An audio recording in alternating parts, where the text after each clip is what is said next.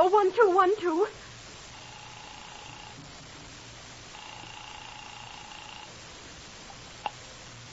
This is Scotland Yard.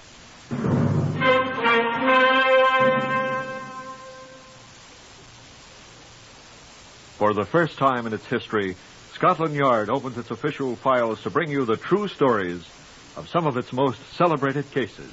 These are the true stories.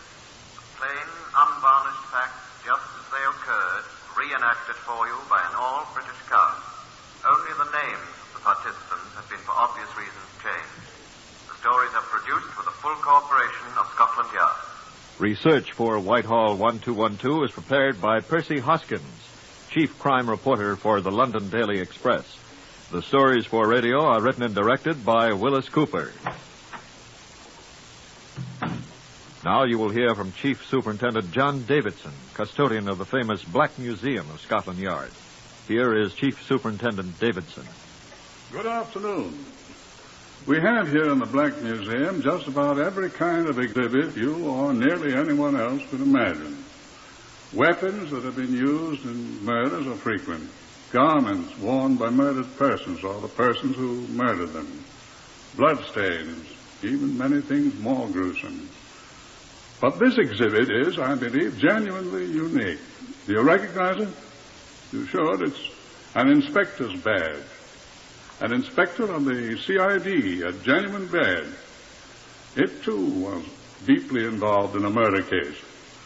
This badge was once worn by Inspector George A. Frame.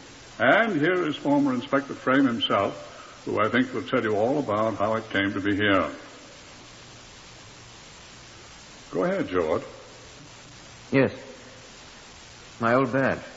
Let me hold it half a second, please, John. Yes, I was very proud of that badge once. I think I still am, even though it's an exhibit here on the Black Museum now. Yes. I think I'd been moderately successful as a police officer when Sir Lewis called me, had I, John? Of course. Well, Sir Lewis asked me to come to his office on an important matter, so of course I went. A very impressive man, Sir Lewis. I can hear him yet. Something of a mess down there. There's been so much in the newspapers about it and all that we've got to get on it at once. Sit still. The Home Office asked me to assign a good man. Thank you, Sir Don't Lewis. know anything about you. Hey, you're a good worker. Work, that's what this will take. Work and common sense, eh? I'll do my best, Sir Lewis. Hope it'll be good enough. I'll try, sir. Yes, sir. Dignity. Dignity is what we need. Competence and dignity. And hard work. What's your name? Frame, sir. This George case you're assigned to now, down in South Loamshire. Know where it is? Don't suppose you yes. do. Well, you'll see. Village named Ward. Odd name, Ward. I think I know... Little village. Man's young son was killed. I remember, sir. Boy about him, a year old. Thought he'd been kidnapped. He wasn't. Found him in the garden. Next morning, murdered. Slashed to death. Yes, sir, I think I Had this remember... local constabulary trap on the case for a week now. Inefficient scoundrel. Regular Dogberry type, I'm going to understand. Village, cock, full. Well, sir, no... Done nothing. Newspapers printing all sorts of stories. Well, Scotland Yard, is Scotland Yard asleep, all that. Oh, yes, sir, I've seen Will it all. you stop babbling? The Home Office has been on my neck. Settle this at once, Sir Lewis. Must this go on, Sir Lewis? Get cracking, Sir Lewis. That's your job. Frame, is that it? Go on, settle it. Yes, sir. Don't ask foolish questions. Get down there at once and get it settled. Now, mind you, no nonsense, no friction with the local constabulary, and no excuses. Well, I was just... Well, sir, all right. Ward and Loamshire. I'll be off at once. And don't come back with... Why are you standing there with that silly grin on your... Hello, hello. Yes, of course, it's Sir Lewis speaking. Get through to the Home Office at once and tell them that Loamshire matter will be settled at once. Got my best man on it. Now, go on, go on. In the village of Ward, I was conducted to Superintendent Ogle of the South Loamshire Constabulary, who was in charge of the case. And not delighted at all at being summarily replaced by an inspector of the CID from Scotland Yard. He was quite eloquent about it. I don't know what you think you're going to do here, Frame. I expect to do my duty, sir. We can dispense with your fine Scotland Yard talk, young man. We have our duty, too, you know. I'm sorry, Mr. Ogle. You may address me as Superintendent Ogle while you're about it, too. I'm sorry, sir. Coming your fine London ways on me because I'm a man from the Shires. I'll expect proper respect, sir. I'll expect proper respect. I beg your pardon, sir. And whilst you're in my bailiwick, you're to consider yourself no better than one of my constables, too. You're to be entirely under my orders. Do you understand that? I was under the impression, sir, that I am under the orders of the Home Office. I'll stand for no insubordination. I'm not being insubordinate, sir. I'm merely telling you my orders. Wish you to make a fool of me. Isn't that the truth? No, sir. Oh, is that a fact? Well, then, what are you doing here, then? What are you doing here? The Home Office has instructed me to try to obtain a conviction in this case, sir. Oh, you're to obtain a conviction, then? I'm to try, sir. I suppose a London man knows more about it than we who live here, then. No, sir, I don't know anything about it yet. All you know is that Scotland Yard says I failed. Scotland Yard doesn't say that, sir. Well, there's been a lot of talk, and I resent it. I'm sorry, sir. Would you mind telling me something about the case? Don't you know anything about it? Well, very little, sir. Oh, what? Only that a child has been found dead, sir. Murdered, apparently. Have you any suspects, sir? That's none of your business. I'm afraid it is, sir. Well, I don't think so. I hope that doesn't mean that I'm not to get any help from you, sir. Am I correct, sir? I'll give you what help we can. What help I have to give you. Well, go ahead, sir. What do you expect me to do? Solve this case for you and then let Scotland Yard take all the credit? I've had about enough. Scotland Yard needs no credit, sir. Well... But the case must be solved, sir.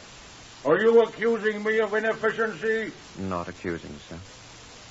I'm sorry I've been sent down here by the Home Office. Do you think you're welcome here? You haven't told me what's been accomplished so far, sir. Look here now. Yes, sir. I've made an arrest today. Oh, have you, sir? I most certainly have. May I ask whom, sir? I arrested Elizabeth Wright. Who is Elizabeth Wright? The nursemaid at Madden's house. Madden? Oh, that was the boy's name, yes. Didn't you even know that much? No, sir, I didn't. I expect to know a great deal more by the time I get back to London. And what about this woman, sir, Elizabeth Wright? What did... They released her. Who did? The magistrate. Oh? And do you know what they said to me? The magistrate, sir? They said I didn't have one scrap of evidence against her. But you did, of course, sir. Well, sir? I didn't have much. Oh? She was visiting her sister when it happened. Where, sir? In Edinburgh. But you suspected her, sir. Well... What? Well, a man's bound to arrest somebody. Oh. And now they send me a Scotland Yard man. I never have any luck.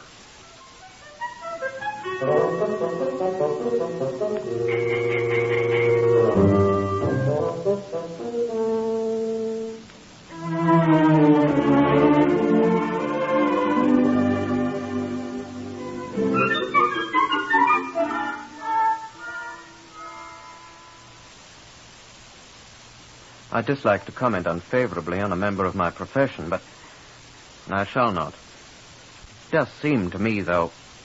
Sorry. I never in all my life saw such a... In 2 days, going about the village of Ward, I discovered several facts. One, there had been 2 children in the Madden family. The dead boy and a sister. Her name was Bridie Madden, and she was the daughter of Madden's first wife, who was dead. The boy was by his second wife. 2, there were several servants, including the nursemaid who had been arrested, a sweet, gentle, shy girl by all reports. 3, I learned that the father, Jerry Madden, was suspected by some of the villagers of having murdered his little son, although no one advanced any reasons why they thought so. 4th, according to some of the schoolmates of Bridie Madden, she was in considerable fear of her stepmother's uncontrollable temper. 5thly, that somebody unspecified would have to hang for the murder of the little boy, a conclusion with which I was fully in agreement. And 6thly, that I was the most unpopular person in the village of Ward. I was from London, and the villagers were fervent adherents of the happily disappearing maxim, here's a foreigner, let's heave a brick at him. I was not encouraged, especially since Superintendent Ogle made no secret of his antipathy toward me. A little discouraging. I thought of returning to London, but I remembered Sir Lewis was there and stayed on. I visited the Madden household. Mrs. Madden was confined in a nursing home at the edge of the village. She had not recovered from the tragic death of her little son. The daughter Bridie was at school. Elizabeth Wright, the maid whom our village policeman had arrested, had gone back to her sister's home in Edinburgh. I was received by Ellen Perry, another servant who was not the happiest of mortals, but who talked freely. Horrible, sir. Just plain horrible. It's all I can say. Poor little fellow. I suppose you have no ideas on the matter, have you, Ellen? Oh, Lord love a duck, no, sir, not I. You never did suspect Elizabeth Wright, I suppose. Oh, that fool. Speak that way of the poor girl, Ellen. I'm speaking of Gumshoe Ogle. Excuse me. I mean... Policeman indeed, the great oaf. He couldn't detect a change in the weather, that one couldn't. No, sir, I don't suspect anybody. Though Lord knows I wish I did. What about Miss Bridie? Oh, not Miss Bridie, sir. Oh, I'm sorry. I hope you don't think I suspect Miss Bridie, Ellen. I meant, what does she think? Oh, well, I'm sure she doesn't suspect anybody, sir. Not Miss Bridie, the poor child. Ellen, how do you and Mrs. Madden get along? The finest woman that e'er drew breath, sir. The finest, dearest woman. Poor dear, she's only got one tiny fault. Her temper. Her what, sir? Her temper? Why, Lord love a duck, sir, Mrs. Madden ain't got no temper. That's what I was saying. She lets everybody walk over her. She's got no more temper than a mangle wurzel. Well, I was told she has a very violent temper. Oh, not her, sir. Someone's been pulling your leg. Oh, excuse me, sir.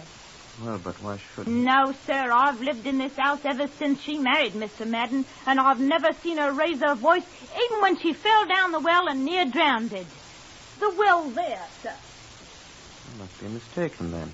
Oh, you are that, sir. A sweeter woman ne'er drew breath, sir. Poor woman. Well, I'm sorry to have thought so. I mean... No, sir. Temper me eye. Not Mrs. Madden, sir. Well, I'm sorry. I'm going to tell her, sir. She'll die laughing. Oh, no, please. Please don't say anything to her about it, Ellen. Please don't. I'll keep your secret, sir. Well, thank you, Ellen. That's a good girl.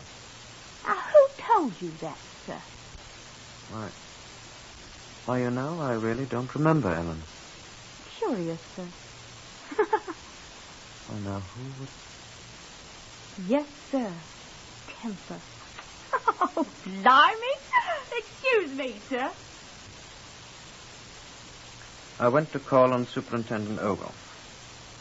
Though it was near enough to high noon, I found the gentleman still in bed and in no very good humor at being awakened. What do you want now? I wanted to ask you a question, Superintendent.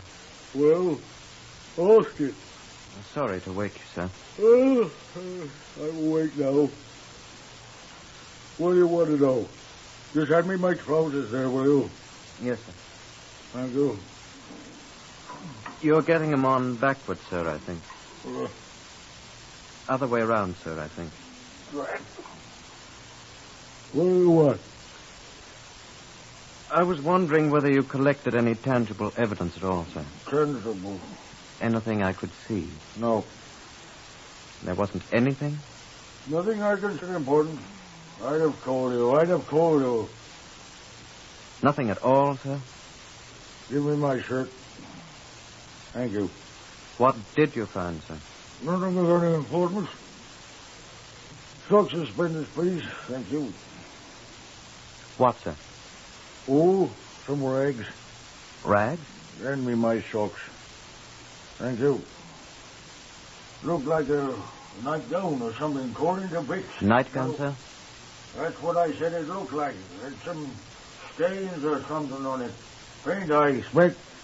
Someone been using it to clean paintbrushes. What color paint, sir? Huh? Toss me my shoes. Need and throw them, you know. Sorry, sir. What color paint?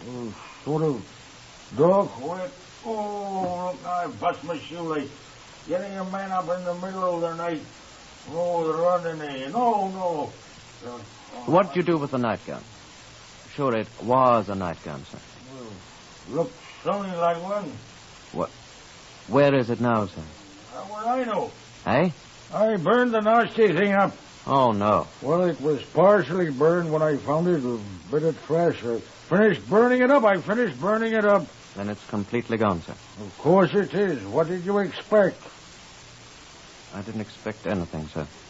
Hand me my necktie, will you? I'm afraid I don't understand a man with even the rudiments of a police education who could consciously make such a stupid error. Who knows that, good heavens, there were reddish-brown stains on the discarded garment, if it was a garment, in the very middle of a case of atrocious murder in which the victim had bled freely and he thought they were paint. And the thing had been wantonly destroyed. I found myself beginning to splutter as I walked down the lane toward the nursing home. I found Mrs. Madden, the bereft mother. In her condition, it was useless to attempt to talk with her. She just lay there and smiled, a vague kind of smile. A man who identified himself as the proprietor of the nursing home deigned to talk with me. Yes, sir. She's been like that all the time, ever since they brought her here after the poor youngster was murdered. She was such a happy woman. Now Has she been quiet all the time? Never opened her mouth except to cry out for her baby, sir. Nothing more? Well, what would you expect her to do, sir? Why, I understood she has a very violent temper. What? Violent temper? You're mistaken, sir, if you think so. I've known this girl since she was in swaddling clothes, and she... Oh. What? You've got her mixed up with Jerry Madden's first wife. Well, I don't know. This girl wouldn't hurt her. Yes. You're thinking about the first wife, Bridie's mother. What about her? Bridie? The girl's named after her mother. What about her? Why, she had a very violent temper, sir. Oh, she did. Didn't you know, sir, that she died in the insane asylum? No. Raving and screaming like a lunatic? She was a lunatic, sir. And an idea crossed my mind. As a matter of fact, then, not to be telling lies, but after all, you're a policeman, you won't tell anybody. She was a lunatic. And so was her mother before her. I didn't know the grandmother.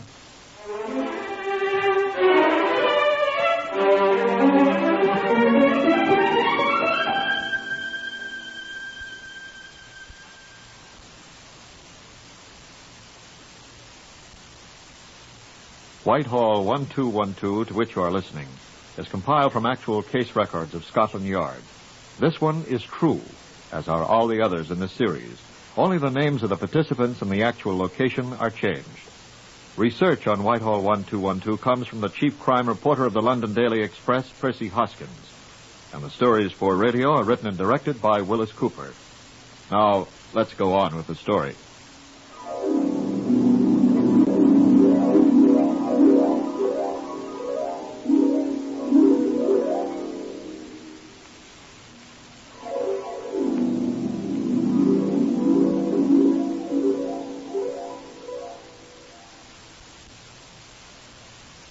I passed Superintendent Ogle as I trudged down the road to the Madden home.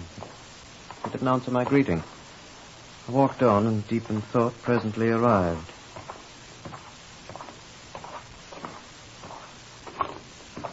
Ellen Perry was in the yard with a basket full of clothing for the family laundry. Afternoon, Ellen, I said. Afternoon, sir. Did you find out anything, sir? I went to the nursing home. You were right, apparently. I told you so. Did you know the first Mrs. Madden, Ellen? Bridie? Bridie's mother? Yes. Oh, yes, I remember her. A crazy woman. That must be the one you was thinking of when you talked about Miss Madden's temper, sir. Yes. Yes, I'm afraid you're right. She died, you know, when Bridie was just a little girl. Yes, I know. Well, now, will you excuse me, sir, while I get on with preparing the washing for tomorrow? Go on, Ellen. Thank you, sir. And so I had time to think a moment alone. I'd done a good deal of thinking on the way from the nursing home, but seeing the preparations for the morrow's wash day... A nightgown, I remembered, a possibly blood-stained nightgown. I thought about the circumstances of the murder. The little boy had been put to bed. He was found slashed to death in the morning. Ergo, he had been murdered during the night. Right so far. Whoever had done it more than likely have splashed blood on his clothes, her clothes. There's only one person I suspected. A sneaking, unreasonable kind of suspicion. There wasn't anyone else to suspect. The first bride had been crazy, with a violent temper, She died in the insane asylum. Her daughter had told a deliberate untruth about her mother. An untruth that would have been immediately apparent to anyone but a stranger like myself. Bridie must hate the stepmother. It's an old story. But could she hate her enough to... An appalling thought. Thought of a girl getting up, wearing her night clothes, taking one of her father's razors and going then to the little boy's room, her white nightgown. I didn't want to think about it. I tried not to think about it. But Ogle had said he'd found that nightgown with the stains on it that he thought were daubs of brownish-red paint. The nightgown had been partially burnt, as if someone had tried to destroy it. Horrible thought, but...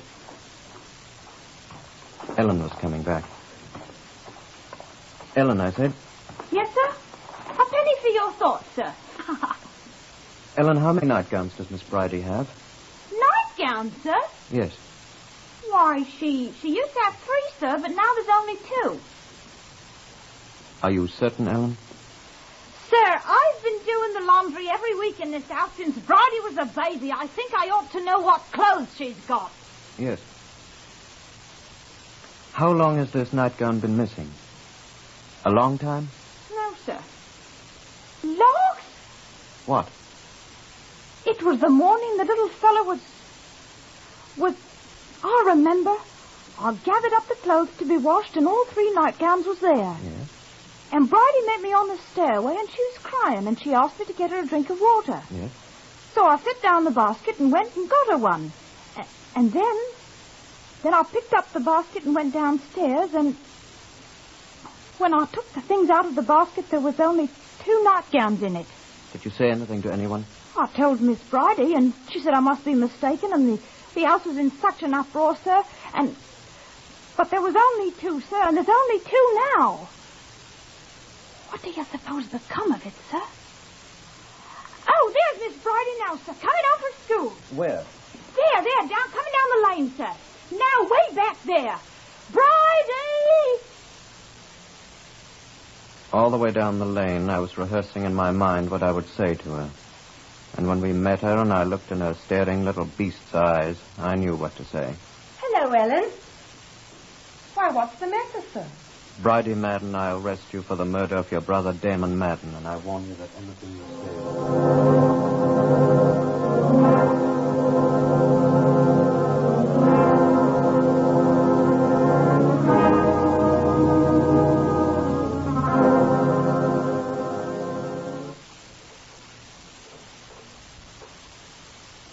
I took her to the magistrates to be heard. From the windows of the village schoolroom where we sat, I could see the townsfolk gathering angrily in the streets.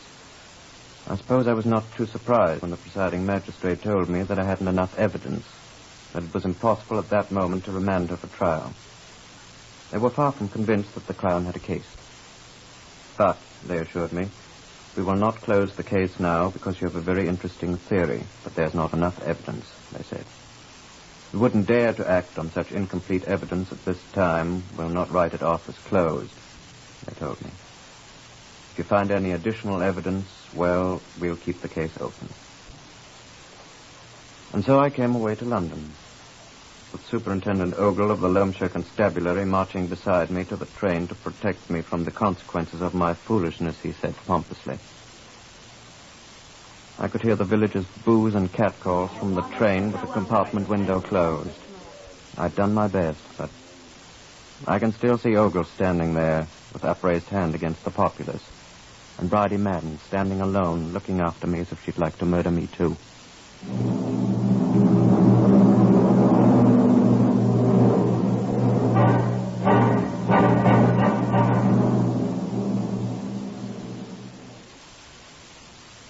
I went to Sir Louis' office when I arrived in London.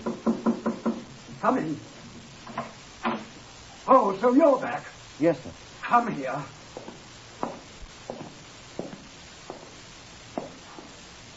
Yes, sir. Well. I did my best, Sir Louis. And a fine monumental mess you made of things. Well, sir. I told you to get a conviction. I was sure I had one, sir. Rubbish. I'm sorry, Don't sir. talk sorry to me, my man. You're as big a fool as that old stolen loansher. Sir, that's... There's a bigger row raging now than ever before. Scotland Yard and the Home Office have been made fools of. I'm sorry, sir. Questions have been asked in Parliament, sir. What do you say to that? I'm sorry, sir. I still think we can get a conviction. I know I can turn up more evidence. That girl is guilty. You'll turn up no more evidence.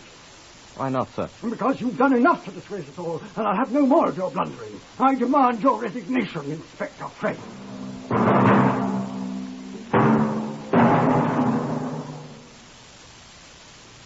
So that's why I'm a greengrocer today. Come and see me if you're needing anything in my line. Goodbye, John. Goodbye, Inspector.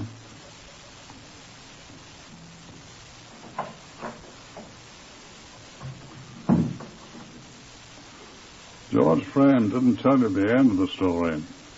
This all happened several years ago.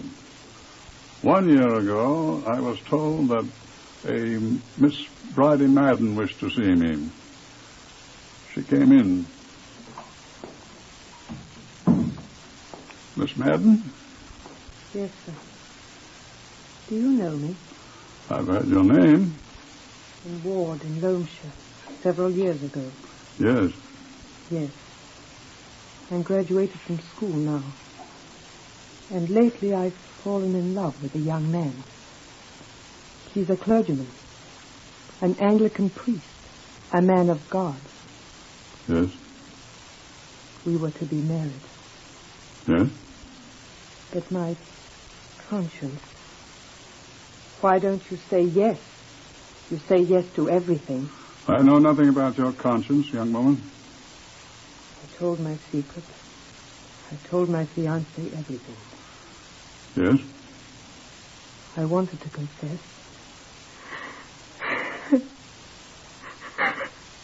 I saw the man of God, the man I was going to marry. What did the man of God say? He told me to come to the police with my confession. I murdered my brother.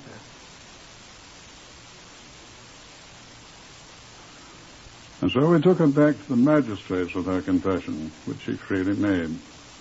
She'd never been tried. The case was still in abeyance. So Bridie Madden was at last brought to trial. She was found guilty and sentenced to be hanged. The sentence was afterward changed to life imprisonment, and justice was done. But George Frame is still a greengrocer. He handles an excellent line of Brussels sprouts. This is the badge he used to wear.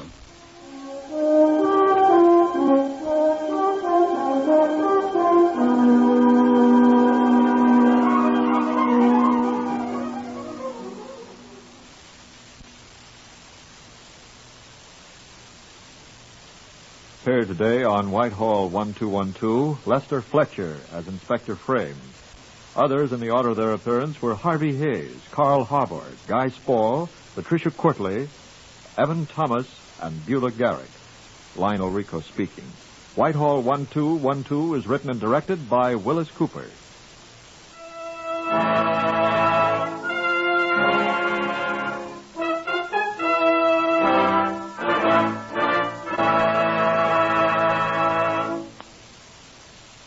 Many of us are now enjoying a happy Labor Day weekend, but we should always keep in mind that these long weekend holidays are often tragic times for some of us who start out gaily to enjoy them. More than 1,300 American families will lose one or more of their loved ones in accidents on the highways because someone was reckless and careless while driving.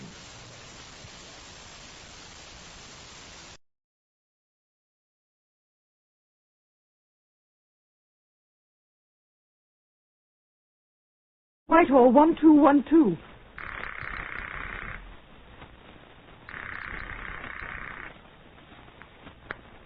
This is Scotland Yard.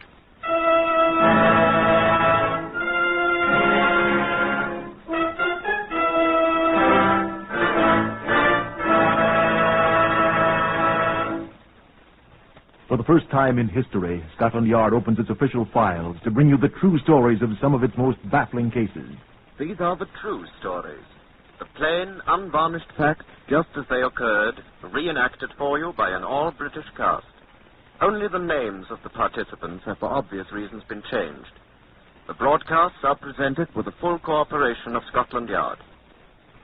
Research on Whitehall 1212 is furnished by Percy Hoskins of the London Daily Express. The stories for radio are written and directed by Willis Cooper. Chief Superintendent John Davidson acts as custodian of the Black Museum. He will tell you now about Scotland Yard case number 630612, which began on the 20th June, 1946, and was concluded the 26th October the same year. Here is Chief Superintendent Davidson. Good afternoon. Aside from our collection of weapons of murder, of which we have a great many, there are many more objects here which seem highly incongruous among the knives and the guns, the battered bullets, and the conventional blunt instruments. Now, I could show you a hat, a left boot, a folded 5-pound note, and a riding crop, a copy of the Book of Common Prayer, all of which had figured in their various times in one murder or another. What I have to show you from the file of case number 630612 is this very small thing. I assure you there are other things in that box, but this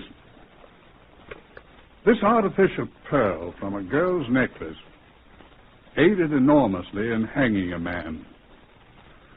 You know, if you're contemplating murder, a look at our exhibits here at the Black Museum would almost make you lose your enthusiasm for it.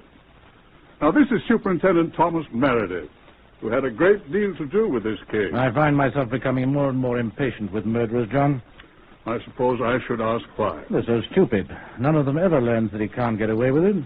Well, if we could get murderers to come to a school, perhaps... Well, they come to school, John, but they're always late.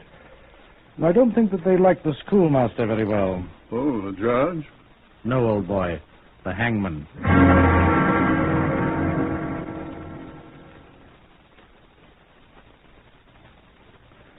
I was unable to accompany Inspector Cecil Daly of the CID when he went down to the Pembridge Court Hotel, Notting Hill, that Friday morning in June 1946 to investigate the reported death of a guest. When I finally arrived there 2.5 hours later, I was glad I hadn't got there before. Inspector Daly told me all about it, though. She was lying there on the other bed with one arm cramped under her body, on her face. Shot of what? Died of suffocation, the doctor says. Her face was buried in the pillow. As a matter of fact, a good bit of the pillow had been stuffed into her mouth like a gag. You'd think she'd have got herself up. She was tied to the bed. Oh? Ankles tied together with a bath towel. Head fastened to the frame of the bed with the belt of her coat. Face down on the pillow. Bloodstains here on the bed. You see them? She'd been beaten. What with? Well, from the marks on her back, I imagine it was a riding crop of some sort. Riding crop? Haven't seen one for years. And they took her over to the Hammersmith mortuary. You can go and have a look at the marks if you like. What about her clothes? Well, she had all her clothes on, except her shoes. The back of her dress was ripped, stuck to her back. Blood. Beating didn't kill her. So the doctor said. I fancy he'll be doing a post-mortem, though, just to be sure. Know who she was? Identity card and ration book in her purse. Name of Marjorie Tate. It's murder, of course. I don't think it was measles, sir. You haven't any idea who did it? I think a bloke named Neville George Clevelly King. Oh? That's the name this room was booked under. He's had this room booked since yesterday morning. Had a front door key. The way they run these places. That's a spot careless, isn't it? All the staff goes to bed at midnight, leaving the place locked up. So nobody saw them come in, then? Not a bloody soul. You don't even know he was here, then? Somebody was. Yeah. Well, looks as if we'll have to find him. Well, the manageress gave me his home address. I expect it's phony, though. Let's have a try. Where is it? Seven Oaks in Kent. And we'll get the Seven Oaks police on the telephone and... Well, I think I'll run over there if you don't mind. If you like, but a telephone call... I'd rather go in person. I'd like to bring him in myself. But why, when the telephone... You didn't see that poor girl's body.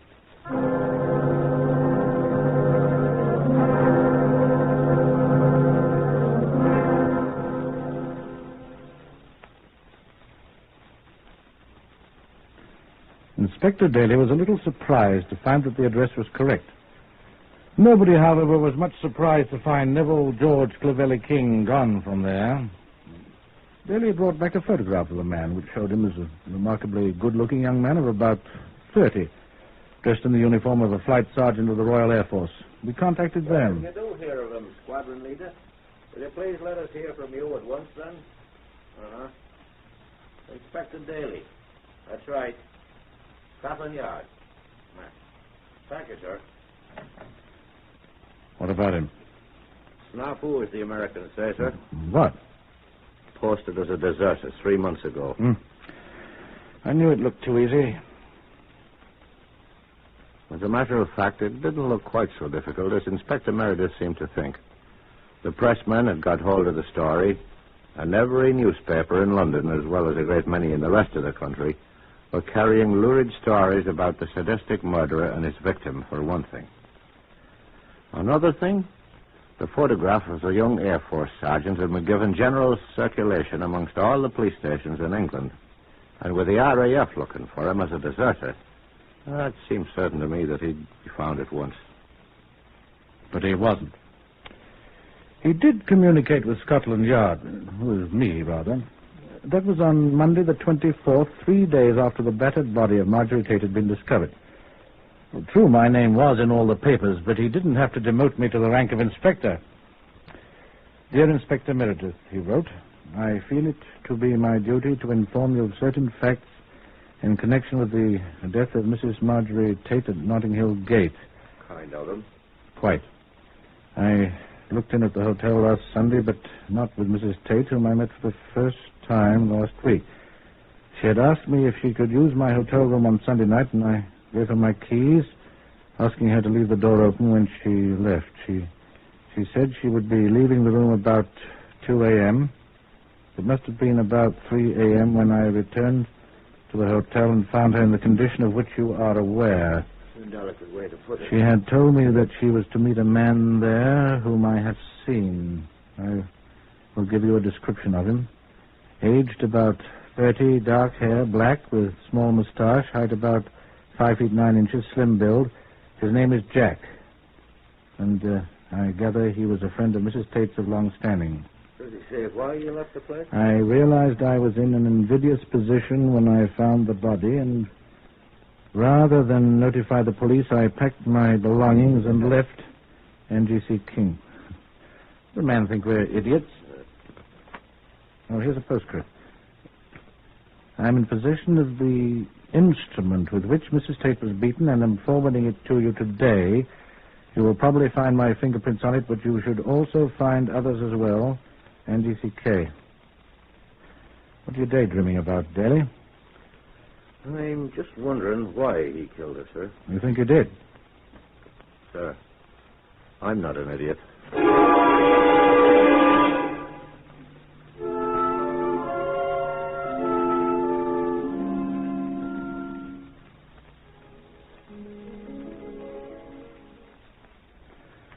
I sometimes wonder whether I am. I watched the post eagerly all day for the instrument King had spoken of. Of course, it didn't arrive. Not on Monday or Tuesday or Wednesday. On Thursday, Marjorie Tate was buried. The coroner's jury had not found out anything except what we had already known. Another victim of a person or persons unknown. That same day, I had a full report of what a squad of detectives and laboratory men had discovered in the hotel room at Notting Hill Gate. They've discovered nothing. No fingerprints, nothing. Oh, yes, blood. On Friday, I had a visitor at Scotland Yard. Who is it, I asked Inspector Daly? A woman. A young woman. This one's alive. Ask her to come in. And here, please, miss. How do you do? Yvonne Higgins, Inspector Meredith. Superintendent Meredith, Miss Higgins. Oh, I'm sorry. Never called you Inspector. That's quite all right, miss. Who called me Inspector? Why, my fiancé, Inspector. Oh, Superintendent. You know him. You've spoken to him. Well, I mean... Who is this man? Why, he says he knows you, sir. He came in here to see you. Isn't he here? Who is he? What have you done with him? Is he in jail? Why, what's... No, he isn't in jail yet, Miss Higgins. Now, tell the inspector... Sorry, the superintendent, his name, please. Although I think he knows. I'd like to hear this young lady tell me. Why, it's Neville George Clevelly King. Oh, then you do know him, don't you? We have heard of him, Miss Higgins, is it? Higgins, yes. But I expect to become Mrs. King one day soon. Neville was visiting me and my parents, you know, just Monday. He told us about the frightful murder that happened in his hotel room whilst he was away. He said you called on him and showed him the body. Fair gruesome, he said it was. He had to leave to come to London because you wanted his advice. His advice? Why, isn't that right? Neville said... Isn't he here helping you? My dear young woman, I mean... What I think Superintendent Meredith is asking you, Miss Higgins, is... are you telling us the truth? Of course I'm telling you the truth, officer. I demand to see my fiancé at once. He told me he didn't trust you and didn't want to come. I'm sure of that. Well, where is he? I don't know. You're lying to me. You've got him hidden away somewhere. Oh, make us stop that, Bailey. Well, now, look here. Oh, please. I can't do anything with it. You're holding him prisoner. No. Well, that's the thanks that he gets for doing it. Now, young woman. Stop her, Bailey. Listen. Sure, I can't stop her.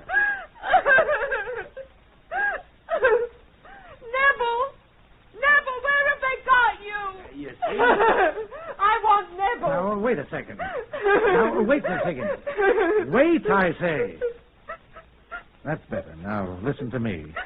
No, look here, I'm old enough to be your father. Will you believe me? Yes, sir. Well, then, now, listen. We want your Neville just as badly as you do. But you aren't going to marry him. No, I think I can assure you that we're not. What we want is to ask him a few questions about the murder of Mrs. Tate. He had nothing to do with it.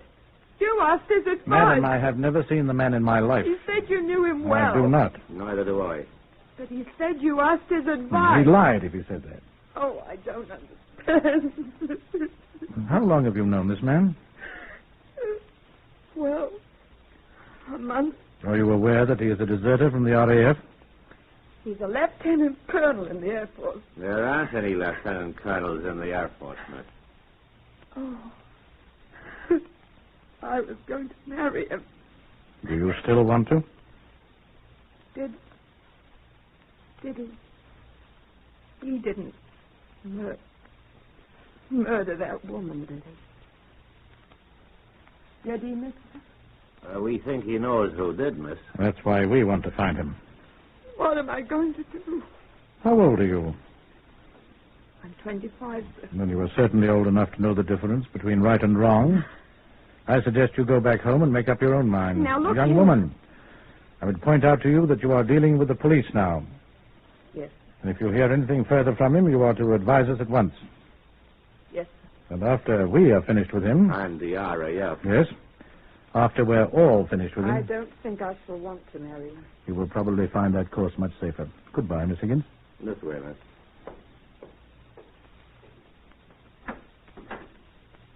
I hope you do find him. Why, there's a secret. Got that, Miss Higgins. Yes. Goodbye. Well, I fancy I handled that quite well, Dilly. But you didn't find him, Superintendent. If you'll turn him up for us. If he doesn't beat another woman to death first.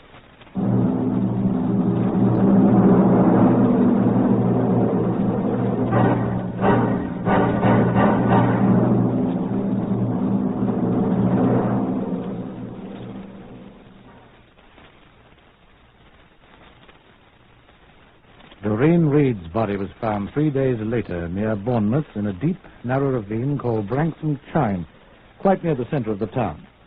The Chief Constable of Southampton, who had the authority, called Scotland Yard at once, and it was quite natural that Daly and I were sent down to Bournemouth. Quite a group was assembled at the Bournemouth police station when we arrived. Detective Constable Ted Allardyce of Bournemouth. We've got the body in the mortuary if you'd like to see it, Superintendent. You go and look at it, Daly. Yes, sir. I'll take you over there presently, Inspector Daly, if you wish. Thank you. Who are these other people? The fat gentleman there's the manager of the Norfolk Hotel. where this Miss Reed was staying, sir. The dead end. The other one's the hotel manager, too. The Tollard Royal Hotel, where Miss Reed was last seen alive. The other man's the hall porter of the Tollard Hotel. I don't know what he's doing here. Shall I throw him out? Oh, that's where she was last seen. Let him stay in. I say, Daly, you go over to the mortuary with Constable Allardyce. Yes, I'll have a talk with these fellows. Yes, sir. Did one of them find her? No, sir. It's an elderly lady found the body. She's at home. Shock was too much for her. Well, you pop along to the mortuary, Inspector, and come back as soon as you can. Yes, sir. I'll talk to the fat one, the one where she lived. Right, sir. Come over here, please, Mr. Golden. Come along, Inspector, if you please. It isn't far, sir. We'll be back directly. All right. Here, this gentleman? I'm Superintendent Meredith of Scotland Yard, sir. Eli Golden, sir. Managing Director of the Norfolk Hotel here. How do you do? How do you do? I understand Miss Reed lived at your hotel, sir. That is correct. A most charming young woman. She's been ill. Influenza, I believe. Bournemouth is an excellent place to recuperate, as you know, Superintendent. Yes, sir. I was very fond of the young lady. When did you last see her, Mr. Golden? On Friday afternoon, the 5th. She was starting out for a walk. I remember I said to her, "Don't get lost, Miss Reed." Did Miss Reed have any visitors during her stay at your hotel, sir? No, sir. Not that I know of. Oh, yes. Her father did call her on last Sunday, the 30th of June, but he returned at once to his station. He's a major in the Guards' Armored Brigade, I believe. Do you know about his daughter's death? The body was found only last night, sir. No ideas about it, I suppose? I have my own ideas, sir. Mind telling me about them? I think she was murdered. And who murdered her? I would not care to impugn the rectitude of a guest at a competing hostelry, sir. You what? Be suspicious of the customer of another hotel. What are you talking about? The person with whom Miss Reed was last seen is a guest of my colleague, Mr. Atchison Levitt, of the Tollard Royal Hotel. Levitt. Come here, Mr. Levitt, please. Yes, sir. This is Inspector... Superintendent. Excuse me. Superintendent Meredith of Scotland Yard, Atchison. I was just telling him that the late Miss Reed was last seen alive with one of your guests. Thank you, Eli. I'm afraid that is true, Superintendent, unfortunately. Who is the guest? Group Captain Rupert Brooke of the Royal... Rupert Brooke? I'm under the impression that he's a relation of the late lamented poet, sir. Is he still staying at your place? He's still a guest at the Tollard Royal, yes, sir. I'd like to see him. Surely you don't suspect Group Captain Brooke, sir. He is a guest. I'd like to see him. I shall ask him to come down here, sir. Please. By the way, did you see Miss Reed the day she disappeared? I saw her with Group Captain Brooke in the lounge that afternoon and evening, sir, yes. You saw Brooke start to accompany Miss Reed to her home, the Norfolk Hotel, sir, where she never arrived. I did not. You said you did, Atchison. I said I saw him start away with her, but he came back and she walked home alone. Or started to. Did they quarrel? I don't think so. Tell the superintendent the rest of your story, Atchison. Will you please stop prompting me, Eli? If you please, gentlemen. Go on, Atchison, go on. Eli. All right, Superintendent. Group Captain Brooke had a drink in the lounge. I think he drank a pink gin. A gin and it, you said, Atchison. What does it matter what he drank? A gin and... Gentlemen, please. Whatever he drank, he presently went out through the front door alone, looked around a few seconds. Atchison always watches his guests so closely. I learned the art from watching you, my dear Eli. Where was I? Your guest was looking around. Oh, yes, he went for a stroll. In the dark. Be quiet. Did he follow Miss Reed? No. Well, at least I don't remember. Well, what happened? He didn't come back, Superintendent. Who didn't, you? No, I came back, but, well, it was rather unusual. Group Captain Brooke came back to his room through a window. Why?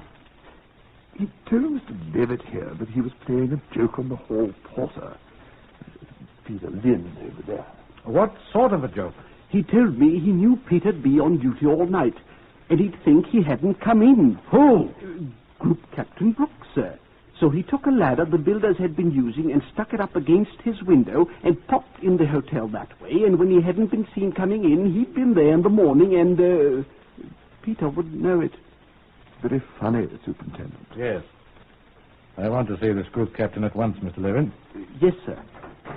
Oh, Superintendent Meredith. Huh? Oh, hello, Daly. I've seen her. Yeah? I'd like to speak to the superintendent privately, if you please, gentlemen. Get that fella down here, Levitt. Oh, here's Constable Allardyce. Allardyce, go to this gentleman's hotel with him and bring that group captain, Lord Tennyson, or whatever his name is. Group captain, bring him back here at once. I want to see him. Yes, sir. Now, Mr. Levitt, sir. What's up, Daly? I saw it.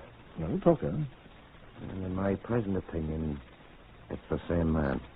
Same fellow that killed the other one, you mean? No, she's been beaten, too. The marks look like the ones on the woman at Notting Hill Gate. Like a riding crop, you said then.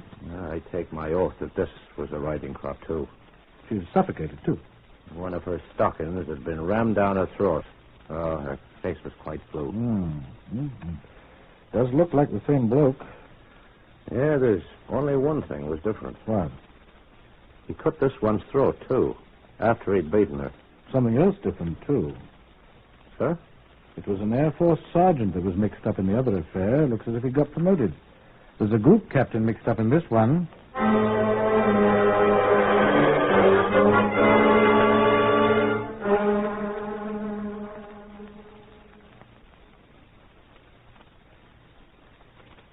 The group captain's in the next room, sir. Who, Allardyce? Well, that fellow from the Tollard Royal, sir. Have you been there and back? Well, sir, that's Mr. Levitt. He didn't want me to go into the hotel. But everyone knows I'm a police officer. So he fetched him down himself while I waited here. Did I or did I not give you a direct order, Constable Allardyce? You did, sir? Which you didn't obey. Oh, I'm sorry, sir. I'll deal with you later, my lad. Come along, Daly. Yes, sir. So, and you, Constable, you stay outside this door here and wait until I call you. Do you understand that? See that you do. In here? Yes, sir. I brought Group Captain Brooke down here, sir, as you You may step outside, Mr. Levitt. You too, Mr. Golden. Outside, both of you. And, please wait. Come on now.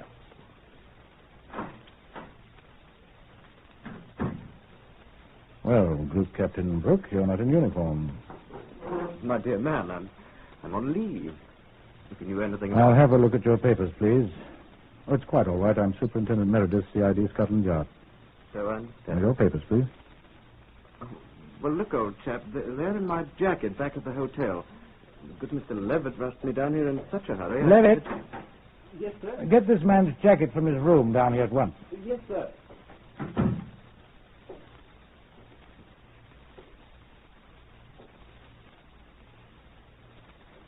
I say, aren't you just a trifle high-handed, old man? I merely want to be sure you are who you say you are. Well, I'm sure my papers will prove who I am. I hope so. Now, you knew Miss Doreen Reed. The young woman who was murdered Friday night. How do you What do know? you say, Daddy? I said I wondered how you knew she was murdered Friday night, Group Captain. Well, I thought everyone knew that, old boy. It seems you were the last person to see her alive. Afraid so. Awfully sorry. She was rather a nice girl. Shocking thing, isn't it? Will you tell me why you entered your rooms that night by means of a ladder instead of in the normal manner, Group Captain? Oh, that. I'll never tell you about that. I told him, you know. A big joke on Peter, the hall porter. We're always ragging each other. He was a leading aircraftsman in the early days of the war. Dropped a 100-pound bomb on his foot. Oh, it was a dummy one. Loaded with earth, you know. Was that the only reason why you crawled into your rooms by the window, sir? Huh? Oh, why, of course, old boy. What other reason would there be? That's what I'm wondering, sir. Well, I assure you it's just... See who it is, Daly. Group Captain Brooks' jacket, sir, from the hotel. Thank you, Allardyce. Excuse me, sir. What? Is that Group Captain Brooks? Yes. No, it ain't, sir. What? Do you know him? What's going on there? That ain't Group Captain Brooks, sir. Now, what sort of nonsense? Now, look here, Allardyce. I've had about enough of this nonsense. I said he ain't Group Captain nothing, sir. Constable. Who is he, Constable? Here's who he is, sir. Right here in my pocket.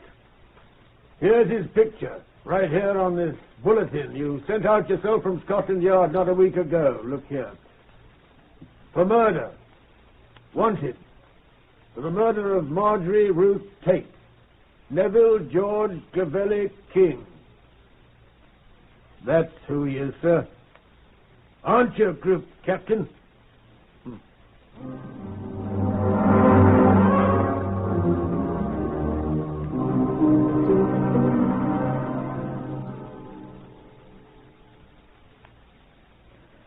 In the pocket of the jacket, we found no papers at all, only a cloakroom ticket from the Bournemouth West Railway Station for a suitcase. Allardyce went and fetched it, and we opened it up. Group Captain Brooke watched us with his pleasant smile. Inside the suitcase was the name of the owner, Flight Sergeant NGC King, RAF. Inside it, too, were several other things. 1, an old-fashioned riding crop stained with blood. 2, a blue foulard scarf, also slightly stained with blood. 3, a single artificial pearl, broken apparently from a necklace. Miss Reed had been wearing an artificial pearl necklace when last seen. 47 pearls were found alongside the body. There are 48 in a necklace of this type. The blood on the scarf was his. There was a small scratch on his neck. Blood of the same type and bits of skin corresponding to his was found under the dead girl's fingernails. Blood type OA, Marjorie Tate's type, and blood type B, Doreen Reed's type, were found on the riding crop. A blood stain on the clothing of Doreen Reed corresponded exactly with the pattern of the tracking of the riding crop shaft. And Flight Sergeant Neville George Clavelli King, who had tried being a group captain, made a statement. I do not hate women at all, in general. But I'm afraid that I have a very short temper where women are concerned. Marjorie Tate was a bad woman. She needed to be punished, and I punished her. It's quite easy. So when Doreen Reed refused my company, I decided to punish her. But when one gets the habit, it's so easy to go a little too far, isn't it? I must say that Yvonne Higgins, whom I intended to marry, was always quite nice to me. It was as well for Miss Higgins. A jury found Neville King guilty of murder at Old Bailey, and he was added to the casualty lists of the Royal Air Force at Wandsworth on the 26th of October, 1946. Death by process of law is the last entry in his record.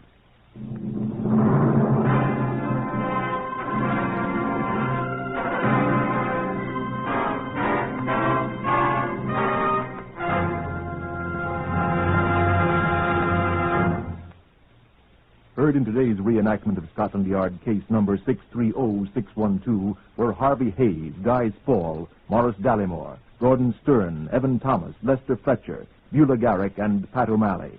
Whitehall 1212 is written and directed by Willis Cooper.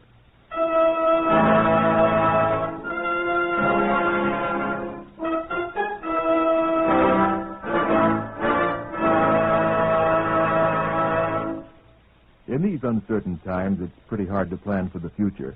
But more and more American girls are discovering a career that offers both opportunity and security. And that career is in modern nursing. There are new and greater opportunities in this job now than ever before. And the demand for nurses is continually increasing. To become a student nurse, you must be a high school graduate or a college student of good health and character. If you can qualify, get full information at the nearest hospital in your community. This is NBC, the National Broadcasting Company.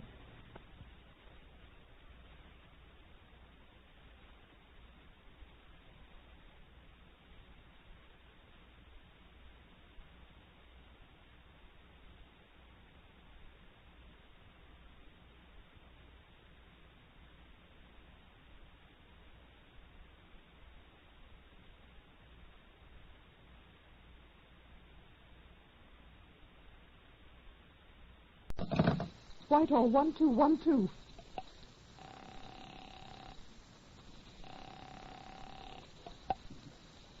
This is Scotland Yard.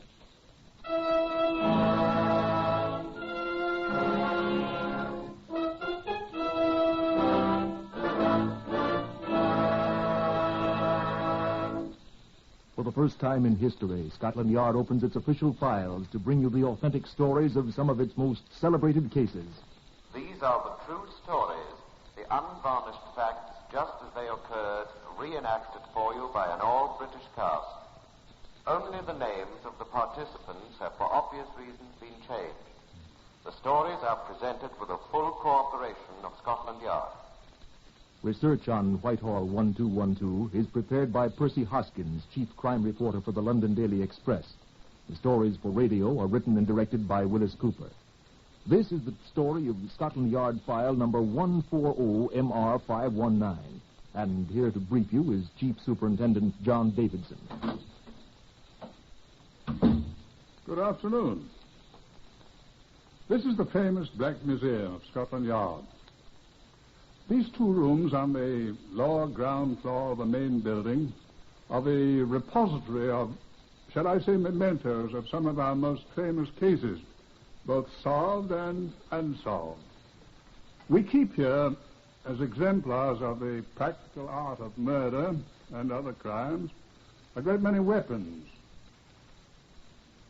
a not inconsiderable stock of disguises, a large number of miscellaneous objects, more or less directly concerned with the commission of specific crimes.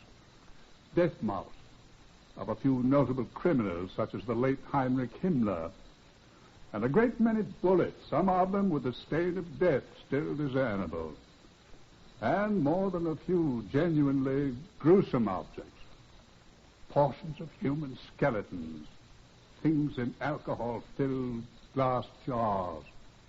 Every object in here has an unhappy association. And most of them have aided us in solving other puzzling crimes. For the criminal mind is curiously imitated. Now, this case, number 140MR519, happened 30 years ago. You may have heard about it. It created a great sensation in the United States. Now, here is the one item that remains, a knife. It was once very sharp, but the blood has rusted the blade. Oh, good afternoon, David. Good afternoon, sir. Now, this is the man who knows more about case 140MR519 than anyone else at the yard. May I introduce Chief Inspector David Apries of the CID. There was another man who knew a great deal about this case, sir, but he's not with us anymore. Who was that, David? The hangman, sir.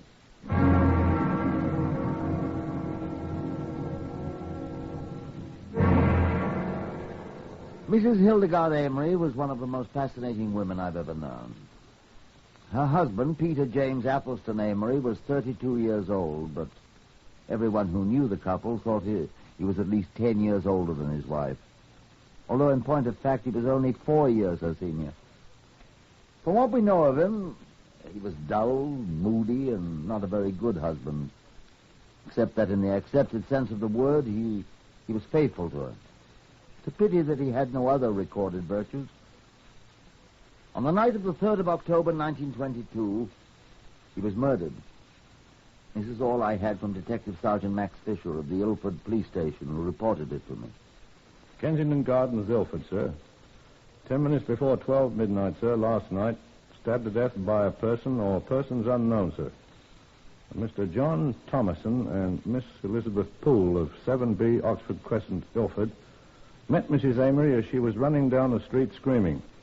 A doctor was fetched who pronounced the man dead. Go on, please, Sergeant. Mrs. Amory remarked to Police Constable Douglas Gregg that she supposed that she would probably be blamed for the husband's death. She'll be at the Ilford Police Station, sir, this morning. I proceeded first to the mortuary on Horseferry Road to view the body. He had been stabbed untidily 3 times in the neck. The man at the mortuary said one slash had severed the carotid artery, causing death. No weapon, Sergeant Fisher said, had been found. I went to Ilford for a talk with Mrs. Amory. She's in there, Sergeant. Well, thank you.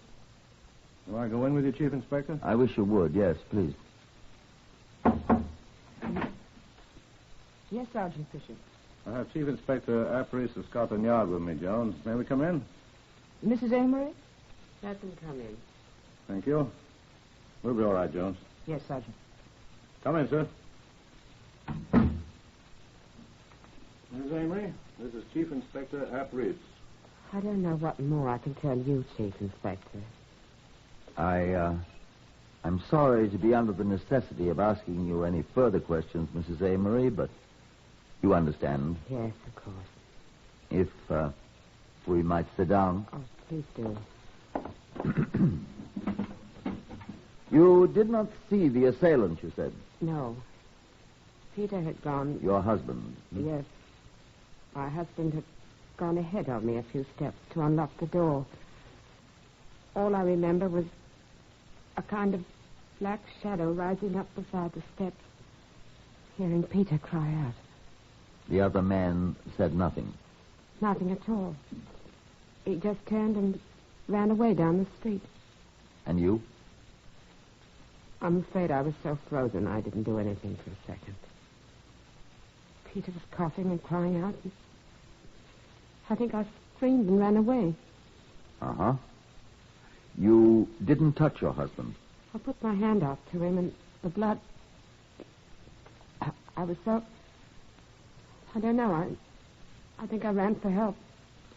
I know I was screaming. Those people heard me and called out, and I... You thought your husband was dead? I knew he was hurt badly. You didn't tell us before about seeing the man who attacked your husband, Mrs. Amory. Oh, I thought I did. No, you didn't, Mrs. Amory. Sorry. I'm going to ask you a question, Mrs. Amory, which you need not answer. I'm sure I have nothing to conceal from you, Chief Inspector. Of course. Why did you remark that they will blame me for this, or words to that effect? Did I say that? In Constable Gregg's report, madam. I don't remember saying that. Why should you say such a thing? Why, if I said it... I was very much agitated, you must understand.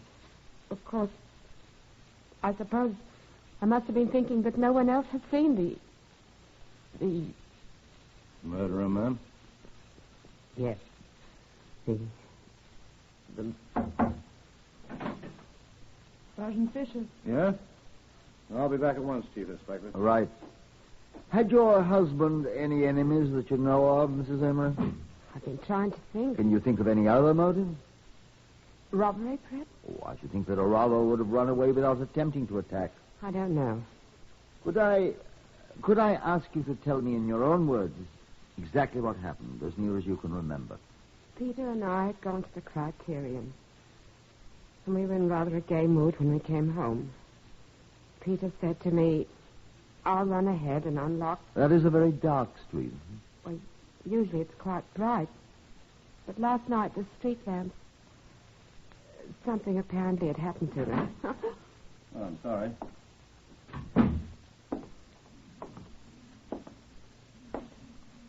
Well, that other couple saw him. So who? The murderer. Oh, no. Oh, good. Saw him quite plainly, they said. Did they recognize him? I mean, they're not going to be able to identify him, are they? Catch her, Fisher. She's going to faint.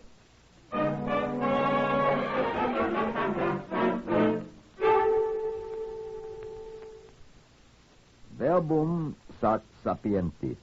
If I remember my schoolboy Latin, a word to the wise is sufficient. I'm not at all certain of the degree of wisdom, if any, that I possess, but we had the word right enough. Recognize. Why should they recognize the man? Had Mrs. Amory recognized him? Why should she be so concerned about his being recognized? She returned to her home.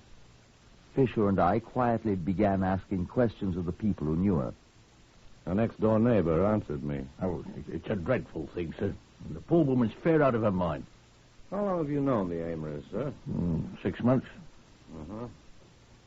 Had she any friends, other than her husband, could you say? Well, sir, the parson, I should say. Mrs. O'Malley, who keeps the pastry shop. And, well, I liked her very much. I'm the dustman, sir. I saw her almost every day on my rounds. What about her husband? I say nothing but good of the dead, sir. Although my private opinion is it served him bloody well right. Why?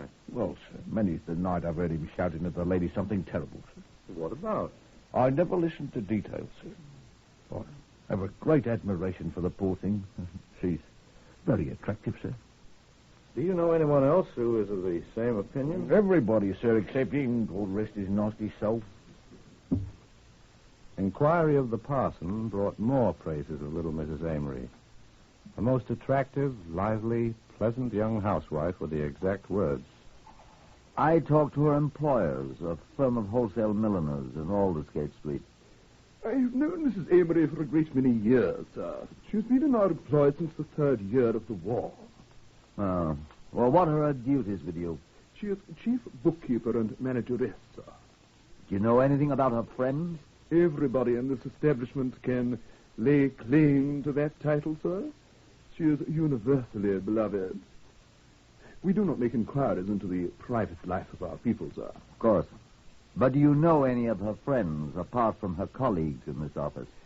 I have seen her lunching once or twice with a young man, whom I assumed to be a younger relative, sir.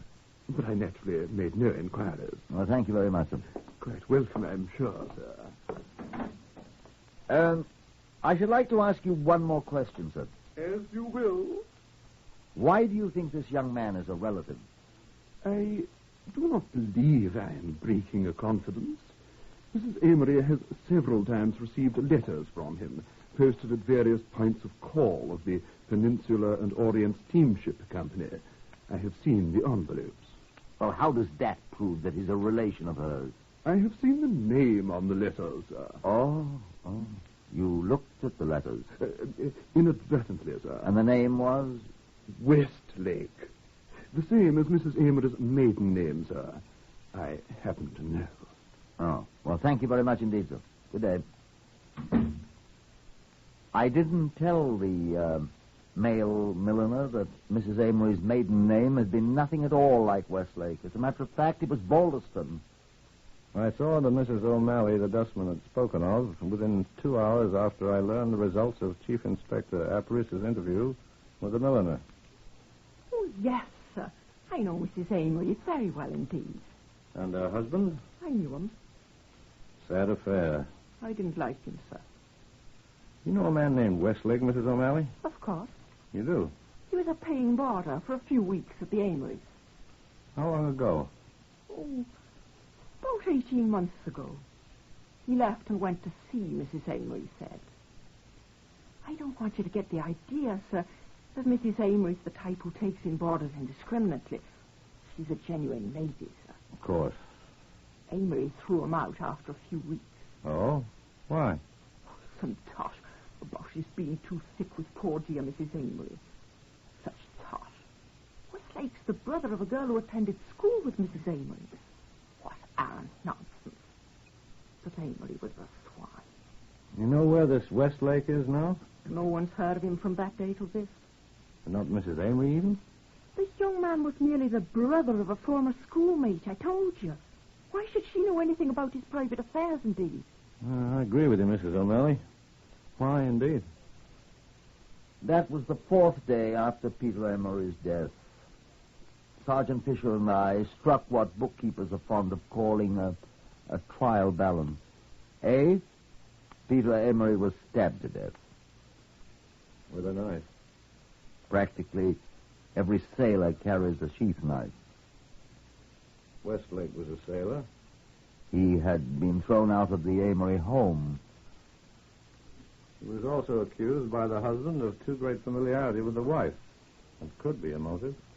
Mrs. Amory was quite concerned about the possibility of the murderer having been recognized. Perhaps she did recognize him. Would she be shielding him? Well, he's the younger brother of a schoolmate of hers. Would she be shielding the murderer of her husband? Let's ask him. Let's find him first.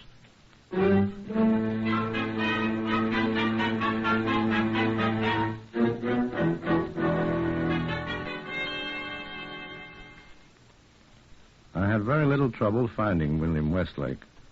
A telephone call to the offices of the P&O Steamship Company found him for me. Yes, they said they had a steward of that name. 20 years old, they said. Had been with the P&O for about 18 months. Well, that corresponded with Mrs. O'Malley's recollection of the date of his departure from the Amory's house. What ship? The SS Murray, they said. Where was the Murray, please? It had docked at Tilbury on the 23rd of September after a voyage to the Mediterranean. Well, at least Westlake had been close at hand when Amory had been murdered 10 days later. The Murray was still at Tilbury. I paid the ship a visit there. A young sailor loitering at the gangway greeted me. Where you going, mate? Is this the Murray? Unless they changed her name this morning. What do you want? Looking for a man named Westlake. What do you want him for? I want to talk to him. What about? I'm afraid it's none of your business, mate. Ain't it? My name's Westlake. Oh, is it? William Westlake? Right, what's yours? My name's Fisher. Never heard of you. Detective Sergeant Fisher of the CID. What do you want? Detective Sergeant Fisher of the CI-D. Did you ever hear of a man named Peter Amory? I didn't do anything to him. I didn't ask you that, Westlake. I might have known him. Well, then you won't mind answering some questions, will you? About him? Why? He's dead. Who killed him? I don't know. Well, what do I know about it? That's what we want to find out, Westlake. Well, ask me. Go ahead. No, you'll have to come to Scotland Yard with me. What if I won't? Better. What'll you do if I won't come? Take you. Come along. There's nobody looking. I could smash you on the head and drop you in the water. See those constables down there on the pier head? Where? I shouldn't try while they're watching us. Oh. Well, I suppose I'll have to come along with you. But you've got nothing on me. Good enough. Get your sheath knife and come on. What? I've got no sheath knife. I haven't had a sheath knife for ever so long, mister. I haven't got a sheath knife. I lost it. I lost it, I said. Well, come along, then. I'll try and find your knife for you.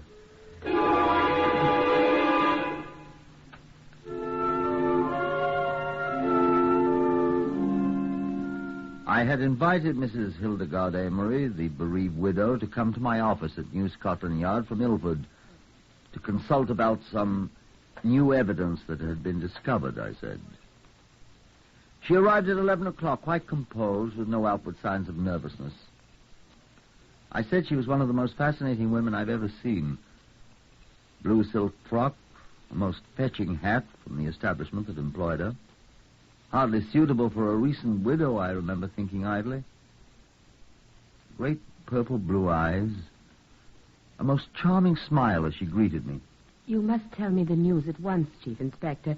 What has happened? A few facts that I think you should know, Mrs. Amory. Have they identified the man they saw running away? The people who saw the man. A little too anxious, Mrs. Amory, I thought. I said they had not identified anyone yet. Do you think they can? Identify him, I mean. Oh, I'm not at all certain that they can, Mrs. Amory. The street light was out, you know. Oh, I do hope you find him. Did I detect a suggestion? Just a suggestion of triumph in that? We'll see, I said. I haven't the slightest idea who... It is so dark, though. I'm afraid he'll never be identified. I wish you had seen him. We could hold an identification parade. Your telephone, Chief Inspector. Oh, it's ringing, isn't it? Chief Inspector Abrie's here. I've got him, sir. Oh. Westlake, I mean, sir. Oh, good, old man. Is she there, sir? Oh, quite. Is your door open, sir? Forget it, old boy. I'll take care of it, sir. Thank you, that will be excellent. I'll bring him. Thanks very much indeed, old boy. Goodbye. Oh, my dear Mrs. Amory, the light from the window's directly in your eyes. I'm so sorry. Please, take this other chair. It faces the other way. Oh, it's quite all right, Chief Inspector. Oh, insist. Please sit here. It'll be much more comfortable. Well, if you must be so thoughtful, Chief Inspector. Please. Thank you very much. There. Now, you see, you're much more comfortable. The light's much better this way. I think there's someone at your door, sir. Oh, really? Who is that? Who is it? The man you wanted to see, sir. Hildegard! William, what? They found you! So you're the one that wants to see me No. in Scotland Yard? No! You murderer, No, you! no. Take him away, Bishop. No, I'll please. kill her. I'll kill her, too. Oh, God, what can I do? Come on, Wesley. Why did She you made do me it? I didn't want you to do it. I tell you. She did. She rocked me the...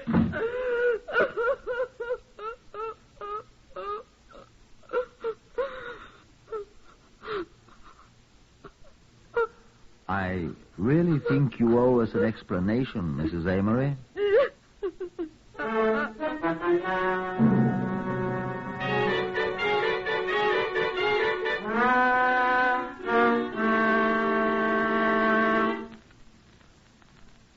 This is what she said. I did not know William Westlake at all. When his sister asked me if he might come and stay with us, I remember him only as a small boy from Norwood, and I met him on a holiday with his sister. As a small boy, he was remarkably charming. When he came to live with us, he was still charming. One day, while my husband was away on a short business trip, William told me he was falling in love with me. This is what he said. Of course I was in love with her. In a kid's kind of a way. Old Amory caught us one afternoon kissing in the parlor. He kicked me out. It was an awful row. I said I'd get even. Well, he's dead now, and I'm still alive. She said... I had nothing to do with it. It was his own idea to murder Peter Amory. And he said... Ask her about those letters, Detective Sergeant. I'm a detective. My job is to catch criminals, not to make pronouncements about the state of their minds. Neither is it my job to pass judgment upon anyone. Ask her about the letters, Westlake said to Sergeant Fisher. We did ask her. The letters? I thought he destroyed them. Westlake laughed when we told him what you'd said. Them letters'll hang her, Mr. Detective. Westlake had been charged with murder and duly warned. The judge's rules in England are almost unbelievably strict regarding what may be said to a prisoner once he had been officially charged. But the boastful ones often say more than they intend to. Neither Fisher nor I made any comment. You can't ever prove that I killed old Amory, gents. You know nobody saw him get killed. Why, even them people that said they saw me couldn't possibly identify me. Could they? I'm sure I don't know, Wesley. Oh, I know. They can't. Nobody can. and even if somebody could identify me, which they can't, they'll never hang me. You've been warned, Westlake. So I have, haven't I? Anything I might say might be used in evidence. But she thought I burned them letters, or tore them up or something. I didn't, gents. Now, what will you do for me if I show you where them letters are? Huh? Nothing. We can promise you nothing, Westlake. Don't you want to hang somebody? Come on, Fisher. Don't you want them? Don't you want them? Well, they'll hang her, I tell you. They'll hang her. Don't you want me to give you those letters? Come back. Come back, you. She put me up to it. Trying to prove she put me up to it, I tell you. She made me do it. She talked me into it. She's the guilty one. I just stabbed the man. filthy, filthy brute. And she thought he was in love with her. She knows better now. Come along. Where are we going? To find those letters.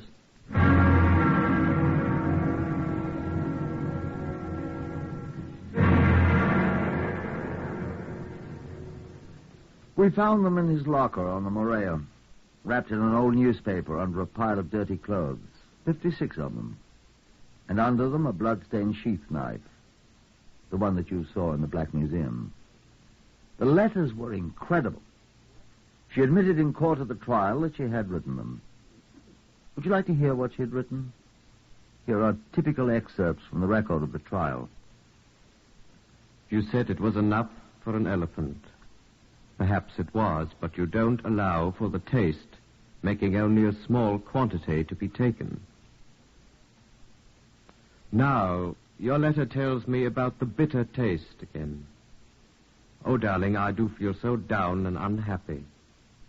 Wouldn't the stuff make small pills coated together with soap and dipped in licorice powder like Beecham's? I'll try again while you're away. And another. I tried the broken glass 3 times, but the 3rd time he found a piece of it. So I've given it up till you come home. Stop. In court at the trial, she was asked why she had written such dangerous letters to Westlake at various points of call. I can still hear her reply. Nobody knows what kind of letters he was writing me. I destroyed them all. He did not destroy mine. And she was asked, why did you incite this man to murder your husband? Her voice was very low when she replied. He was the first man that ever loved me. I was afraid he might meet another woman on one of his voyages. He would love better than me. I could not lose him. I'm no moralist, I'm a detective. But it is curious to know that among the effects left in their home at Ilford was a trashy novel by an English author, published some 10 years before the tragedy occurred, before Westlake had ever come to live there, while he was still a small boy and she a schoolgirl. Some of the passages in her letters are almost exact duplicates of passages in that book. I don't know.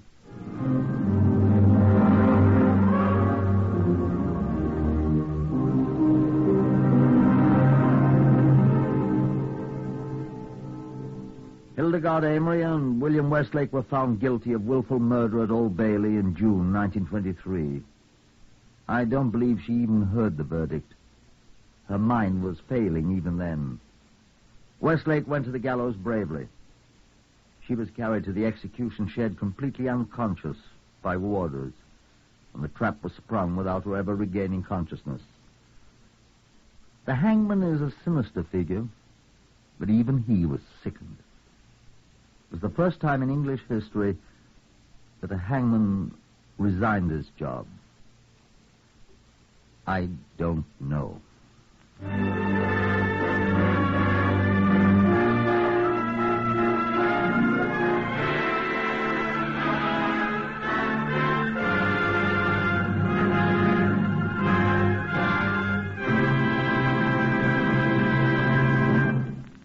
You have heard another in the series Whitehall 1212, compiled from the official files of Scotland Yard. Research is prepared by Percy Hoskins of the London Daily Express. The stories for radio written and directed by Willis Cooper.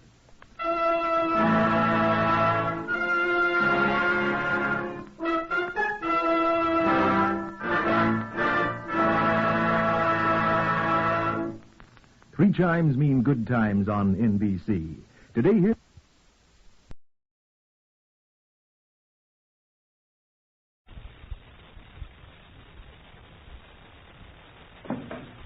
Whitehall, 1212.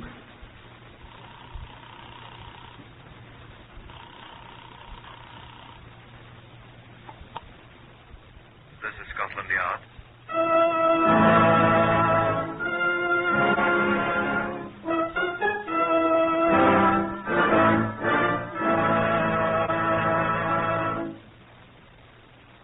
For the first time in its history, Scotland Yard opens its official files to bring you the true story of some of its most important cases. These are the true stories. The plain, unvarnished facts, just as they occurred, reenacted for you by an all-British cast. Only the names have, for obvious reasons, been changed. The stories are presented with the full cooperation of Scotland Yard. Research for Whitehall 1212 is from Percy Hoskins, chief crime reporter of the London Daily Express. The stories for radio are written and directed by Willis Cooper. You will now hear the voice of Chief Superintendent John Davidson, who is in charge of the famous Black Museum of Scotland Yard. Good afternoon. Let me show you this thing. Have a good look.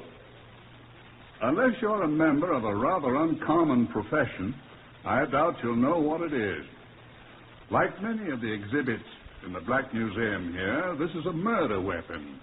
And like many of our murder weapons, it is a tool of a trade.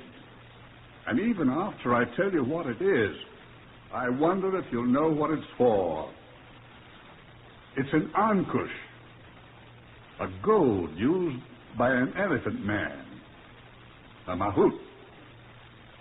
You've seen these things before, I wager you. But I'll agree that this is an odd place to find one. And here is Inspector Samuel Tupper, the first of us from Scotland Yard who saw it. Inspector?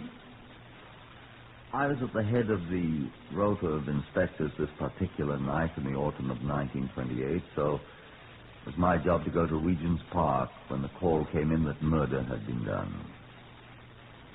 The Taper House of the zoo there is near the outer circle of the park. Excuse me. Would it be a good idea, Inspector, if you told what a taper house is? Oh, it's where they keep the taper, sir. I'm sure you don't mean wax candles. No, sir. The tapir is a hooped, swine-like mammal allied to the rhinoceros. It has 4 toes in its front feet and 3 on the back, and its snout is prolonged into a short, mobile proboscis. Found in India and Sumatra, and there are species in certain parts of South America, notably Brazil, where it's found in the vicinity of abundant water. Its body is generally blackish, except for the Sumatran variety, which has white patches. It's partly nocturnal, quite gentle in disposition, and it grunts. Thank you. Quite welcome, sir. These were the ordinary ones, mostly. Blackish ones. In the taper house? Ah. I found Police Constable John Charles Daly awaiting me at the door of the taper house while his companion, Police Constable Henry Eastman, was on duty upstairs. Alongside the entrance, a man was lying on the grass. He was dressed in Oriental clothing and was very quiet. Who did it? I asked P.C. Daly. It's not him, sir. He just broke his leg. Who's dead, then? They said somebody was dead. The dead is upstairs, sir, where P.C. Eastman is, sir. Who's this, then? I don't know his name, sir. He's some sort of Indian or something. He jumped out of the window or fell out, is the way I understand it. Don't you know, man? No, sir, not very much, I'm afraid, sir. Look here, Constable. I'm sorry, sir. I can't understand him. Oh? And now the vet's given him morphia or something, and he's passed out, and the other one's dead. Oh. Has there been a doctor here? Only the vet, sir. He'd been treating a sick elephant, sir, and he came hurrying over when he heard all the commotion, sir. What was the commotion? All the shouting and yelling, sir. Who was shouting? I don't know, sir. That's what the vet said attracted him, and he came hurrying over. This chap was howling and moaning, and the vet looked at him, and he said Stern saw his leg was all fractured, and he went back and got his morphia and a syringe. How did you find out about it? Well, sir, P.C. Eastman and me, sir, we were at the moon, and we were on patrol outside the park, sir, and I climbed over the railing alongside the privet hedge, sir, to see, and here they were. Who? This fellow, sir, and the vet who was just sticking him with this great syringe. So I inquires what's going on here, and the vet says the man's hurt, and he's not the window there. Window? Oh, that one with the glass broken. Huh? Yes, sir, he jumped out according to the vet. He could understand it a little. He talked about it, so see his face and his arms cut by the glass. Ah, that's what I see. Well, then P.C. Eastman hurried up the stairway, and in a moment he shouted down, "There's a murdered man up there," and this man stopped moaning and went to sleep, and the vet went upstairs, and P.C. Eastman came down and went to find a telephone to call the yard, sir. I see. You haven't been up there yet? No, sir. First I was here while Peter Eastman was up there, and then I was here whilst he went to make the telephone call, and then I was here until you arrived, sir. You don't know anything about the murder, then? No, sir. I've been here, but I could go up with you now, sir, if you like. I don't think this chap's very likely to get up and walk off for a long while. Well, Morphia wet off, you know. Yes, sir, but he has a broken leg. And besides, the vet has been working on an elephant. I doubt he remembered to change the dose in the syringe, sir.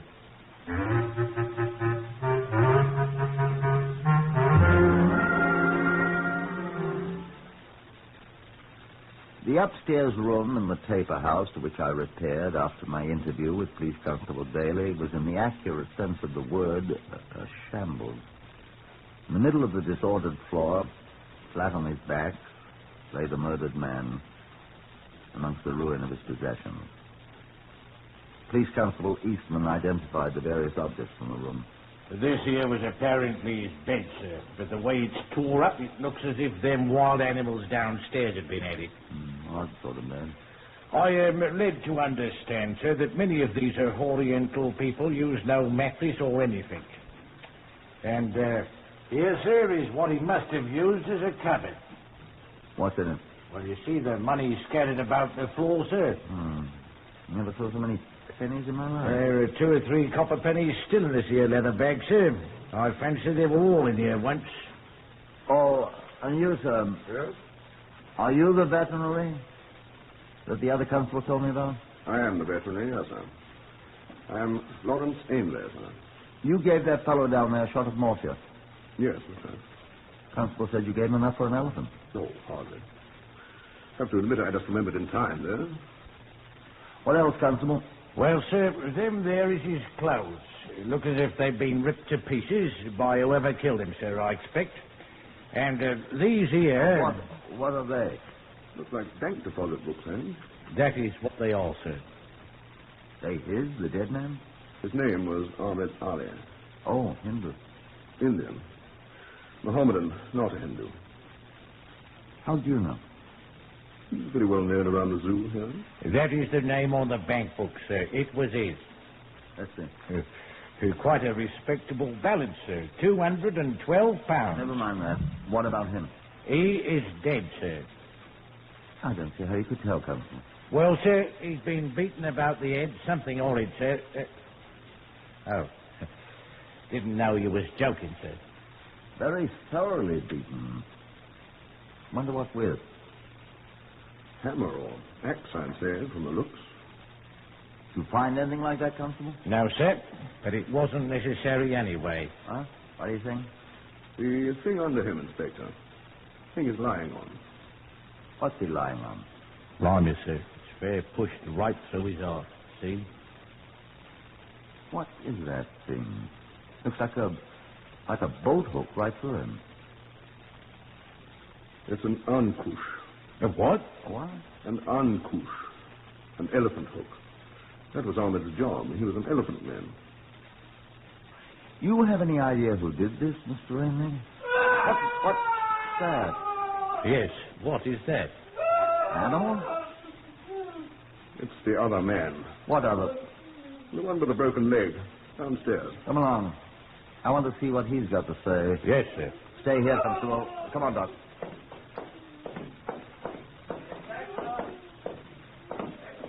Coming. Who is this one? Do you know, Doctor? Another elephant man. He lives here with Ahmed Ali. Anyone else in the building? Nobody but Taper. Very good thing I gave him that shot.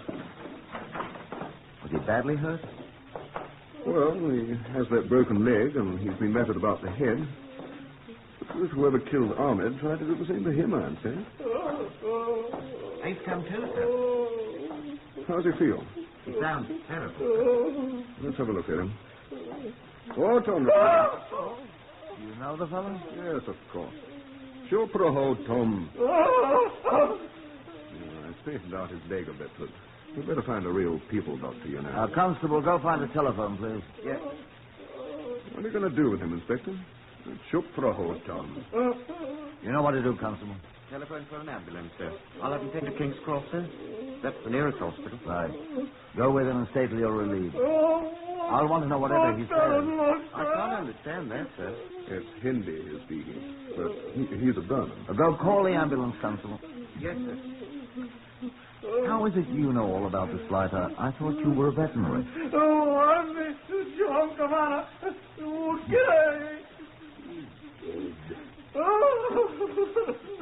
सब चीज खुद का हाथ में है अभी चुप रहा.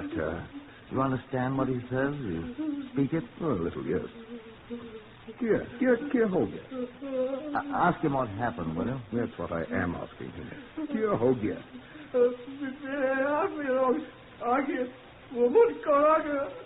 What did he say? तुम उसको मालूम है?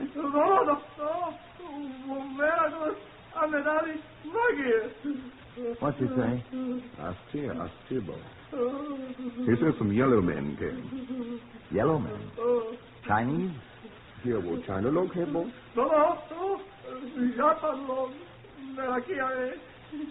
Japanese, I think.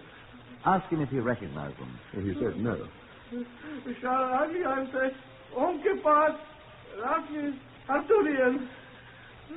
What? 4 of them. Clubs. Hammers they had. Robbers, he thinks. Well, they didn't act much like robbers. Ankush. Didn't he say Ankush? That elephant hook he was stabbed with? That's exactly what he was saying, Inspector. Ankush. Yes. They hit for me. I jumped, going out. Man runs. You better give him another stab with that elephant needle, Doctor. He'll be all right. Get the ambulance. On the way, sir. Well, then carry on, Constable. Come on, Mr. Ainley. I'd like you to tell me some more about all this, if you please. Of course. We could find a place to sit down.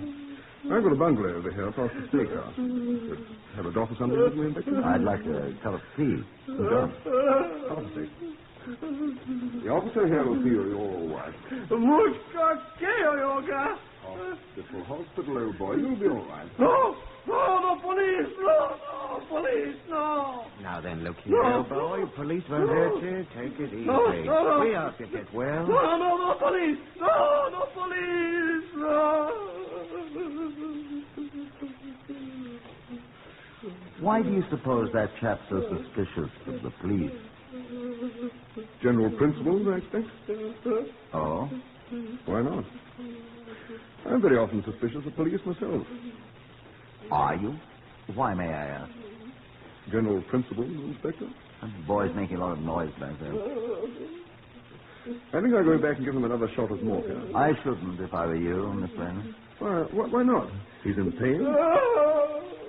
Obviously. And if he were under the influence of a shot of morphia, he wouldn't be able to talk, would he? Of course not. So let's not give him another shot of morphia. What are you driving at? I say, what are you driving at?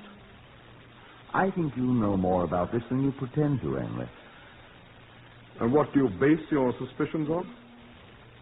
General principles. Yeah, that's ridiculous. General police principles.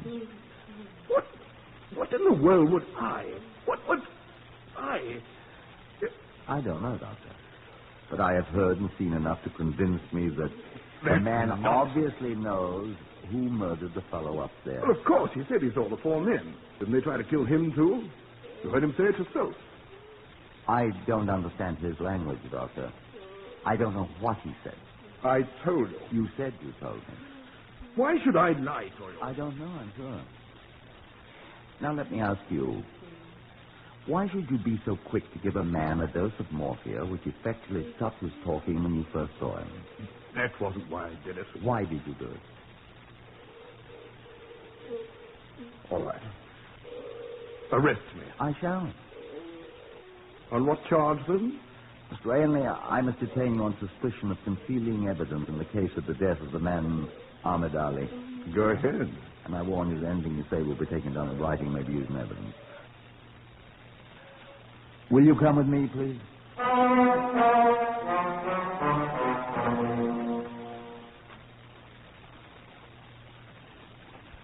Did you ever hear a taper? Try sitting by yourself with only a recently dead man for company in the house where the tapers live. It's an experience you're not likely to forget. And I rather suspect the tapers won't forget it either. Constable Eastman had taken Mr. Ailey in charge and had escorted him to the doctor's bungalow near the Snake House, where he had telephoned Scotland Yard for assistance in carting the doctor off to jail. I heard the ambulance arrive and depart with Constable Daly and Fongbo and his broken leg. That left me, the dead man, and the tapers to ourselves. I waited. The dead man waited. The tapers.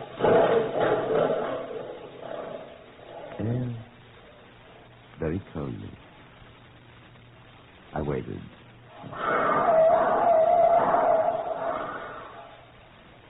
Panther, I believe. Crocodile, no doubt. I perspired gently. Ahmed Ali lay there quietly under the glare from the little incandescent bulb. We stared at each other. And then, exactly like an old Leslie Howard Scarlet Pimpernel picture, the door opened slowly. And a man who looked like Leslie Howard stood there smiling at me. I say, you're not the dead man, are you? Who are you? Oh, I say, old fellow, did I frighten you? I'm so sorry. These rubber soles I'm always wearing, they tell me I sit about like a blooming ghost or something. But I assure you I'm not. Who the devil are you? Oh, sorry, I'm George Scott. I'm afraid I'm a police surgeon.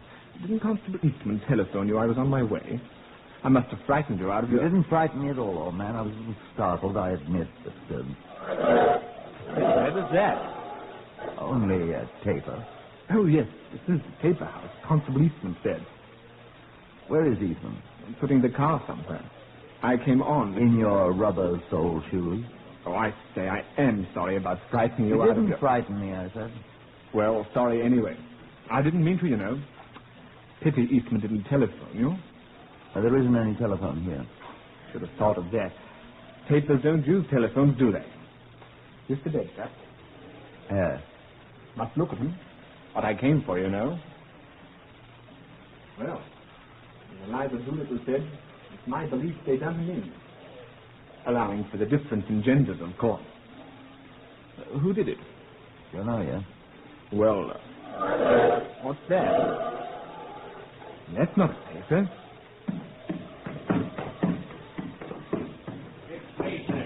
Eastman. Oh, good. I say, this one has been smacked off the hour. Yeah. Hello, Eastman. Hello, Inspector. Is Mr. Scott there? Yes, he's here. Yes, I'm here, Constable. This chap's been stabbed too, Inspector. You are an inspector, aren't you? Yes. Come in, Eastman. Stabbed. With an ancush, sir. What's an ancush? That thing sticking through him. Yes? But that didn't kill him. I didn't think it did either. Well, he's dead. Excuse me, sir. Quite all right, Constable. No. This was done after he was dead. He was beaten to death. How do you know that, sir? Well, the chap who presumably saw him beaten to death said that the men who did it came up here with clubs and hammers. They hammered the door down, sir, by the looks of it. Somebody did. Look what they did to the lock. Look what they did to him. What were they after? His money? I expect so. Why didn't they take it? I wonder about that, too. You should. Somebody's kidding you, Inspector. I suspect that myself. That animal doctor, sir? Good Lord, are they making doctors out of... Doctors for animals, Mr. Scott. Oh? Really? He's in jail. Excuse me, sir. Constables should be seen and not heard, friend Eastman. Yes, sir. Who is this animal doctor, Inspector? He's in jail. He talks too much to suit me. Oh? Think he did it? Think he knows who did. Who? 4 people. Japanese, he said. Who said? The other chap mixed up in this. Said they smashed the door down and then came in and beat this one to death and tried to attack him. Where is he? In the hospital. Broke his leg jumping out that window. Thought there was a draft in here. Tore a big piece out of himself on the way out, too. Where? Left it hanging on the point of this shard of glass. This came out of his arm, I'd say. Well, he had a big wound on his left arm, but I was under the impression that was caused by the beating. Glass cut. I'd better take along these shreds of gentlemen. I'd like to compare it with them. See if it fits him. If he says it was caused by a blow, I shall give him the lie in his teeth. If you can understand him. Understand him? He's a Burmese. There's this other gentleman with the boat hook in his torso. Ankush. Eh? It's an Ankush. An elephant goad. He is not a Burmese, sir. He's a Hindu. A Mohammedan, and his name's Ahmed Ali, sir. You see that these fellows who came in here and exterminated him used clubs. Hammers and clubs, I suppose. They didn't use any clubs on this fellow. What's that? None of these marks looked like the marks of a club. You can almost see the shape of the hammer head here. Here. Here. Here, too. They gave him a rare beating, didn't they?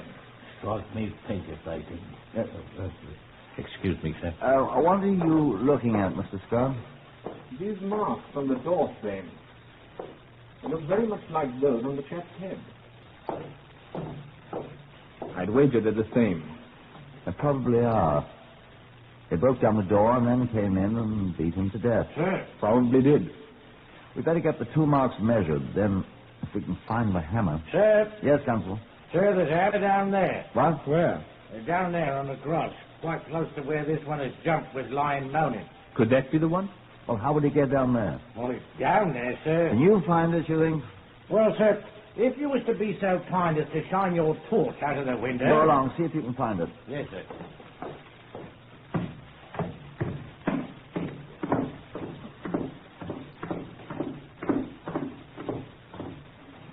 What I want to know is how he could have got down there. Probably wrenched it away from one of the assassins and left through the window with it. What?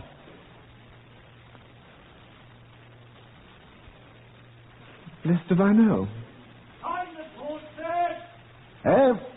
Where are you? To the right, sir. Left on me. There it is. I can see it from here. That's it, Constable. Fetch it on up. Oh, it's all bloody, sir. What did you expect? Ostrich feathers?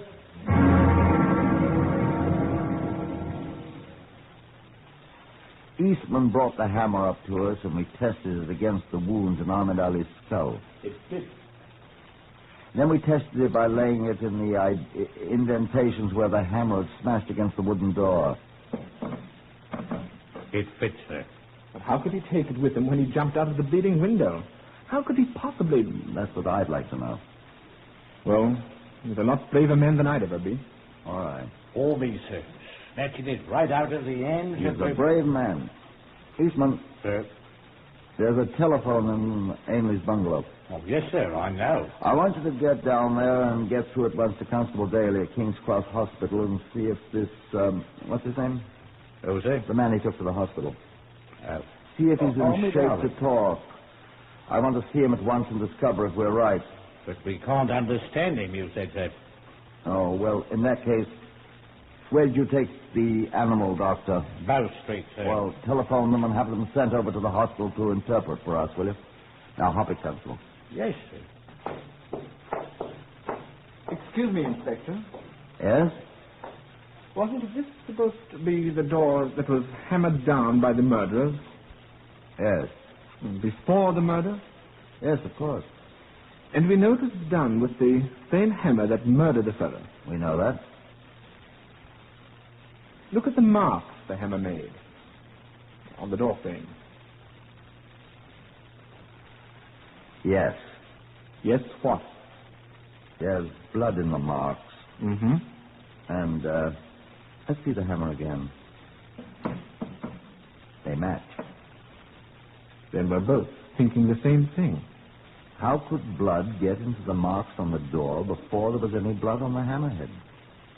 The door was hammered down after the man was killed. Inspector! Who is that? Who's... Your constable?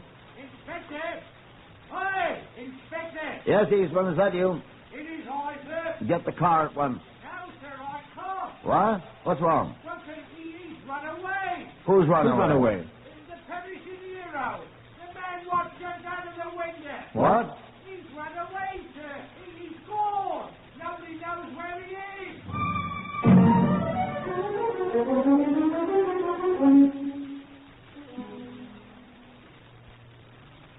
We found him. After a 2-week search.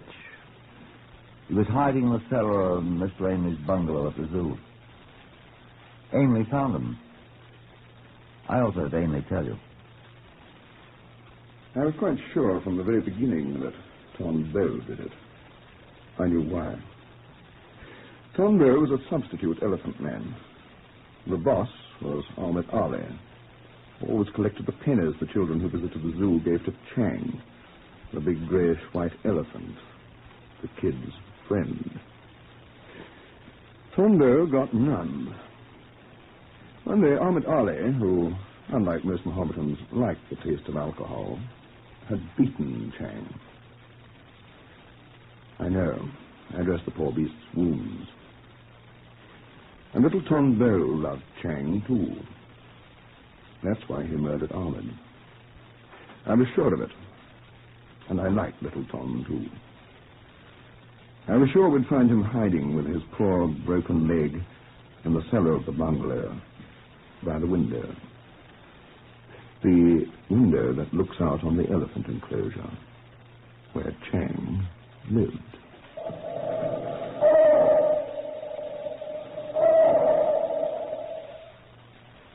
So they brought the little elephant man to trial, and they sentenced him to hang. But there was a great and good man who stood beside little Tom Bow before the Criminal Court of Appeals. And the day came when the judges listened.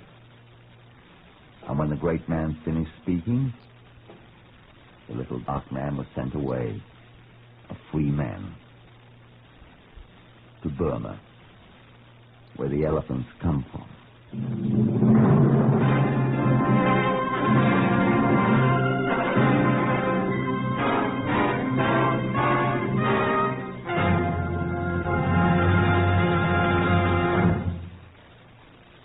Heard today in Whitehall 1212, Horace Braham as Inspector Tupper.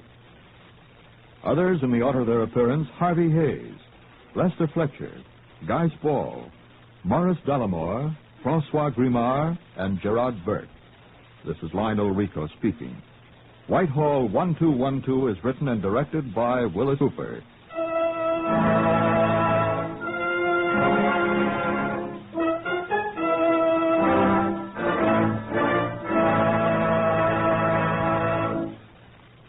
Thousands of Americans have made blood donations to our armed forces. Ask any of them, and they'll tell you that donating blood is simple, easy, almost effortless. Practically every new blood donor says, why, there's nothing to it. No, there's nothing to it. Yet that simple act may mean the difference between life and death to a boy fighting now in Korea.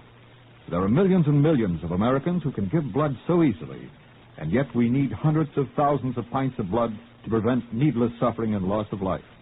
Every one of us who can should make a blood donation to the armed forces now through your local Red Cross chapter. Call the Red Cross or blood bank in your community for an appointment. Do it today. This is NBC, the National Broadcasting Company.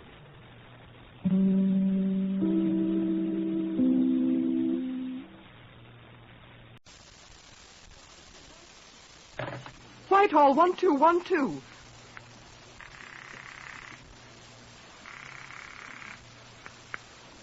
This is Scotland Yard.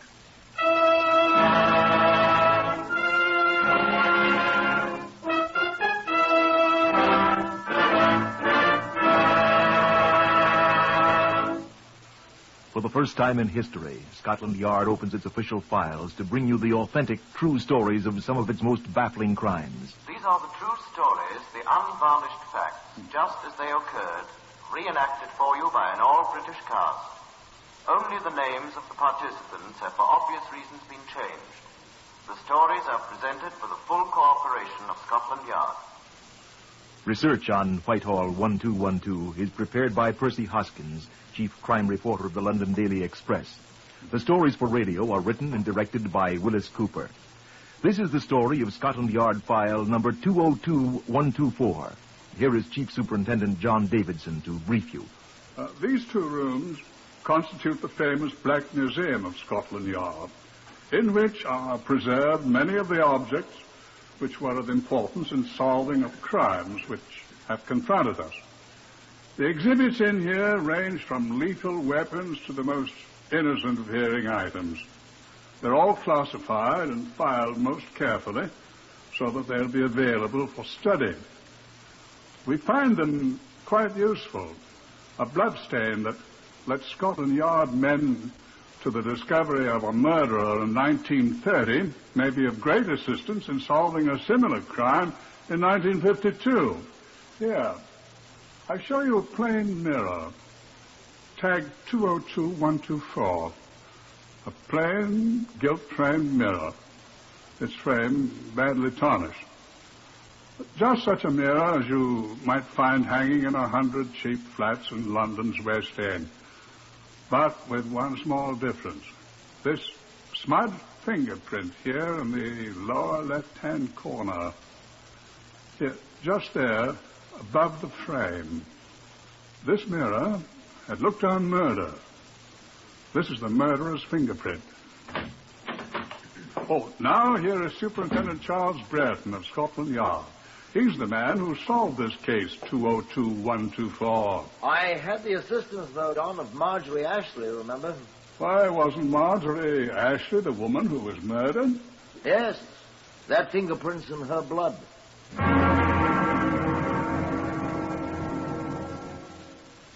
On a morning in February 1942, a scant 2 months after your Pearl Harbor, I had a telephone call from Inspector Francis Xavier Costello at West End Central Police Station. What is it, Frank, I asked? The woman was apparently murdered, sir. Strangled with a green scarf. Her name was Rachel Soskins. Where'd they find her? Wyndham Place, Merriman, sir. Identified her from her purse. The murderer had thrown it away, but we found it. Nothing in it but her identity card. Well, what are you calling me for? Can't you handle a routine murder, Inspector? Excuse, sir, but I don't think it's a routine murder. Why? Well, sir, the woman, in addition to having been strangled, had been horribly beaten up. I'm sure that's regrettable, Costello, but after all, is it so unusual? It is, then, sir. The doctor here says the blows were inflicted after death. The report from the mortuary by Keith Yarrow, the Home Office pathologist, confirmed the report. The woman had been brutally beaten after she had died from strangulation. At first glance, it appeared that the murderer, in an attempt at robbery, had inadvertently committed murder, but with the discovery of the beating... Jack the Ripper. Jack the Ripper flourished in the years 1888 and 1889, 53 years before. He would have been at least 75 years old. Criminal Records Office was consulted. The names of every possible suspect were dredged up and thoroughly investigated, but to no avail whatever. Investigation of the murdered woman, Mrs. Rachel Soskind, disclosed the fact that she had been a quiet, highly respectable person whose husband was absent in the African campaign. There was not a single clue of any sort. On the third day, I had another telephone call from the West End Central Police Station. Inspector Costello again. There's another, sir. Another what, Inspector? Another murdered woman, sir. Oh? Water Street in her own flat. Name? Marjorie Ashley, 26. Lived alone. Same type of woman? A dancer. Uh-huh. Found her this morning about 10 o'clock. The landlady looking to collect her rent. Had she been robbed? The room had been ransacked. Apparently only money had been taken, but the way she'd been killed, sir. How? Butcher knife, sir. Her own. It's rather dreadful. Anything new on the other case? No, sir. This could be the same chap, sir. Yes. Mm-hmm. Well, what are you doing? He left his calling card this time, sir. Mm-hmm. With his name? No name, sir.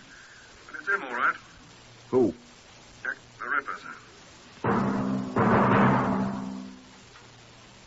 It could have been Jack the Ripper's calling card, right enough. I visited the room myself with Inspector Costello. They've got the knife in the laboratory at the yard, sir. No fingerprints on it, I expect. Not on it, sir, I'm afraid. But they're looking. But here's his calling card, sir. Blood. Like a slaughterhouse, sir. But here... On the mirror? Yeah, he touched it, sir. The fingerprint man from the yard is sure it's not hers. Mm-hmm. Smudged a little. He says they can classify it all right, sir. He's photographed it. They're working on it now. Well. You say she was robbed?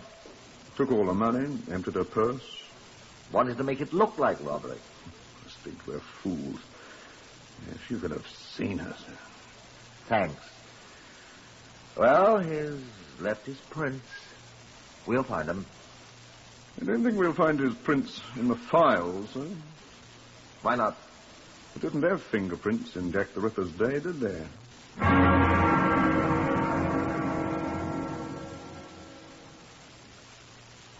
Costello was right.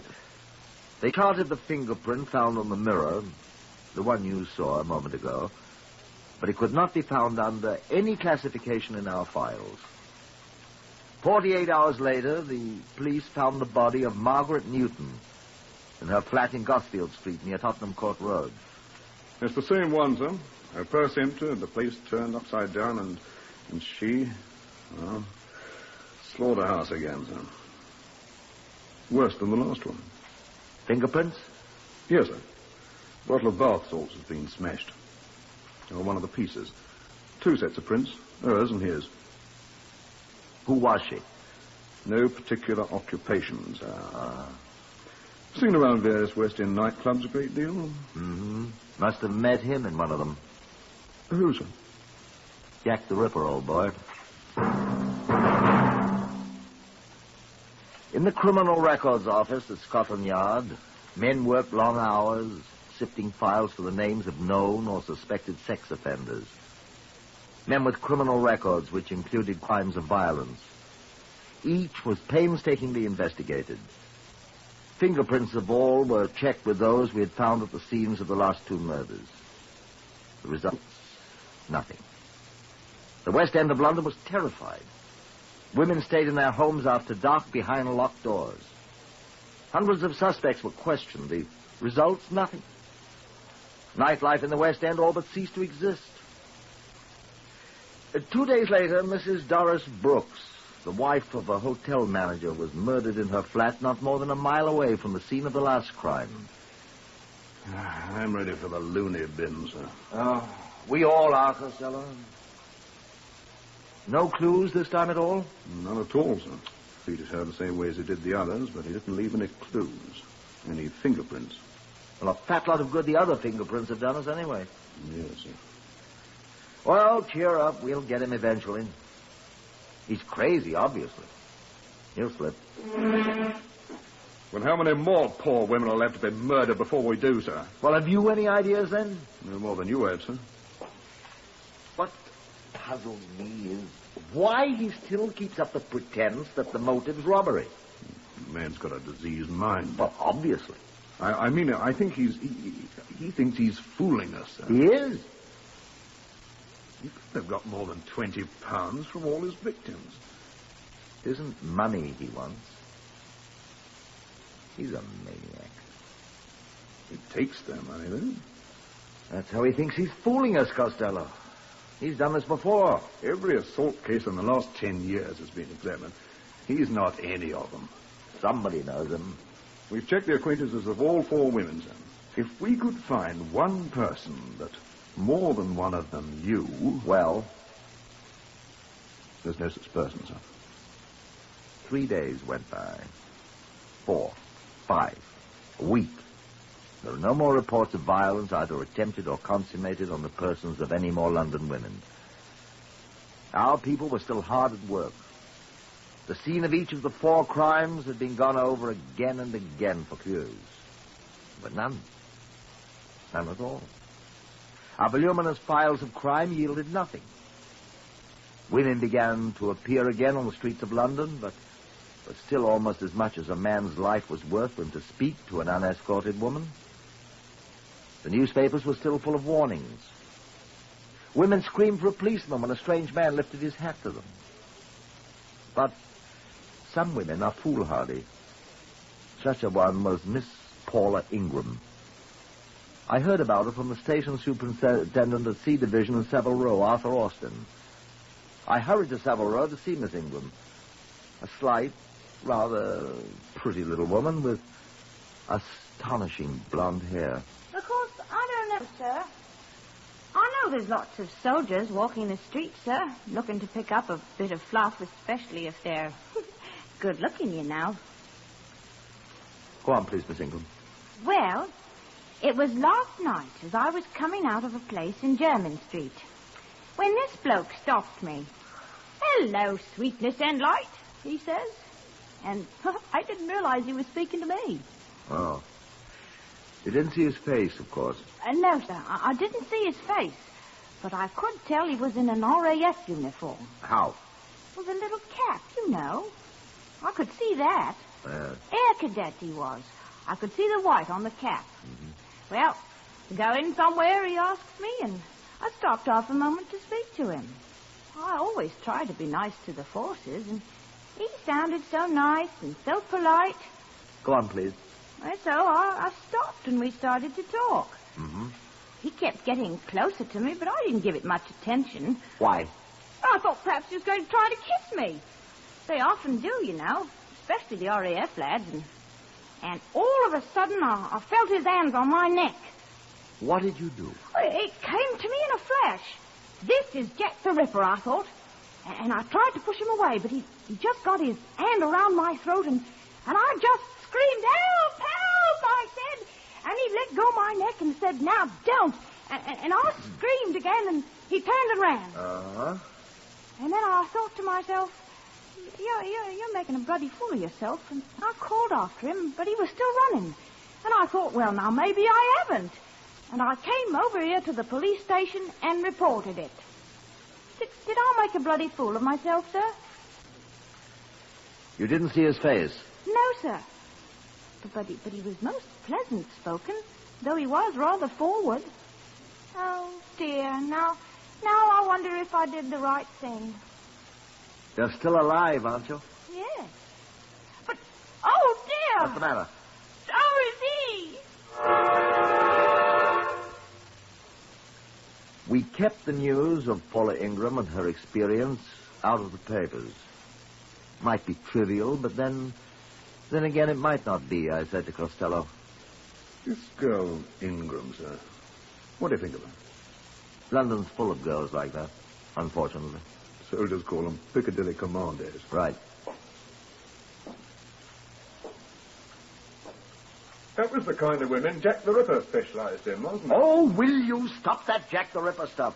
Well, wasn't it? Wasn't it, sir? That's a pretty thin sort of clue, Inspector. What about the other 4 women that were killed? Weren't they the same kind? Well, sir. Could be a clue, couldn't it? All the same class of women. Same way Jack the Ripper. How are we going to find this Jack the Ripper? How do we know whether he's the right one? How do we... Excuse me. Superintendent Brereton here. Oh, yes, Superintendent Austin. Oh, is that so? Well, that's quite encouraging. He's on the way. Good. We'll wait. I expect... Oh, here he is now, I think. Open the door, will you, Costello? Yes, sir. Thank you. Yes, I think it is one of your men. Okay, I'll take it. Right. Costello's got it. Thank you. This is most awfully good of you, old man. Yes, that's it. Thank you. I'll tell you what luck we have. Goodbye. What is it, a gas mask? Yes, sir. The Superintendent Austin at Water Street. Let's have it. It was found in a doorway on German Street shortly after noon, Austin says. Let's see. LAC Frederick Gordon, RAF, number 70256. 1256. Well, let's see what we shall see, Costello? German Street. Not 2 doors away from where our Miss Ingram had her encounter with the amorous airman. Hand me the phone, will you, Costello? Yes, sir. Give me the air ministry, please. Here, you take this. Ask them where leading aircraftsman Frederick Gordon is stationed, will you, whilst I'll take a look at this thing. Yes, sir. Think that's him, sir? We'll see. Huh, what's this? Hello? Inspector Costello, Scotland Yard here.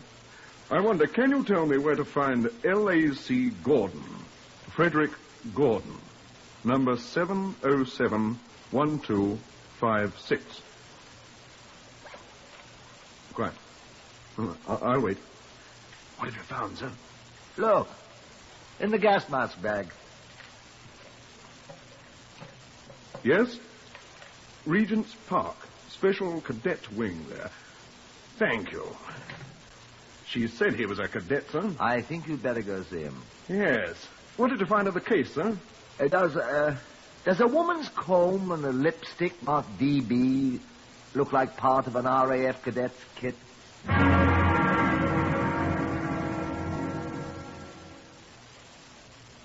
While Inspector Costello set out for Regent's Park, where the special RAF cadet wing was quartered, preparing for their commissions, I took the things I'd found in the gas mask case down to the property room. May I see the effects of these women, Mrs. Rachel Suskin, Miss Marjorie Ashley, Margaret Newton, Mrs. Doris Brooks? Jack the Ripper murdered, If sir.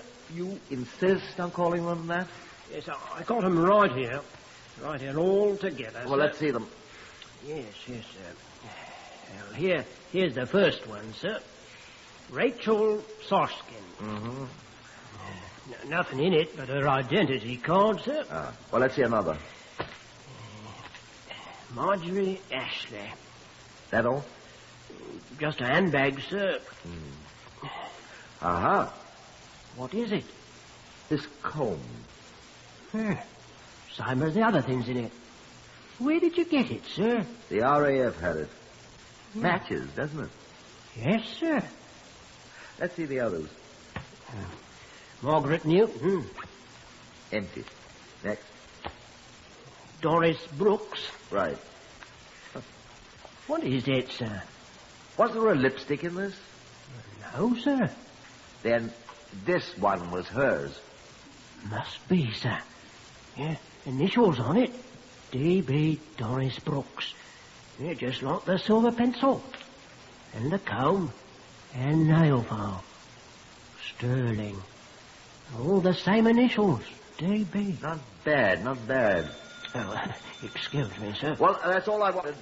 Property room. Who? Oh, yes, sir. Superintendent Brereton. The call is for you, sir. Who is it?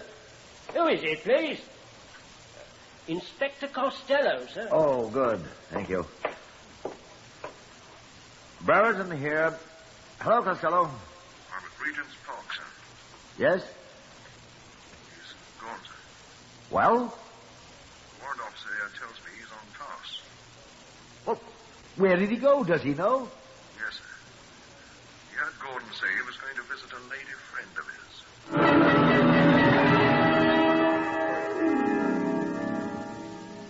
Back in my office, I had just completed the telephone call when my door was flung open. Costello entered with a man in Royal Air Force blue. Come on in. Ah, you did find him, Costello. No, sir. This is Warrant Officer Gibbons. He's from Gordon's cadet wing at Regent's Park, sir. Sir, I believe you're wrong about Gordon. Why, Mr. Gibbons? Gordon's one of the most popular cadets in the entire wing, sir. Well, what does that prove? Oh, I don't believe Gordon's capable of the things... What's he like, Mr. Gibbons? He's a fine chap, sir. I admit he does chuck his weight about a little, but most of the chaps call him the Count because he's so Well, he's a gentleman, sir. May I ask, Mr. Gibbons, what did you do in civilian life? I was sales representative for the Peerless Bicycle Company of Ealing, sir. I see. Warrant Officer Gibbons has brought Gordon's fingerprints with him, Superintendent. Fingerprints? We require fingerprints to be taken on all men posted to this wing, sir. A new regulation. Very praiseworthy, I'm sure. May I see them? By all means, sir. Thank you. Costello, will you ask Ernest Whiting to bring up those fingerprints we have so he can compare them? I'll take these down, sir. If Mr. Gibbons doesn't mind. Oh, not at all, sir. Good. All right, then, Inspector. Right. You told Inspector Costello Gordon was going to see a lady friend. Yes, sir. Did he mention her name? No, sir. Why is he so popular there at Regent Park? Well, sir, he's very pleasant. He has lots of money, and he spends it quite freely. Ah. And the men, they like him a great deal, sir. Right, I say. Would you, of course, recognize Gordon? Oh, yes, of course, sir. We may ask you to do so. All right, sir. Is he here? I think he will be, eventually. All right, sir. Thank you. Yes, sir. But you may need to go with us to identify him. Do you know where he is, sir? I think I know where to find him. My, you Scotland Yard people, you're marvellous. Not always, Mr. Gibbons, I'm afraid. Excuse me. Yes. Superintendent Brereton here. I'm calling for Superintendent Austin, sir. Good. Any news? Yes, sir. The porter from the Silver Kitten... The what? The nightclub, sir, where Paula Ingram works. Oh, yes. The place on Germ Street where she... That's it, sir. Mm-hmm. Well, he came in only a minute ago. He said there was a rat man, an airman, asking him where she lives. Miss Ingram? Paula Ingram, sir. Did he tell him? Unfortunately, yes, sir. How long ago was that? But he asked, about 10 minutes ago, sir. Then he got rather terrified. He knows the story, sir. And he ran right over here to tell us. You have men at the place where she lived? Yes, sir. But there are hundreds of men on the street in airmen's uniforms, and we haven't any idea what he looks like. Well, I can remedy that. I have a man here who can identify him. Well, we're afraid we'll be too late, sir. Be there as soon as I can. Now, where the devil's Costello? Costello! Ernest Whiting says they're the same, sir. Eh? The fingerprints, sir. He says he'll swear that they're the same as the ones that we have. Oh, I still think there's some mistake, sir. There isn't. If Ernest Whiting says they're the same, they're the same. He knows more about Come on, Mr. Gibbons. Where are we going, sir? After Jack the Ripper. Come on, quickly. But I say... Here's your cap, Mr. Gibbons. We need you.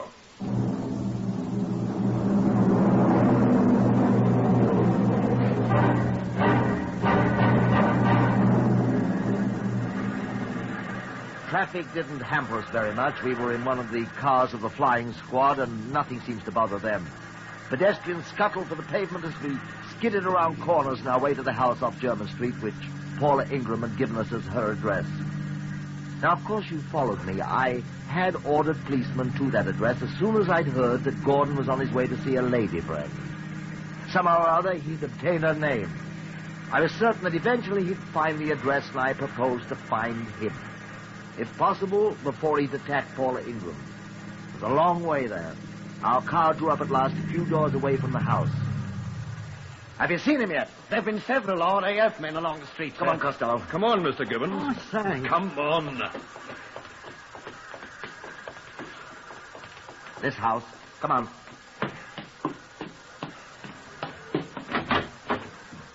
Up the stairs. Hurry. Quiet.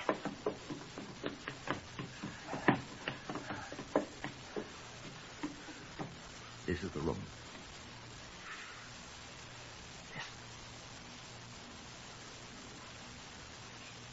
Perhaps he's been here. Quiet. Hear anything? I don't. Do you? I don't hear a thing. Do you think that... Shh. I say. I was going to say, I think I can smell something. Her perfume. No, sir. It's the kind he always wears. Perfume? He always wears it. It's Channel's Russia leather. I'd recognize it anywhere. We're always spoofing him about it. Come on, at that door! Come on, now! Oh, he came back! He came back! It's Chesterton! Gordon! Watch on it! You recognize him, Gibbons? Of course I do. He's Cadet Frederick Gordon. You copper's knock, you. Frederick Gordon, I charge you with the willful murder of Marjorie Ashley. Take your filthy hands off. And I warn you that anything you say will be taken down in writing and may be used in evidence. Don't touch me. Are you all right, Miss Ingram? He said he'd come to kill me. He said I'd have to die. He said I... Search him, Costello. Hold your arms up, Gordon. Get away from me. Hold your arms up, please. What's this? I know what that is. It's the carving knife the cookhouse sergeant told me had been stolen by somebody. That's the King's property. I shouldn't worry about it, Mr. Gibbons. Cadet Gordon isn't going to use it. Bring him along, Inspector.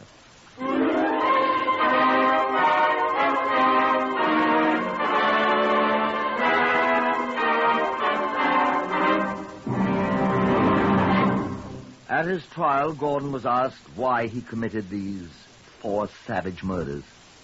He smiled. He was an extraordinarily attractive young man, and he did have a winning smile. He was asked again, why? It's really quite simple. When I was posted to the special wing, I realized that these young men, my fellow cadets, were young men of the best families, used to much better things than I was. I wouldn't be patronized by them. I'm as good as they. But I need money. Realized, of course, that an officer of the Royal Air Force, which I was soon to be, wouldn't stoop to stealing from his comrades. Oh, I have stolen before, sir. But not since I became a cadet. I felt I must have money, however. Why? One must keep up one's standards, my dear man. But I decided to acquire money.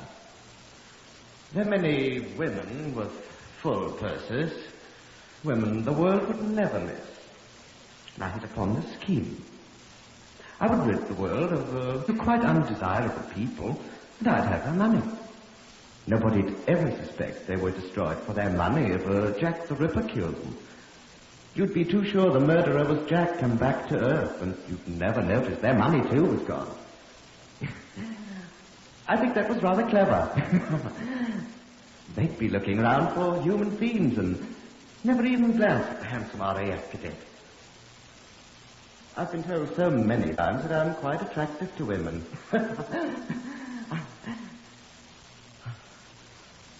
I did very well, thank you. My only regret is that I didn't kill you, Miss Ingram. She had a good bit of money. You'd still be looking for Jack the Ripper, wouldn't you, Superintendent? Despite the desperate representations by counsel that Frederick Gordon was insane, a jury at Old Bailey found him guilty of the murder of Marjorie Ashley. He was hanged in June 1942, still smiling in the most charming manner.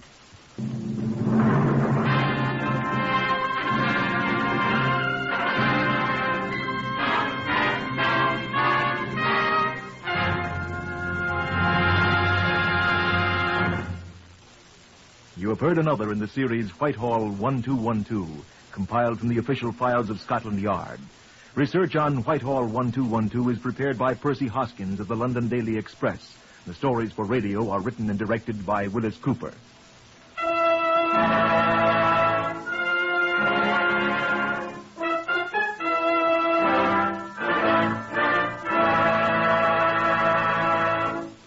Three chimes mean good times on NBC.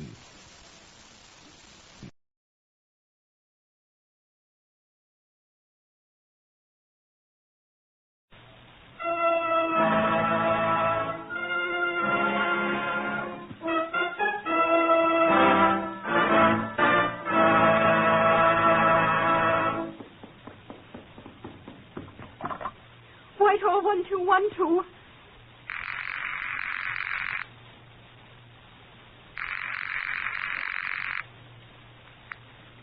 This is Scotland Yard.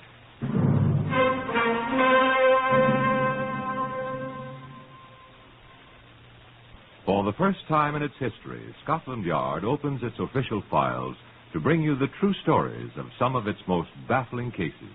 These are the true stories. The plain, unvarnished facts, just as they occurred, reenacted for you by an all-British cast. Only the names of the participants have for obvious reasons been changed. The broadcasts are presented with the full cooperation of Scotland Yard. Research for Whitehall 1212 is from Percy Hoskins, Chief Crime Reporter of the London Daily Express. The stories for radio are written and directed by Willis Cooper. Now here is the custodian of Scotland Yard's famous Black Museum, Chief Superintendent John Davidson. Good afternoon. Here in the Black Museum, we have murder weapons in quantity and in variety, as no doubt you're aware. Killers are not at all particular about the means they employ in their dreadful pursuits, and whatever comes to hand is often useful. Now this has served its purpose. It's an electric torch, as you can see. Its shape makes it an excellent weapon of violent death. It fits the hand, and when charged with batteries, it's heavy enough to do considerable damage, as this one did, the shape it's in. Well, it had a great deal to do with a man's death, and the man who wielded it died too. But the torch here didn't cause his death. It was a hangman's knot that struck him under the left ear. Chief Inspector Francis Hand can tell you a great deal about it. Can't you, Francis? That I can, John. Chief Inspector Lawrence Campbell Bannerman and I were assigned to this case, which took place in Wimbledon in the early autumn of... 1937, old boy. September 1937. That's right. It was the 16th of September, wasn't it? That's right. Just 15 years ago. Wimbledon, that's right. When we got to the house, we found quite a display. Nice place, wasn't it? Big house. Quite nice indeed. Good, solid construction. Good taste. Well, he's a builder himself, wasn't he, the fellow, wasn't he? The man that was killed. What was his name? Apthorpe. Geoffrey Apthorpe. Big, handsome chap in his late 50s. Dead. Dead as Julius Caesar. There, with all the family silver laid out about him. He had some nice things. Really fine things. Tableware and a few other things. Mugs, heavy silver candlesticks. All ready to go. Complete with green baize bag to carry them in. And that battered electric torch on the floor. Alongside his well-battered head. And blood. The revolver shots caused most of the blood. That's right. Oh, the revolver was there, too. His own revolver. And the door was locked. We went in. This is what we discovered. Geoffrey Apthorpe's body was lying in one corner of the dining room, which was quite a large one. 2 or 3 chairs had been knocked over. The dining table itself was scarred in several places, as if a heavy body had bumped against it. 1 or 2 pictures on the wall were crooked. There were muddy footprints on the carpet, and the heavy buffet stood with its doors open and 2 of its drawers pulled out and empty. Around the floor stood the Apthorpe silver, carefully arranged in groups, and looking a little like... like a blasted store window, wasn't it, Francis? Except for the bag, lying in the middle of the display.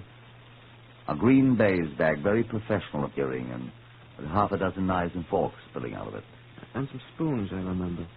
As if an experienced burglar had been quietly at work and had suddenly been interrupted. Tell about Apthorpe. Oh, yes, of course.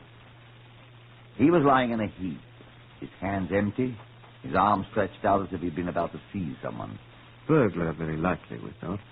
The carpet was quite stained with blood, but first it wasn't apparent how he'd been killed. Oh, he was quite dead. When we moved the body, we discovered how he'd been killed.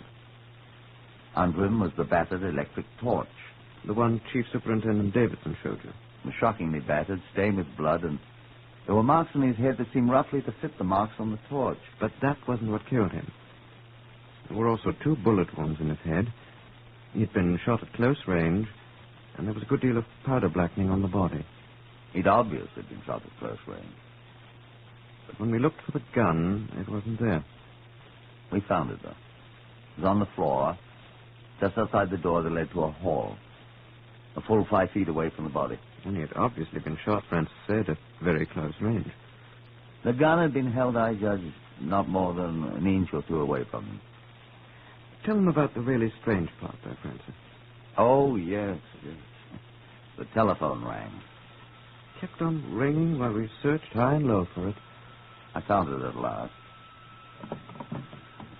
Hello, I said as politely as possible. Hello. Is that the Apthorpe residence? Yes, this is Mr. Apthorpe's residence. Oh, thank you. May I speak to Mrs. Apthorpe, please? I beg your pardon? May I speak to Mrs. Apthorpe, please? One moment, please. Who do they want? Someone wants to speak to Mrs. Apthorpe. Mrs. Apthorpe? Is there a Mrs. Apthorpe? Must be. They're calling for her, old boy. Hello? Excuse me just a second, please. What will I do? Huh? Ask who's calling. Good. Excuse me, may I ask who's calling, please? Who are you? I beg your pardon. I'm afraid I'll have to know who's calling Mrs. Apthorpe. Tell her it's Mr. Apthorpe calling. Huh? I said... Mr. Apthorpe. Geoffrey Apthorpe. Mrs. Apthorpe's husband.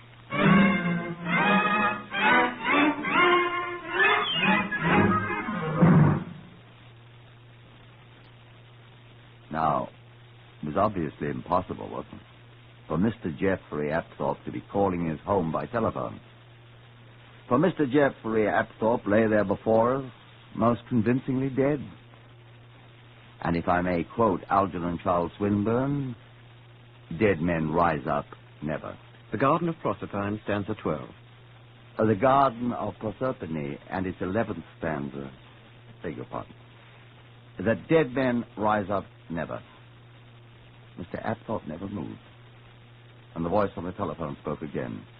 Oh, sorry. Mr. Apthorpe's gone. And broke off the connection. I couldn't agree more that Mr. Apthorpe was gone, and I immediately rang back to see where Mr. Apthorpe might be calling from. Don't keep them in suspense, old boy. It was a sanitarium calling. Now, don't be giving the wrong impression, Lawrence. Not an asylum or anything like that. It developed Mr. A had been... confined. Had been... Committed. Be still, do. He had been staying in this sanitarium because he was a drinking man. He drank to excess and is going through a course of treatment to remedy or alleviate some of the suffering he had been experiencing. He had been there for several weeks, leaving his wife alone in the great house, and he had been certified as recovered. Practically recovered. And he had taken a sudden notion to telephone his wife on a matter of importance, and had asked one of the attendants to ring up his home for him. And before the attendant made the call, Mr. Apthorpe had left the place without saying a word to anyone, obviously to return home. Just in time to be killed. That's right. He had told the attendant that it was of the utmost importance that he speak to Mrs. Apthorpe at once. It was obviously of such importance that he felt he couldn't wait. But what did he want to tell her? You see, he hadn't told the attendant. His wife couldn't have known. Certainly Mr. Apthorpe couldn't tell us now. The message must have been an important one. But what was it?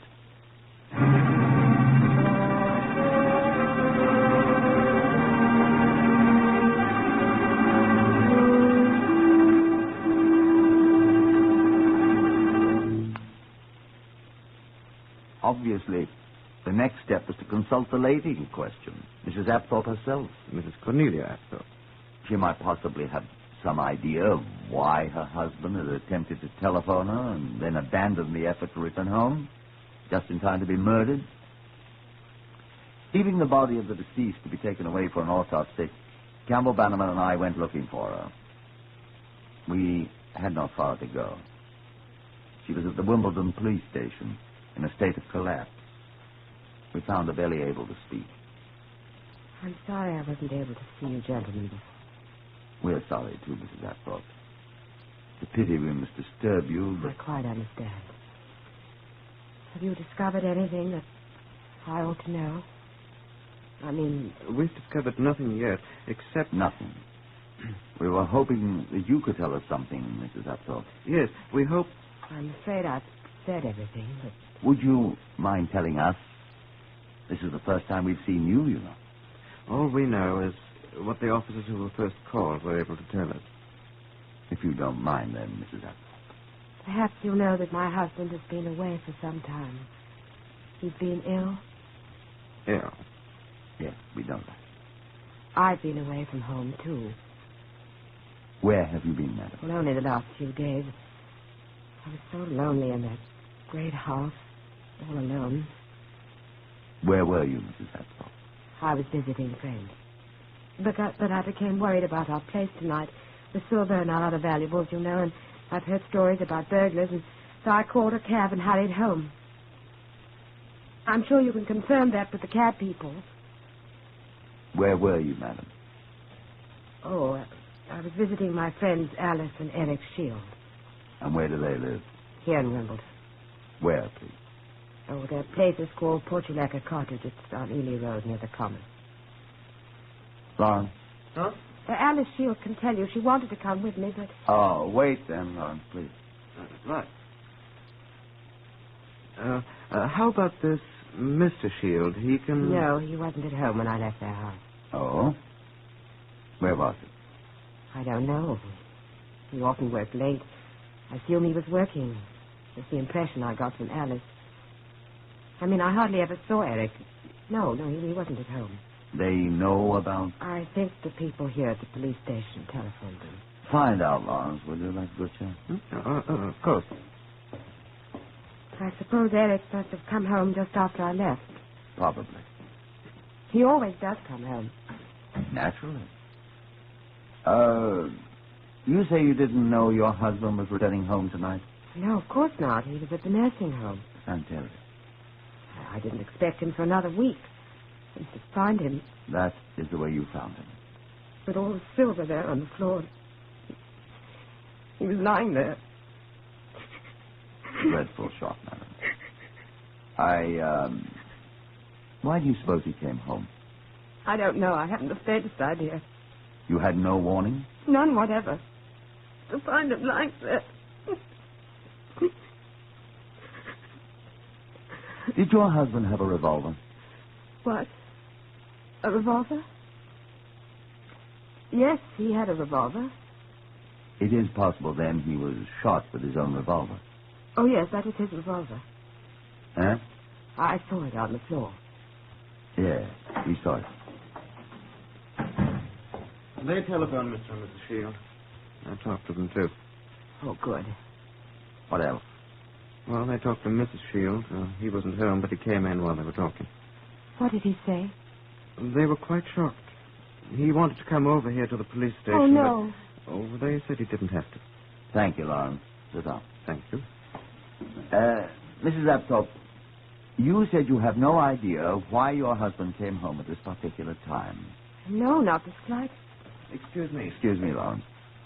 I was going to ask Mrs. Apthorpe if she knew any reason why her husband should have put in a telephone call for her before he returned. Well, I didn't know anything about any telephone call. He had put in a telephone call for you before he left the sanitarium.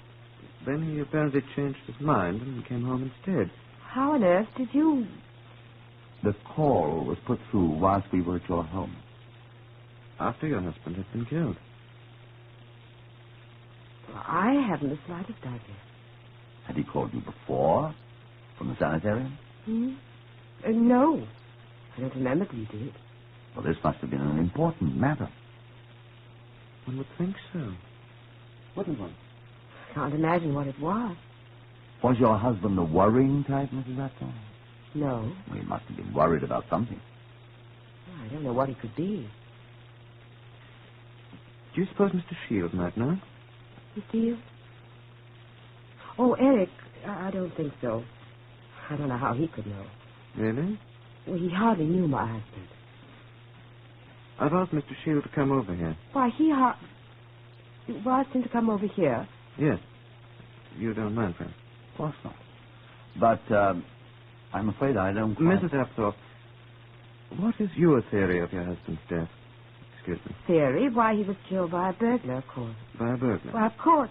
The silver was all laid out, ready to be taken away. Yes? The burglar had broken in, and finding the house unoccupied, had decided to do a thorough job of it. And then my husband came home. You still have no idea why he came home so unexpectedly? I'm trying to think, but... No, I just can't imagine. You were saying, madam? Oh, when my husband found the burglar, and started to grapple with him. That's when the burglar struck him with the electric torch. What? Yes, that's what I think, too. I forgot momentarily about the torch. Yes.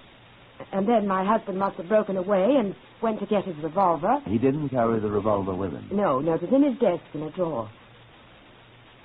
Go on, please, Mary. Well, then the burglar must have shot him. There was no one there when you arrived? No. Just Geoffrey lying on the floor there. The whole thing must have happened before I got there. Perhaps he heard me and ran away. Slamming the door and locking it. But the spring lock. Yes, I remember. We had a time opening. Well, that must have been the way it happened. Poor old Geoffrey. Don't you think so? Don't you think so? Well, that's the way it looks, isn't it? That's the way it looks to me. Mrs. Apthorpe, you were on good terms with your husband, of course, weren't you? Yes? Frankly, Chief Inspector, I was not on the very best of terms with him. Everyone knows we quarreled. My husband drank. And husbands who drink to excess often quarrel with their wives. Well, I didn't want to be under any false pretenses with you. Of course not. You'd find out anyway, but he was my husband. And you loved him? Yes, I loved him. Excuse me. Excuse me. I wish I knew why he telephoned you and why he came home so unexpectedly. I'm sure I have no idea. Perhaps someone at the sanitarium might have an idea. Well, perhaps he was bored and just decided to come home. Perhaps he felt he was cured, and perhaps he was telephoning me to say that he was coming home. Perhaps. Perhaps he meant... he might have changed his mind about telling you and decided to surprise you. That might have been it. Mm-hmm. He arrived at a singularly inopportune time. Poor Geoffrey. Well, at least we'll find the man that killed him, Mrs. Apthorpe. How will you find him? How can you be so sure? There are fingerprints on that electric torch, Mrs. Apthorpe. Oh, I didn't... Are there really? A fingerprint man's been examining it. Oh. How will he know? We'll compare them with the prints in the Criminal Records Office. We've prints of practically every known burglar. But what if what if the prints aren't on file? Oh, it'll be a little tougher on us, but we'll find him eventually. You think you will? We'll find him, Mrs. Apthorpe. Somewhere. Is my husband... is he still... He's still there? He's been taken to the mortuary, Mrs. Apthorpe. Why? Did you wish to go home? If he's gone... would you take me there, please? We'll have someone take you home, Mrs. Apthorpe. I was hoping you gentlemen... Oh, I'm so sorry. Chief Inspector Hand and I must stay here for a while. We're on duty. Oh, I'm so sorry. Can't be helped, although I really wish... We'll be in touch with you, Mrs. Apthorpe. If you'll excuse us now. Come along, Francis. If you'll just wait here a moment, we'll send someone to drive you home. Thank you. You have our sympathy, Mrs. Apthorpe. Yes, indeed, Mrs. Apthorpe. Goodbye. Goodbye.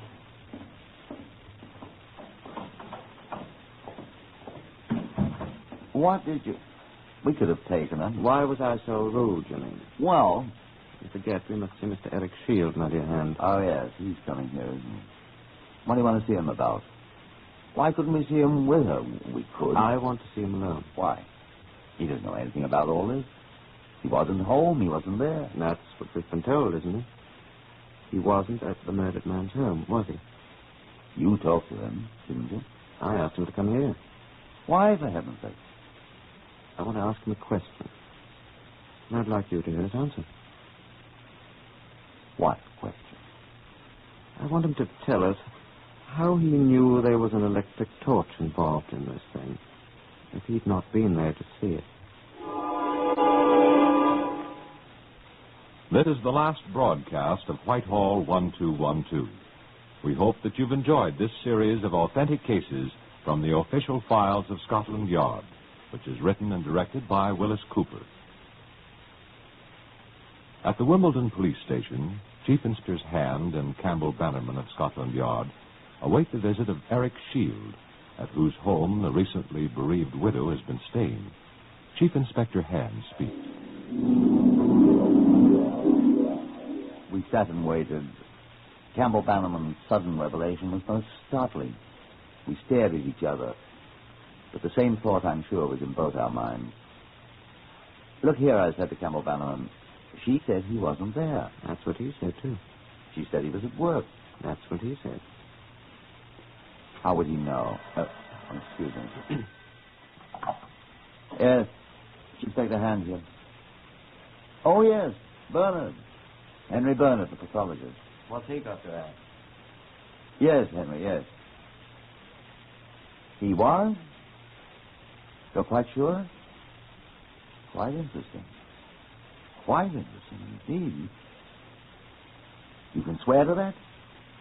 That's extremely interesting. Well, thank you. That puts a very interesting and quite different light on it, doesn't it? Keep us advised, will you, old man? Thank you. I'll tell Chief Inspector Campbell Bannerman. He'll be more than interested. Thank you. Goodbye. But here, Lawrence, that was Henry Bernard. He's... I was thinking of something. Huh? What? There are fingerprints on that electric torch, aren't there? Of course, all over the blasted thing. Henry Bernard... I wonder who's there. We'll call the CRO. What if they're not there, Mrs. Apthorpe? Do you suppose... I more than suppose. Don't you? I certainly do. I want this man Shields' prints. No way of getting him. Yes, there is. Huh? Wait. Sergeant Murphy. Look here. When I press your buzzer, Sergeant, will you please come in here and take the drinking glass I'll indicate to you? It'll be right here on the table. Yes. Yes. And take it down to a fingerprint man. Edwards is assigned to it. Good. Take it down and have Sergeant Edwards develop any prints he may find on the glass and compare them with the prints on that smashed electric torch we gave him. And then ask him to telephone me here at once. You understand? Thank you. Thank you, Francis. Fancy that will do. Won't be admissible as evidence if we steal his fingerprints. Come in. Oh, excuse me. I was looking for Chief Inspector Campbell Bannerman. I'm Campbell Bannerman. I'm Eric Shield. Oh, how do you do? This is Chief Inspector Hand, Mr. Shield. How do you do? Glad to see you. Sit down. Sure. Sorry to inconvenience you. I just wanted to ask you a few questions. Of course. You knew Mr. Geoffrey Apthorpe, I believe? Yes, I knew him slightly. And you know Mrs. Apthorpe? Cornelia. Oh, yes, my wife and I know her. Yes, she's been stopping at our place for a few days while Apthorpe's been gone. That's a tragedy, isn't it? Too bad. I hardly knew the fellow. Quite a drunkard, though, I believe. You didn't like him? I hardly knew him. Oh, yes, you told us that. What can I do for you, gentlemen? Well, Mrs. Apthorpe mentioned your name. Like a drink of water? Thank you.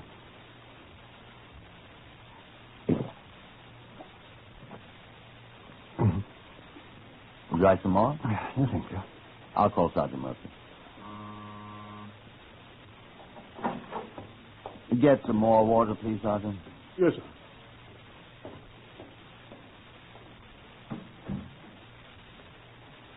Have you ever been to Mr. Apthorpe's house, Mr. Shield? No, I haven't. I understand it's quite a place. Burglar broke in there tonight. The burglar killed him. That's what it looked like. Yeah. Mm-hmm. That's too bad. I didn't know him very well. That's what you said. He was beaten to death. Oh? The burglar beat him to death with an electric torch. I thought you said he was shot when you talked to me on the telephone. Shot? With an electric torch. How did you know about the torch, Mr. Shield? Why, you just told me. Oh, you mentioned the torch when you talked to me on the telephone. No, I didn't. How could I know anything about it? Shall I answer? Chief Inspector. Yes, Murphy. They are identical. Thank you. That's pretty quickly. Wasn't much trouble. Edwards was waiting with the prints from the torch. What's the matter? They compared your fingerprints on the water glass with the ones on the electric torch, Mr. Shield. They're the same. That's not true. It can't be. I didn't. I knew. I didn't. Why did you kill him, Mr. Shield?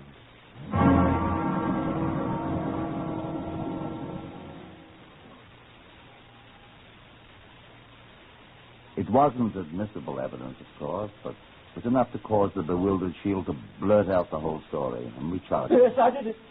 I've been in love with Cornelia for years. But you're married, Mr. Shield. I love Cornelia. I'm sorry for my wife. I honestly am, but I love Cornelia. How did you do it? Well, I was going away with Cornelia. I was going to get her away from that beast. Marry her? Of course. I loved her, I tell you. Go on. This was our opportunity. He was away, and I went to the house with Cornelia. I took my torch so we wouldn't have to turn on the light. She was picking up her clothes. They were all packed. And she talked, too. And just then the door opened. And there was Jeffrey. He'd heard something about Eric and me, and he screamed at us. He'd run away from the sanitarium, and he was drunk. And he said, I'll kill you both. And he had such dreadful things, and he sprang at Eric. And I lifted my torch. Oh, Eric, it was so horrible. And then you thought you ought to make it look as if a burglar... I took out the silver and arranged it. And then I went away, back home, while Cornelia called the police. How did he get shot? I don't know. I didn't. I did it. Cornelia. I knew it had to look like a burglar. And I knew where the revolver was kept. But he was dead, Cornelia. Yes. But I had to make it look good, darling.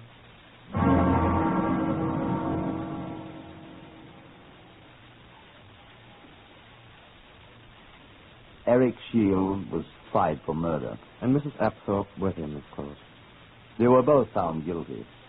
Shield of murder, Cornelia Apthorpe as accessory to murder. Shield was hanged at Pentonville 2.5 months after the crime. And Mrs. Apthorpe served 11 days of her sentence of penal servitude before she died.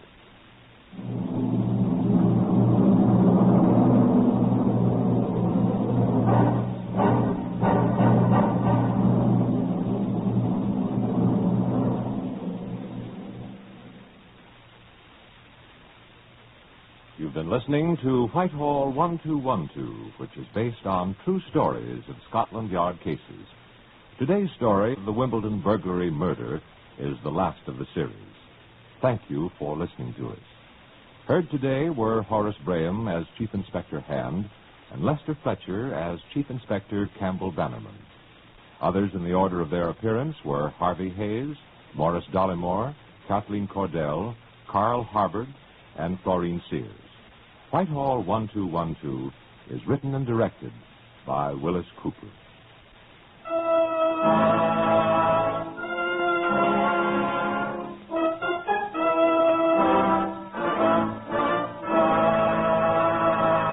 This is NBC, the National Broadcasting Company.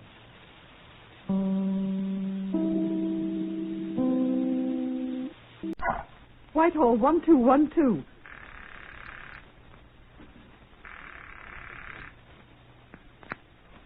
This is Scotland Yard.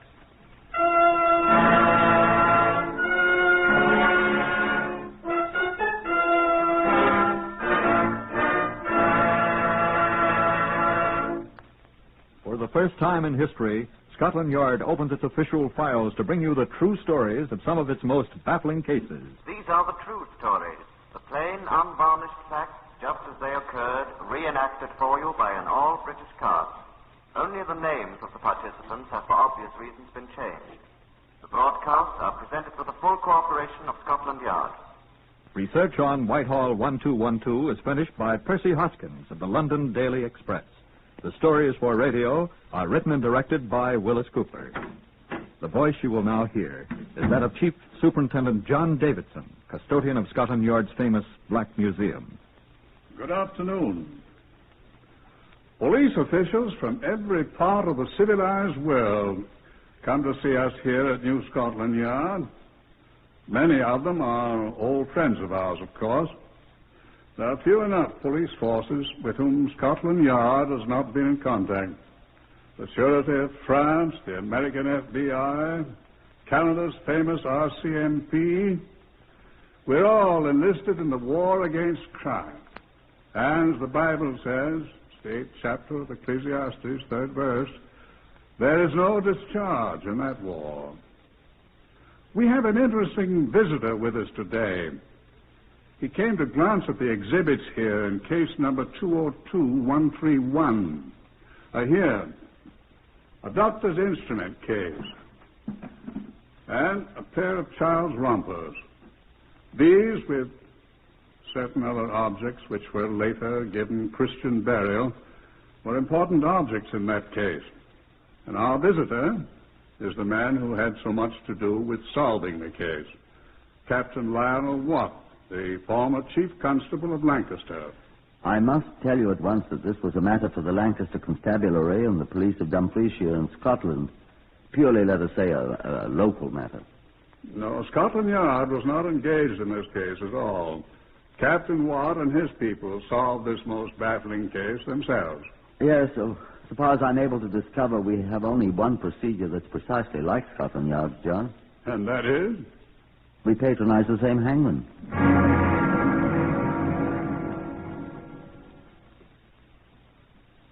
2 miles north of the town of Moffat, which is in Dumfriesshire in Scotland, the main road from Carlisle to Edinburgh crosses the ravine where a small stream, Gardenholme Lynn, runs to the River Annan through a remarkably peaceful countryside. On the morning of the 29th of September, some years ago, several crudely wrapped bundles were observed lying on the banks of the ravine below the road. From one of the bundles protruded a naked human arm. The Dumfriesshire Constabulary naturally investigated. What they found added up to confusion as well as to horror. I was in the Moffat police station when Sergeant Barnes made his first report. 4 bundles. One wrapped in the Daily Herald, the London Labourite newspaper, for 5th August this year. The second wrapped in a pillow slip. The third in a portion of cotton sheeting. And the fourth in another piece of sheeting, tied up with what appears to be the hem torn from the sheet. All the bundles contained pieces of people, to which straw was adhering, and a large quantity of cotton wool also. Quite neat. As nearly as we can tell, there are parts of at least 2 bodies. It's impossible at present to identify them. It's impossible even to determine the sex of the bodies, or their approximate ages. By the appearance of the bodies, the medical officer thinks that they have been dead about 2 weeks, but he doesn't know for certain. He's sorting them out now.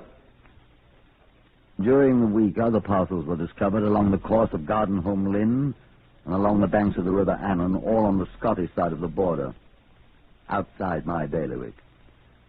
These parcels, which also contained portions of human bodies, were wrapped in pages of the Sunday Graphic for the 15th of September, and in pages of other newspapers, unidentifiable because of bloodstains. I had a telephone call. Sergeant Barnes speaking at Moffat, sir. Oh, hello, Sergeant. What's up? We don't think our friends are Scottish, sir. What's that? Don't think they're Scottish. What friends? What? The dead people, sir. The ones we found. We don't think they're Scottish folk. Well, that's quite a statement, Sergeant, when you can't even tell whether they're male or female. Well, sir, we've been making inquiries ever since the first parcel was found.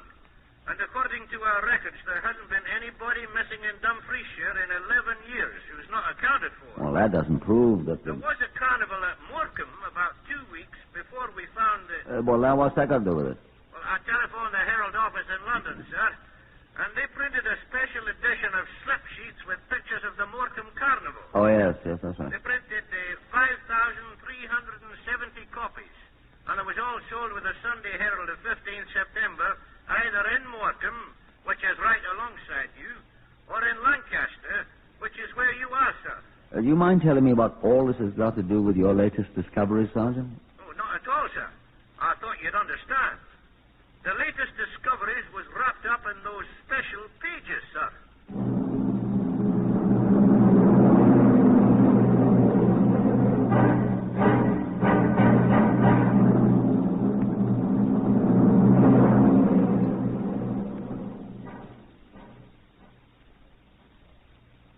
I at once put our people onto their missing persons list to discover what missing persons had been reported about the 15th of September who had not yet been found. From Morecambe, sir. They've had nobody missing since September 11th, before season closed at Seaside. 2 persons, trippers from York, missing on that day, but bodies were recovered on following day. Both were drowned. That's all, sir. How about Lancaster? None unaccounted for within the specified period, sir. Unless you want to count this one, though she's not really missing. Who? Name Matthew Rowlandson, maid-servant. She's not been officially reported missing. But her stepfather's been around mumbling about a complaint. What about? Well, sir, it's one of them there things. The girl went away with her mistress and they haven't come back, that's all. Where'd they go? Edinburgh, husband says, sir. Oh, she's married. Mistress, husband. Well, tell him to make the wife send the girl back. I did, sir. And he wrote, but he hasn't had any reply yet. I gather the wife got fed up with him and walked out, taking the maid along for company. Huh. I'll be back. That all? That's all, sir. Well, keep on checking up on missing persons. Though what can be done, I'm sure I don't know. No, sir. I think that sergeant over there at Moffat's is daft. Anyone could have got hold of a copy of that special edition of the Herald. Yes, sir. It's his affair. Let him work it out his way. We've plenty to do. Yes, sir. Well, thanks very much anyway. Keep your eyes open. Yes, sir. Oh, I say, I suppose it is our job to check up on things. Yes, sir, that's right. Whether it makes much sense or not. What's this chap's name whose wife's gone? Well, I'll have a chat with him and see what can be done about getting this girl back to her parents. That chance, I expect. Name's Dr. John Hakim, sir. 2 Dalton Square. Funny name. Hindu or Parsi or something, I think, sir. Well, I'll go see the blighter on my way home. It's quite all right. Go ahead. What here? What here? Sir, this is Sergeant Barnes at Moffat over in Dumfriesshire. Hello, Barnes. We're almost certain now, sir, about the bodies. Certain? Well, what did you find out? Well, sir, there's 2 professors of forensic medicine staying here at the hotel in Moffat from Glasgow University, sir. Yeah? And they were invited to look at the remains. They and the medical officer here think they can be put them back together. Good. Then you'll be able to identify them. Well, they're not so sure about that, sir, seeing the condition of them. But what I called you about was to tell you can narrow down whatever search you're making there. I was going to tell you I haven't found any persons missing here, so your theory is... Not missing persons, sir. What did you say? It's missing women. Women? Aye. The doctors are certain, sir, they were both women.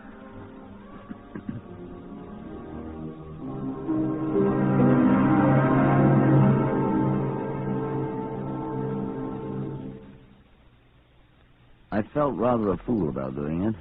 But my conscience, if that's who it was, kept mumbling in my ear about leaving no stone unturned, so I stopped my car as near to the door of 2 Dalton places I could and went to call on Dr. John Hakim. The bell was apparently out of order. It was a good 5 minutes before my pounding on the door was answered. The doctor ain't home, sir. Oh, isn't he? He's committing an operation on an impacted wisdom tooth, sir. Oh? Then he's a dentist. Licentiated Dentistry, University of Bombay, sir. I thought he was a doctor. Bachelor of Medicine, University of Lucknow, sir. He's an Indian. A Parsi, sir. Whatever that is. But he won't be back till quite late, so I'm not to take any appointments for him for the day. Are you the, I'm the charwoman. Well, I'm very anxious to see the doctor. I'm Captain Watt. Mrs. Music. Mrs. Pamela Music. Who? That's my name, sir. Oh. Well, I was quite anxious to see the doctor. Well, I'm in the doctor's confidence, sir. If there was anything... I am Chief Constable of Lancaster, Mrs. Music. Phew. What's he done, sir? Nothing, so far as I know. Well, then, what do you want to see him about? Well, I'm afraid that's my business and his, my dear madam. Madam, be I? You want to ask him about his wife, don't you, sir? I wonder if you could tell me anything about him. I'm afraid that's his business and mine, my dear sir. Will you tell the doctor, please, that I'd be glad if he'd get in touch with me at the town hall, my office? Has Mrs. Iron Mighty Dr. Hakim been making trouble? Why should she make trouble? Well, she's made plenty before. So it's not my affair, I'm sure. What does she want now, sir? I'm afraid I shall have to discuss that with the doctor. If you'll be good enough to tell him that I called, please. Yes, sir. Would you know where Mrs. Hakim is at present? I do not. Does the doctor know? Well, of course he knows. And do you know if Maggie Rowlandson is with her, the maid? Well, I know she should be right here, doing her share of this work, the lazy... Well... How long has she been gone? Oh, since that Sunday the carnival at Morecambe closed. The 15th of September. I think it was. They'd been to Morecambe that Saturday night for the last day of it. Mrs. Hakim and the maid. doctor told me when I come to work on Monday that Mrs. had walked out on Sunday morning, taking Maggie with her. This is the longest time she's been away. Oh, this has happened before, eh? Where does she usually go? She's got a sister in Edinburgh. She visits. What's her name? Mrs. Alexander MacArthur. Darling Edie. She's a twin of Mrs. Hakim, and I don't like her. Poor dear doctor. I hope she don't never come back this time. She'll be better off. Why? Nag and nag and nag. And that used to be a barmaid right here in town before he met her.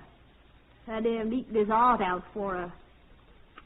Oh, well, you'll excuse me, sir, but I've got to get back to work. I'll tell the doctor you called, but don't you tell him what I've said now, mind you, sir. Here now, give us a hand with this carpet before you go, huh?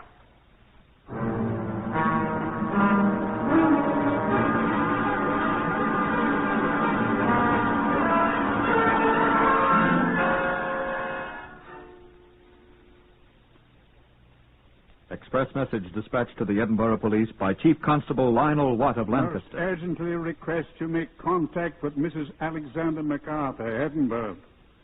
Requesting having her sister, Mrs. Jan Hakim, at this city, get in touch with me at once. Also discover whether Mrs. Hakim's maidservant, Maggie Rowlandson, is there with her. Information most urgently desired. Watt, Chief Constable Lancaster. Sergeant Barnes of Moffat telephoned me. Sergeant Barnes here, sir. Oh, good morning, Sergeant. Good morning, sir. Did you have any luck? We found two women who seem to be missing. Yes, Sergeant, but further inquiry has discovered them for us. They're visiting in Edinburgh, that's all. You had any luck? Those two professors I told you about, sir. They seem quite delighted with what they've accomplished. Putting the bodies back together. Bodies? You should have seen them, sir. I did, thanks. Any clues? They said one of the bodies was a young woman. The others older, about 35, Dr. Fairley said. One of them had red hair, the young one, he said. Red hair? Yes, sir. And there's a part of the upper left forearm of the younger one that can't be found. What's that mean, Barnes? Well, Dr. Fairley thinks there was some kind of identifying mark. Oh. A scar or something. And the murderer, whoever he was smart enough to remove it. Real neat. Professional job, too, sir. Just as neat as if a doctor or a surgeon had done it. Dr. Fairley says. Come in. Dr. Hawkins, sir. What? Dr. Hawkins here. Oh. Have him come in, please. What do you say, sir? I've got a visitor, Barnes. Oh, I'm sorry, sir. I'll talk to you later. Goodbye. Goodbye, sir. Well, sir. You are Chief Constable Watt, isn't it? I am, sir. I want to know what you mean, sir, by persecuting me. Answer me. Why, my dear sir, nobody's persecuting you. You have appeared at my office in my absence making inquiries which I am resenting very much indeed, and I demand that they be stopped. My dear man. I am a reputable doctor, sir, a surgeon. I will not have policemen coming to my office. I came to your home, sir. It is also my office and surgery. You are thinking that I have some guilty knowledge of my wife's whereabouts, and that little Rundy, her maid, isn't it? There's no call to be quite so belligerent, Dr. I Hakim. shall be as belligerent as I please, sir, when my rights are invaded. Now, look here, Dr. Hakim. I am not going to be put on the defensive by you at all. You may as well understand that. Now, I'm sure that you're aware that I'm following up a legitimate inquiry concerning the whereabouts of your maid, Maggie. You have no right to question my servant. My dear sir, I have a right to question anyone who might be able to contribute information. You know that Mrs. Musical talk. I am not acquainted with Mrs. Music's proclivities, sir. Now that you are here in my office, I ask you what information you can give me about the Rowlandson woman. I can give you none. She accompanied my wife to Glasgow. Probably she is still there with her. I thought you said that your wife went to Edinburgh. Edinburgh, I mean. I can't keep these stupid Scottish, English, these Scottish, I can't remember them. I see. Has your wife left you, Doctor? I will not tell you. You have a reason for refusing to answer, I take it. I have. You will be telling it all over the city, and my practice will be ruined. I know how you police operate. I don't trust you. That's a very extraordinary attitude to take, It is Doctor. the attitude which I choose to take. You will stop meddling with my affairs, sir. Look here, Dr. Hakim. Dr. Hakim, I have no interest for the moment in the reasons for your wife's having left you, but I'll tell you why she left me. She left me for another man. I said I have no interest in her reasons, sir, at the moment. I'm being disgraced. I am being ruined by this scandal. My practice, I should be ruined. Now you please come around so that all the neighbors may see. It is inexcusable. Oh, control yourself, sir. I'm interested in finding Maggie Rowlandson for her parents. She is with my wife in Glasgow, Edinburgh. Is she? Of course I told you so. Now, will you do something to end this persecution? I told you there is no persecution, Doctor. Will you put a notice in the papers that I had nothing to do with my wife's leaving me? Will you swear? You're being silly, Doctor. No, you are ruining my practice. I don't believe so, I Doctor. demand that you give out a statement to the public that I know nothing at all about this. Except that you know where your wife and Miss Rowlandson are. Will you give me a statement, sir? Dr. Hakim, when I'm thoroughly convinced that you have no connection with either your wife's going away nor of Miss Rowlandson's unexplained departure... I had nothing to do with either of them. My wife left me and took Matthew with her. When I'm thoroughly convinced of that, Doctor, I'll be glad to say so to any of your patients, present or prospective, that you care to send me. How dare you? Until then, if I need you, I shall send for you. Good day, sir. You are persecuting me because I am an Indian, isn't it? You are being offensive, sir. You think you are a great big superior Englishman and so on. Yes, therefore sir. You can... What do you want? Sergeant, show Dr. Hakim the exit, please. Yes, sir. Will you come this way? I will not come this way. I want justice. I will stay here until... All right. I'm coming. You're bigger than I am. You're English. You're Exit fully... this way, sir. Ratty little brute. Oh, hello. Put me through to Sergeant Barnes over in Moffat in Dumfriesshire, if you please. Right. Dumfriesshire is in Scotland. Right. He's gone, sir. Oh, excuse me, sir. I had this express message for you when you rang for me. From Edinburgh. Oh, thank you. Yes, sir. Yes, I'll wait. Edinburgh. Barnes here. Oh, Sergeant Barnes, Watt here. I was just calling to tell you that... First off, have you heard anything more in the way of clues? You were starting to tell me. Just that we found that one of the pieces of the body, sir, was wrapped up in a pair of child's rompers, sir. Rompers? Yes, sir. The other parts were wrapped up in old papers, old rags, a bit of sheeting. But this, it appears to be a part of a left leg, was wrapped up in these kids' rompers. That's all. So if that'll help... Well, I had this chap in here, and a remarkably unpleasant little man. He confirms that both of our so-called missing women are safe in Edinburgh. So I'm afraid that your Lancaster theory rather collapses. Oh, that's too bad, sir. I had great hopes of you taking this off our hands. No, I think not. As a matter of fact, I just had an express message from the Edinburgh Police. I'll read it to you. Half a sec. Chief Constable, etc., that's me. What do they say, sir? Well, I'm afraid I gave it back rather too quickly, Sergeant. You what, sir? And here's the message from Edinburgh. Subject person has been contacted. Says has not seen subject of inquiry, Mrs. Hakim, since last New Year's Day in Lancaster. Has never seen subject Maggie Rowlandson. Hodgson, Edinburgh Police. What'd you say, Sergeant? I said, I wish you luck, sir.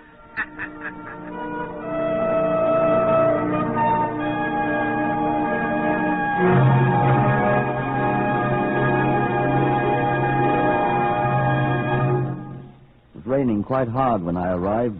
full of beans at the door of number 2 Dalton Square to demand explanations from the little doctor. I thumped the door vigorously, and out of time, it opened. The doctor, I did. Oh, it's you, Constable. Where is he, Mrs. Music? Out, sir. Calling on patients. He certainly did give me what for. May I come in out of the rain, please? Oh, if you must, Thank sir. Wipe your boots on the mat. It's mucky enough in here anyways, though Lord knows I try to keep it tidy. What do you want now? She ain't here. Neither one of them's here. Neither Mrs. Hakim nor Maggie, what's her name, Rollinson? Nor the doctor. Now, what did you want, sir? He ain't here. Very important that I see him. Where do you expect I might find him? Or when will he be back? That's the way I got into trouble the other day, answering questions. Now, look here, Mrs. Music. He says it ain't good for business. He said if I'd done it again, I'd lose my situation, and I'm not going to lose my situation. If you'll just tell me when the doctor will be back, Mrs. Music. He'll be back tonight. He's going to have tea with the children. What children? Oh, don't love me how it's raining. Well, that'll be good for the carpet. Carpet? Oh, now, you do ask questions, don't you? What children? The doctors. They're staying with Dr. Mattoon and his wife since the missus went away. That's why the carpets are soaking in the rain. Mrs. Music, will you please... To wash the blood out of them. What blood? It's been on them ever since the day she went away, and I don't know any way to get it out, so I'm soaking them in the rain. And... Whose blood? Whose blood is it, I mean? There was blood all over the surgery and on the stair carpet. You helped me with the stair carpet just then, for which I thank you, sir. Whose blood? Blood ain't no treat around here, sir. The doctor's always cutting people up, committing operations and all. Whose blood, I say? Oh, you needn't yell at me. I can hear all right. Why, his, of course. His? The doctor's? Of course. How did his blood get on us? When I come to work that Monday morning, he told me the missus had run away from him, so he took the kids to stay with Mrs. Mattoon, like I said before. And when he come back, he tried to open a tin of peaches for his breakfast, and he cut his hand dreadful on the tin opener. Didn't you see he was still bandaged up? Yes. There was blood every place in the house. On the rug, on his waistcoat. He bled a lot. Well, you wouldn't think one person could bleed so much and still walk about. Who dressed his hands? He dressed it himself. Wouldn't even let me put Zambuck on it. He's very accomplished, sir. Oh, dear me. What's the matter? Oh, I know he'd forget to take them. You see? What are those things? Oh, I told him he'd forget them. Now, what are those poor kiddies going to do with them? What are they? Rompers. Don't you recognize rompers? Haven't you got any kiddies? I told him to take them. Whose are they? All except that one pair that belonged to young Allen. I don't know how anybody could lose a pair of rompers. Is there a telephone here, Mrs. Music? In the surgery there, but I'm not sure the doctor... There's £50. Say nothing about it. Oh, Bar Music, that red bow tie you've been wanting. In here, Mrs. Music? It's his birthday Wednesday. What'd you say? Oh, yes, it's in there, sir. Thank you. One more question, Mrs. Music. What color hair did Maggie Rollinson have? Had, sir? Well, she's got ginger hair. Real bright red.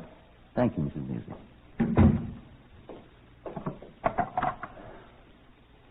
This is Chief Constable Watt.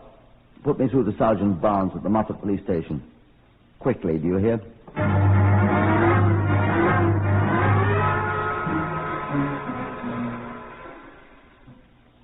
It was 8 o'clock in the evening when Sergeant Barnes arrived at 2 Dalton Place.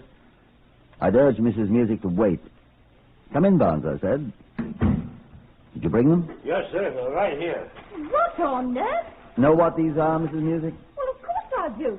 Where'd you get them all bloody like this? Is there blood on everything? What are they? Why, they're little Allen's rompers that was lost. How do you know? Well, right there. The patch I sewed on myself out of Music Sanderson gingham shirt. Of course I know. Where'd you get them? Why, Miss Maggie Rollinson had them. Oh, well, there's the doctor. At last. You gentlemen, you can... Mrs. Music, are you here? Yes, sir, I'm here. I'm here also, Dr. Hakim. Now, what are you wanting in my house? I want to see you, sir. And may I know who you are, please? I'm Sergeant Barnes of the Dumfriesshire Constabulary, sir.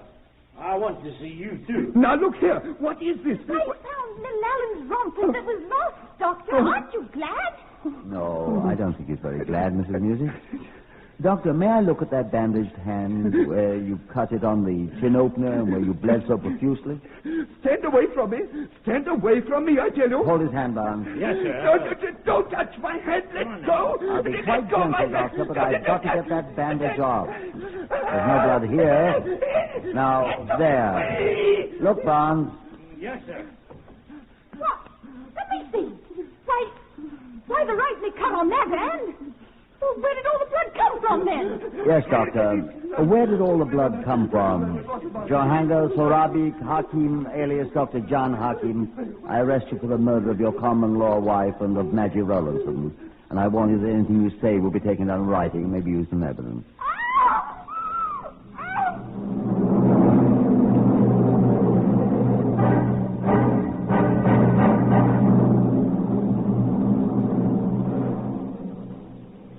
He admitted it finally.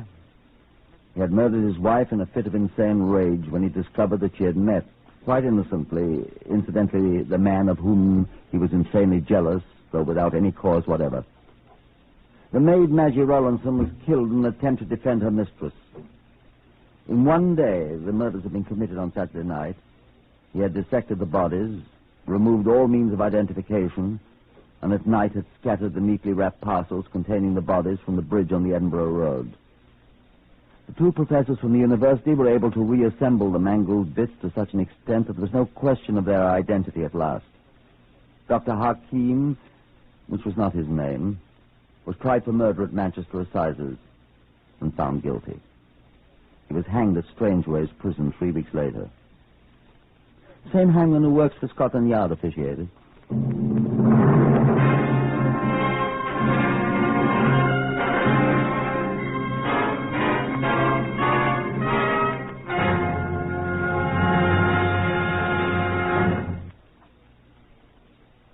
Heard in the order of their appearance on Whitehall 1212 today were Harvey Hayes, Horace Braham, Pat O'Malley, Lester Fletcher, Patricia Courtley, and Morris Delamore. Lionel Rico speaking. Whitehall 1212 is written and directed by Willis Cooper.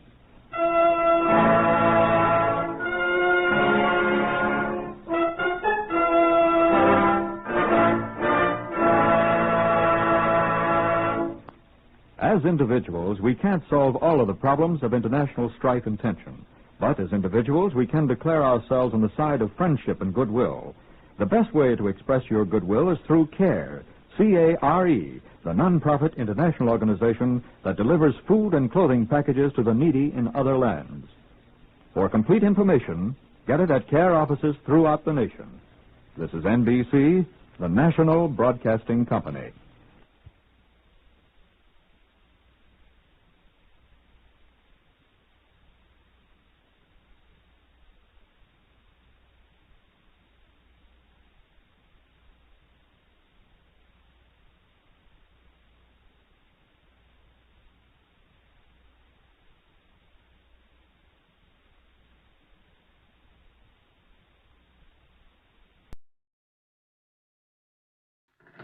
Whitehall 1212.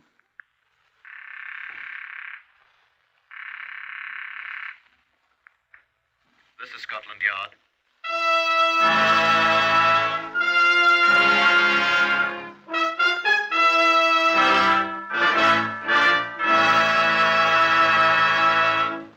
For the first time in history, Scotland Yard opens its official files to bring you the authentic, true stories of some of its most baffling cases. These are the true stories, the unvarnished facts, just as they occurred, reenacted for you by an all-British cast. Only the names of the participants have for obvious reasons been changed. The stories are presented with the full cooperation of Scotland Yard. Research on Whitehall 1212 is from Percy Hoskins, chief crime reporter of the London Daily Express. The stories for radio are written and directed by Willis Cooper. Now, here is Chief Superintendent John Davidson of Scotland Yard, the curator of the famous Black Museum, to brief you on case number 330220. If you're planning murder, which I sincerely hope you're not, a visit to the Black Museum here will most certainly, I believe, serve as a deterrent. Here we have a large collection of murder weapons, from the simplest to the most ingenious, and most of them have been used effectually. Now, here's a knife, still stained with a murdered man's dried blood. Yeah, the user of that knife was hanged. And here is a revolver bullet from a man's brain. Yeah, the man who fired that shot was hanged. And the one-time possessor of this tiny phial, which at the time contained poison, thought to murder her husband. Yeah, the hangman ended her career, too. And this carpenter's mallet here. The wielder of that one drew a trip to the execution shed for the unorthodox use of it.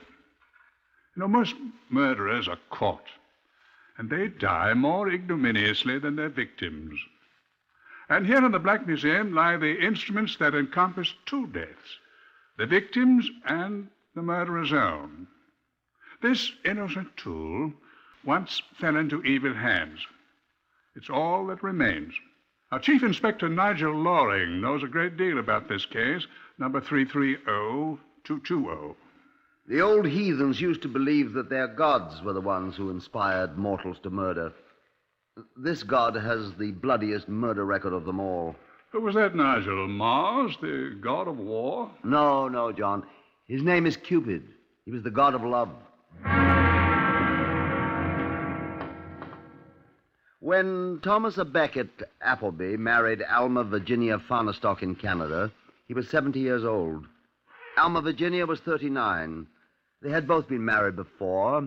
Her first husband was dead, and Thomas Appleby had divorced his first wife to marry the attractive middle-aged widow. The affair had been a 9-day scandal in their Canadian home, and they had shortly removed to Bournemouth near Southampton to take up what might be called life anew. When I was first assigned to the case, I asked Uncle Tom Cobley, the village ancient of Bournemouth, to describe the Applebys to me. Appleby? Why, he be a bitter old man. Oh, he's a good score of years younger than I be. Never pays no attention to nobody excepting his money and his bottle. Forgot everything but that that wife of his even, mister. And Mrs. Alma Appleby? Eh? Mrs. Alma Appleby. Oh, she's pretty, even if she ain't no chicken. You don't pay her no mind, even if half of the men in Bournemouth be in love with her, mister, including me. And so, when Thomas A. Becket Appleby died at the age of 75 from the result of a broken skull, there was scant sympathy to be expected for him, and much indeed for Alma Virginia, his wife, until Alma Virginia opened her mouth and spoke to a sergeant of the Bournemouth police station who had been summoned by Dr. Owen Trelawney, the attending physician. I did it. Tell you I did it. Tell the coroner I did it. That's all I have to say. Madam, do you know what you're saying in the presence of witnesses? Certainly I know what I'm saying. I killed him. I hit him on the head with a mallet. Write it down. Madam, you don't know what you're saying. You're drunk.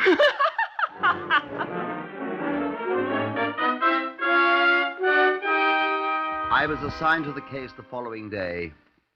You know as much about the case now as I did then. Thomas A. Becket Appleby lay dead in a nursing home with his skull fractured in 3 places.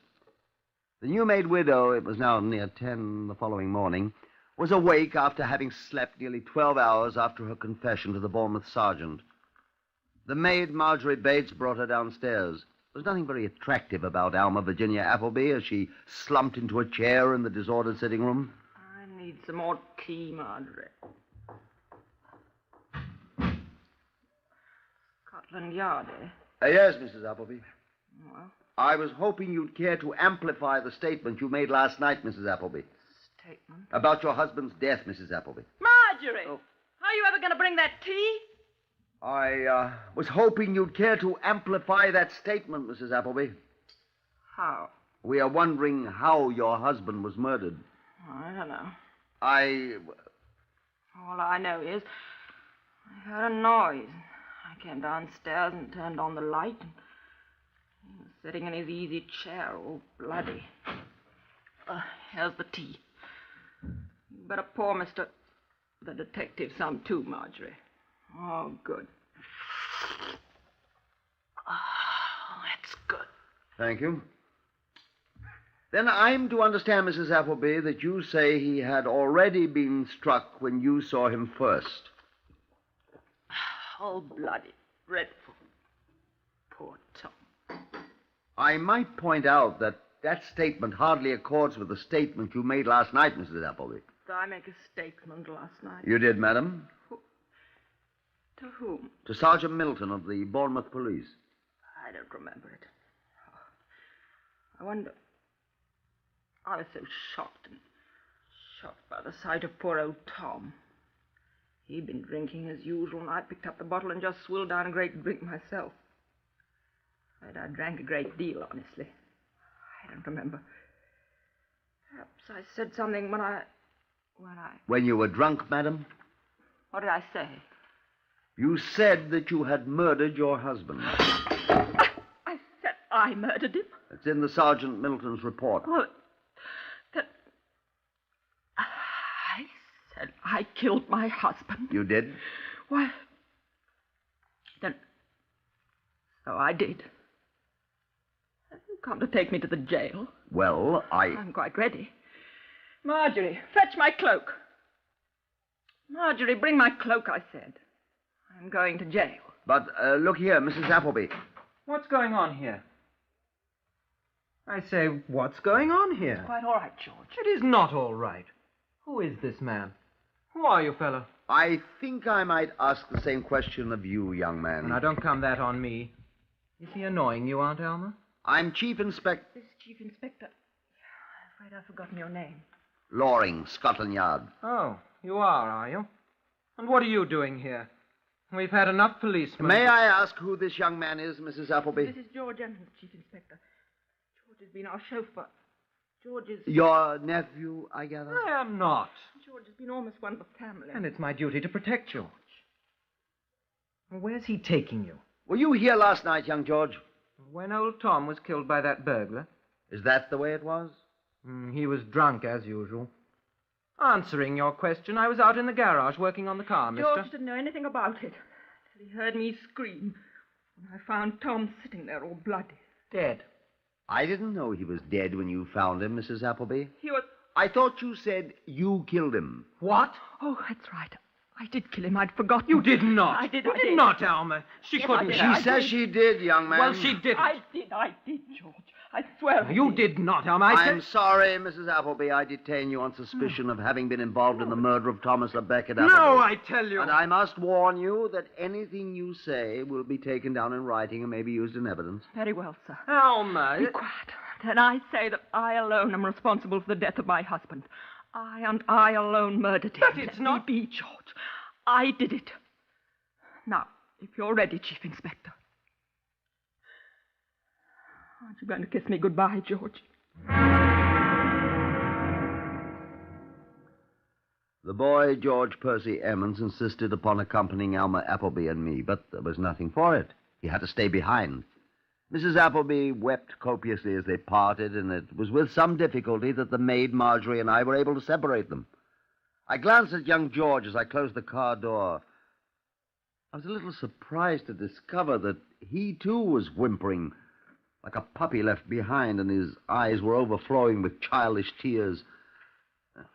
I was faintly revolted at the sight of this great hulking mooncalf's behavior, and I'm afraid I spoke my mind. Bawling like a blasted baby, I said. Poor George is a baby. Poor lamb's only 18 after all. Only 18, I thought.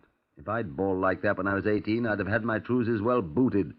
It'd help this great larrikin, too, I thought. Poor George. So sweet. I glanced at her curiously, I suppose. I've seen a look like that on a woman's face before. Motive. The back of my mind said to me, motive. Inattentive, grumpy, 75-year-old husband, I thought.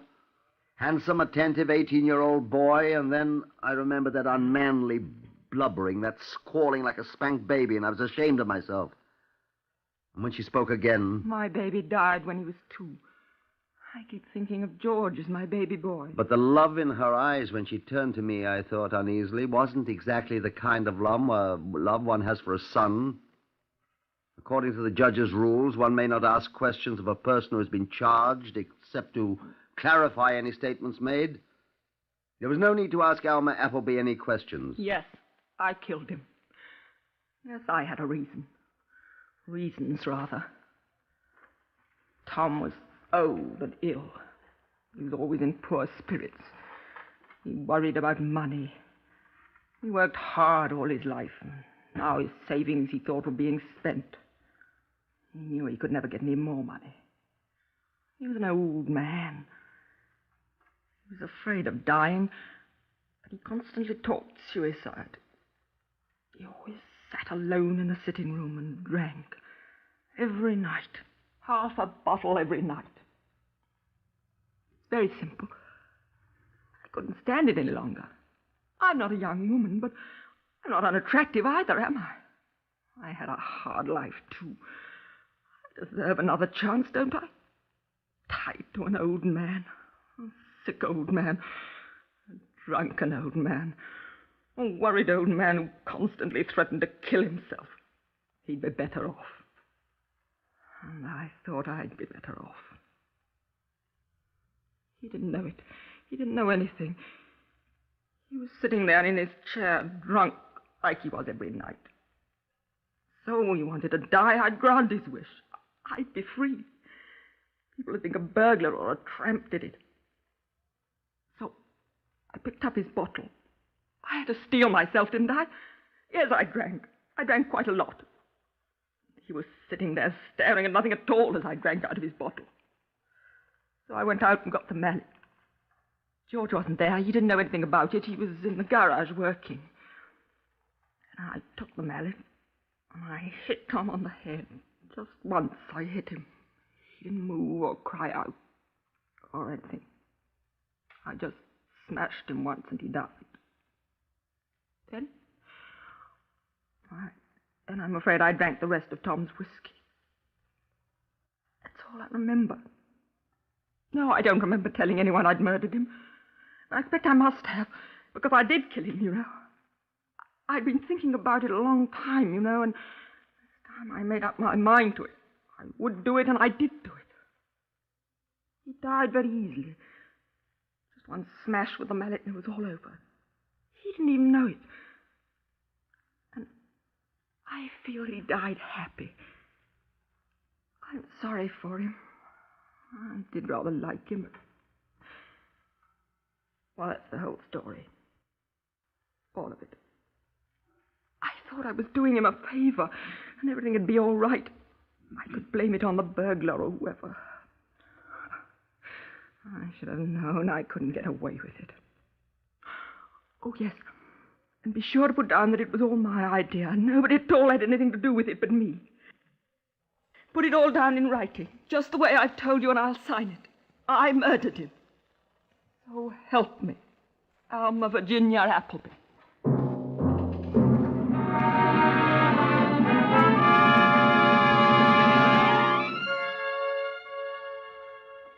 That was the gist of what she told the examining magistrate of Bournemouth, who accordingly remanded her for trial at the Southampton Assizes later in the month. I wasn't satisfied. John Davidson, the Black Museum man, he was plain superintendent then, was in Bournemouth visiting his great-aunt who was afflicted with sciatica. John, having escaped the ailing aunt for a morning, had attended the examination. Afterwards, he and I repaired to the nearest pub. John was not happy. None of my business, Loring, but that woman's lying. She lied about the number of times old Tom Appleby was tapped on the head with a mallet. The doctor said 3 times. She insisted it was only once. Well, she was pretty drunk. Granted. So let's have some more pig's ear, shall we? Right. Miss, 2 of the same, please. Right, sir. Granted that she has made a mistake there. Granted that she was undoubtedly a little script, as I shall probably be if I have much more of this beer. Thank you, miss. But what murderer ever forgets how many times he strikes his victim? Cheers. Cheers.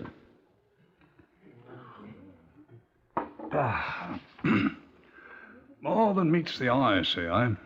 Well, that's the way I feel, too. Call me down here from Scotland Yard. First thing that happens, the woman confesses. confessed the Bournemouth policeman before, didn't she? While she was drunk.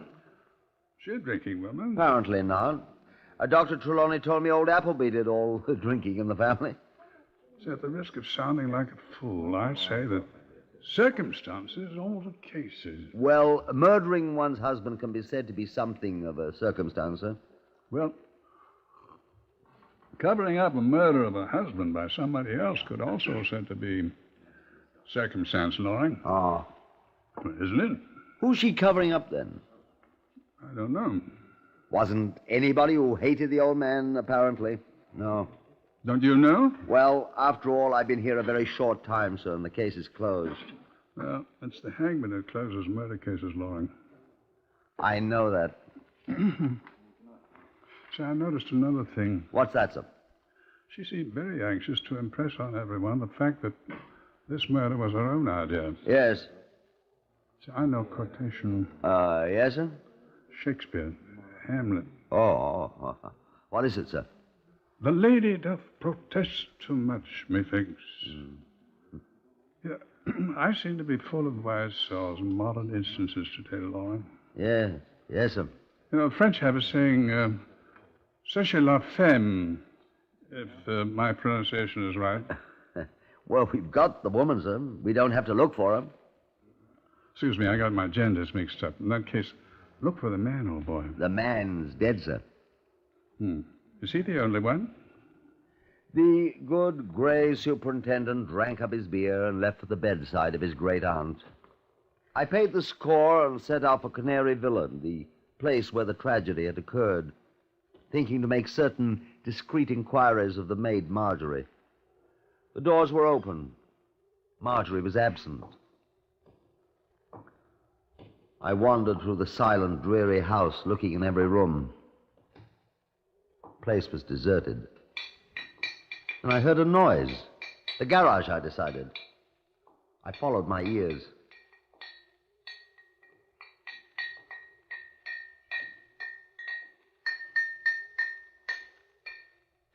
I watched young George for quite a while before he discovered me. What do you want? Like to ask you a few questions, George, if you don't mind. Oh, you're the policeman. Chief Inspector Loring, that's right. I've got nothing to say to you. You're trying to hang my Aunt Alma. No, I'm not, George. I don't think... She didn't do it. I told you she didn't do it. I know. You got any suspicions, George? Well, of course. Some thief, some tramp or something done it. Really think so? Yes. I don't think a tramp did it. Well, she didn't do it. I'm sure of that. Can you prove that, mister? Frankly, no. Look, George, I have an idea it was someone that didn't like Mr. Appleby. Who? I thought perhaps you could tell me if he had any enemies. I don't know any. Go on with your work, George. We can talk. I'm almost done. Well, I'll help you. I'm a pretty good motor mechanic. Well, I was just straightening this thing. Well, I'll give you a hand. I suppose I should feel sorry for old Tom. You don't? No. I didn't like him. He didn't like me either. You'd know, I suppose, if anybody ever indicated that he hated Mr. Appleby. Of course. I knew them both pretty well. Worked here 6 months. No, 7. She didn't hate him. Alma? Aunt Alma, you mean? No, she certainly didn't. Put up with an awful lot from him, though. It was frightful. Always grousing at her when I drove around the countryside in the car. Always drunk.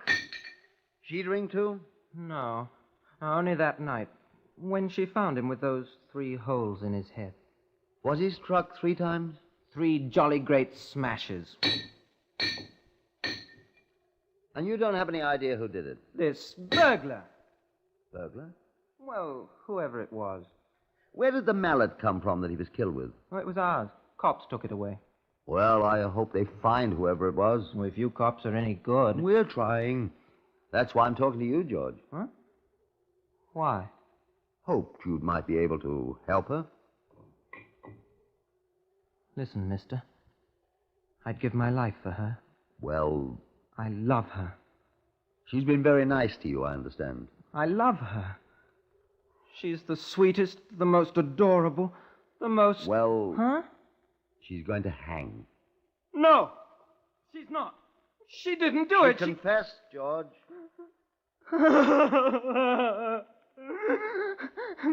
They won't let me see her. Now, George. I've got to see her, I tell you.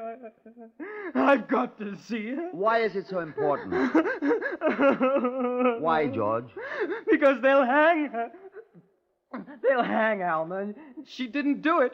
She didn't murder Tom, and they're going to hang her for something she didn't do. But what good will it do for you to see her? I'll tell you what good it'll do. I know who did it.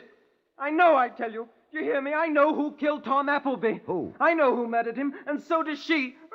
I've got to talk to her, or they'll hang her.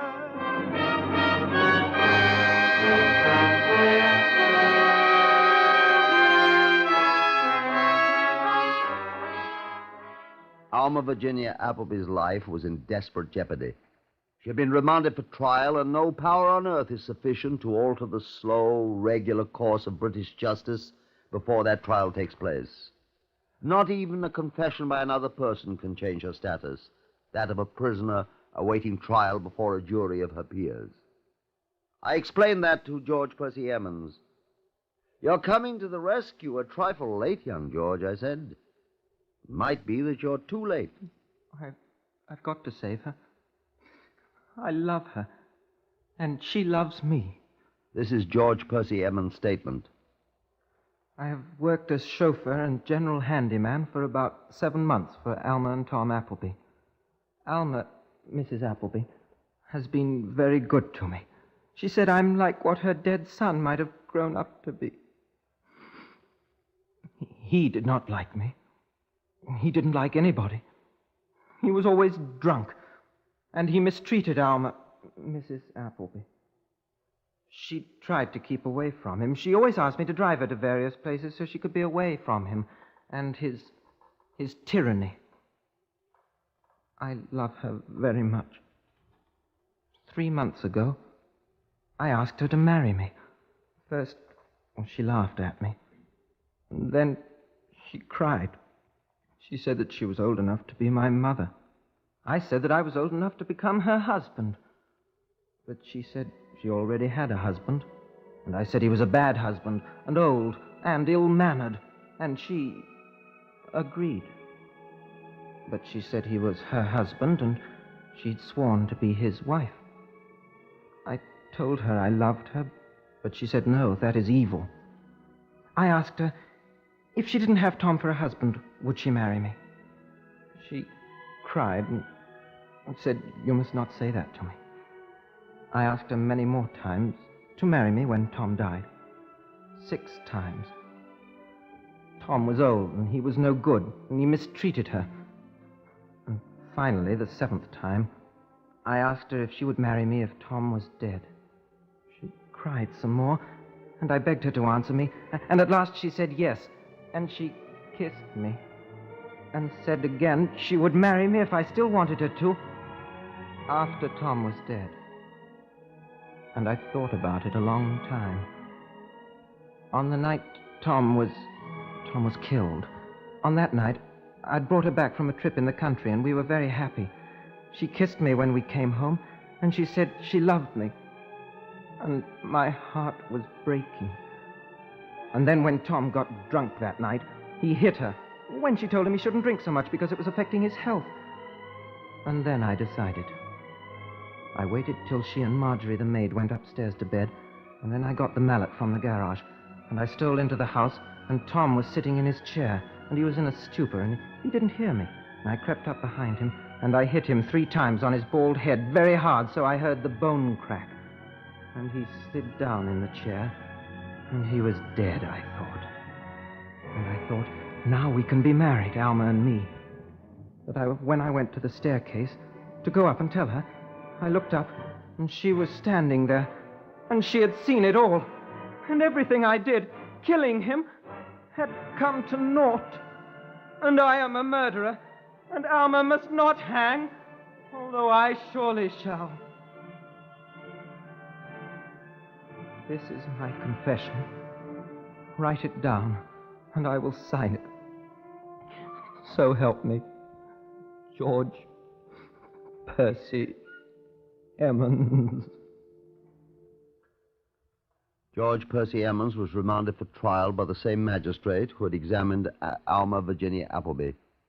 They were tried together at the Southampton Assizes a little more than a month after Thomas Appleby had died. Both defendants pleaded guilty. Both seemed, as one crime reporter complained, to outdo the other in protestations, not of innocence, but of guilt. Unlike almost every case where a man and a woman had been accused of murder, they did not attempt to fix the guilt on one another, but each seemed determined to save the other's life at the cost of his own. This was the verdict of the jury. Members of the jury, are you agreed upon your verdict? Yes, sir.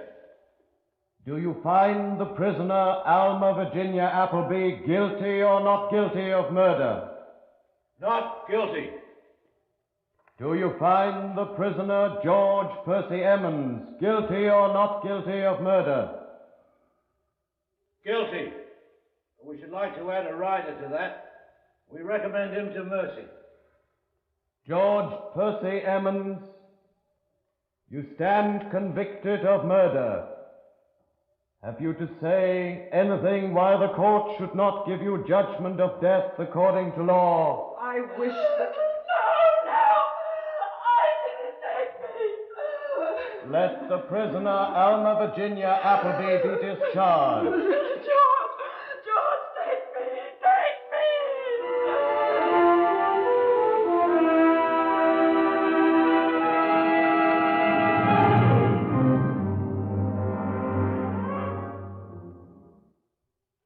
And so they hanged 18-year-old George Emmons.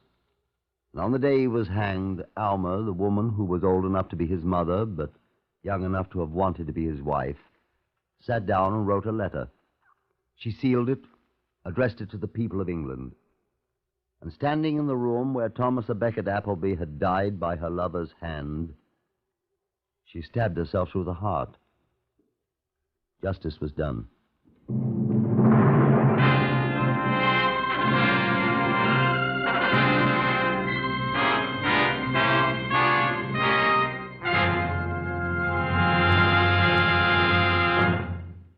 You have heard another in the series Whitehall 1212, compiled from the official files of Scotland Yard. Research on Whitehall 1212 is by Percy Hoskins of the London Daily Express. The stories for radio are written and directed by Willis Cooper.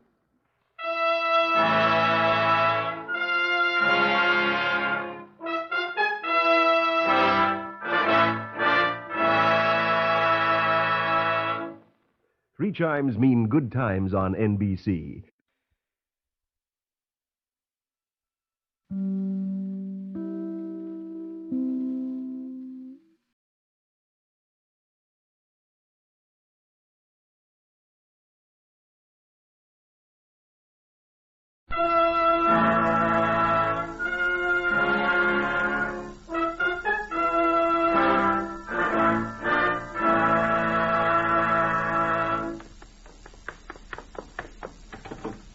Whitehall 1212.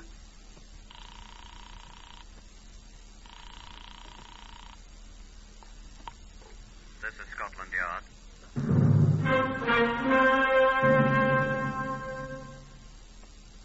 For the first time in its history, Scotland Yard opens its official files to bring you the true stories of some of its most celebrated and baffling cases. These are the true stories. The plain, unvarnished facts, just as they occurred, reenacted for you by an all-British cast. Only the names have, for obvious reasons, been changed. The broadcasts are presented with the full cooperation of Scotland Yard. Research for Whitehall 1212 comes from Percy Hoskins, chief crime reporter of the London Daily Express. The stories for radio are written and directed by Willis Cooper. Now you are to hear the voice of the man in charge of Scotland Yard's famous Black Museum, Chief Superintendent John Davidson. The things we have on display in the Black Museum are mementos of crime. Murder is the most frequent category. Here, among the knives, the guns, the bludgeons, among the vials of poisons and the ropes and cords that have served as murder weapons, is this incongruous object. I'm sure you know what it is. This is a shoe. The kind known in Britain as a Wellington boot. It's an old-fashioned thing invented by the Duke of Wellington himself. You've seen Wellington boots before. The tragic thing about this one is its small size. It was worn by a 10-year-old child. Here is Chief Inspector John Mackie Marsh of the CID, who will tell you about Scotland Yard case number 343-1198. This is the story of a person who was twice tried for the same murder. In fact, I think this is the only instance of that in the whole history of British jurisprudence. I'll tell you more about it. On the afternoon of the 5th December 1937, in Newark in Nottinghamshire, a little 10-year-old child left her schoolroom for her home a short distance away. That was the last time she was ever seen alive, except by a few persons who did not recognize her. Her name was Nora Brady. She was the daughter of Jack William Brady, a coal carter, and Maggie Summers Brady, his wife. At about 10 that night, when Nora had not returned to her home, the police were notified and inquiries begun. During the night, the following procedures were set in motion. All the other pupils in the school, attended by Nora Brady, were interviewed at home, most of them already abed. Results, nil. All the relatives of the Bradys in Newark were interviewed. Results, nil. All traffic on the Great North Road, which runs through Newark, was screened. Results, nil. Every piece of abandoned and derelict property in a wide radius of Newark was examined. Results, the child was not found. The fruitless inquiries continued all through the night. In the morning, all Newark school principals were asked by the police to inquire of their pupils whether any of them had seen Nora Brady on the previous evening. Results, one principal reported to me that one of his pupils had seen her. When, I asked? Between 4:30 and 4:45 yesterday afternoon, he tells me. Where? Opposite the bus station, he tells me. You are sure he recognized her? He says he did, sir. Was she alone? He says not. Ah. Who was with her then? He is quite positive. Who? A former lodger of her father's. A man known to him as Nora's Uncle Ted. Is he her uncle? No, I do not believe so. I'll ask Brady. A little later in the day, when the news of Nora Brady's disappearance had got around the town of Newark, a Mrs. Black came forward. I didn't see the little girl, Chief Inspector, but I did see a man waiting near the Wesleyan school she attended. When? At about 4:45 yesterday afternoon, about 15 minutes before school was dismissed. What was he doing? Just staring at the door of the school, as if he were waiting for someone. Who was he, do you know? Yes, sir. As a matter of fact, I do. I live next door but one to the Bradys. I was the lodger they used to have, the one they threw out, the one that Nora used to call Uncle Ted. And the driver of a bus that runs between Newark and Redford, a small town about 25 miles away. He said he remembered a child with a slovenly middle-aged man on the bus that left Newark at 4:45. He did not know the child, but his description of her clothes corresponded with the dress and coat she was known to have been wearing. But we couldn't find Nora Brady. I talked to her father, Jack William Brady. No, Ted Peters ain't her uncle, sir. He's no relation to any of us. And besides, I threw him out of my house. I didn't want him about. Why? Well, for one thing, sir, he drinks. Oh, great. Many people drink, Mr. Brady. And I enjoy a pint myself after a hard day's work. But I'll have no man lying about my house 40% of the time in a drunken stupor and making a beast of himself. Anything else, Mr. Brady? Should bloody well say there was anything else. My wife's sister in Sheffield, she and her husband, they introduced Ted Peters to us as a friend of the family. Friend of the family, indeed. He had an old broken-down motor car that he used to drive them about in. That's how great a friend of the family he was. My wife's sister's husband, my brother-in-law, Bert Sickley, he know this Ted Peters in the RAMC in the war, so that makes him a friend of the family. And what else? And that's just it, I'm trying to tell you. We let him have a room, turning it into a blinking pigsty he did, never having a bath and sleeping in bed with his boots on and keeping scraps of greasy fish and chips and God knows what else lying about till the very roaches themselves wouldn't eat them, and pinching my shirts and using violent, filthy language before my wife and poor little Nora. I chucked him out. And what did he say to that? He swore something fearful, till I broke two of his ugly teeth for him. And then he slunk away muttering most horrible curses and threatening me how he'd get even with me. Oh, he threatened you? And besides, he never paid me one single farthing of the 6 shillings a week he owed me all that time. How long? 15 ruddy weeks. 6 times 15, 90 shillings. £4.10 he owed me altogether for rent alone. And my wife and me had to take a bleeding shovel and clean out that pigsty he'd made of our room. He went away muttering and cursing and threatening us. Is he a relation? My aunt's cat's left hind leg he is. If Ted Peters stole my little Nora, you get her back and at once, too. Or I'll do it. And I'll bring you back Ted Peters' stinking head in a bucket besides. Did he ever threaten your daughter, Mr. Brady? Little Nora? No, he never threatened her. It was me that He didn't threaten her? He said something to me about taking the most precious thing I had. I thought it was just talk at first, but he knowed how much I thought about Nora. And besides, he seemed to have a kind of a fascination for her. He was always bringing her bits of toffee or cakes or something. He was very good to Nora. Once he gave her half a crown, but I made her give it back. The child loved him. How can a child love a pig? What's this Uncle Ted business? Some idea. She had some idea that he was connected with my wife's sister and her husband that introduced this Ted Peters to us. I see. I think. Do this brother and sister see Ted Peters at all now? She's mixed up on some kind of deal with him. She's got money of her own a little. She's talking to him, she says, about raising the money for him to buy a lorry and go into business. I don't know what kind of dirty business he's going into. I wouldn't let him touch the coal that I haul. He'd get it dirty. Go and make him let my kid go. Does Peters live in Redford? Redford? The driver of a Redford bus says he saw a man with Nora yesterday. Lives at Hilton. That's on the road to Redford. That's where he's got Nora. You go there and see. I went to Hayton, but I didn't see what Brady had expected me to see. Ted Peters did live in Hayton, an infinitesimal village not far from the River Idle, which is a part of the network of waterways that lies about nearby Sherwood Forest. Sheffield, where the elder Brady's sister-in-law and her husband lived, is some 50 miles away by most baffling roads. I found Peters' house, which was ingenuously named Peace Haven, at 7:45 of a windy, rainy winter night. The house was dark, but Peters lit a lamp and we sat down to talk. I spoke first. When did you last see Nora Brady, Mr. Peters? Who's Nora Brady? You don't know. She's sick? You do know. Oh, she's that kid of Brady's in Europe where I used to live. Oh, I know who she is. When did you see her last? About 15, 16 months ago. Oh? You didn't see her yesterday. Well... Is that what you're saying to me? I saw 15, 16 months ago, sir. There are people who will testify under oath that they saw you with her yesterday. Yesterday. Oh, yesterday. She has not been seen since yesterday. I wonder where she is. You don't know? Well, how on earth would I know? How would I know? Has Nora been here since yesterday? I told you, it's been 15, 16 months ago. Will you answer my question? Has Nora Brady been in this place since yesterday afternoon? No. Would you mind if I searched this house? You won't find it. In addition to searching the house, I'll have to search the grounds too, you know. I shall dig up everything. You won't find her here. Where is she? I don't know. But she has been here. I don't know where she is now. But she was here. Well, she wanted to come. Why? Well,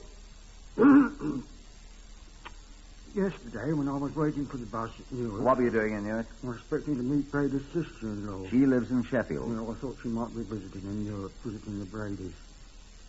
She wasn't, though, was she? Why did you want to meet her? Well, she's going to get me some money to buy me lorry. I've heard about it. But she wasn't there, we know that. You didn't visit the Bradys to see if she was there, though, did you? Of course not. Brady hates me. Did you ever threaten Brady? Well, I was indignant when he chucked me out. I know about that, too, Peters. All about it, including your threat. Well, then what you asking me about it for? I'm reminding you that I know. Brady lies. Brady's daughter has been kidnapped. That's not a lie. Are you going to listen to me? With great attention, I assure you. Go on, sir. I was waiting for the bus when this kid comes up. What's her name? You know her name, Peters. All right. She says to me, Uncle Ted, she says she always calls me Uncle Ted. Are you going to see my Aunt Bernice? That's her father's sister-in-law that lives in Sheffield. What made her think you were going to see her? She's heard talk of him. Well, I says, your aunt's coming to see me. About the money for the lorry? Exactly what I told her, Governor. Get on with it. Well, then, Uncle Ted. She always called you Uncle Ted. Uncle Ted, she says, take me with you so as I can get to see the baby. What baby? The sister-in-law's got a new baby, 3 or 4 months old. She carries with her wherever she goes, you see. And that's the baby this Nora wanted to visit.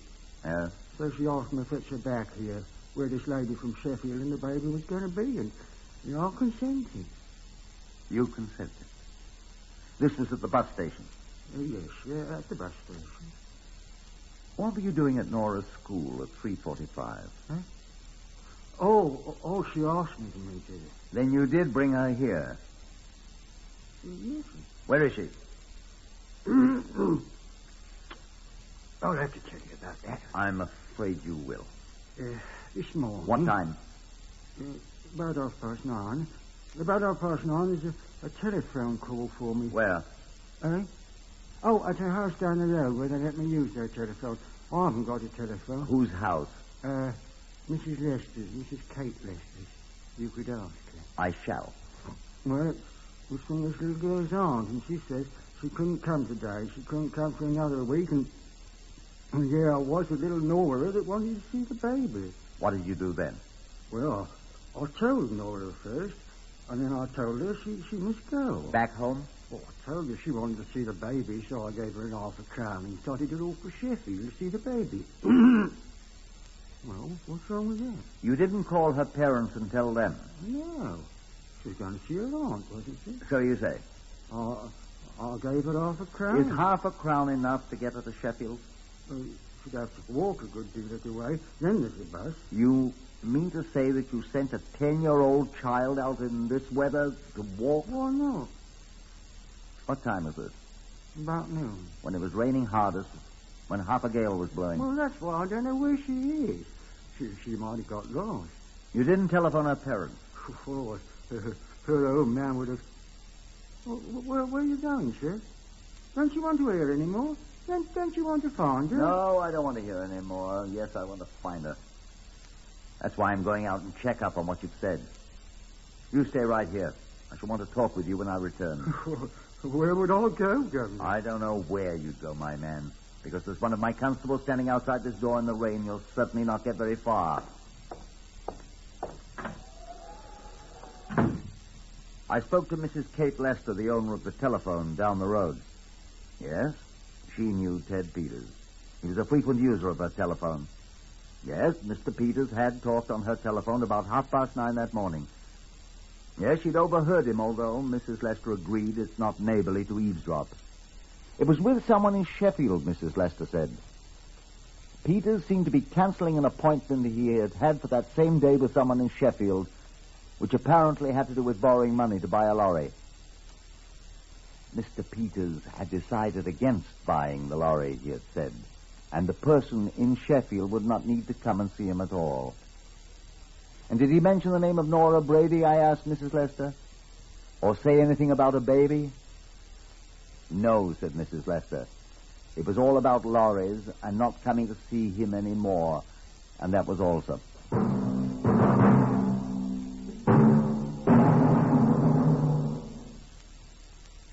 And when I returned to the Peacehaven cottage, Ted Peters was gone. The light was still on. Nothing appeared to have been taken. The constable at the front door had heard nothing, but Ted Peters was gone. We searched the place from roof to cellar. An extraordinarily filthy place, quite consonant with the tales we'd heard of Peters. There were indications that a child had been there, perhaps even whilst I'd been conferring with Peters. A school notebook, half filled with undecipherable childish scribblings, apparently quite recently done. A child's grubby handkerchief stamped in indelible ink with an N. A half cup of cold cocoa. But of the child, no other signs. And of Peters, nothing. He returned at 10 minutes after 2 in the morning, his boots muddy and his outer clothing wet from the rain. I called for more constables, and by lantern light we went over every inch of the surrounding fields while Peters watched us silently with no expression at all on his face. At 7 in the morning, I charged him with the kidnapping of Nora Brady under the Offenses to the Person Act. Nora Brady was never seen alive again by anybody. Peters was tried at the Warwick Winter Assizes of Birmingham and was sentenced by Mr. Justice Armour to 7 years penal servitude. I shall not forget what the judge said to him as he passed sentence. Ted Peters, you have been, most properly in my opinion, convicted by the jury of a dreadful crime. What you did to that little girl, what became of her, only you know. It may be that time will reveal the dreadful secret which you carry in your heart. And Nora Brady was never again seen alive by anyone.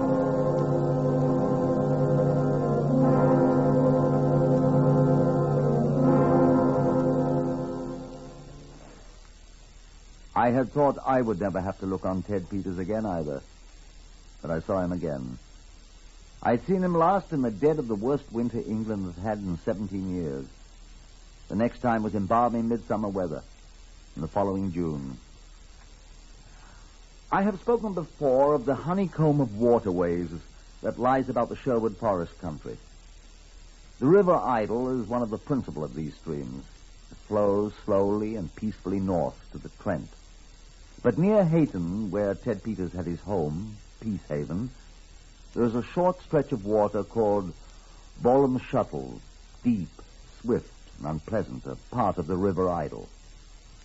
On Sunday the 6th June, 1937, exactly 5 months and 1 day after Nora Brady had disappeared from the schoolroom, I was informed that a Donald Palmer, of whom I'd never heard, wished to speak to me on the telephone. I answered. Chief Inspector Marsham. Hello, Chief Inspector. Donald Palmer speaking to you from Botry in Nottinghamshire. I'm afraid I don't know where Botry is. Do I know you, Mr. Palmer? I'm manager of the gasworks at Botry, Chief Inspector. Yes. Botry is on the River Idle, Chief Inspector. Yes. Only a short distance below the town of Hayton. Hayton? What's happened now at Hayton? It's not at Hayton, sir. It's Botry, below Hayton, on the River Idle. Yes? I remember you when that man Ted Peters was arrested. Yes? I thought you might be interested in what I have discovered in the river here, sir. What have you discovered, sir? A dead body, Chief Inspector. A dead body? Yes. A dead... The dead body of a child. A girl about 10 years old.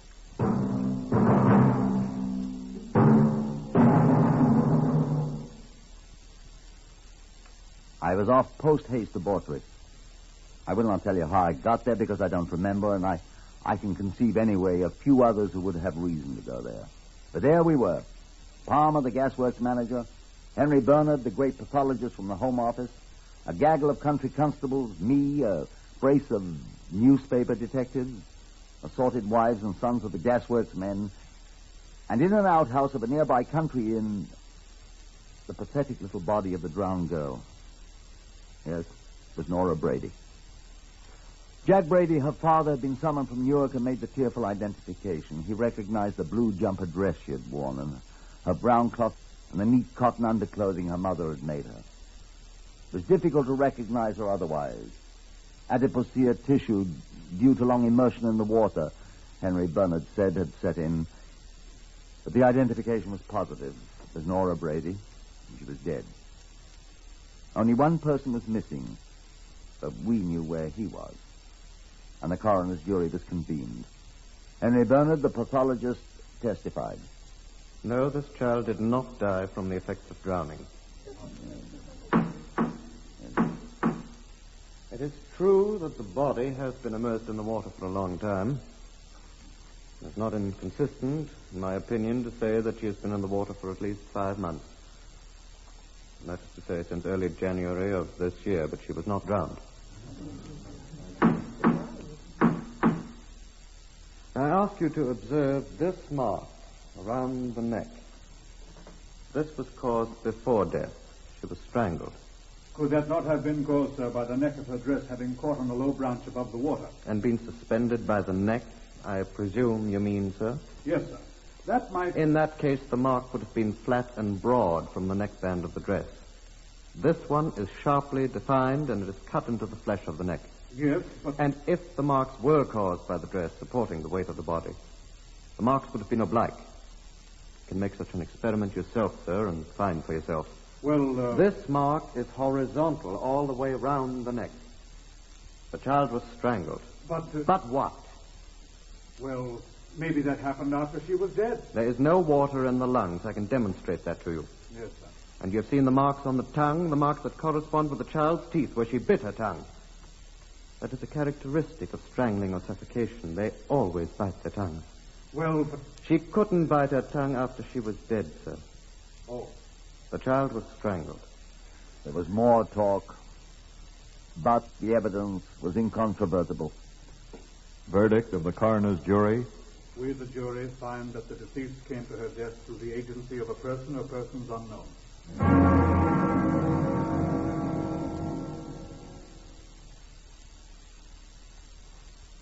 Now it was my turn again. I was myself morally certain that the person or persons were not entirely unknown. I could not help reflecting on Mr. Justice Armour's speech to Peters when he sentenced him. You did that little girl. What became of her, only you know. It may be that time will reveal the dreadful secret. But it's never well for a policeman to entertain prejudices. The hangman's shadow sometimes grows dim. However, I thought I might journey to the prison where Ted Peters was still serving his 7 years. But I was not sure. Then Henry Bernard, the pathologist, brought something into my desk and laid it down before me. I looked at it. It was damp and soggy. It was cracked and twisted. Obviously, it had been in the water a long time. I picked it up. What is it, I asked? It's a Wellington boot, I should say. Wasn't that child wearing Wellington boots when she was last seen? She was.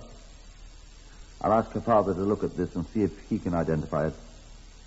She wasn't wearing Wellington boots when that fellow found her body. Wasn't she? She had only her stockings on. All of her clothes except her hat and her Wellington boots. Where'd you get this? Policeman found it. Where? In Bolam Shuttle. Wait. My mind went back to that evening in January, when I left Peters alone to go out and check his story of a telephone call. When I came back, he was gone. Had he been to Bolam Shuttle that cold, stormy night, carrying a body with him? A very small body that had been hidden in that house until I left. A body that he must get rid of before we searched the place. Would a body, I asked Bernard, float all the way from Bolam Shuttle to the place where hers was found? It could. I remembered Peter's muddy clothes when he came back that night. Could you identify that mud if I found it? I asked Bernard. If I had something to compare it with, yes. Bolam Shuttle. Get me the mud you want to identify, and I'll go down to Bolam Shuttle and compare it myself. The mud was on the clothing he was wearing that night last winter. Did he wear those same clothes at his trial? I don't... Yes, he did. I do remember. You wear them to prison? That I don't know. If he did, they've still got them at the prison where he is. Do you suppose... Of course they are. They don't wash prisoners' clothing. They give them new. Well? I'll get your sample. Mail it to me. I'll be at Bolam Shuttle.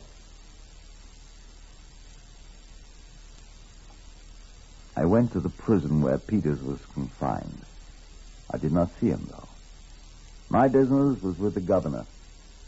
I showed him sufficient cause, and he gave me Peters' muddy clothing. I posted them to Bernard and sat and waited. Finally, a telephone call was put through from Retford to me. It was a very short one.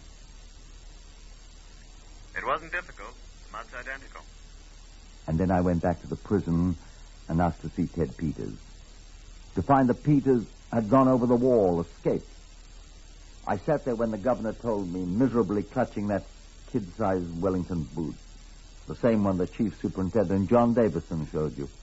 The one he has in the Black Museum. Oh, we'll find him, said the prison governor reassuringly. We'll find him. I walked out miserably, still clutching the shriveled boot. They did find him, though, a week later. lurking one night in an abandoned shed near the place in Newark where Jack Brady was employed. He had a heavy rubber kosh, blackjack you'd call it, and a caliber .32 revolver loaded. He was charged by the police with a variety of crimes against the king's peace and lodged safely in the Newark jail. That's where I saw him a day later. Peters, I said, where were you that night last January when I left you alone in that house at Retford? Peacehaven? Peacehaven. Well, you know. You had Nora Brady in that house hidden all the time I was there. I did, huh? And you carried her to Bollum Shuttle and killed her and dropped her body in the water. You're lying. She was found strangled to death. That was way downstream. But we found this in Bollum Shuttle. What's that? Nora Brady's shoe. One of the Wellington boots she was wearing that night. It is not. We can prove it is. You can't prove I was at Bollum Shuttle. Oh, yes, we can, Peters. The boot slipped off her foot, and I'd have got it, but the water was so cold. So cold for a little girl, too. She didn't feel it. Ted Peters, I arrest you on a charge of willful murder, and I warn you that anything you say will be taken down in writing and may be used in evidence.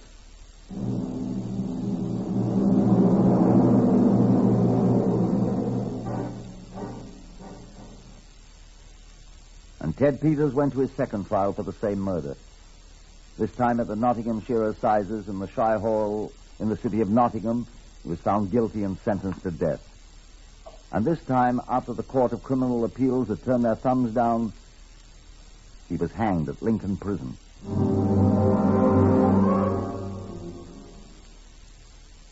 Heard on Whitehall 1212 today, Horace Braham as Inspector Marsh. Others in the order of their appearance, Harvey Hayes, Winston Ross, Beulah Garrick, Gerard Burke, Carl Hubbard, and Lester Fletcher. Lionel Rico speaking. Whitehall 1212 is written and directed by Willis Cooper.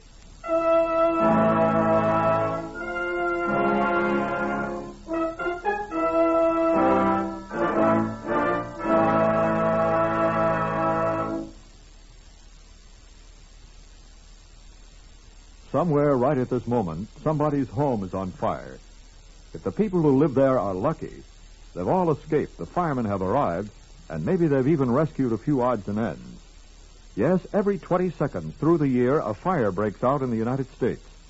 These fires kill 11,000 persons each year, disfigure for life or severely burn thousands more, and destroy $7 million worth of property. Protect your home from fire by following these simple safety precautions. Don't smoke in bed or throw away lighted cigarettes. Clean out closets, any place where old newspapers, magazines, and inflammable materials are liable to accumulate. Repair defective electric equipment and replace worn or frayed wiring. Use cleaning fluids that will not burn. Remember, don't gamble with fire. The odds are against you. This is NBC, the National Broadcasting Company.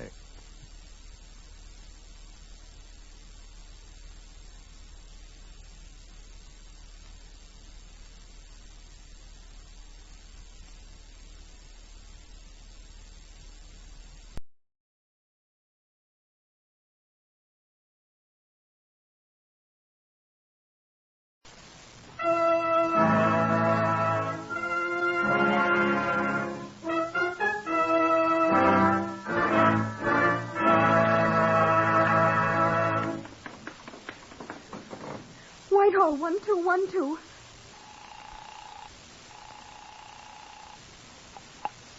This is Scotland Yard.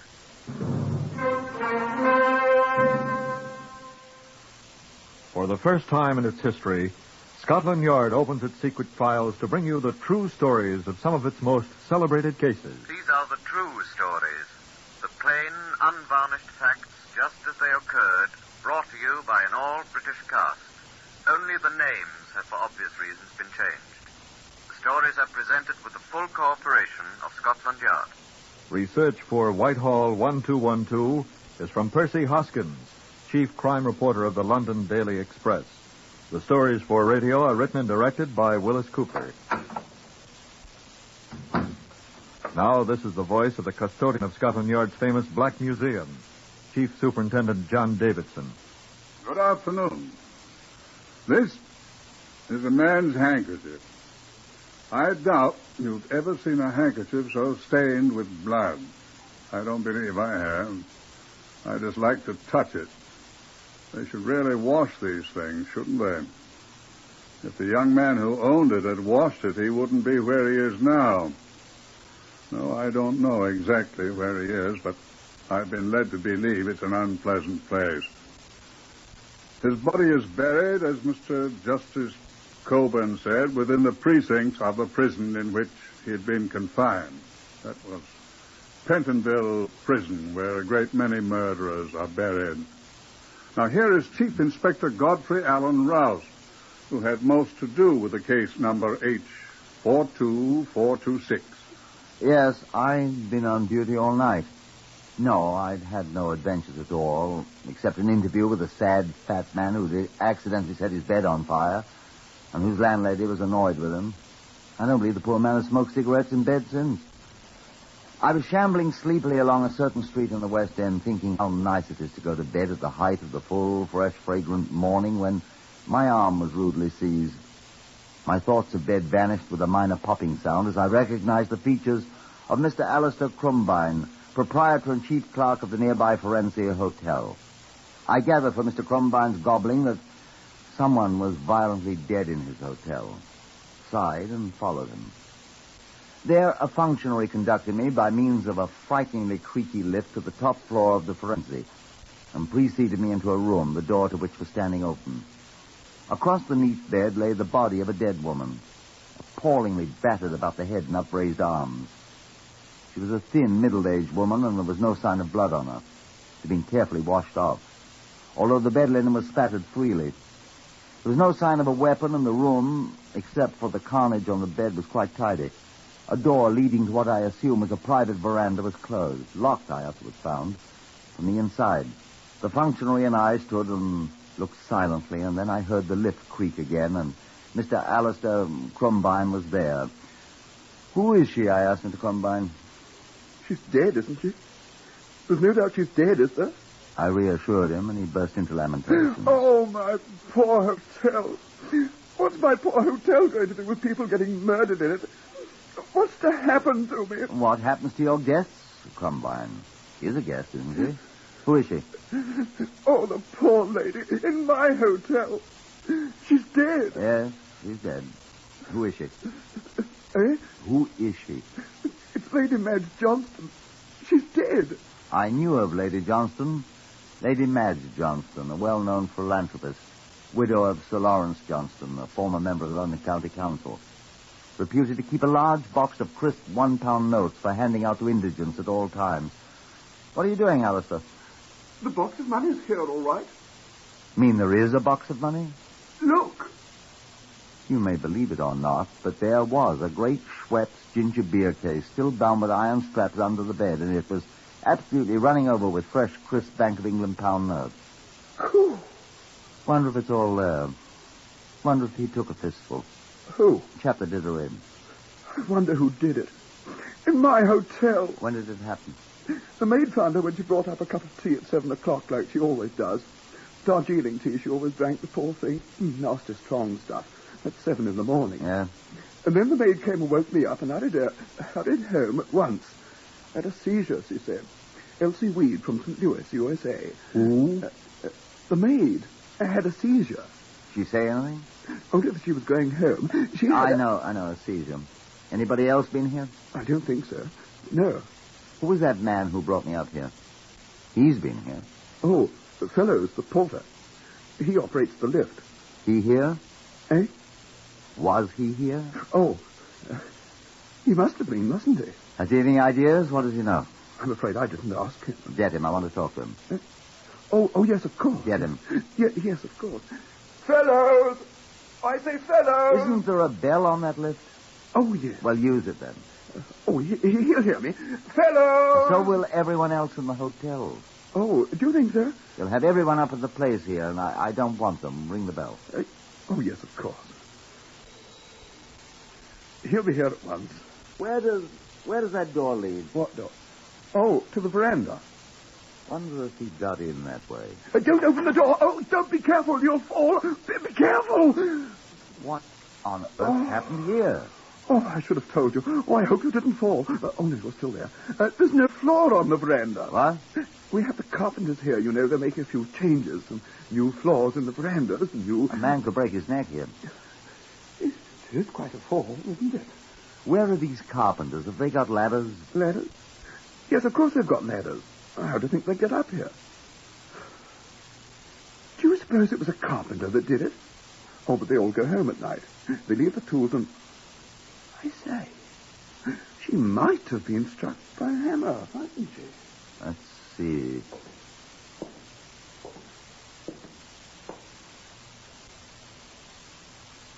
Might very well have been. What about their tools? I was saying, they leave them in a storeroom, locked down on the ground floor. We shall go down there and look presently. Let's send for these carpenter chaps. Do you suppose... I say, do you suppose one of them could have done this? Good heavens. They do use hammers, don't they? We shall see. I think we should have them here at any rate. Oh, by all means, old boy. Oh, here's the lift. I'll tell Fellows to ring up the carpenter foreman and have him... Oh, Fellows, would you... Oh, it isn't Fellows, is it? Oh, good morning, Sipperley. Where's Fellows? Good morning, sir. He went home. His time was up. I'm on duty now, sir. I'm here. Oh. Oh, dear. Who is it? Sipperley, sir. I'm the day man. Fellows went home. Get him back here at once. Yes, sir. But I don't know where he lives, sir. In Southend, I think, sir. Or Hammersmith. Or perhaps it's Shepherd Bush. I'm not sure, sir. Houston? Well, do you know where that carpenter foreman lives? Get him at once. Yes, sir. So I'm not sure... Here. Wait Wait a sec. Yes, sir. Yes, sir? Sipperley isn't as bright as he might be. No, sir. But there's Lady Johnston. Morning, Lady Johnston. She said. So what's the matter with Lady Johnston? Please go, Sipperley. Run along, old boy, do. Yes, sir. Shall I, sir? Oh, is something wrong with Lady Johnston? She hurt? Is she? What shall I tell the boy? He'll find out sooner or later. She's dead, son. Oh. What's the matter with her? She's been killed. Who killed her? We don't know, Sipperley. Now, please go on. I know. It's one of them carpenters has killed her. That's why you want me to go find them. I know what you're talking about. I know. Be quiet, Sipperley. Huh? Well, who did then? Tell me who did. Tell me. Now, go on, Sipperley. Yes, Mum. Sir. Poor Lady Johnston. I know. I heard him talking in the night. Well, indeed. Do you have many like that? Poor Sipperley. Still, the boy may be right, you know. About what? About the carpenters, of course. Why? Well, who said she was battered to death with a hammer? A hammer's a carpenter's tool, isn't it? A weapon. I said she might have been beaten with a hammer. She might have, I said. Well. Are there no other hammers in your hotel? The carpenters have the only one. They're the ones who did it. They must be. They did it. No, wait till we get them here. Don't you think so, Chief Inspector? I don't know. Well, then, who could have? I don't know that either. You wait till we get them here. You'll see. Look here, old chap. Eh? Just run along to a telephone, will you, and ring up Scotland Yard. It's Whitehall, 1212. Tell them there's been a killing here and ask them to send some people. Send who? Whom? They'll know whom to send. And tell them I'm here too, will you, and I want someone to relieve me. Yes, sir. What'll I do then, sir? Then I suggest you go talk to Sipperley. Perhaps he and you can think up some good ideas together. I'm your man. Oh, poor Lady Johnston. Whilst Crumbine dashed down the stairs, which also creaked abominably, I sat myself down with Lady Johnston's corpse to think. These are the things I thought of. A, the good charitable lady had been killed in the night. Whoever did it had, with the good lady, made a great deal of noise. Note. Who heard the noise? And when? Did they recognize any voices? Someone who was familiar, or had become familiar with arrangements at the Forensic Hotel did it. Else, how had he known about Lady Johnston? How had he got in the room? That door to the outside of the veranda had been locked. And the veranda 5 floors above the street is no floor anyway. How did the intruder get in? Or had he not had to get in? Had he been inside all the time? And what had the night porter been doing? Suddenly, I must have a little talk with that night porter, and I remembered his name, Fellows. The man who had been relieved by the boys Sipperley and gone home to Southend or Hammersmith or Shepherd's Bush or perhaps Euston. The night porter would have a lot of questions to answer, I could foresee. Lady Johnston said not a word to me, but grinned horribly. There were a couple of spots on her face the person who had washed her up had missed. "Excuse me, milady," I muttered, and went to look at the outer door. The key which had locked it was still in the lock where I had left it. The inside, mind you. I opened the door. The floorless veranda yawned above those 5 stories to the street. Could a ladder, I wondered? Carpenters use ladders.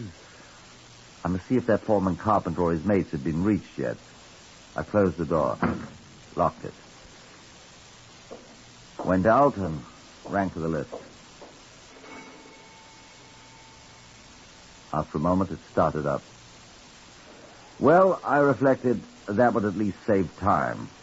I could ask Sipperley some of the questions that plagued me. Perhaps he might know something. I waited as patiently as I could. At last, it hove in sight. "Hello, Sipperley," I said.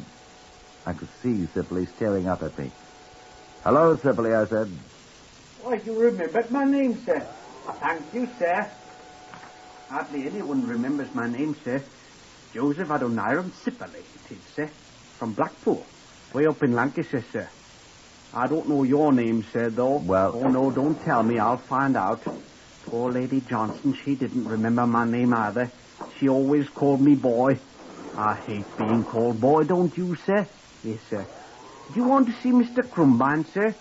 He's on telephone. He's calling the foreman carpenter, sir. Mr. Morris, like you said. Only he can't get Mr. Morris on the telephone. And so he called Fellows. Fellows is the night porter, sir.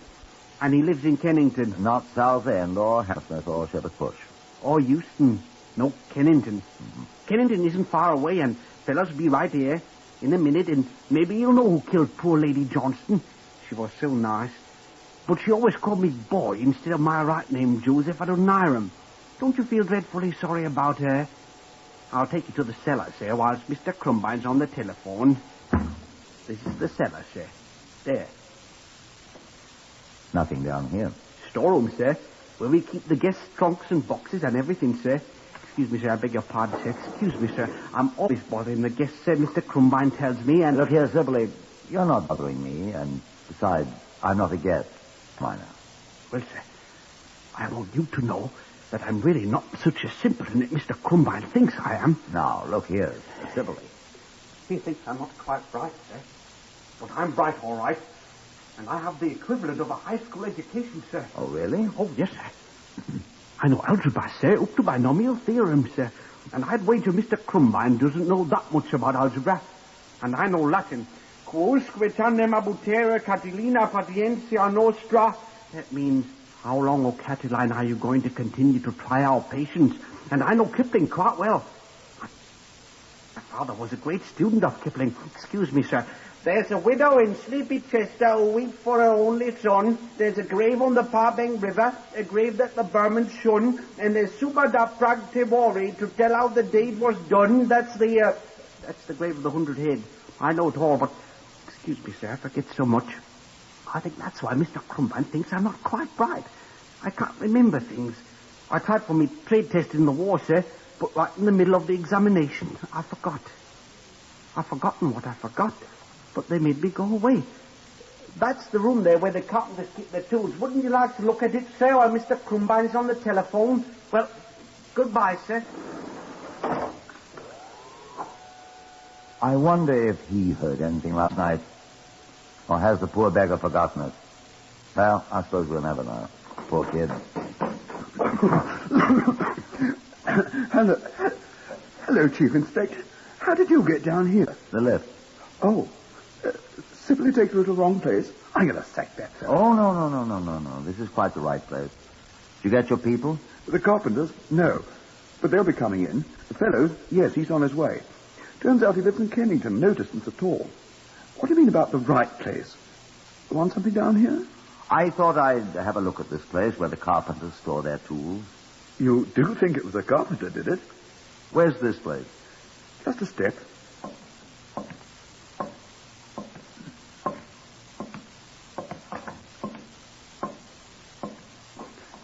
Here. Not locked up?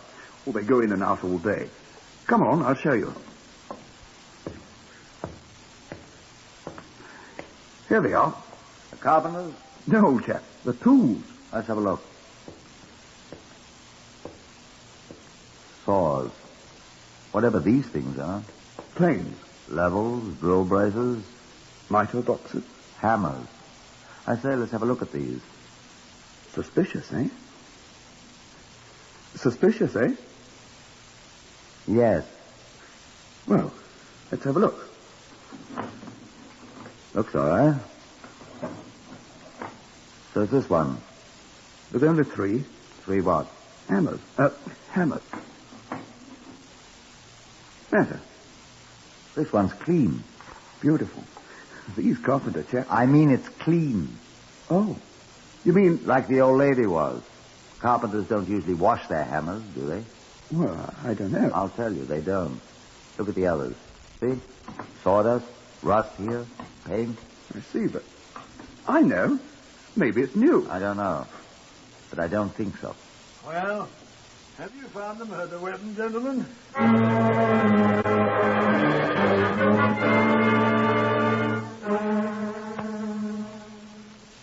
Whitehall 1212, to which you are listening, is compiled from records of authentic cases from Scotland Yard. The research is prepared by Percy Hoskins, chief crime reporter of the London Daily Express. The stories for radio are written and directed by Willis Cooper. In today's story, Chief Inspector Rouse has just discovered what may be the murder weapon in a cellar storeroom. Now, back to the story itself.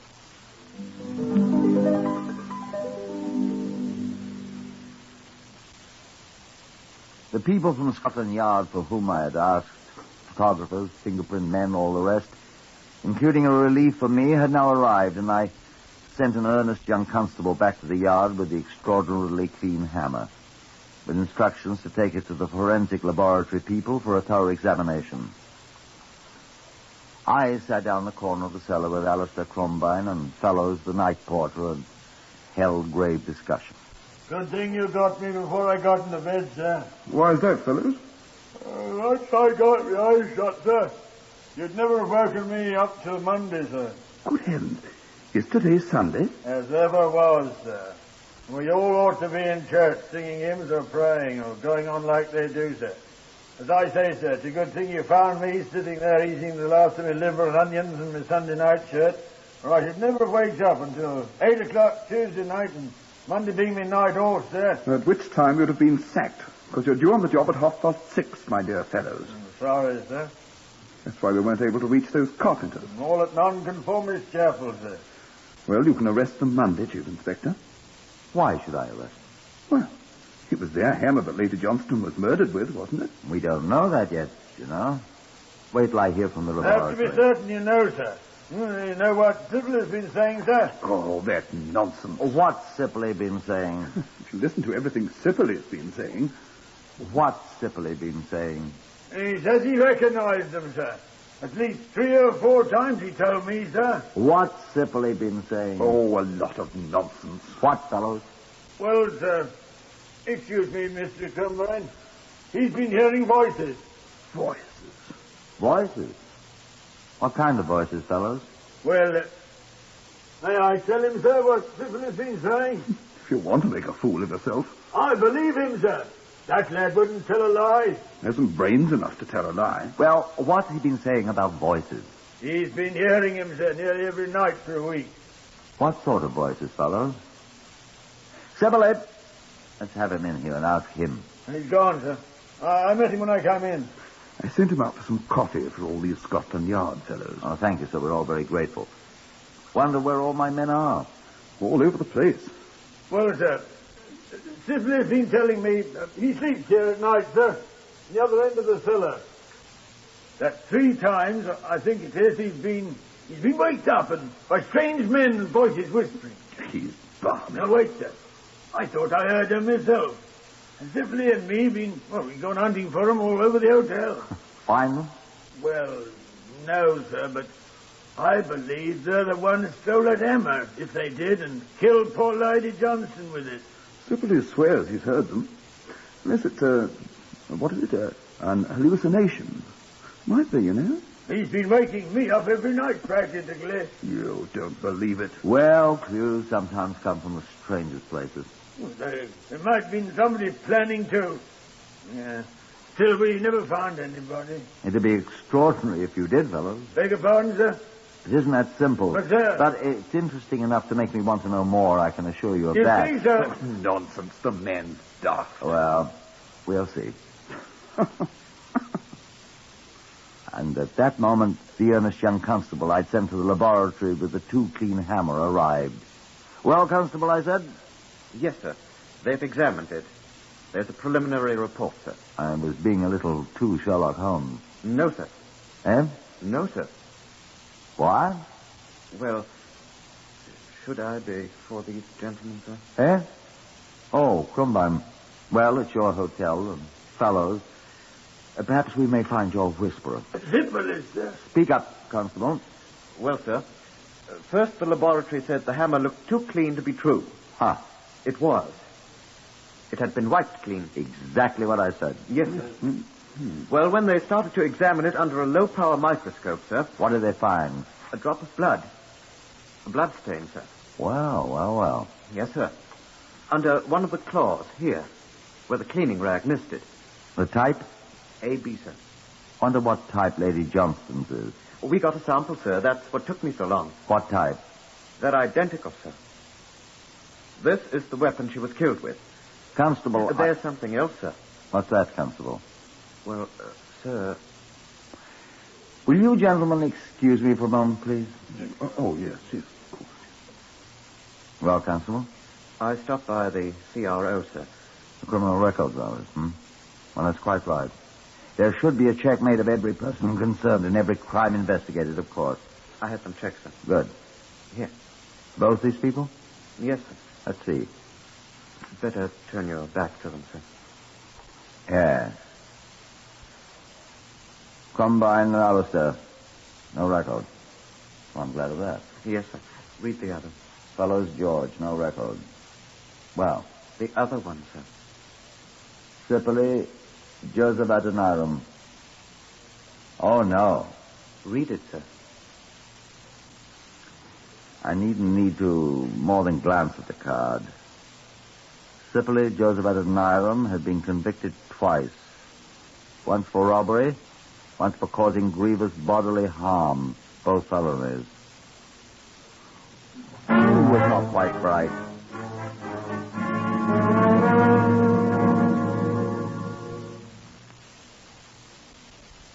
And when Sipperley returned with the coffee for the Scotland Yard men, the earnest young constable and I called him aside. In Sipperley's own room, we showed him the card containing the notation from the Criminal Records Office. He looked at me with something of a sneer, and his voice wasn't the same. Well, Copper, I suppose you want to search me. I turned away while the constable frisked him, as the Americans put it. Nobody said anything. When I turned back, Sipperley was grinning at me. The constable looked at me in horror. There on the little table before him lay a blood-stained handkerchief. It was in his pocket, sir. Don't let that give you any ideas, Chief Inspector. I was boxing the day before yesterday with good old fellows, and he blooded me nose. Ask him. Get him, Constable, please. Yes, sir. Mr. Fellows. Hello! Come in here, please, Mr. Fellows. Right. Come in.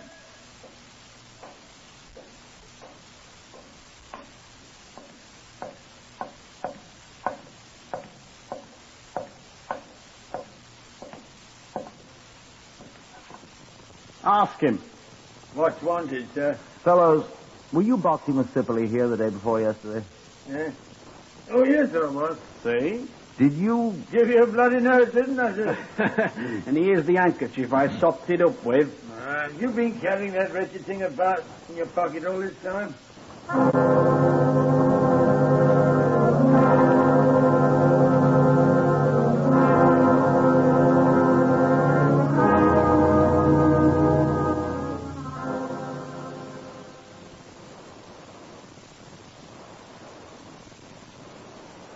But when we sent the blood-stained handkerchief to the laboratory, they found the blood on it was not type A, Sibley's own, but type AB, which was Lady Johnston's.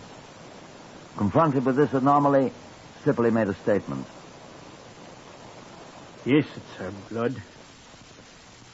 Yes, I killed her. I'm sorry I didn't get all of the blood off the hammer. I made up the story of the people whispering, so if I couldn't blame it on the carpenters, there'd be somebody else. You'll find the handkerchief I used for my bloody nose on the floor of my room under the rug by my bed. I just pocketed the wrong one. They both looked alike. It's no good, I give up. I murdered the old fool. Why? I'll tell you why. Because everyone said I wasn't quite bright. Because nobody would bother to learn my name, Joseph Adoniram Sibley. They called me boy. Just like the old lady did. Boy. So I killed her. I wish I could kill all of you. I didn't get any of the money, though. Fellows came along too soon, looking for the people that whispered. So I went along with him. We didn't find anybody. Boy indeed. Not quite bright indeed. Well, I almost got away with it, didn't I? Almost. Joseph Adoniram Sibley was hanged at Pentonville Prison, and his body's buried in the precincts of the prison. The boy who was not quite bright. He wasn't a boy, though. He was 27 years old, so he looked much younger, as the prison surgeon who made the post-mortem examination said. Heard today on Whitehall 1212 was Horace Braham as Inspector Rouse. Others in the order of their appearance were Harvey Hayes, Morris Dollamore, Gordon Stern, Evan Thomas, and Lester Fletcher. This is Lionel Rico speaking. Whitehall 1212 is written and directed by Willis Cooper.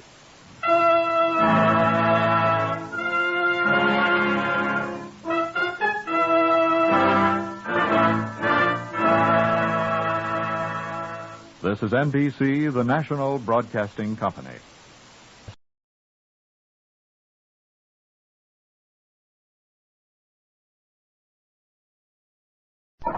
Whitehall 1212, quickly, please.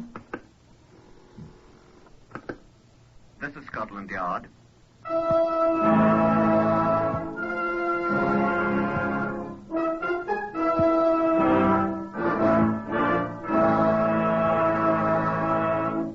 For the first time in history, Scotland Yard opens its secret files to bring you the authentic, true stories of some of its most baffling cases.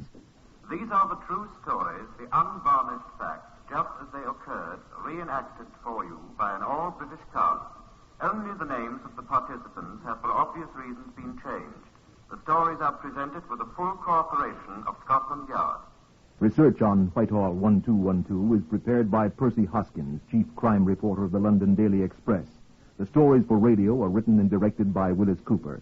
Here were the participants in Scotland Yard case number 505MR074.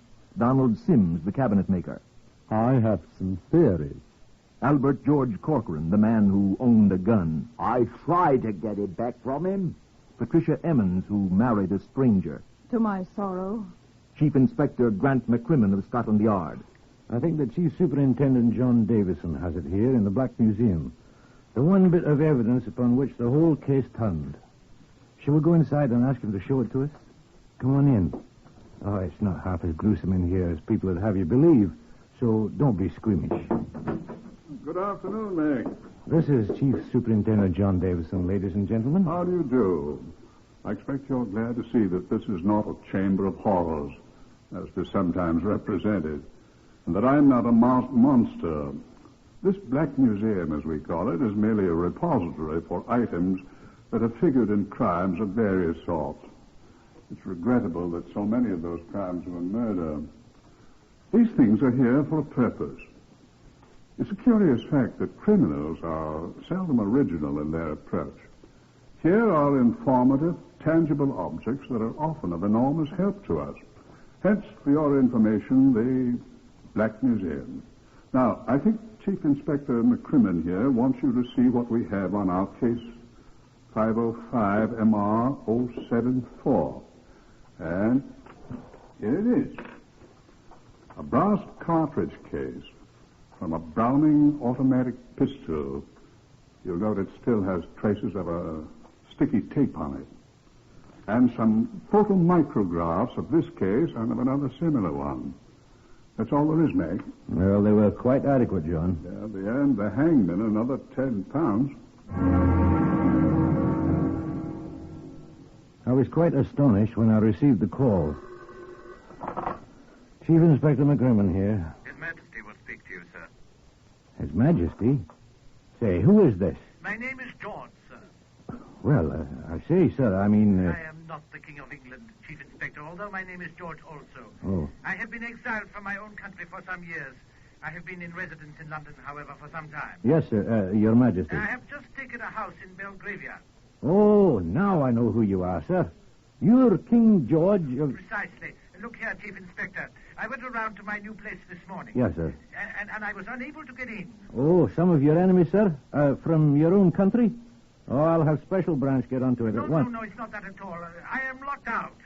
I don't quite understand, sir, Your Majesty. I can't get in. Oh, you mean there's no one in the house, sir? My housekeeper, Miss Jessica Holmby, has been staying there alone, but she doesn't seem to be there.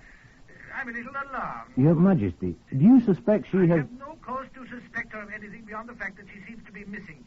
But I'm a little uneasy about trying to enter. Bombs? I have many enemies, Chief Inspector. And Scotland Yard men, they're expendable, are they not, sir? Well, I'll investigate at once, Your Majesty. The address is... Thank you. Aye, we know the place, sir. Preliminary report of Chief Inspector McCrimmon's investigation, dictated by himself to Miss Sheila O'Malley, Scotland Yard stenographer. A careful search of 4 of the ground room floors failed to disclose the presence of anything resembling a bomb of any sort. But upon entering the quarters assigned to the housekeeper, Miss Jessica Holmby, an important discovery was made. The body of Miss Holmby, aged 41, was found seated in an armchair opposite the door. She had been shot in the head. The body was identified by the King's Equerry, Monsieur Langlois, who accompanied us.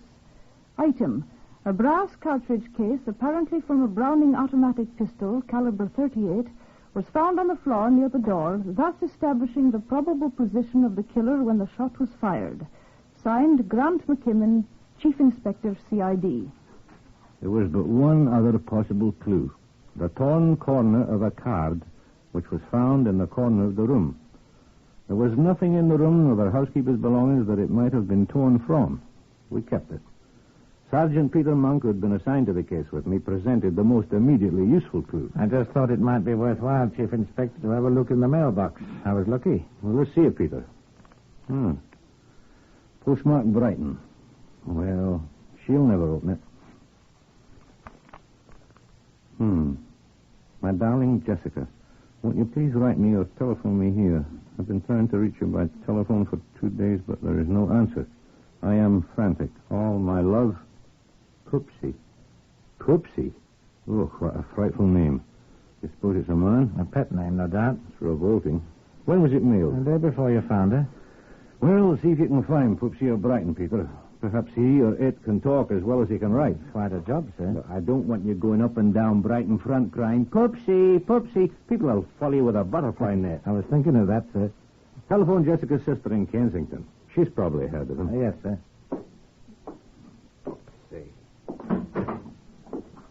Your sister knew Poopsie fairly well, she said. The man with the revolting pet name was Donald Sims, a cabinet maker, 39 years old, and he worked in a penny peep show in Brighton. She gave us his address, and Peter Monk and I took a trip to that seaside resort. We found the house, and we met Mr. Sims. I will not say that name again. It didn't fit this tall, curly-haired fellow at all. He crushed my hand. How do you do, sir? And this is Sergeant Peter Monk. Won't you sit down? Thanks. I suppose you want to talk to me about the late Miss Holmby. You knew her quite well, did you not? We were to be married in a month. Oh, I'm sorry. I didn't know that. Yes. We kept it a secret. We kept it secret. Not even her sister knew our plans. I suppose it was she who told you about me. Yes. I'm afraid she didn't like me very much. Oh, why? Oh, I'm sure I don't know. Sisters are often like that. Aye. I was very much opposed to the idea of her becoming housekeeper to the king. Oh? So many odd people about, you know. People with grievances and all that. I thought it was dangerous, being there all alone and whatnot. Dealing with foreigners. I see. I'm very much of the opinion that one of these foreign people is responsible. Aye, we considered that. We're making a thorough check of everyone who visited the place. I hope you are. How long had you known Miss Holmby, Mr. Sims? About 8 months, I think. It was rather a case of love at first sight. Mm-hmm. We were very much in love. Were you in the habit of visiting her often? Oh, quite frequently, yes. But I've been very busy recently, and I tried telephoning her instead. As you know, I was quite unable to reach her for several days, and then things happened. If I'd only gone up to London, I might have been able to prevent it, at least. I keep thinking so. Well, I misdoubt you could have done anything. I would have given my life for her. Well, I loved her, gentlemen. Your wedding plans were almost completed, then? Yes. I'm most terribly depressed about all this, gentlemen. I can sympathize with you, sir. Yes. Could I offer you a small libation, gentlemen? I have a fresh bottle of Glenlivet in the cupboard. Well, thank you, no, sir. I never touch it, sir, thanks. You don't mind if I do, then? No, not at all. I've done nothing but sit here in my room and drink, all alone, since I heard of this. I'm a little surprised that you have not yet been up to London, Mr. Sims. Sir? Yeah. I couldn't bring myself to go to that place where she died. Are you sure you won't have a small libation? Thanks. We must be getting back to London. Oh, surely you don't have to go at once. I'm afraid we must. Thank you for your time, Mr. Sims, and let me assure you again of our sympathy. I wish you'd stay a little longer. I have some theories I should very much like to pass on to you. Well, we should be talking to you again, sir, I fancy. What? If we discover anything more... Right, we may need your help. Oh. Well, Slanter more, gentlemen. Slanter. Hey, come along, Monk. Right, sir. I'm sorry you gentlemen won't join me in a small libation. No, thank you. We shall undoubtedly be seeing you.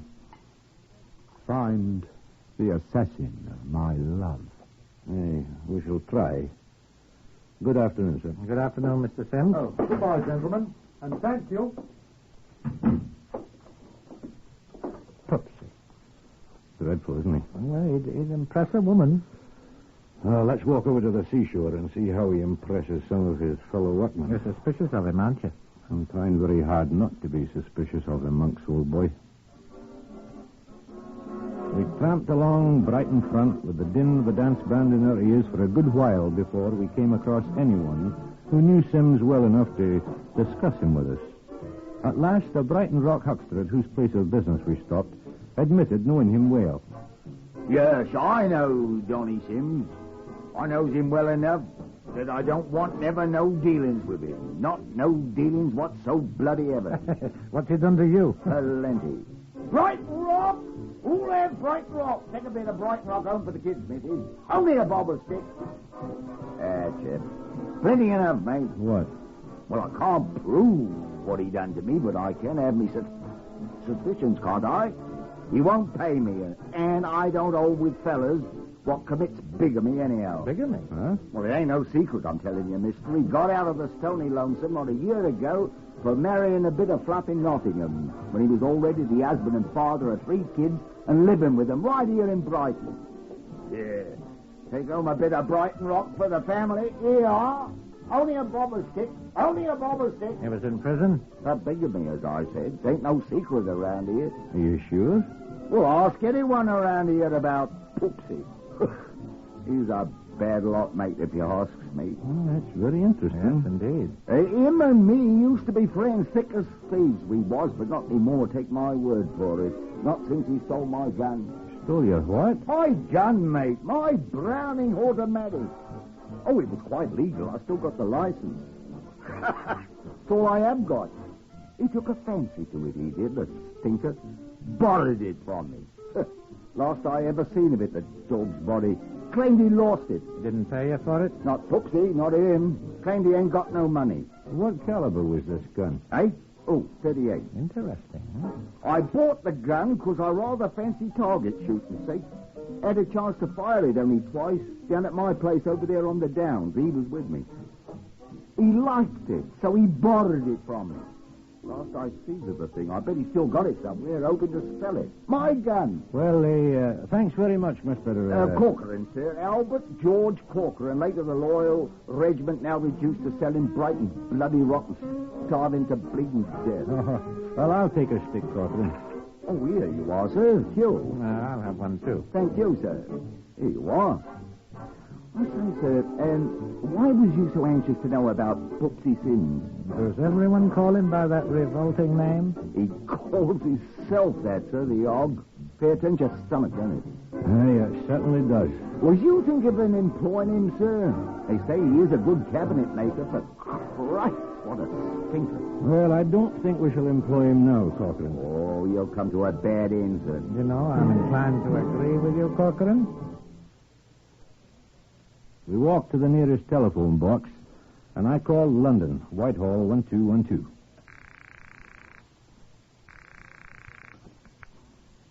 This is Scotland Yard. The Criminal Records Office, please. Criminal Records, sir? Yes, sir. Sergeant Hammond here. Criminal Records Office. Hello? Hammond? Chief Inspector McCrimmon here. Oh, yes, sir. Who are you?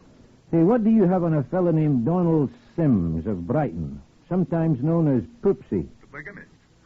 I remember his name. Something about him quite recently. Just hang on, sir. Now, look, I think he's wanted, sir. Why, how very delightful, Sergeant. Hi. I'll wait. What's up, sir? Mm-hmm. Our Poopsie's a bad boy, it seems. Worse than we think? Well, I'll tell you in half a moment. Are you there, sir? Aye? He's wanted for check fraud, sir. Traveling in rather high society, too. Well, how is that? One of the checks he forged is on account of royalty. That King George. Oh, that king that's just taken a new house in Belgravia? Yes, sir. He's got the chief equity for £400. Say no more. Monks and I will fetch him in, full of dew of Glenlivet in 3 hours' time.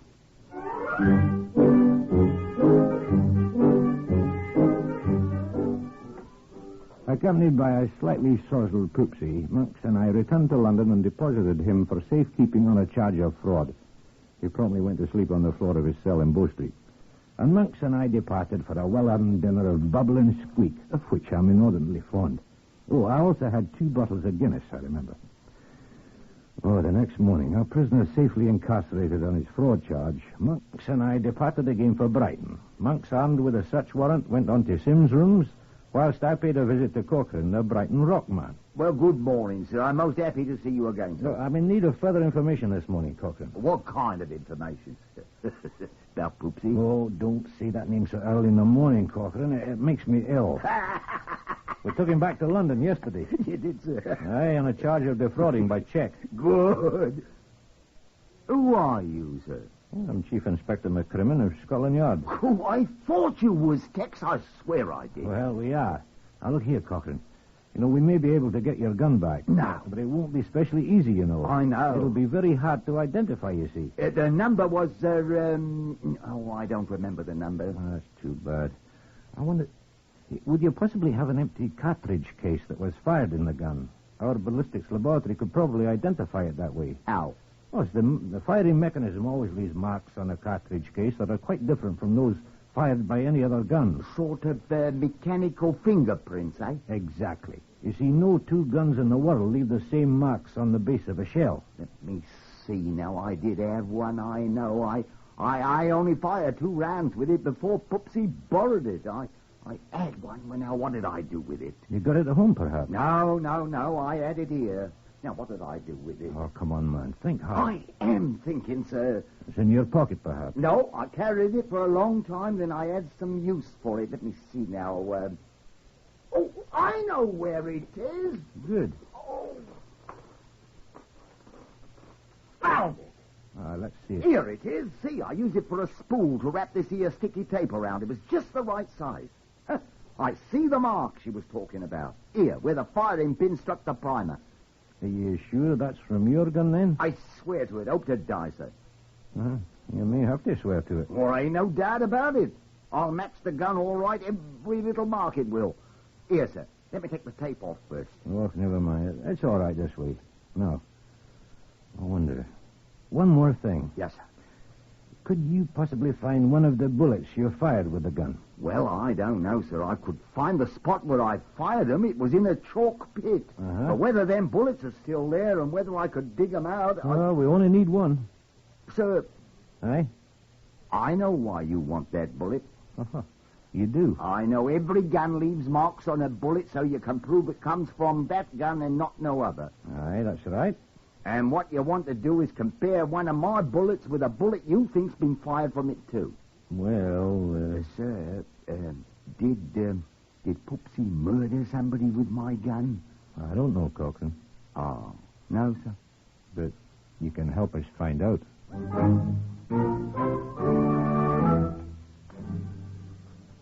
Sergeant Monk's painstaking search of Sim's rooms failed to discover the missing Browning pistol. But in a pocket of a jacket in his cupboard, Monks discovered a torn, crumpled card. It was the announcement of a marriage between Donald Sims and a Miss Patricia Emmons of Nottingham. So we telephoned the Nottingham police asking them if it would be possible for Miss Emmons to come to London to see us. She was waiting for us at Scotland Yard when we returned. Yes, I married him. To my sorrow. And you did not know that he was married at the time? No, I did not. His wife died during his bigamy trial. Did you know that, Monk? Yes, sir. I discovered it today. I discovered a great many things about him. Oh? He's a bad man. Let it rest at that. This is one of your wedding announcements, is it not? Oh, I thought they were all destroyed. Oh, I do wish you'd destroy that one. I'm sorry, Miss Emmons. He was money crazy. He said he loved me, but I discovered he thought I had an income. When he found I had nothing, he deserted me. It was while I was trying to find him that I found he'd married me bigamously. Aye, we know about that. Now, did you ever see a... Pistol? Yes, of course. Could you describe it? A 38 caliber Browning automatic pistol. I know about pistols. My Uncle James is a retired warrant officer in the Royal Army Ordnance Corps. He was at the Woolwich Arsenal for years. And you'd testify in court that you saw that pistol in Sim's possession? Oh, I would indeed. May I ask why, please? I don't think you'd like to know why, Miss Emmons. You escaped with your life.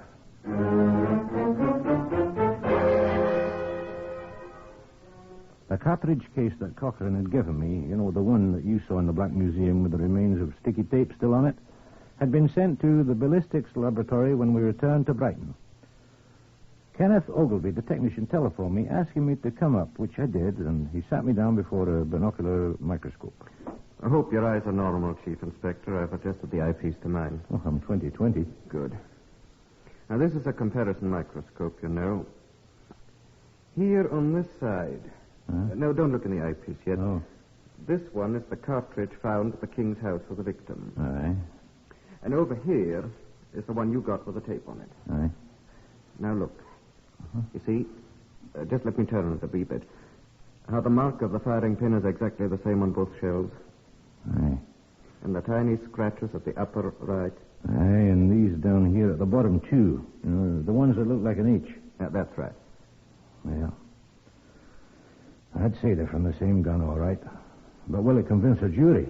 Don't worry about that, sir. When we get our photomicrographs prepared and labeled... Oh, if we only had the gun. I think it only fair to warn you in advance, sir. A jury can believe just so much. But if they can't see the gun, only the cartridge case and the bullets that match the missing gun. Oh, if we're in worse shape than I thought. What can I do? Sir, as one good Scots Presbyterian to another, have you tried prayer?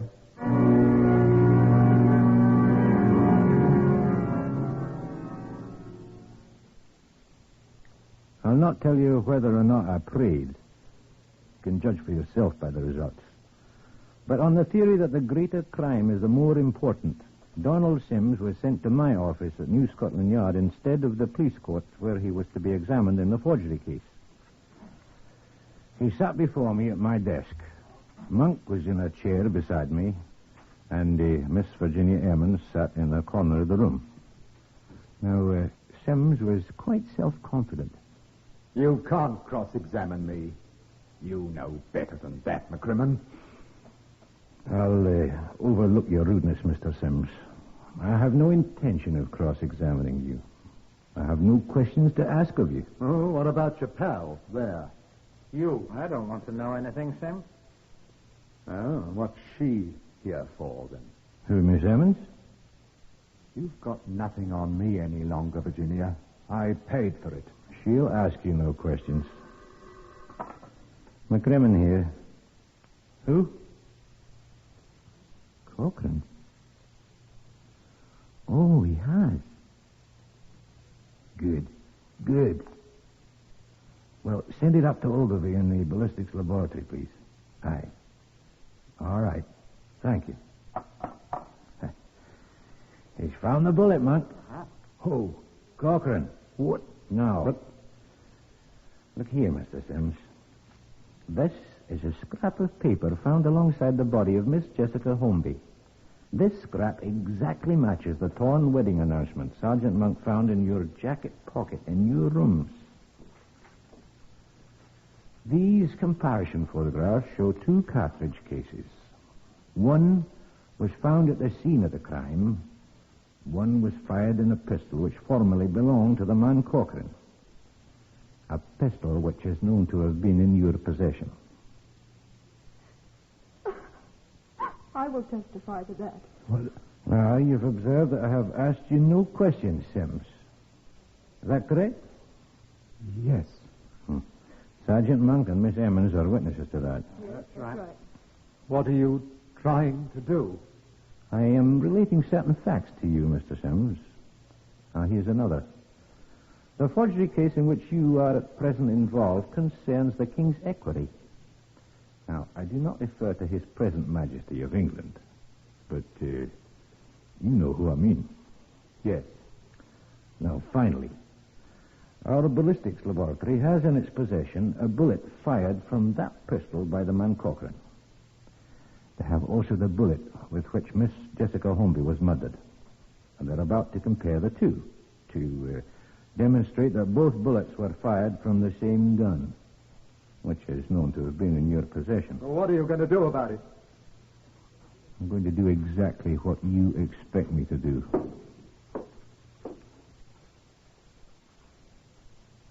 Donald Sims, I arrest you for the willful murder of Jessica Holmby. And I warn you that anything you say will be taken down in writing and may be used in evidence. Now, I'll take the liberty of asking you one question. Do you wish to make a statement? What will happen to me? I don't know. Will they hang me? Will they hang me? You're not required to make a statement of any sort, Mr. Sims. Well, if you have nothing to say... Sergeant Monk? I killed her. You take this down, Sergeant. Yes, sir. I was talking to her at the King's House in Belgravia. She'd heard about the check. What check do you refer to, please, Miss Sims? I signed with the name of the King's equerry. It was for £400. The equerry had shown it to her. When it came back from the bank, marked R.D., and she'd recognized my handwriting at once. She said he'd already lodged a complaint against me, but that she could find forgiveness in her heart because she loved me.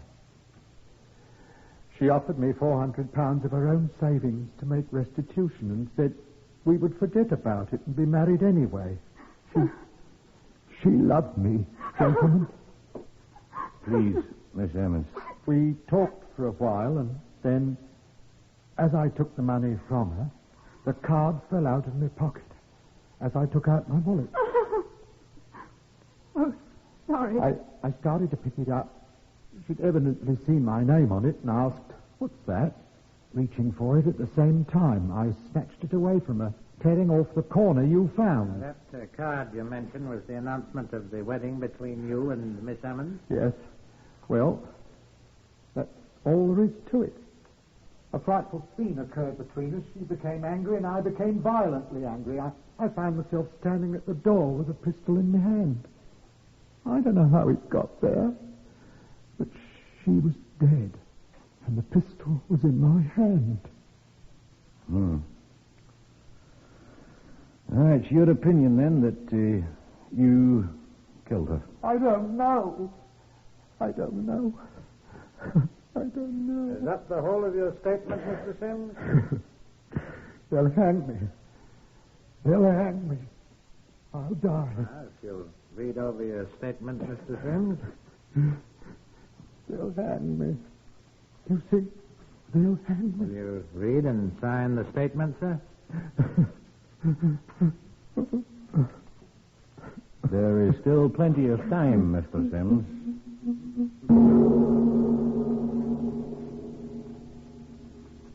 Time ran out on Donald Sims. He was brought to trial at Old Bailey 3 weeks later. His statement to the Scotland Yard men, the statements he made in court, caused the jury to bring in a verdict of willful murder. He was hanged on a Friday morning at 8 o'clock, still weeping.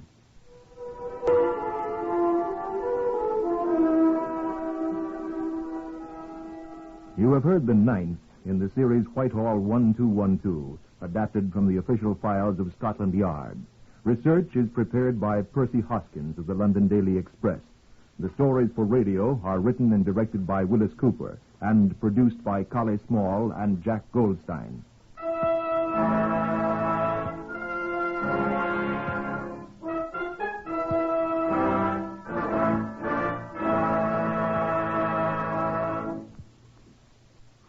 Three chimes mean good times on NBC.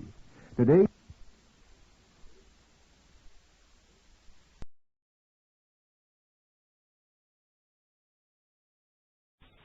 Whitehall 1212.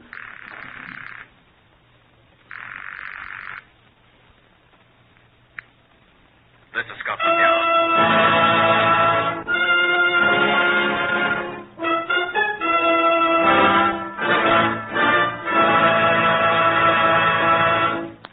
For the first time in history, Scotland Yard opens its official files to bring you the authentic, true stories of some of its most baffling cases. These are the true stories.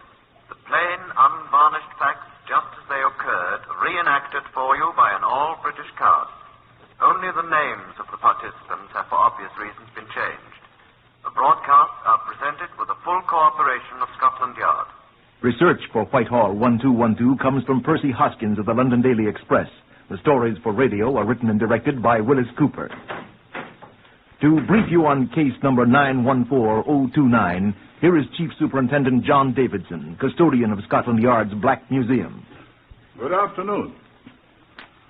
When taken out of context, the exhibits in the Black Museum seem often far removed from the murder cases in which they played most important parts, either as clues or as actual weapons that caused someone's death. Now, these things here are examples. You would think that a set of false teeth, an upper plate to be exact, and a small bottle which once contained about 2 grams of petrol, you would think that such a collection of items would have very little connection. But I assure you, you'd be wrong. They both had something to do with a woman's death by murder. She never dreamed that these familiar things would one day encompass her death, nor could she have known they would be the death of her son, whom she loved. But they are here in the Black Museum today. They've done their part in committing a crime, and then in punishing it. Chief Inspector Leslie Cameron Underhill had a great deal to do with case number 914029. He will tell you more about it. I don't suppose one could say that a man has been hanged in England, in a long time at least, because he ran away, leaving an unpaid hotel bill. But it is certainly a fact that an unpaid hotel bill was a contributing factor in this man's death. No, he was not hanged because he defrauded the hotel, but it is true that he might have escaped had he paid it. I was called to Margate by authority of the Chief Constable of Kent, who had asked for the CID's help on the 1st of November.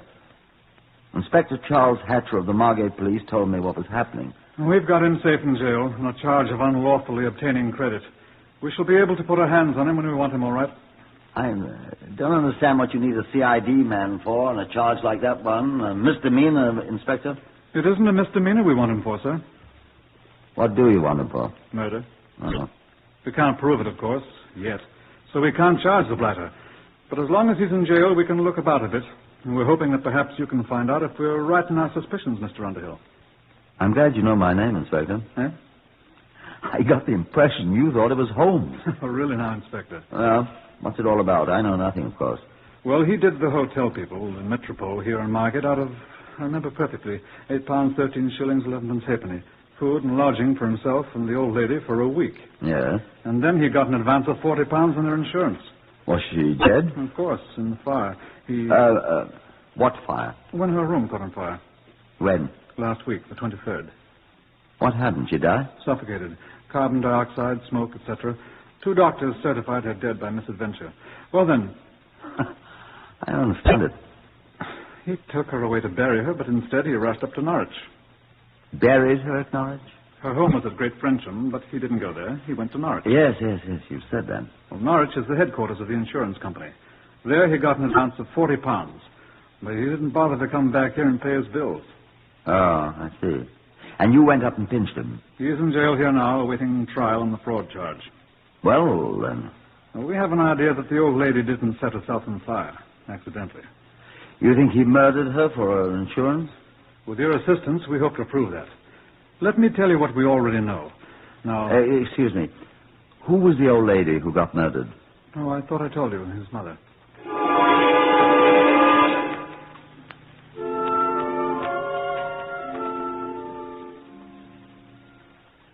Inspector Hatcher took me over to the jail in which the prisoner, whose name I neglected to tell you, was Sidney Baholo Wolfe, was being held on the fraud charge, and I was permitted to speak to him. Now, I would remind you that according to the judge's rules, by which all prosecutions are conducted, an officer is forbidden to speak to a prisoner on any subject concerning the crime or misdemeanor with which he is presently charged. The prisoner is under no compulsion to speak except of his own free will. He is warned at the time of his arrest, anything you say will be taken down in writing and may be used in evidence.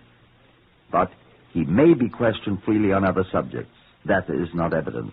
So he was brought in from his cell. This is Wolfe, Chief Inspector. Thank you. Hello, sir. Now, Wolfe, I'm Chief Inspector... Underhill's your name, yes. Oh. Did Inspector Hatcher tell you who I am? No, sir. I met you when you was a sergeant in the CID 7 years ago. Remember me? At Woking, sir? Well, I remember you. Forgery, wasn't it, Wolfe? I got 2 years for it. But it wasn't your fault. It did seem to me you had something to do with it, Wolfe. Well, they said I did. Sit down, Wolfe. If you don't mind, Inspector Hatcher. Oh, right ahead. Thank you, sir. Remember, you've been warned, Wolfe. Yes, sir. Soft chair feels good.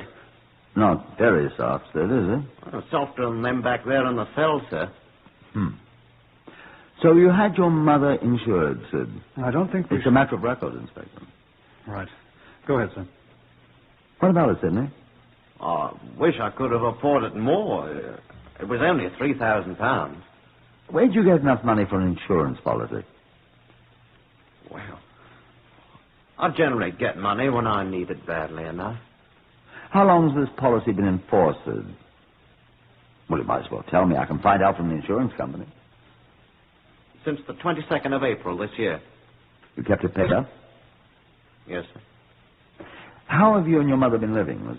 I remember it. You two had a rather rough time in the past. We've had that. Go ahead and answer him, Wolf. Well, I had a pension, sir. Oh, yes. 8 shillings a week from my disability in the war. And what about your mother?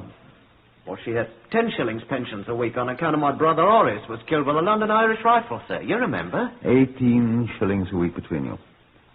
Well, there's other ways, sir. I dare say. Well, when I was sent down last year for 15 months... By mistake.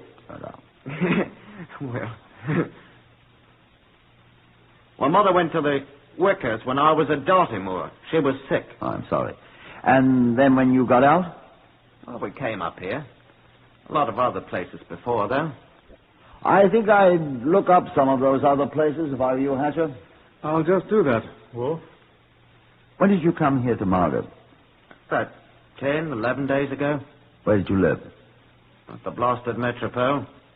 The place where your mother died. God rest her soul. Were you there when your mother was killed, Sidney? I tried to rescue her.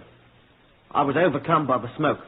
That was on the 22nd of October, wasn't it? 22nd of October at 9:07 in the evening. Was your hotel bill paid then? No, sir. Why? Because I hadn't any money.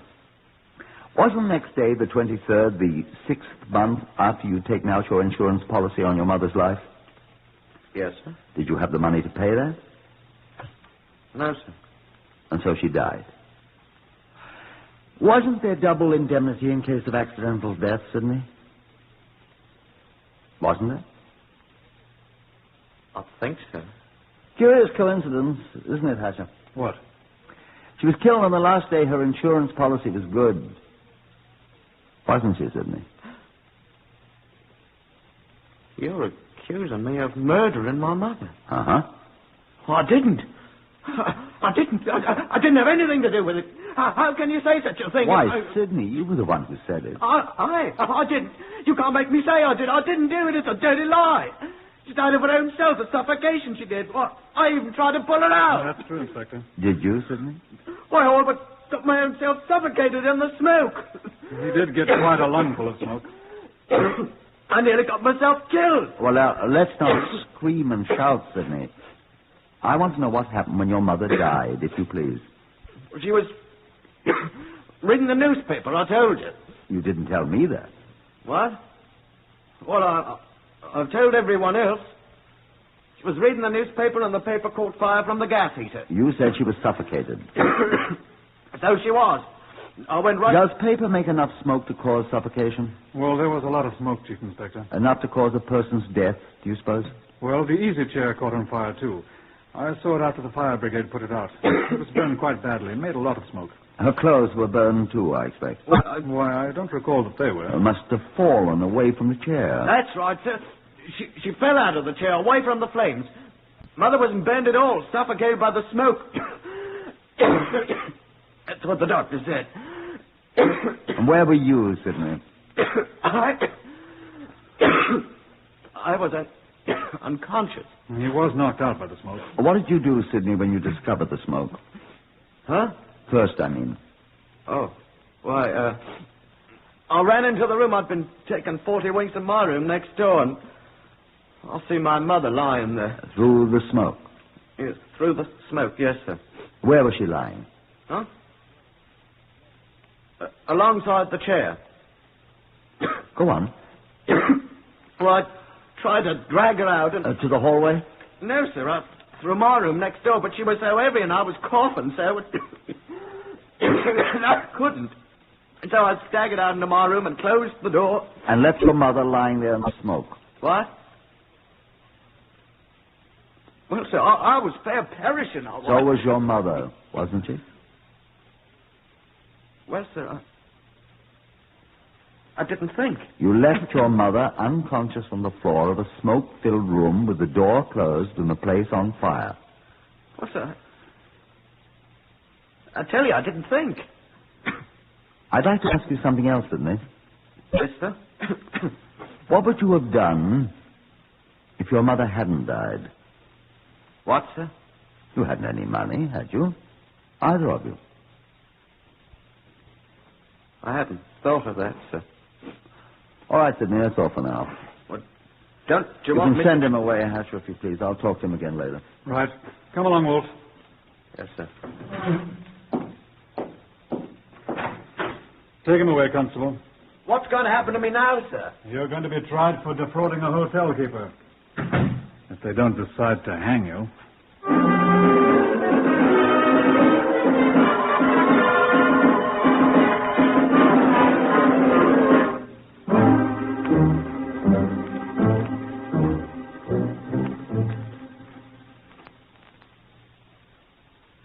The crime of matricide is probably the most atrocious one I can think of. Because of its enormity, it's even more important that a man suspected of it be protected from guesses and inferences. Guilt or innocence must be established within a reasonable doubt before a man can be accused. It behooves those who pursue crime and criminals to walk softly. I talked to the man, Mr. Adam Gunn, who carried Mrs. Wolf's body out of the hotel room the night of the fire. Adam Gunn. That's the name, sir. For Dunedin. Mr. Gunn, you're a guest at the Metropole Hotel. Aye. I understand you carried the body of that Mrs. Wolf out of the fire the night... Aye, sir. I am that man. Was she dead then? I think she was, sir. At least when the doctor examined her after I laid her body on the pavement, he said she was. Of suffocation? So he said, sir. Was she burned? Her clothing or anything? Well, she didn't appear to be, sir. She was lying on the bed when I came in. And I thought she was lying on the floor. I was the one that went in the room, Inspector. She was lying on the bed, a good 6 or 7 feet away from where the fire was smouldering and... Smouldering? Aye. What was burning? Well, the bottom of the chair appeared to be, sir.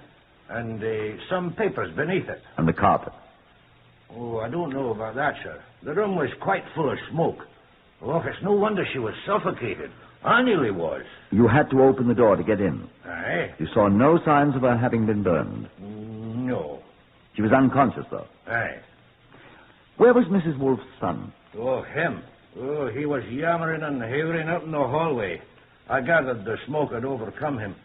He did say his mother was inside. With the doors closed? Aye, the one to the hall was locked, but the one to her son's room was only just shut.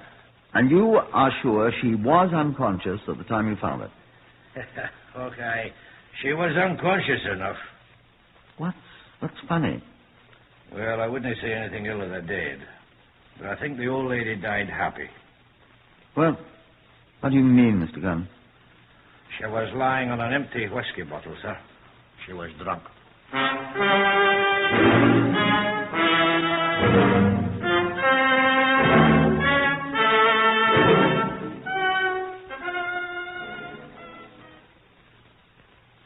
I talked with Dr. Edmund Whittaker, the physician who had examined Mrs. Wolf. Yes, I examined her. Immediately afterwards, she was brought out of the room. I was passing by on my way home from my Oddfellows Lodge, and you certified that she died of suffocation? Of heart failure, superinduced by the effects of suffocation, yes. Was her heart weak? She was 67 years of age, sir. Do you have evidence that she suffered from heart disease, Dr. Whittaker? I had already prescribed medicines for that, sir. She had a very bad heart. She was not burned? No, sir. That I can be sure of, too. Could anything else have induced a heart attack of this type, Doctor? Well, the whole effect of the shock might have, sir. Could drink have done it? In my opinion, no. Could carbon monoxide poisoning have caused her death? What? Well, undoubtedly carbon monoxide poisoning might have, yes. The fact that I certified suffocation in this case implies that carbon monoxide was present and had a great deal to do with her death. I'm not cross-examining you, Dr. Whittaker. I'd like to know if she breathed carbon monoxide in sufficient quantities to kill her. If one breathes in the presence of a fire of this sort, my dear sir, one must necessarily breathe carbon monoxide. Then there is even now carbon monoxide in traceable quantities in her body. Well, unquestionably, sir. The inner passages of the woman's lungs will be coated with soot and smoke, and the mere process of breathing would introduce carbon monoxide into her blood. But you didn't look to see? Of course not. That would have required a post-mortem operation, and I saw no need whatever for that. Besides, I'm not a surgeon. Do you suppose, Dr. Whittaker, that you could supply me with the name of a competent surgeon? Here, sir? No. In Great Frensham. Why, that's where the woman was buried. Precisely, my dear doctor.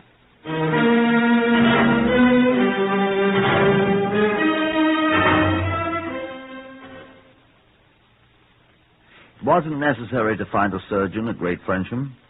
I asked the Home Office, and they sent Sir Hubert Crosby, the best known of the Home Office pathologists, up there. A crew of local laborers conducted the exhumation, and the body was taken to a room in a temporarily vacant school building for the post-mortem. While Crosby went to work with his assistant, Hatcher and I studied the blackboards in the adjacent room. Takes me back to my kid days. It doesn't take me back to mine. Why not, sir? We didn't have dead people in our schoolroom. Come to think of it, I don't believe we did either. Did have a master we often wished dead. Yeah, it's one of those in every school. I wish that hotel manager hadn't been in such a hurry. What are you talking about? I went over there yesterday to have a look at the room where the old lady was burned up. She was suffocated, sir. Killed, let's say, till Crosby finds out. I went over there to have a look, and the blighter's got it all repaired already. Oh, that helps. Got new flooring put in, carpet before the gas fire replaced, the burn chair thrown out, everything cleaned up like new. What were you looking for? Evidence, old man, remember? Oh. I wonder if he threw it on the corporation dump. He didn't say. Like me to find a telephone and call him? Why, if you would. And if you did, I'll put a constable or two onto the dump to see what they can find, shall I? Do. Ask them to bring back anything at all that they can find. Righto. Back at once.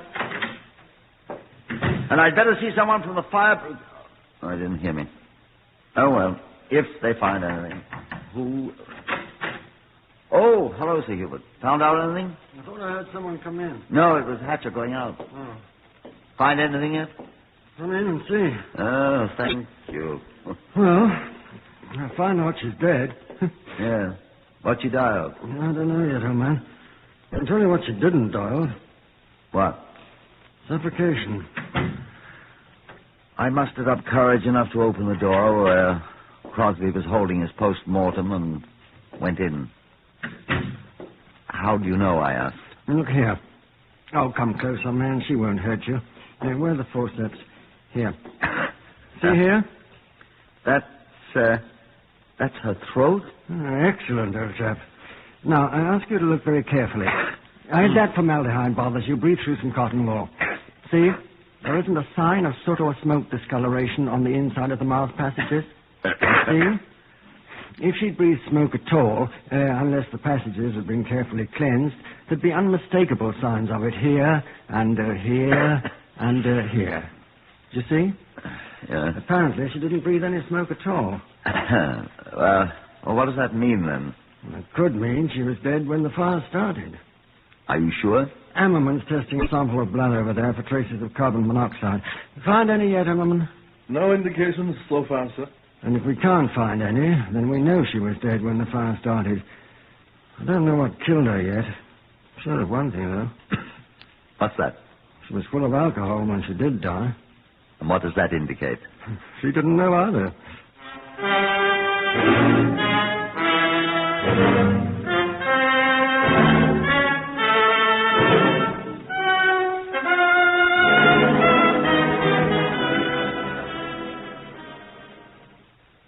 Sir Hubert Crosby returned to London and his laboratory that night with certain specimens he wanted to examine more thoroughly, and the remainder of the body of Mrs. Rose Wolfe was reburied in the churchyard at Great Frensham. I went back to Margate with Inspector Hatcher, who told me that the corporation dump was already being examined. A man from the fire brigade called on me early the next morning, and, well, he wasn't much help. Yes, he'd been at fire. No, he hadn't seen body. No, nothing had been burned except few scraps of newspaper on the easy chair.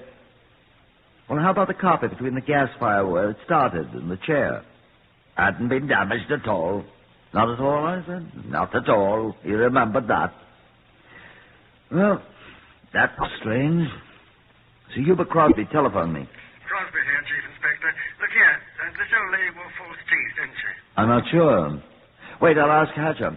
Hatcher, did Mrs. Wolfe wear false teeth? I'm sure she did, yes. Hello, Hubert. Hatcher says she did. I'm sure she did. Where are they? Where are they, Hatcher? Her teeth? Wasn't she wearing them? Wasn't she wearing them? I never saw them. Well, we'll look around. I don't mean to be impertinent, Hubert, but does it really make any difference? I rather think it does. There are definite bruises inside the mouth, which I believe to be from false teeth. And she wasn't wearing any in the coffin, so where are they? Well, I'm afraid I don't quite get it, sir. Look here, old man, you let me do my job, and when the time comes to do yours, I'll let you do it. Yes, sir. These aren't the ordinary marks, you see. They're more in her throat than actually in the mouth. Do you know what that means? She swallowed them? It's impossible to swallow a set of false teeth, man. Wasn't a throat in the world big enough. Well, what happened then, sir? Someone pushed them down her throat. Where'd they go?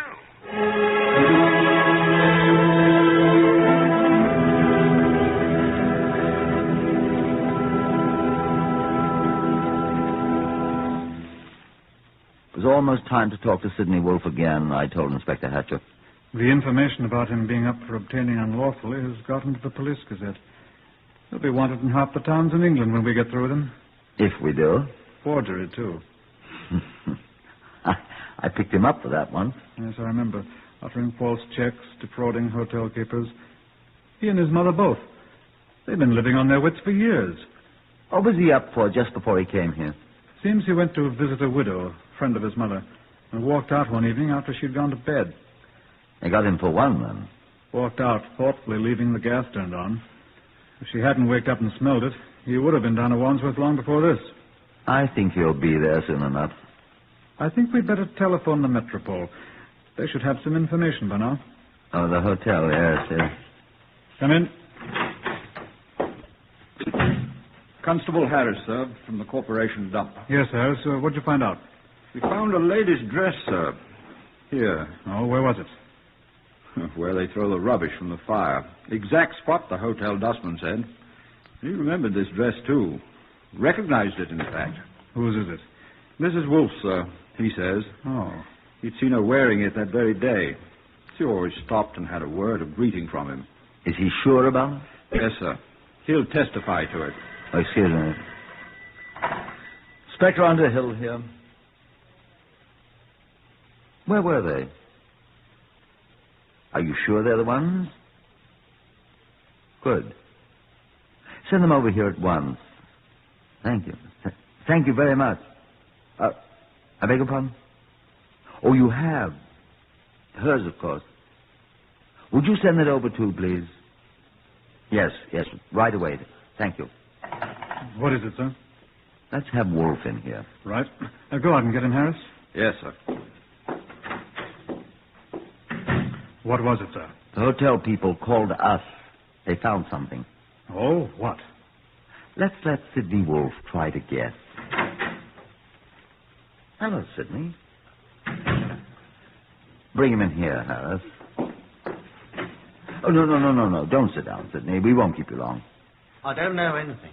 We'll see. Where are your mother's false teeth? You remember now, don't you, Sidney? She had them on? No, she didn't. You know perfectly well she always removed them and put them in a glass of water before she went to bed. She had them on. She didn't go to bed. She was sitting in the armchair. Not after she drank the whiskey, Sidney.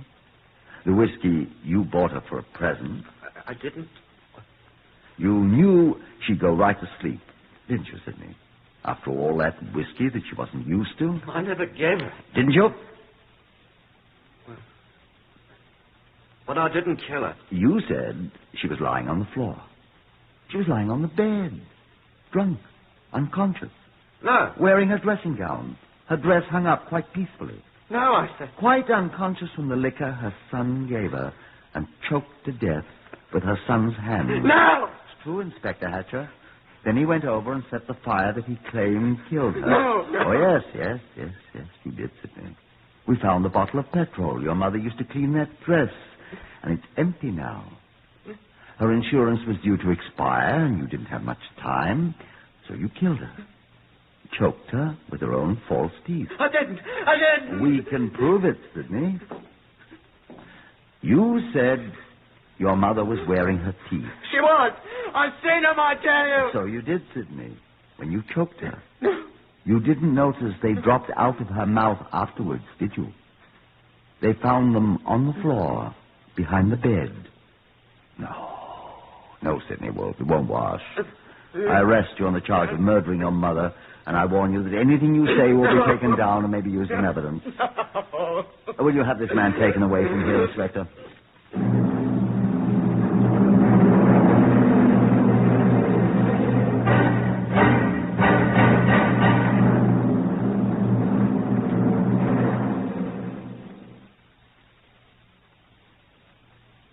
Yes, of course he was found guilty.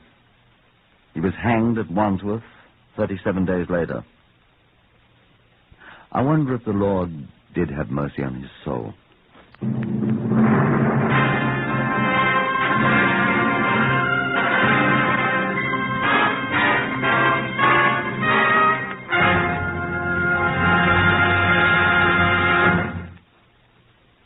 Heard today in the order of their appearance on Whitehall 1212 were Harvey Hayes, Horace Braham, Winston Ross, Lester Fletcher, Pat O'Malley, Ronald Long, Carl Harbord, and Edward Ashley. Whitehall 1212 is written and directed by Willis Cooper.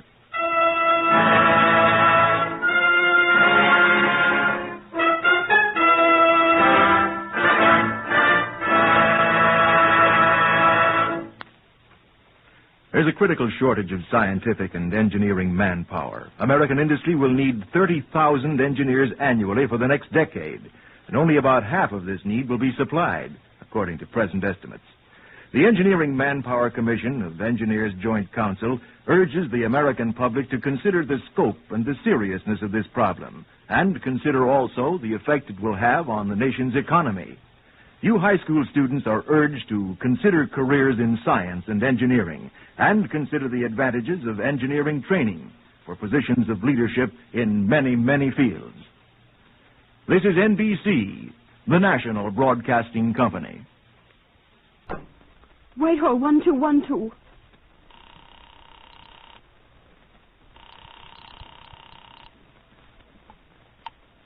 This is Scotland Yard.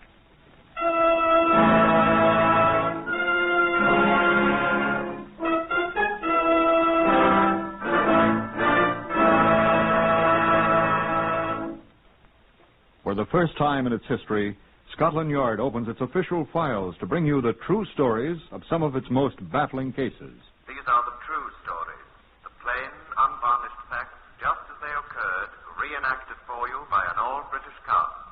Only the names have, for obvious reasons, been changed. The stories are presented with the full cooperation of Scotland Yard. Research for Whitehall 1212 comes from Percy Hoskins, chief crime reporter of the London Daily Express. The stories for radio are written and directed by Willis Cooper. This is Chief Inspector John Davidson, who is in charge of Scotland Yard's famous Black Museum. Good afternoon. Can you imagine mistaking this exhibit here for a revolver or a pistol, or in fact for a gun of any kind? Here, have a look at it. Sorry, I dropped it. If it had landed on my great toe where that cab horse trod on it in December 1907, well, thank goodness it didn't. No, I shouldn't think that anyone in his right mind could possibly mistake this for anything but what it obviously is, a hammer.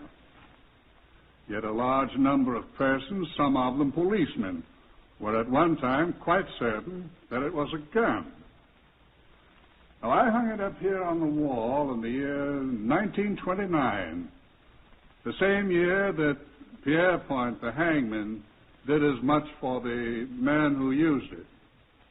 Now, this is Chief Inspector Reginald Porter, who will tell you how it happened. Reginald? On the morning of 11th January 1929, I was handed a telegram which had been sent the night before from Southampton.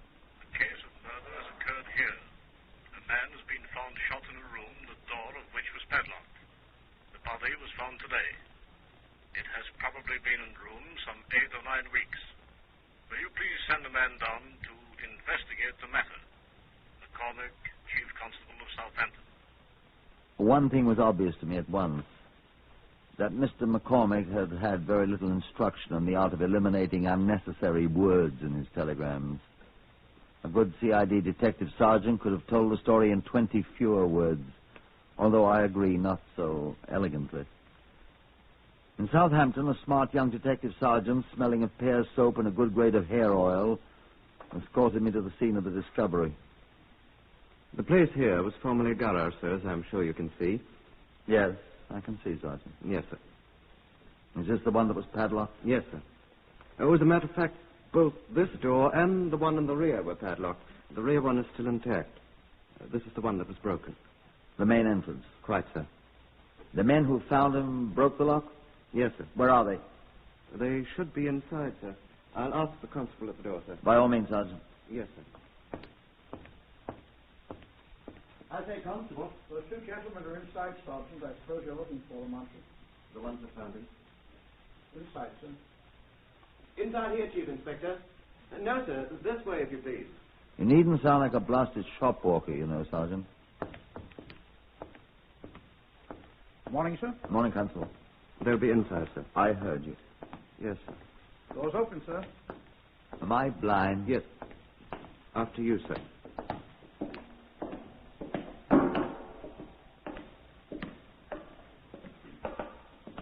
Where are they? Mr. Remington? Mr. Finn? Where do they go? Mr. Finn, are you here? Over here, Sergeant. Over here. Over there, sir. What are they doing in heaven's name? I don't know, sir. Here, Sergeant. Where? I don't... Behind the oil drum, Sergeant. I see them. Good morning, gentlemen. Good morning, sir. Morning, sir. We got here, Sergeant. Gentlemen, this is Chief Inspector Portner of the Yard. Scotland Yard. Where'd you find him? Right down there, sir. He was crumpled up against them oil drums. Dead, sir. I can see the blood. That is blood, isn't it? I'm afraid so, sir. There's quite a lot of it, isn't there? Yes, sir, for one man, sir.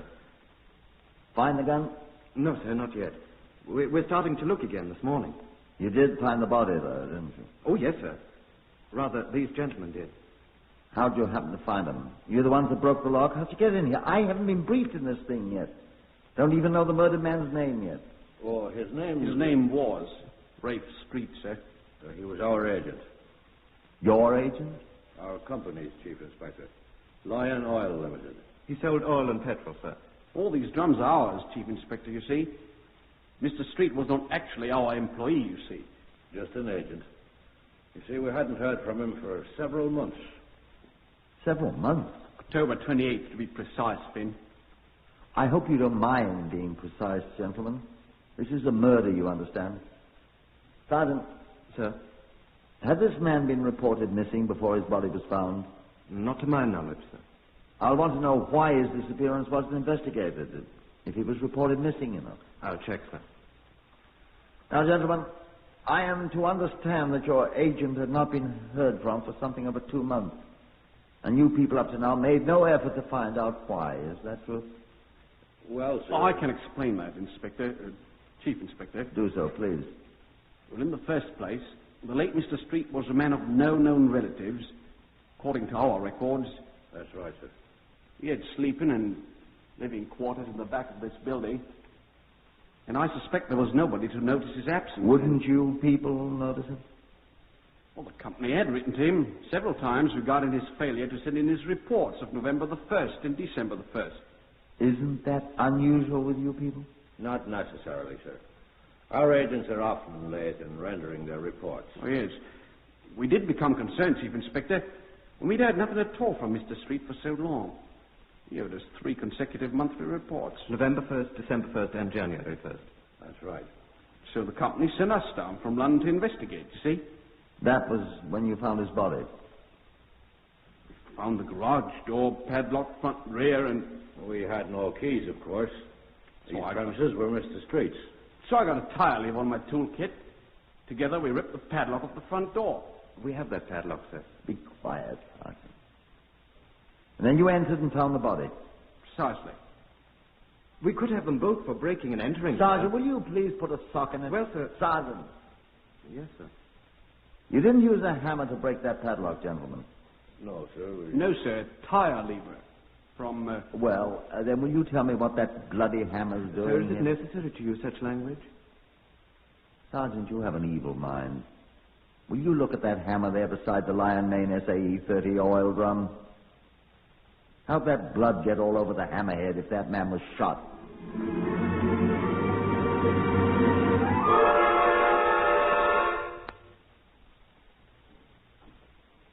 I left the fragrant sergeant to arrange for and supervise a draft of detectives from the Southampton police to organize and conduct an all-out search of the garage warehouse for the gun with which the victim had allegedly been killed, and proceeded in good order to the mortuary where the body lay. It was not in very good shape, but a careful examination on my part convinced me that the cause of death was not a bullet, but a series of wounds caused by repeated blows from a heavy object. Now, please don't at once begin to find fault with the Southampton police. The wounds resembled a great deal more than superficially those often caused by bullets. Gregory Aldous, the police surgeon, pointed this out to me. You see here in particular, Chief Inspector, a deep punctured wound, exactly like one made by a bullet. And here. Yes, I see. And here again. And the fractures themselves were so covered with dried blood, it would be the obvious thing for a layman to say at once, gunshot wound. I wouldn't have. You Scotland Yard chaps are geniuses, of course. Well, I will admit if I hadn't noticed that bloody hammer on the floor. Don't be so modest. I was about to say where you chaps had seen it a dozen times and paid no attention to it.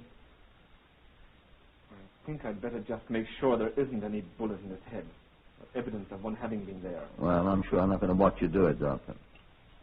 That will be helpful, sir. Mind you're careful now. I shall want to try that hammer to see if it fits those marks on the skull. So shall I, sir. Must be an extraordinary hammer to produce marks like bullet holes. It is. The end of the hammerhead opposite the striking part, the peen it's called, Doctor, is quite thin and long and about the diameter of a .38 caliber bullet. The kind of hammer often used by motorcar mechanics, as Mr. Remington of Lionel Limited was good enough to point out to me. How's he know? He was once a motorcar mechanic himself, my dear Doctor. And when are you going to arrest him, Chief Inspector?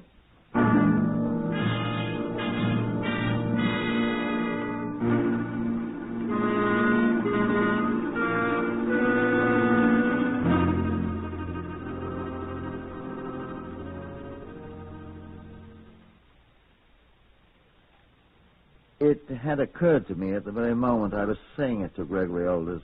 I went back to the garage to find him. He had gone back to London to report to his firm's officials, but Finn was still there, helping assiduously but ineffectually in the search for the alleged murder gun. I sat him down in a corner of the place which rang to the voices and the noises they made as they overset racks of oil drums.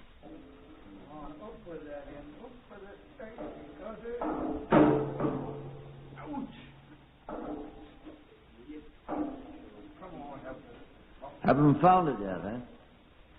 Not yet. Oh, my sainted aunt, I'm tired. Tired?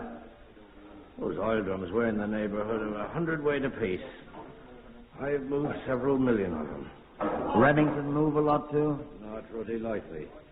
He had to go to London. Yes, I know. Tough on you. Well, he's my boss. Fine to be a boss, isn't it? He's all right. Known him long? Met him in the Navy 20-odd years ago. I was his boss then. Oh? Wavy Navy. We were the crew of an MTB. I was skipper, full lieutenant. Remington was just a sub. I hadn't a job when we were demobbed, and he was going back with Lion Oil. He offered me one, and I've been there ever since. That before he was a motor mechanic or after? During. We ran the company's garage in Cheltenham before we got onto this job. You're both motor mechanics, then? Yes. You're both familiar with that kind of hammer I found, then? Oh, quite. We used dozens of them. No. Sergeant! Sergeant! Yes, sir. You want me, sir? Sergeant, that hammer's still here? The one you found, sir? Yes. Yes, sir. Take it, please, and deliver it to Dr. Gregory Aldous of the mortuary where the body is. Dr. Gregory Aldous of the police surgeon? Yes, sir, I know him. Right, but be very careful with it. Oh, I will, sir. I had Geordie Tucker photograph it, sir, before I moved it and wrapped it up in paper and put it in a biscuit tin I found. I'll send it right away. Take it, I said. Yes, sir. Wait there for me. Yes, sir. Yes, sir. Nice chap, that. Oh, yes, quite. So you've known Remington a long time? Oh, yes. How long have you known this dead chap, Street? I never saw him till now. The first time I've ever been in Southampton, even. Oh? Remington know him long? He'd never seen him either. Oh, hadn't he? I don't think so. He'd tell you if he had, wouldn't he? I expect so. Oh, why? Just wondered. You think Rem killed him? My dear man, how do I know you didn't? Why on earth should we kill him? That's what I'm going to find out. Come along, I want to see this fellow's books and papers. Now then, you chaps get going there and see if you can find me that gun, which I doubt. Come along with me, Finn. All right.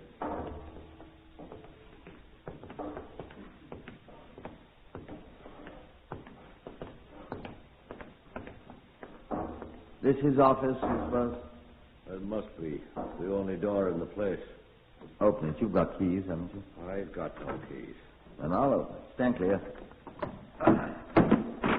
Some use for regulation police boots, after all. This must be where he slept. Oh, fair frosty in here. Ugh. It's a pity there isn't a window. Had he any desk? Doesn't seem to have had. Well, the man do business.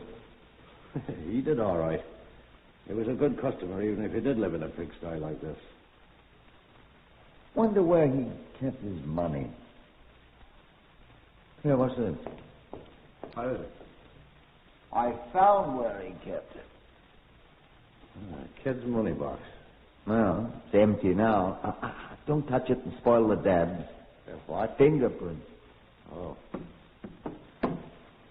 Robbery, eh? Place was locked up. There's a spring lock on the door. Ah. Poor devil must have closed it himself when he came out. Oh, no, the murderer did it after he killed him and broke the money box open. Cool blood, huh? He must have known the place pretty well. What are you looking at me for? Where are you going? Well, I just want to see what's in this coat there. Where? Here. Oh. How did you know it was his? Oh. What's his name? Street. I don't. There must be, though. The murderer wouldn't leave his. Have a look at it. Give it to me. Here. Pockets full of papers. Well, not exactly full. Letter. Here, hold it first. Okay. Ah.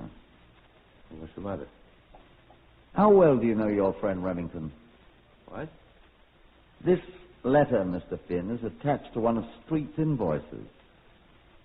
This is the letter.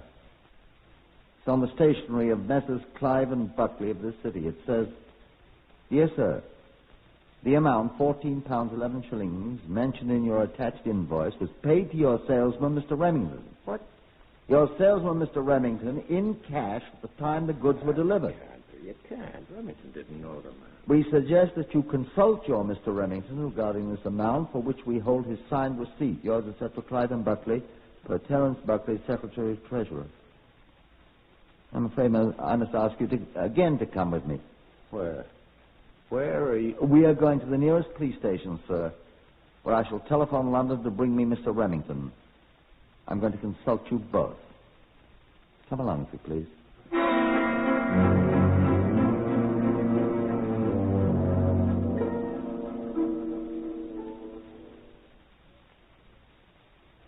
There's no trouble at all to reach Scotland Yard in London and to arrange to have Mr. Remington contacted at Lion Oil and then accompany an officer back to Southampton. In the meantime, Mr. Finn consented to accept the hospitality of the Southampton police until his partner arrived. Myself, I went to the mortuary, found Gregory Aldous gone, and left that gloomy place for Aldous' official quarters, where he sat talking with the sergeant, who was not so redolent of oils and unguents by now. Gregory Aldous looked at me pleasantly. Well, was I right, Chief Inspector? Hmm? You arrested Remington? He'll be in custody at once, yes. What did you discover about the hammer? It fits perfectly, sir. I was speaking to Dr. Aldous, Sergeant. Excuse me, sir. Does it fit the wounds, Doctor? Perfectly. Good. There's no bullet in the skull, though. I hope he didn't spoil it. It's a trifle difficult to spoil a skull that's been worked on by somebody with a peen hammer, sir. The sergeant here has made an interesting discovery, Chief Inspector. Oh, has he? And what have you discovered, Sergeant? Where the hammer came from, sir. What's that? You looked at the handle, of course, sir. Of course I looked at the handle. Why? You saw that Morris Works and a number was branded on it. Sergeant, I must admit I did not. Thank you, sir. Who is this Morris Works? Did you find out? If you had lived in Southampton, sir, you'd of course recognize it at once. Of course. Well, what's so blasted funny? That's the factory where they make the Morris motorboats, sir. The Morris Works. Well, I'll be blowed. That shows you what a Londoner doesn't know, doesn't it? And what else did you discover, Sergeant? Well, sir, I rang up a chap we know at the Morris Works, and I asked him about that number. Good. And he put me on to the tool issuing department, and a man there recognized it at once. Better and better. It was the number of a chap in the engineering department, a motor mechanic. You see, Aldous? You were right. I was right. Go on, Sergeant. Well, sir, that's the lot. We found this fellow, name of... I wrote it down. I found this at the garage while we were hunting for the gun. There isn't any gun. Nothing but the hammer. Yes, sir. The fellow's name is P. Gallant... No, that's not it. Oh, here, on the other side. Here it is. Teddy Finucane. Go out and arrest him at once, Sergeant. You found him, you make the arrest. Thank you, sir. Doesn't suspect anything, does he, eh? He's not the one, sir. What? What are you telling me? No, sir. On October 24th last year, Finucane reported that his hammer, a spike peen hammer, he called it. I told you all this. Spike peen? Go on, Sergeant. Well, he'd lent it to a man, a stranger who never brought it back, and he had to requisition a new one. That's all, sir. Wow. Sergeant, just as soon as they deliver this Remington chap from London, you and I'll hurry him right down there. It would save time if we got this Teddy Finucane to come up here, sir. Right. Then we'll let him identify the fellow. No, by gad. What's the matter? Let him identify whichever one of the two borrowed the hammer. If he doesn't know the man's name... He doesn't, sir. Well, that's either Finn or Remington. They're good friends. We'll see which one he identifies. Sergeant, that's extraordinarily good work. Thank you, sir. Tell me, what kind of hair oil is that you use? Oh, it's an excellent taste.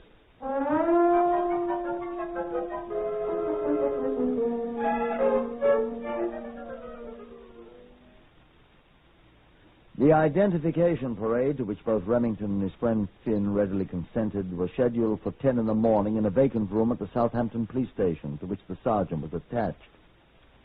Mr. Teddy Finucane was seated alongside my desk with me as the crowd came in and stood along one wall. I had secured 6 or 8 other persons to stand in with them to make it as fair as possible for the suspects. That, of course, is standard procedure. Will you gentlemen please take off your hats? Thank you. Not that there was any doubt by now. We're all ready, sir. If you please, Mr. Finucane. Now, will you please tell us whether you recognize any of these gentlemen, sir? Good, the first one. No. Remington was third, Finn seventh in line. This gentleman, Mr. Finucane? No. This one, sir? Yeah, I know you. Well, you ought to, Ted. Even after all these years. Corky Remington!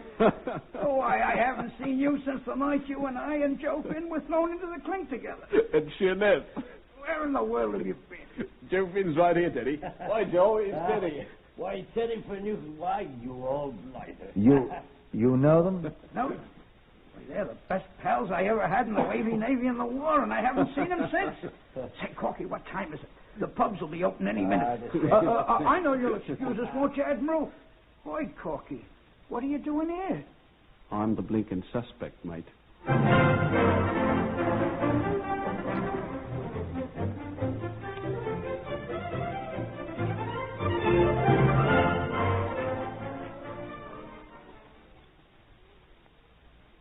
By 9 that night, they were all three in jail. The charge was under the Act of 1872, in such cases made and provided, Section 80 of which reads, being guilty while drunk of riotous or disorderly behavior in any highway or other public place, whether a building or not. It had been both, and the Royal Navy Volunteer Reserve had done themselves proud. Mr. Teddy Finucane, former artificer petty officer attached to motor torpedo boat squadron Ump, was able at last to master his hangover and speak to me. No, sir. They ain't the man I lent my hammer to. No, sir. Positive. I'm very sorry to put you to all this trouble, Mr. Finucane. Pleasure, sir. But it couldn't be them. Neither one of them has a slide in his left eye. Port, starboard, right eye. Cross-eyed, you mean? Sir, should have told you before. And a cut on his same right cheek. Big one. That's all I know. There's Corky. He'll be able to join you for breakfast, Mr. Finucane, I'm sure. He and Mr. Pinbo. Breakfast? I shall probably join you then. Breakfast. Goodbye. Come on, Sergeant.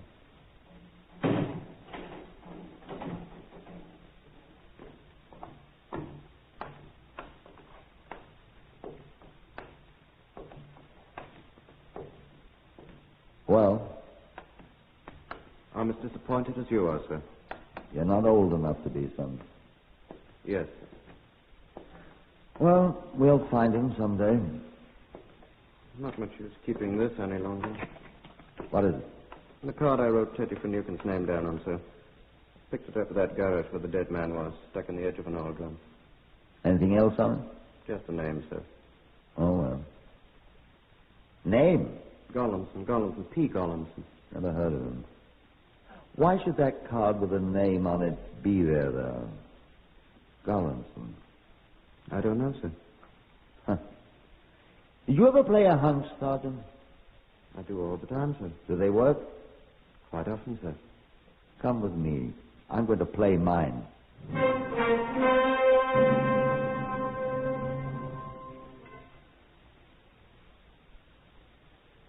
I borrowed a telephone in Dr. Gregory Aldis's office at the police station. Trunk call, sir? I'll get it for you. What's the number? Whitehall 1212. Right. Put us through to Whitehall 1212 in London, please. It's Chief Inspector Portner calling. Yes, sir.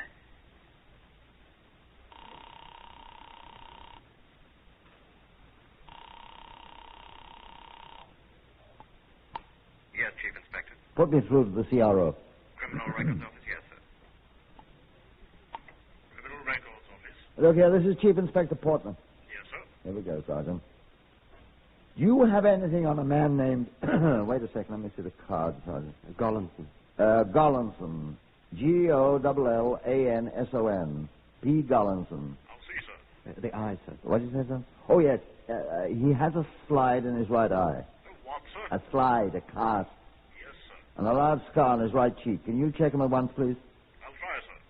Will you wait, please? I'll wait. He's looking, Sergeant. Oh.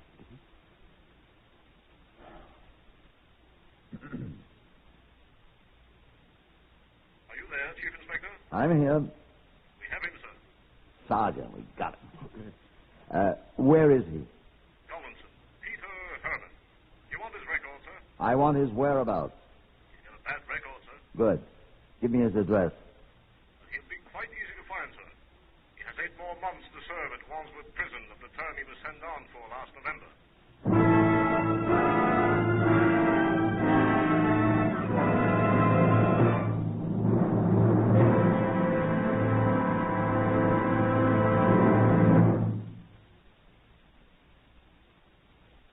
That's all. Nearly all, anyway. There he was in Wandsworth, calmly sewing mail sacks. He knew what he was doing when he pled guilty to breaking and entering 2 days after he murdered poor Street. Rather, he thought he did. He had worked for Street for a short time and had been stealing from him consistently, using the name Remington, which he had seen in some of Street's correspondence. We took him to Southampton.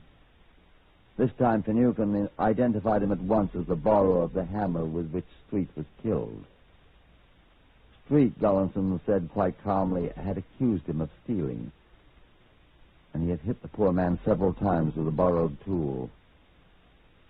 So he stayed in Southampton for the assizes, and when they found him guilty there, Sir Charles Wilson sentenced him to go back to prison, this time at Winchester, where they hanged him.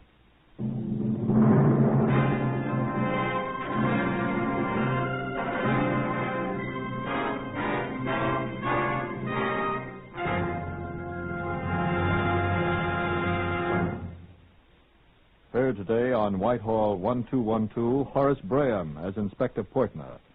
Others in the order of their appearance were Harvey Hayes, Lester Fletcher, Maurice Gosfield, Pat O'Malley, Gerard Burke, Francois Grimard, and Gordon Stern.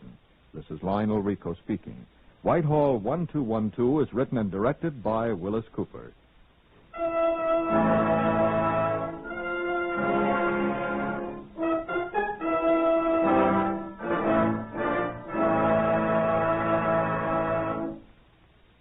When you're driving your car, remember that speed has its price.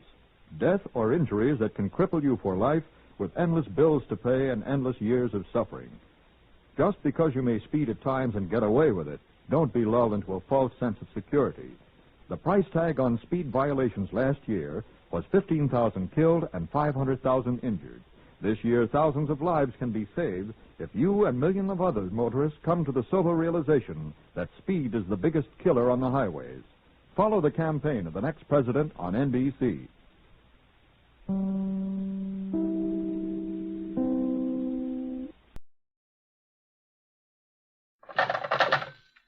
Whitehall 1212, quickly. This is Scotland Yard. For the first time, Scotland Yard opens its secret files to bring you the authentic, true stories of some of its most celebrated cases. These are accurate records drawn from these files by special permission of Sir Harold Scott, Commissioner of Scotland Yard. They're true in every respect, except for the names of the participants, which, for obvious reasons, have been changed. The research has been done by Mr. Percy Hoskins, chief crime reporter for the London Daily Express. And the stories for radio are written and directed by Willis Cooper.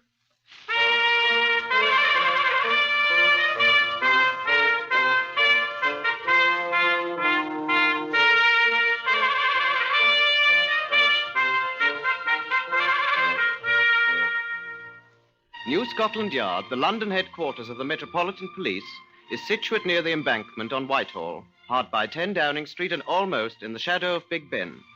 Here also is the headquarters of the CID, the Criminal Investigation Department, the body of men whose exploits for more than 100 years have made the name Scotland Yard synonymous with the brilliant detection of crime and unrelenting pursuit of the criminal, and the presentation of the painstakingly acquired evidence that assures his eventual punishment.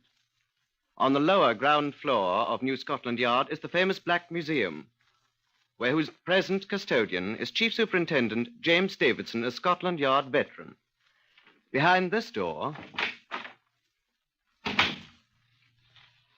Good afternoon. This Black Museum of ours is rather unique.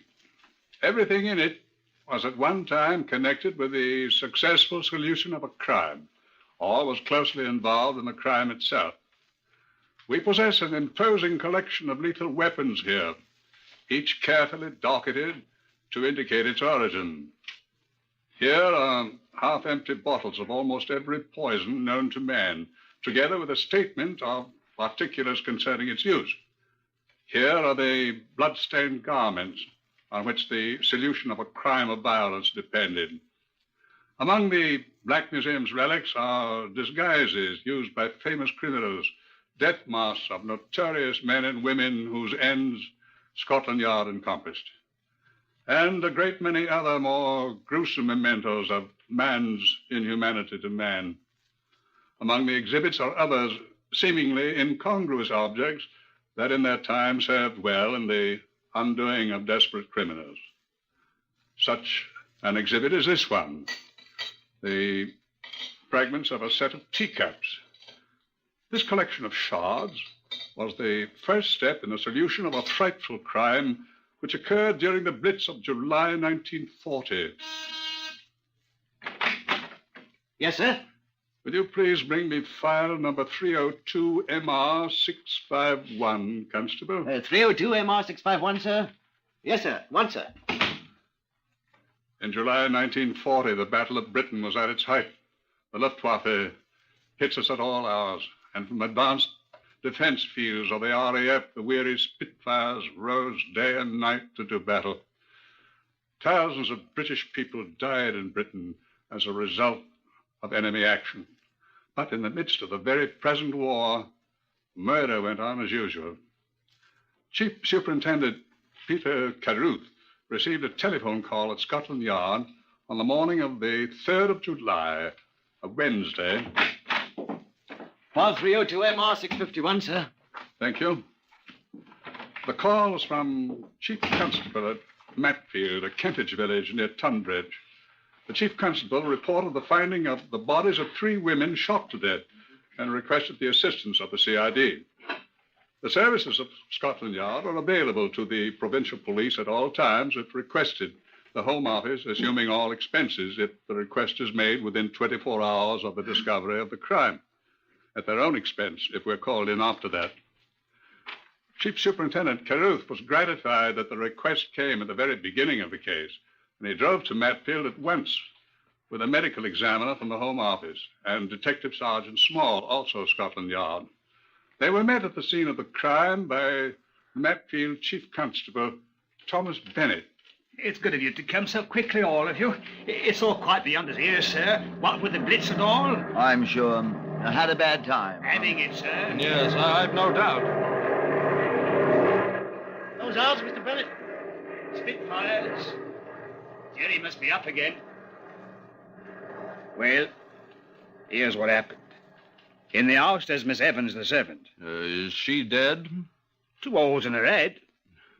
Place all ransacked. All tore up. Where are the others? Mrs. Ames and her daughter Jessica's lying down there in the orchard. Also shot. Yes, I see. Where do we want to start, sir? A house, I think, first. Well, come in then, sir. Gentlemen. Thank you. Very much. Thank you. They've lived here in Matfield a long time. Have they, Bennett? Miss Evans, the servant, has always lived here. Mrs. Ames and her daughter moved here a year ago. Mrs. Ames a widow? No.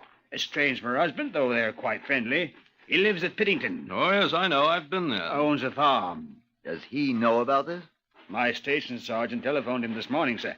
He was in London, but he'll be home this evening.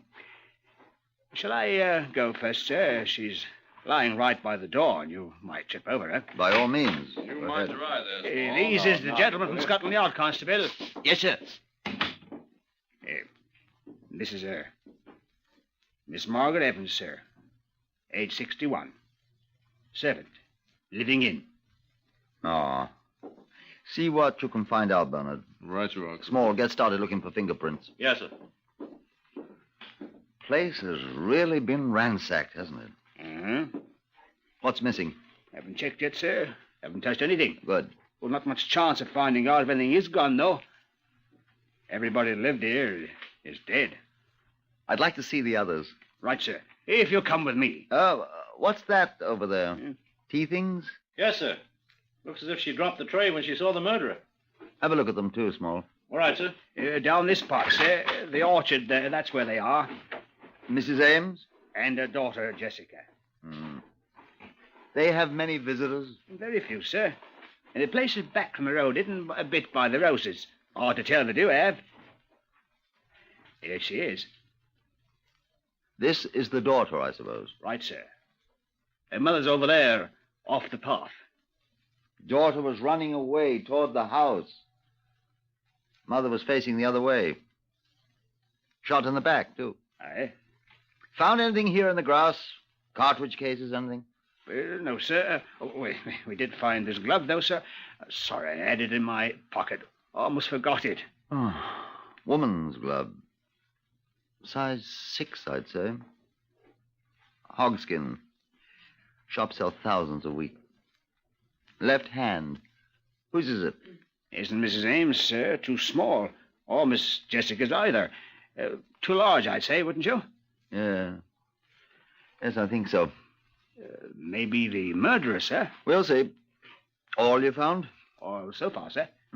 Where was the glove? Oh, over there, sir. I marked the spot with those 2 sticks. Uh-huh. Alongside the mother's body? Yes, sir. Well, as soon as Bernard's examined the bodies, I think you'd better have all this grass scythed down and see if you can find anything else. Cartridge case or anything. Right, sir. Shall we walk back to the house? Yes, sir. Good hunting, lad. Beg your pardon? Talking to the fighter chap up there. Hope he shoots some Jerry's bloody ears off. He probably will. Got a son in the RAF, flight sergeant in the Coastal Command. Good man. 19 years old. When I was 19, I was a farm man for good old Uncle Tom Cobley. I wonder if they've found anything yet in there, sir. We'll see. Oh, here's Bernard. Anything yet? Well, I want to see the other bodies first. Discovered a little so far. Where are the, Down the path back there, sir. We've touched nothing. Except this glove. Oh, is this one of theirs? Wrong size. All right. You can remove the bodies as soon as I finish, Chief Constable. Yes, sir. I'll have the van here at once. See to it, please. Yes, sir. What are you doing, Small? I'm trying to fit these cups together, sir. Well, what about fingerprints? I wanted you... I found a good many, sir. They all check with hers. Oh, how did you know they were hers? Oh, I took hers. I wish live people's were as easy to take. No others? Well, I'm not sure yet, sir.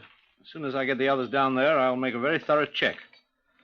These cups and saucers. She dropped them when she saw the murderer, probably. Yes, quite.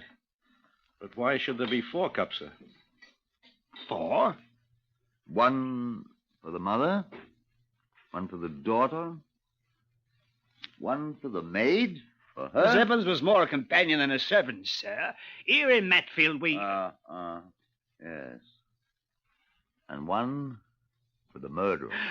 Why, then, they must have known the murderer. People don't usually offer a cup of tea to a perfect stranger. You could make up a list of their friends, Chief Constable, They and had then... very few friends, sir. Kind of standoffish like they was, and the parson, the grocer, postmistress, wasn't a real close friend, so to speak. Make up a list and check where they all were yesterday.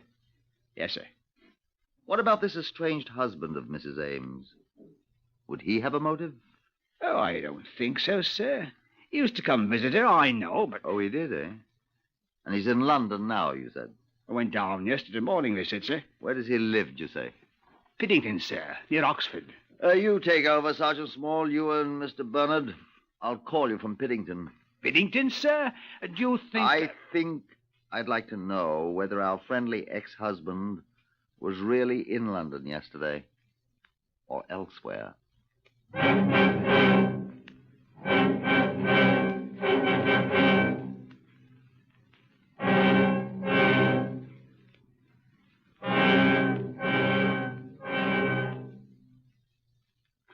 At Piddington that afternoon, 70 miles away from Matfield, Jem Davies, the man of all work, explained to Chief Superintendent Carruth that John Ames had not yet returned from London. Miss Viola Masterson, the manager of the Ames farm, however, was at home, recovering from an accident. Carruth spoke to her in her sitting room. Her left arm was in bandages, and she was obviously in slight pain. Carruth sympathized with her. I'm so sorry to disturb you, Miss Masterson. It's quite all right. I'll be up and about in a day or so. It pains a little, though, now. I suppose you've heard about the former Mrs. Ames and her daughter? I'm so dreadfully sorry. I knew them slightly, you know. Oh, did you? I'd have gone over to Matfield if I hadn't been so stupid as to fall off my bicycle and injure my arm. I'm afraid I'm not a very good cyclist. Oh, do you have any clues as to the... Murderer?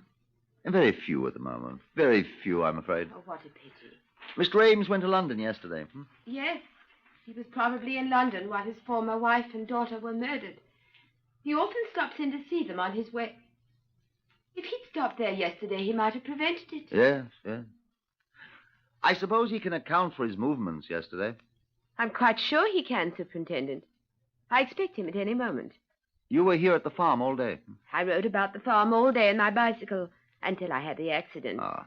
I'm sure Jemmy Davis can confirm that. And the bicycle is still where I left it, where I fell off, unless Jemmy's brought it back. I see. By the way, have you ever seen this glove before? Let me see it. No, I'm afraid not. Did it belong to... We're not quite sure. Well, it's not mine. Much too big for me, I'm sure, Superintendent. You've never seen it before? Never. Thank you, Miss Masterson. Is that all you wanted? Aren't you going to wait for Mr. Ames? Oh, I don't like to disturb you, Miss Masterson. I'll wait out there with Jemmy. It is Jemmy, isn't it? By all means, talk to Jemmy. I'm sure he'll confirm everything I've said. Good day, Miss Masterson. You know where to find Jemmy? He was sitting alongside the stable door cleaning a shotgun when I last saw him. Jemmy Davis was a simple-minded man. He didn't realize that he was talking much too freely to the friendly Scotland Yard man. Well, it'd be a terrible thing, I expect, but I don't shed no tears for him. I didn't like her nor her daughter neither. Hated them? It been none of my business, sir. But now, Mr. Ames, he be a real fine man. And she treated him awful bad. How? Dog in the manger. Kicks him out, she does. And then when he finally meets a woman he loves, and that woman loving him, she won't give him no divorce. You seem to know a lot about Mr. Ames' affairs, Jemmy. Him and me, we be just like that. I'd do anything for that man. Her, too, for that matter. Who? Miss Masterson. There. Well, that's pretty clean, ain't it? Let's see. Clean as I'd ever want a gun to be. Had it for years. Old-fashioned, like me. But she be a good shotgun. He uses it all the time for rabbits. Mr. Ames? Well, buys his own shells, too. Miss Masterson, she's scared of it. Tried to teach her how to shoot it. But she was scared. You couldn't kill a person with this here gun, I says to her. Not unless you got up real close. Funny thing, though. She shot a rabbit with it yesterday. You know, it made her so sick at her stomach when she shot the poor little feller. Never again, she says to me. Did you see the rabbit, Jemmy? Well, what were left of it, she were too close. Well, not worth bringing back to cook. You know, I think that's why she fell off her bicycle thinking about it. Where did she fall? Well, it was in the meadow yonder. The wheel slipped on the grass. Jemmy, did you ever see this glove before? Huh? No, sir. Oh, can't say as how I have. Sure? No, sir. Whose is it? I found it. Well, finders keepers. That's what they say. So you don't think Mr. Ames and Miss Masterson will be upset by Mrs. Ames' death? Lord bless you, no, sir. Now they can get married. Well, that dog-in-the-manger wife of his. Oh, he must have been the last one to see her alive. Oh? How's that? When he stopped to see her on the way to London yesterday. Why, I thought you was going to wait for him to come back, sir.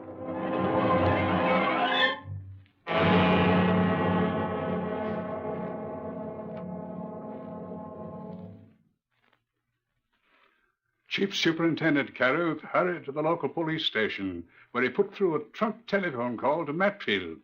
Detective Sergeant Small, the Scotland Yard man, answered the telephone at the murder house. Small here. Small, I want you to check at once on something. Yes, sir. I want you to make the most diligent inquiries. Get that chief constable there to inquire of every person in Matfield, if necessary, at once, to discover if this man Ames was seen in Matfield yesterday. You got that? He was seen, sir. He was? The postman, sir. We've been making inquiries all over the village of Mrs. Ames' known friends, and we've come across several curious things, sir. Well? Well, the postman observed Mr. Ames walking toward this house yesterday afternoon. He's sure? He positively identified him, sir. Known him for years. Spoke to him, called him by name, and Ames replied. What else? He was carrying a shotgun, sir. Oh. I discovered here that he intended to visit them. But the gun... Well, looks as if he's our man, doesn't it? What else did you discover? Well, there's a bicycle belonging to Mrs. Ames is missing. Oh? And the porter at the railway station reports a strange woman carrying a parcel arrived in town yesterday, but so far we have been unable to trace her. Now, the local police have picked up a deserter from an army camp near here. He's being questioned now. Then a lorry driver for the gas company at Oxford reports picking up a woman on the highway near here yesterday afternoon. She was wearing one glove. Oh? Now, he thinks her bare hand was scratched and bleeding. Yes? She explained she'd fallen off her bicycle and was trying to catch a train. He took her to the railway station. And then... Oh, what did you say, sir? I didn't say anything. Oh, I was speaking to Dr. Bernard, sir. I'll put him on. He wants to speak to you. Thank you. You there, Caruth? Yes, Bernard. I've discovered why you didn't find any spent cartridges, Superintendent. Yes? The women were killed with a shotgun, probably a .410 shotgun. Yes, I know. The murderer had to pick the discharged shells out of the breech of the gun by hand. Yes, but... Probably carried them away and disposed of them elsewhere. Did you recover any of the shot from the bodies? Yes, quite small pellets. Birdshot. Mark it in evidence and hold it for me. I think those little lead pellets are going to hang someone, Bernard.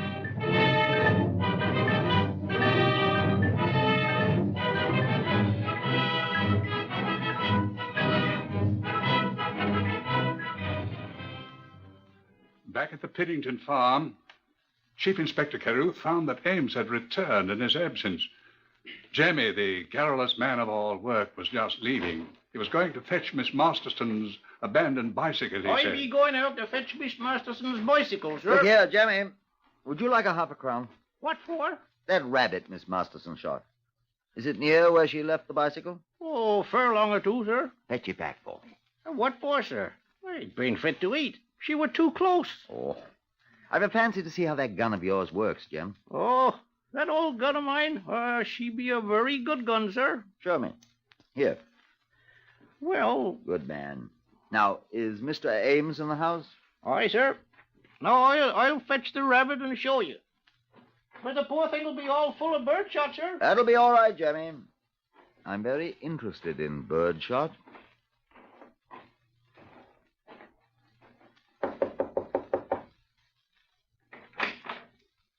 Yes? I'm Chief Superintendent Caruth of Scotland Yard. You're John Ames, hmm? Yes. Now, you're the gentleman who was here this afternoon. Yes. May I come in? Do. You've come about the murder of my wife and daughter. Yes. I'm sorry, Mr. Caruth, you said? Yes. I cannot pretend any great grief, although I am shocked at the tragic. May I sit down? I spoke to Miss Masterson, your manager, this afternoon. She said you were here. Perhaps if Miss Masterson is strong enough... Here I am.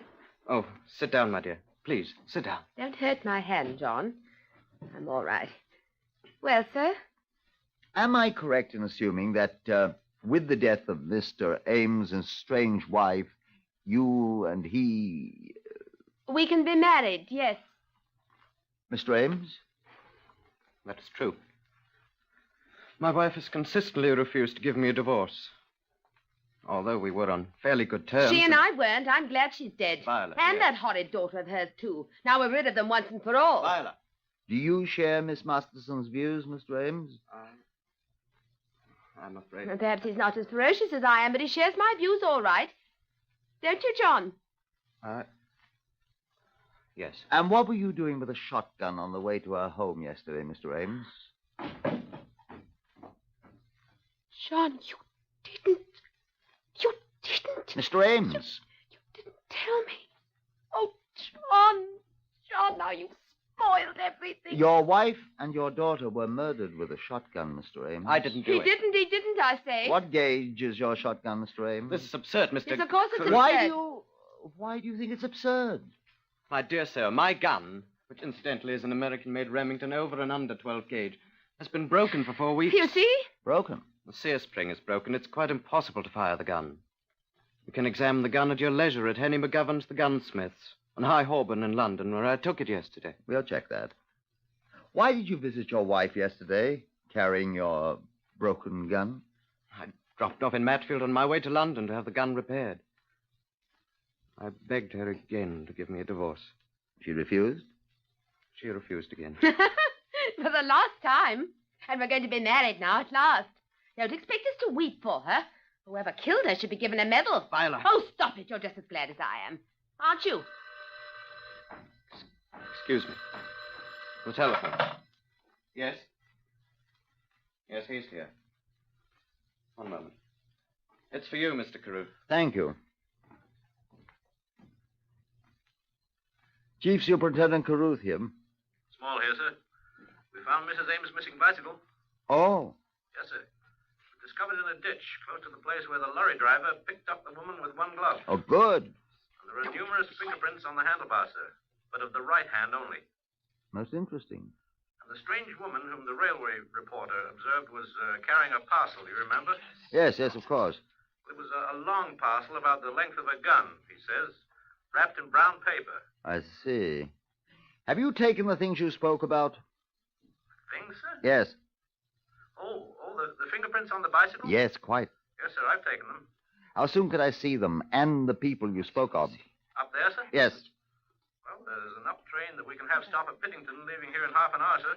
I think you'd better come then if you can find the others you mentioned. I'll meet you at the Pittington station. Right, sir. Goodbye. I'm very sorry. Could I ask? You have uncovered some other evidence, sir? You're not going to arrest John, then? He won't be charged with murder?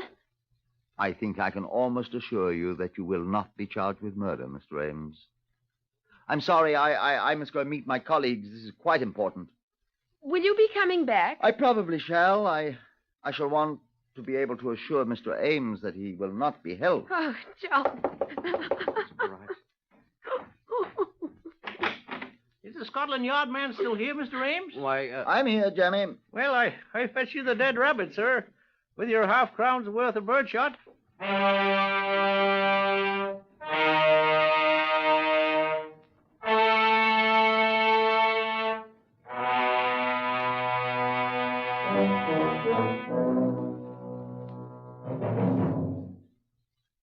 They met him at the railway station 2 hours later.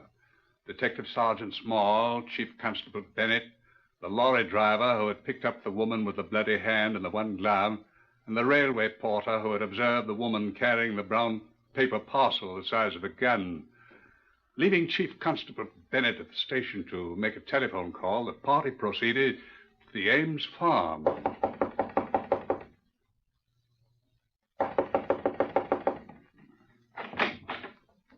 Oh. Good evening, Mr. Caruth. May we come in, please? Why, this is quite a delegation. May we come in, please? Why, I suppose. Do come in, although. Thank you. Where's Miss Masterson? Viola? Yes, dear.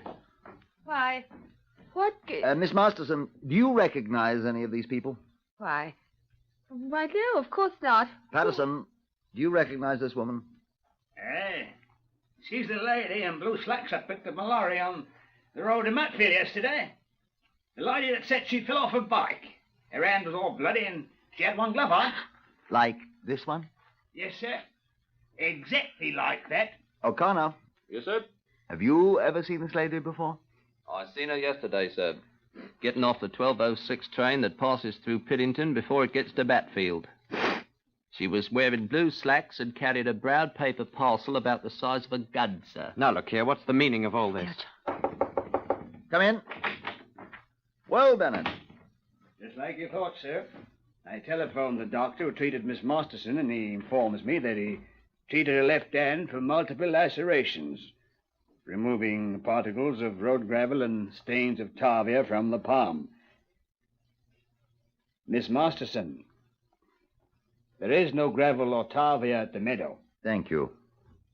Mr. Ames, I'm extremely sorry for you. John, now we won't get married. Viola Masterson, I arrest you on the charge of willful murder. I wanted to get married, and she stood in our And I way, must John. warn you that anything you say will be taken down and may be used in evidence against you. John, what have I done?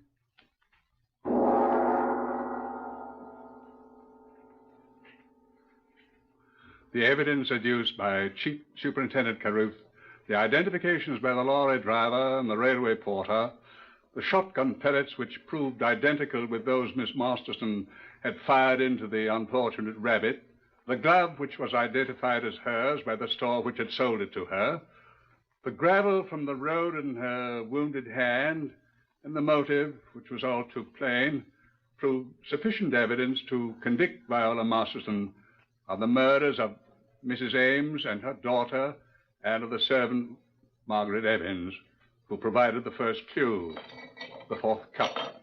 Miss Masterson had determined to murder the servant to eliminate the only witness to the murder of the others.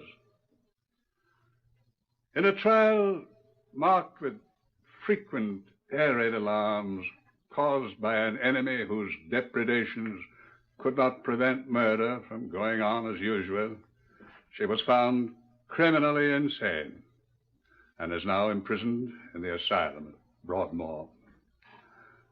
John Ames was tried as an accomplice, but acquitted.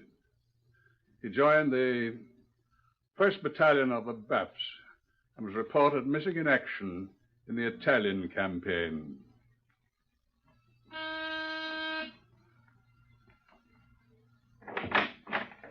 Constable, you may turn the file 302 MR651, the Blitz murder case, to the records room. Good afternoon.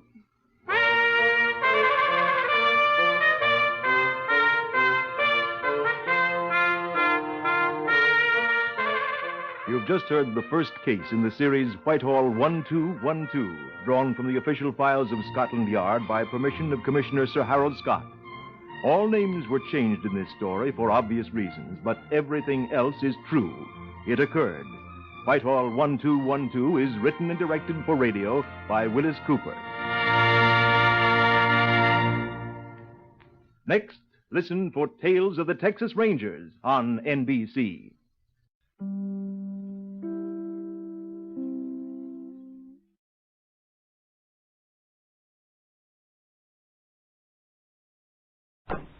Whitehall 1212.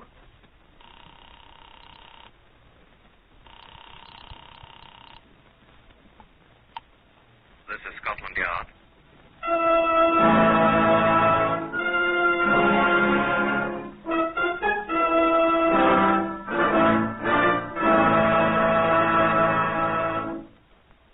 For the first time in its history, Scotland Yard opens its official files to bring you the true stories of some of its most baffling cases. These are the true stories, the plain, unvarnished facts, just as they occurred, reenacted for you by an all-British cast. Only the names have, for obvious reasons, been changed. The stories are presented with the full cooperation of Scotland Yard. Research for Whitehall 1212 comes from Percy Hoskins, chief crime reporter of the London Daily Express. The stories for radio are written and directed by Willis Cooper. This is Chief Inspector John Davidson, who is in charge of Scotland Yard's famous Black Museum. Good afternoon.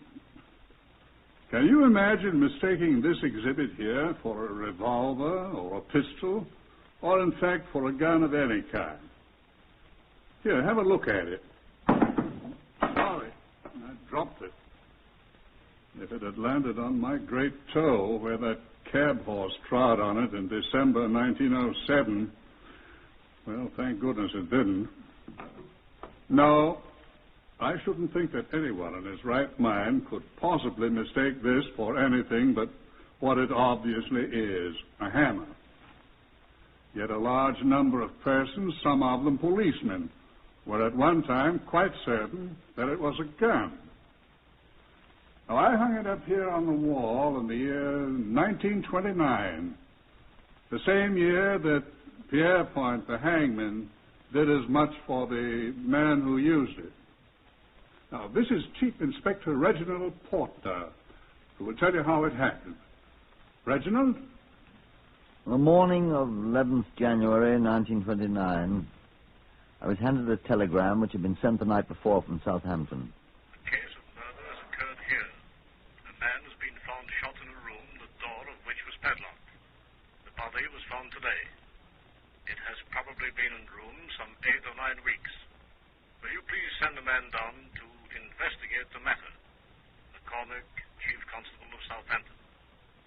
One thing was obvious to me at once. That Mr. McCormick had had very little instruction in the art of eliminating unnecessary words in his telegrams. A good CID detective sergeant could have told the story in 20 fewer words, although I agree not so elegantly. In Southampton, a smart young detective sergeant, smelling of pear soap and a good grade of hair oil, escorted me to the scene of the discovery. The place here was formerly a garage, sir, as I'm sure you can see. Yes, I can see, Sergeant. Yes, sir. Is this the one that was padlocked? Yes, sir. Oh, as a matter of fact, both this door and the one in the rear were padlocked. The rear one is still intact. This is the one that was broken. The main entrance? Quite, sir. The men who found him broke the lock? Yes, sir. Where are they? They should be inside, sir. I'll ask the constable at the door, sir. By all means, Sergeant. Yes, sir. I say, Constable, those two gentlemen are inside, Sergeant. I suppose you're looking for them, aren't you? The ones that found him? Inside, sir. Inside here, Chief Inspector. No, sir. This way, if you please. You needn't sound like a blasted shop walker, you know, Sergeant. Morning, sir. Morning, Constable. They'll be inside, sir. I heard you. Yes, sir. Door's open, sir. Am I blind? Yes. After you, sir.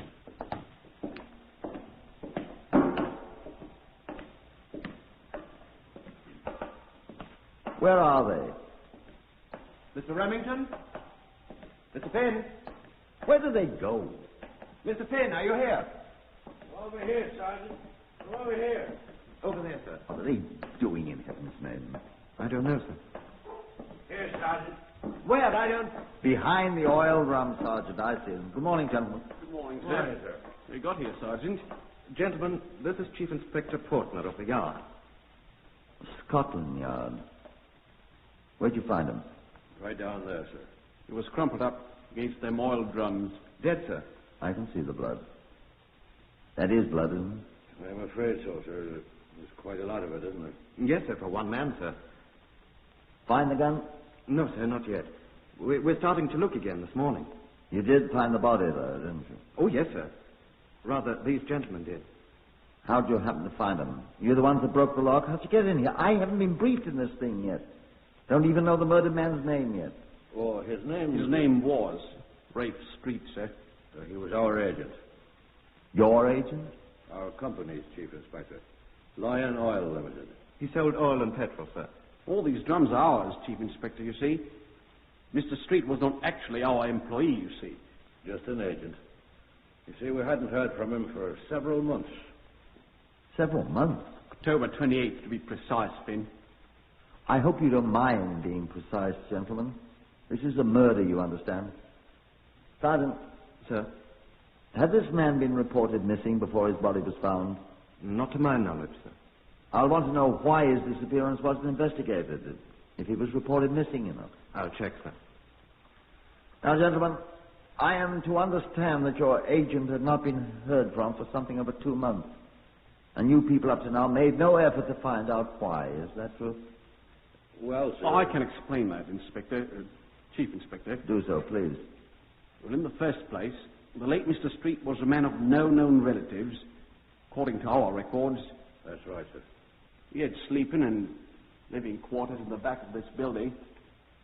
And I suspect there was nobody to notice his absence. Wouldn't you people notice him? Well, the company had written to him several times regarding his failure to send in his reports of November the 1st and December the 1st. Isn't that unusual with you people? Not necessarily, sir. Our agents are often late in rendering their reports. Oh, yes. We did become concerned, Chief Inspector, when we'd heard nothing at all from Mr. Street for so long. He owed us 3 consecutive monthly reports. November 1st, December 1st, and January 1st. That's right. So the company sent us down from London to investigate, you see. That was when you found his body? We found the garage door padlocked front and rear, and... We had no keys, of course. These premises were Mr. Street's. So I got a tire lever on my toolkit. Together we ripped the padlock off the front door. We have that padlock, sir. Be quiet, Sergeant. And then you entered and found the body? Precisely. We could have them both for breaking and entering. Sergeant, will you please put a sock in it? Well, sir... Sergeant. Yes, sir. You didn't use a hammer to break that padlock, gentlemen. No, sir. No, sir. Tire lever. From, Well, then will you tell me what that bloody hammer's doing? Sir, is it here? necessary to use such language? Sergeant, you have an evil mind. Will you look at that hammer there beside the Lion Mane SAE-30 oil drum? How'd that blood get all over the hammerhead if that man was shot?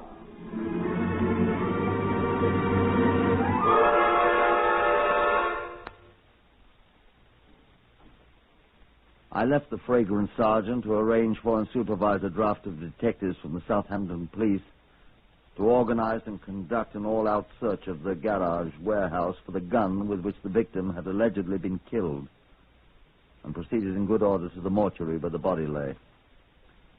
It was not in very good shape, but a careful examination on my part convinced me that the cause of death was not a bullet, but a series of wounds caused by repeated blows from a heavy object. Now, please don't at once begin to find fault with the Southampton police. The wounds resembled a great deal more than superficially those often caused by bullets. Gregory Aldous, the police surgeon, pointed this out to me. You see, here in particular, Chief Inspector, a deep punctured wound, exactly like one made by a bullet. And here... Yes, I see. And here again. And the fractures themselves were so covered with dried blood, it would be the obvious thing for a layman to say at once, gunshot wound. I wouldn't have. You Scotland Yard chaps are geniuses, of course. Well, I will admit if I hadn't noticed that bloody hammer on the floor. Don't be so modest. I was about to say where you chaps had seen it a dozen times and paid no attention to it.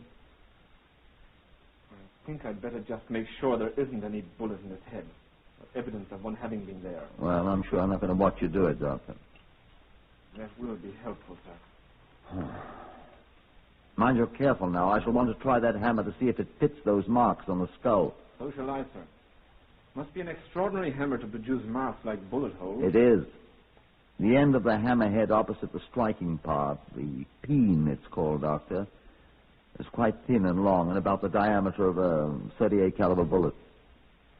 The kind of hammer often used by motor car mechanics, as Mr. Remington of Lionel Limited was good enough to point out to me. How does he know? He was once a motor car mechanic himself, my dear Doctor. And when are you going to arrest him, Chief Inspector?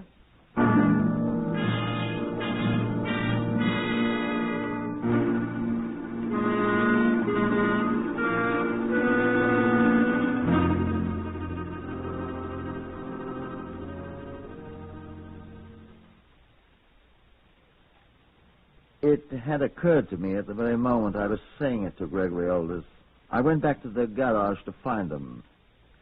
He had gone back to London to report to his firm's officials, but Finn was still there, helping assiduously but ineffectually in the search for the alleged murder gun. I sat him down in a corner of the place which rang to the voices and the noises they made as they overset racks of oil drums.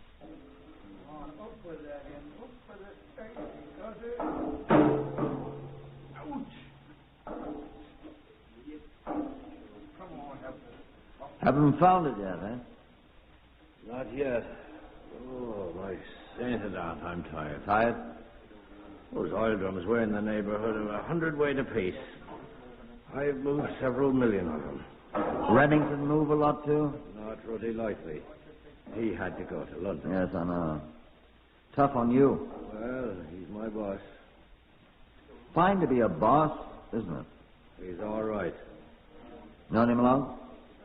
Met him in the Navy 20-odd years ago. I was his boss then. Oh? Wavy Navy. We were the crew of an MTB. I was skipper, full lieutenant. Remington was just a sub. I hadn't a job when we were demobbed, and he was going back with Lion Oil. He offered me one, and I've been there ever since. That before he was a motor mechanic or after? During. We ran the company's garage in Cheltenham before we got onto this job. You're both motor mechanics, then? Yes. You're both familiar with that kind of hammer I found, then? Oh, quite. We used dozens of them. No. Sergeant! Sergeant! Sergeant! Yes, sir. You want me, sir? Sergeant, that hammer's still here. The one you found, sir? Yes. Yes, sir. Take it, please, and deliver it to Dr. Gregory Aldous of the mortuary where the body is. Dr. Gregory Aldous, the police surgeon? Yes, sir, I know him. Right, but be very careful with it. Oh, I will, sir. I had Geordie Tucker photograph it, sir, before I moved it and wrapped it up in paper and put it in a biscuit tin I found. I'll send it right away. Take it, I said. Yes, sir. Wait there for me. Yes, sir. Yes, sir. Nice chap, that. Oh, yes, fine. So you've known Remington a long time? Oh, yes. How long have you known this dead chap, Street? I never saw him till now. The first time I've ever been in Southampton, even. Oh? Remington know him long? He'd never seen him either. Oh, hadn't he? I don't think so. He'd tell you if he had, wouldn't he? I expect so. Oh, why? Just wondered. You think Rem killed him? My dear man, how do I know you didn't? Why on earth should we kill him? That's what I'm going to find out. Come along, I want to see this fellow's books and papers. Now then, you chaps get going there and see if you can find me that gun, which I doubt. Come along with me, Finn. All right.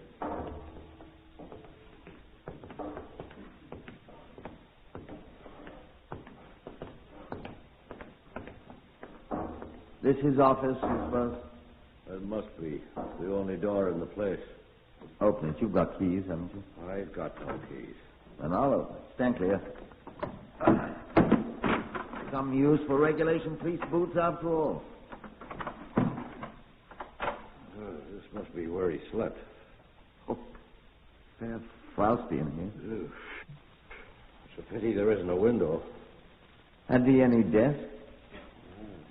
Doesn't seem to have had. Well, how'd the man do business? He did all right.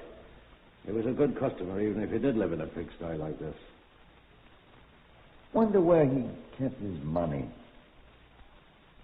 Here, what's this? What is it? I found where he kept it. Kid's money box. Well, it's empty now. Don't touch it and spoil the dabs. What? Fingerprints. Oh. Robbery, eh? Place was locked up. There's a spring lock on the door. Ah. Poor devil must have closed it himself when he came out. Or no, the murderer did it after he killed him and broke the money box open. Cool blood, huh? He must have known the place pretty well. What are you looking at me for? Where are you going? Well, I just want to see what's in this coat there. Where? Here. Oh. How did you know it was his? Oh. What's his name? Street. I don't. There must be, though. The murderer wouldn't leave his. Have a look at it. Give it to me. Here you are. Pockets full of papers. Well, not exactly full. Letter. Here, hold it close. Ah. What's the matter? How well do you know your friend Remington? What? This letter, Mr. Finn, is attached to one of Street's invoices. This is the letter. It's on the stationery of Messrs. Clive and Buckley of this city. It says, "Dear sir, the amount, £14.11, mentioned in your attached invoice, was paid to your salesman, Mr. Remington." What? Your salesman, Mr. Remington, in cash at the time the goods were delivered. You can't. Remington didn't know them. We suggest that you consult your Mr. Remington regarding this amount, for which we hold his signed receipt. Yours, etc., Clive and Buckley, per Terence Buckley, Secretary of Treasurer. I'm afraid I must ask you again to come with me. Where? Where are you? We are going to the nearest police station, sir, where I shall telephone London to bring me Mr. Remington. I'm going to consult you both. Come along, if you please.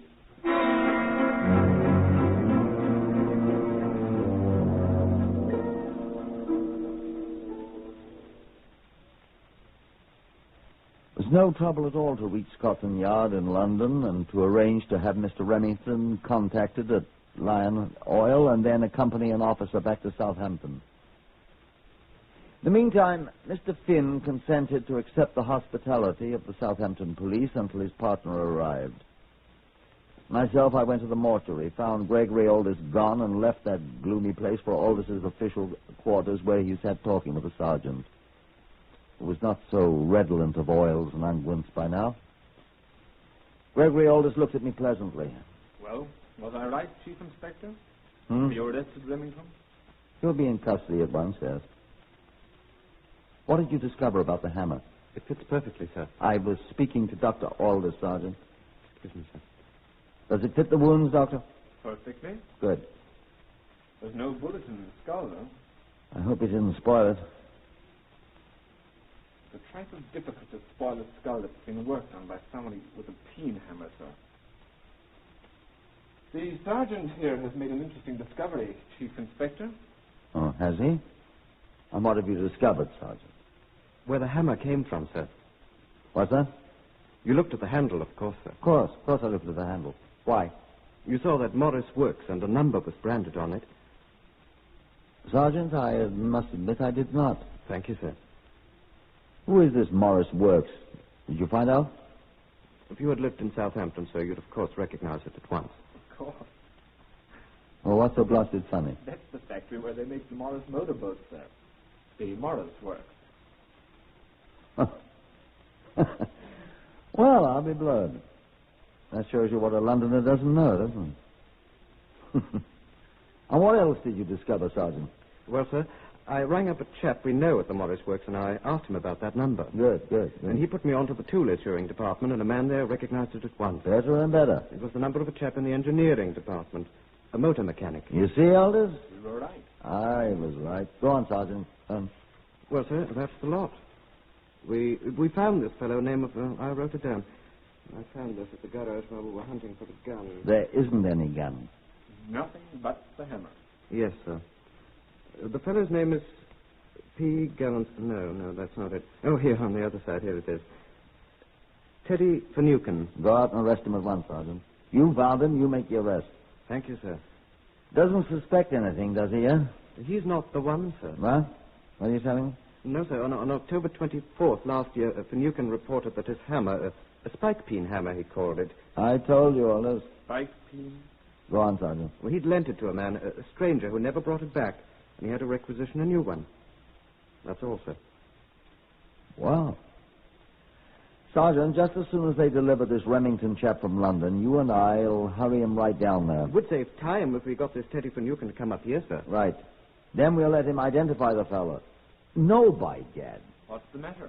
Let him identify whichever one of the two borrowed the hammer. If he doesn't know the man's name... He doesn't, sir. Well, that's either Finn or Remington. They're good friends. We'll see which one he identifies. Sergeant, that's extraordinarily good work. Thank you, sir. Tell me, what kind of hair oil is that you use? Oh, it's an excellent taste.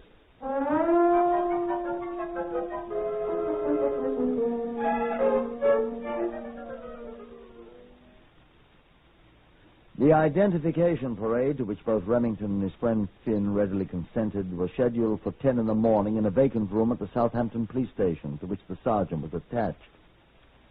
Mr. Teddy Finucane was seated alongside my desk with me as the crowd came in and stood along one wall.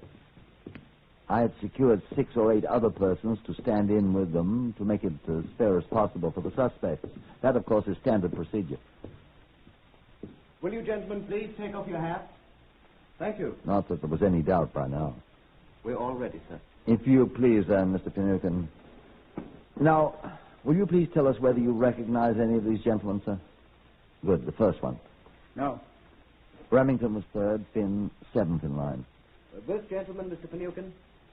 No. This one, sir? Yeah, I know you. Well, you ought to, Ted. Even after all these years. Corky Remington! Oh, I haven't seen you since the night you and I and Joe Finn were thrown into the clink together. And Sheerness. Where in the world have you been? Joe Finn's right here, Teddy. Why, Joe, it's Teddy. Why, Teddy Finucane, why, you old blighter. You know them? No. Well, they're the best pals I ever had in the Wavy Navy in the war, and I haven't seen them since. Say, Corky, what time is it? The pubs will be open any minute. I know you'll excuse us, won't you, Admiral? Why, Corky, what are you doing here? I'm the blinking suspect, mate.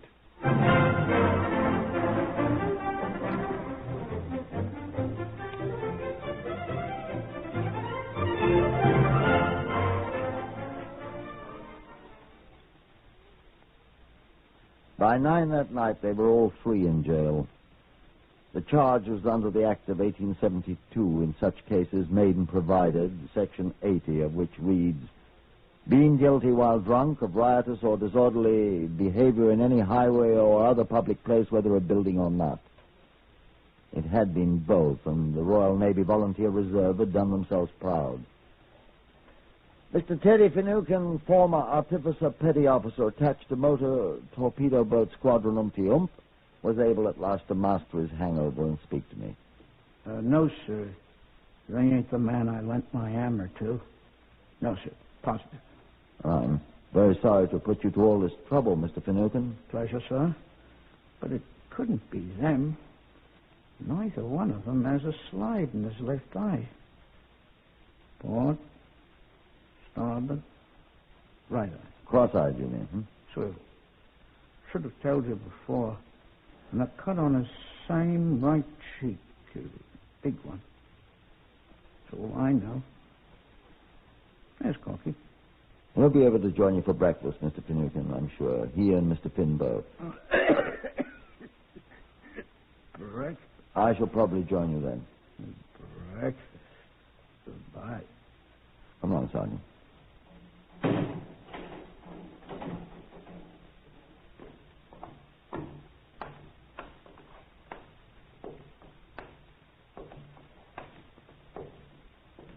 Well?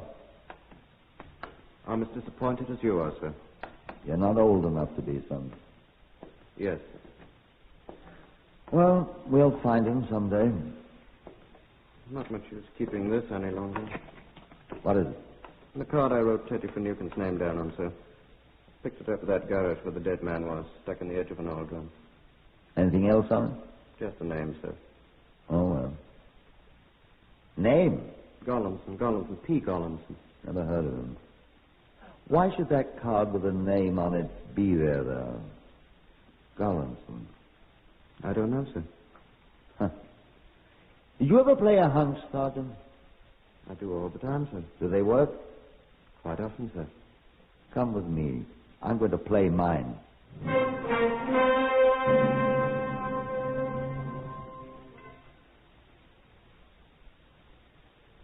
I borrowed a telephone in Dr. Gregory Aldis's office at the police station. Trunk call, sir? I'll get it for you. What's the number? Whitehall 1212. Right. Put us through to Whitehall 1212 in London, please. It's Chief Inspector Portner calling. Yes, sir.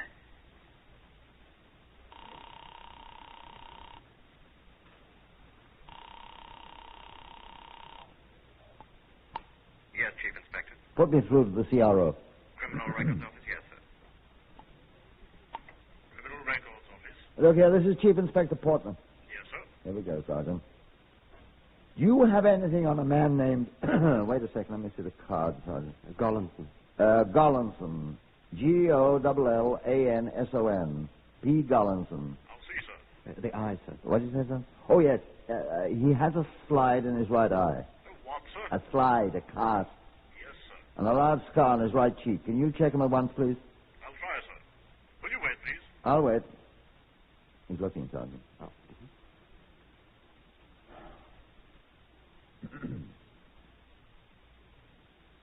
Are you there, Chief Inspector? I'm here. We have him, sir. Sergeant, we got him.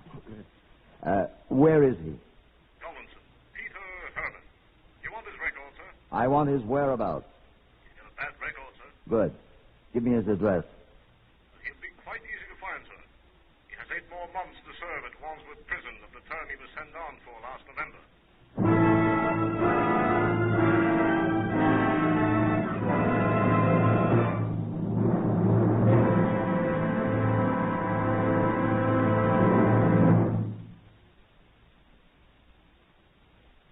That's all.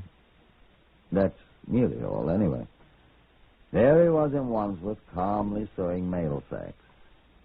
He knew what he was doing when he pled guilty to breaking and entering 2 days after he murdered poor Street.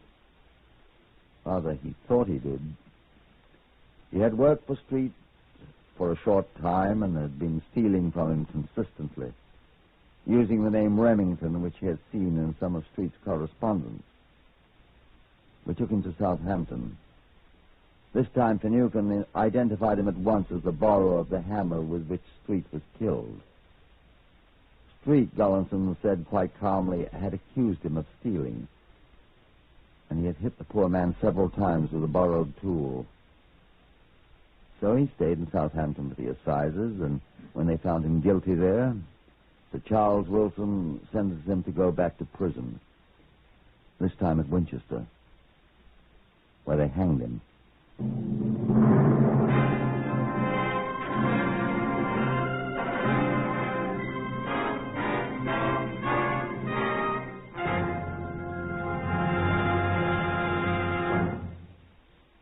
Fair today on Whitehall 1212, Horace Braham as Inspector Portner.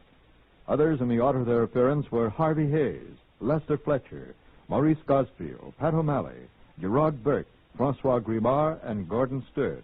This is Lionel Rico speaking. Whitehall 1212 is written and directed by Willis Cooper.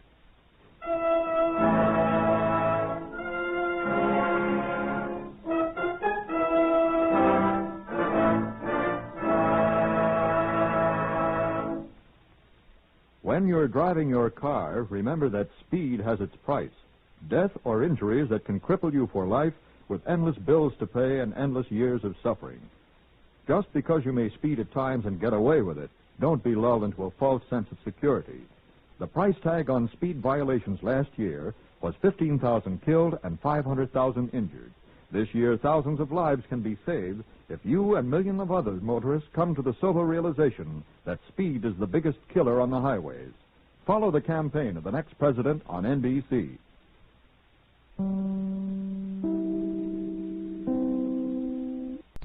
Whitehall 1212.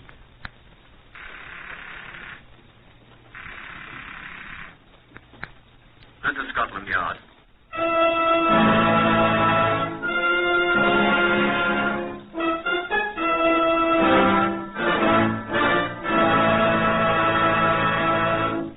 For the first time in history, Scotland Yard opens its official files to bring you the authentic, true stories of some of its most baffling cases. These are the true stories, the plain, unvarnished facts, just as they occurred, reenacted for you by an all-British cast. Only the names of the participants have, for obvious reasons, been changed. The stories are presented with the full cooperation of Scotland Yard. Research on Whitehall 1212 comes from Percy Hoskins, chief crime reporter of the London Daily Express. The stories for radio are written and directed by Willis Cooper. Chief Superintendent John Davidson will brief you on this case, number 381397. Good afternoon. This Gladstone bag is one of my exhibits in the Black Museum back there. A perfectly ordinary black Gladstone bag, vintage, I should say, of 1920. Now, it doesn't unlock any longer. The lock has been forced. But it can be opened. Now, you can guess for yourself what those stains are. You see, they're both on the lining of the bag and on this tennis racket cover, which has been in the bag since Easter weekend of 1924. And now, if you please, here is Inspector Rafe Sylvester, who I think will tell you how this bag came into our possession here at Scotland Yard's Black Museum. I could supply the answer quite simply and quickly, sir. Yeah, I know that one, old boy. The owner had no further use for it. The owner had no further use for anything, sir, except the services of Pierpoint the hangman. Robert Emmett Dignam worked very hard at being a hail fellow well met. He was a dapper man, a persuasive talker, and thus an excellent salesman, despite the fact that he was only 5 feet 2 inches tall. Dignam's wife, Olivia, who worked as a contomaton operator at a salary of £3 a week, entertained certain suspicions of her husband, due largely to his undeniable attraction for other women, particularly tall women. She herself was an inch shorter than her husband, a scant 5'1" in height. One day when Robert Emmett Dignam had returned home to Kew from a weekend trip, to Manchester, he'd said, on business, Olivia Dignam came across a cloakroom ticket from Waterloo Station in the pocket of the suit he had worn. She asked an old friend of hers, Herbert Chin, for advice. Chin, who had been a detective sergeant of the Metropolitan Police, took the ticket and went to the Waterloo Station cloakroom to see what was what. He's not a particular friend of Robert Emmett Dignam. And then he came to see me at Scotland Yard. Oh, I turned in the ticket and the man handed me a bag, a black Gladstone bag. It was locked. Locked, yes. But I was able to pull the sides apart a bit. So you could see what was in it? Yes. What was? It was empty. Mm-hmm. Except for some pieces of silk, what looked like a tennis racket case and a large knife. Well, that's an odd combination, I agree, but... Well, I'll take my oath. They were all stained with blood.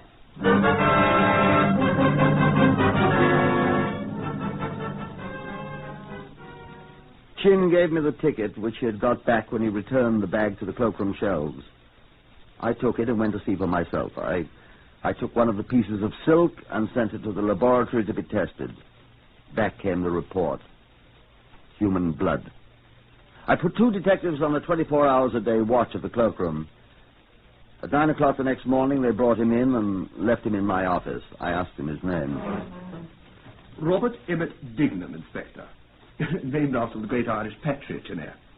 This your bag, Mr. Dignam? Well, I paid for it. Is it yours? Yes, sir. I left it in... You know what's in it? What I'd love to know is how it came to be here. You left the ticket for it in the pocket of your green suit. Oh. My beloved wife goes through my pockets. She does, sir. At least she did in this instance. She wants a thrashing, doesn't she? I shouldn't let a constable catch you at it. I shan't, thank you. I asked you if you know what's in your bag, sir. Nothing very important. Shall we look? Will you unlock it? These things yours? Well, that's my tennis racket case. Your name is Dignam, you said? Yes. Initials on it are I.J.M. Eh? Not yours, are they? I bought it from a friend several years ago. These pieces of silk and this knife. Cook's knife, big one. I must have picked it up at the bungalow. These stains, Mr. Dignam, can you explain them too? Oh. Well, I'm very fond of dogs. Dogs? Yes, I was carrying some dog meat in the bag. Oh, odd place to carry it, I know. I had it all wrapped up in these bits of silk. And that's where the stains came from, old boy. What sort of meat was it? Oh, whatever kind of meat, dog, beef or horse meat, perhaps. Oh, yes, probably horse meat, I fancy. That blood is from the meat. Of course, I said... It was human blood that caused those stains, Mr. Dignam. I should be glad to hear your explanation of that, sir.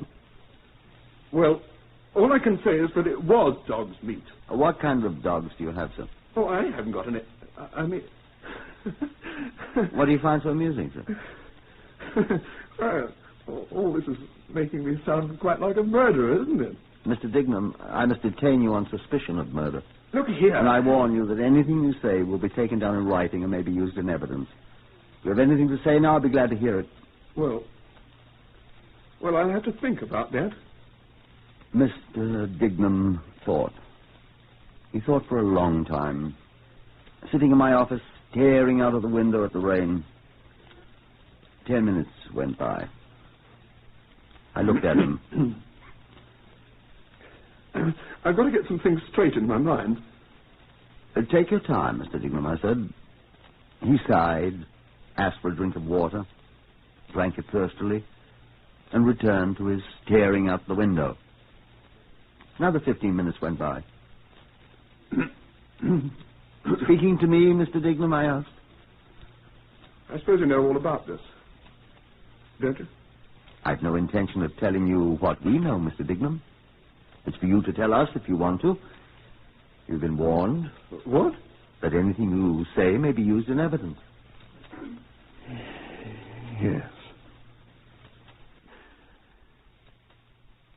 Well, it isn't murder. What are you writing down? What you've just said. Oh. Well, it isn't murder. I've been very foolish, perhaps. Write that down, too. I'll make a statement now. I've got it all straight, what to say. When you are ready, Mr. Dignam. I do not know who this fellow was, this man. I'd gone for a weekend's rest to the bungalow. I've been very exhausted. I worked very hard, you understand, and I felt the need for a rest. Alone, or by myself, to recuperate, to regain my strength. I didn't tell my wife or anyone where I was going. I wanted no interruptions, you understand, either business or domestic. Are you getting all that? Yes. I had come across this place in my travels. A capital place to be alone, I thought at once. To rest, to refresh myself, I thought at once. A genuine deserted cottage on the deserted seashore. I told no one about my plans. I took only just a few articles of clothing, and, of course, the tennis racket. The tennis racket you refer to is the one that was in the case marked with the initials IJM. That's the one I bought from someone several years ago. I went to this place alone and settled down for the evening. About midnight, I was awakened from a sound sleep by a sound. Shall I go slower? Thank you, I'm getting it all right. A man, a tramp by his appearance, I have no clue whatever to his identity, burst into my room. He told me he wanted my money. I leaped out of bed, and seeing he was much larger than I, started to retreat. He seized an axe. An axe? It was used for chopping up firewood, and he threw it at me. He attacked me first. Got that? Yes. The axe rebounded from the wall, and the handle was broken. Then, despite the difference in our sizes, I grappled with him. He slipped and fell, his head striking the edge of a large coal scuttle alongside the fireplace. He did not get up. To my horror, I discovered he was dead. Have you got that? Yes. I'm afraid I lost my head. I carried the body into the other room. Then I think I fainted. When I recovered consciousness, I was horrified to find the body still on the couch where I had placed it. Then I made my greatest mistake. I was panicky. I thought I might be accused of murder. My first thought was to dispose of the body. Do you know what I did? No. I first tried to burn the body in the fireplace. The clothes caught on fire, but I grew more frightened. I put on my coat and I walked to Eastbourne, where I bought the large knife, the one in the bag. I came back, and then when I got back into the car... spare you the rest of Robert Emmett Dignam's gruesome story, except for the curious commentary Herbert Chin, the friend of Mrs. Dignam's maid on the case. Dignam was concluding a statement when the telephone rang. I'm a fool. Excuse me. Inspector Sylvester here. Herbert Chin here. Oh, how do you do? I take it you got him. Mm-hmm. Well, I saw his wife. I told her it was his raincoat Dignam had left at the Waterloo cloakroom, but she won't be satisfied. Oh? Well, she's sure it's something to do with some woman he's been chasing. Has it turned out that way? I mean, is it permissible to ask you that? Turns out quite different, it seems, fella. Well, she'll be glad to hear that. She keeps insisting this Manning girl is involved in it somehow. Oh, she'll be very glad. What was that name? Manning. Arlene Josephine Manning, that's her full name, I believe. I looked over at the initials on the tennis racket case in the black Gladstone bag. IJM. Irene Josephine Manning. So that was the name of the former owner. Was it also the name of... Go on, Mr. Dignam, I said.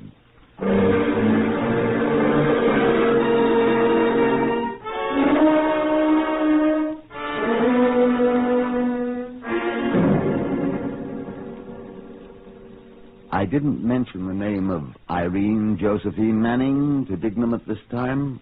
Rather, I sat and squirmed with impatience while he told me more details of the place where the alleged tramp had been accidentally killed. It was at the place called the Crumbles, a long stretch of shingle on Pevensey Bay near Eastbourne in East Sussex. Shingle, as you Americans perhaps do not know, is it's a kind of pebbly, rocky beach, very unpleasant underfoot. The Crumbles is as desolate a spot as could be found on the southeast coast.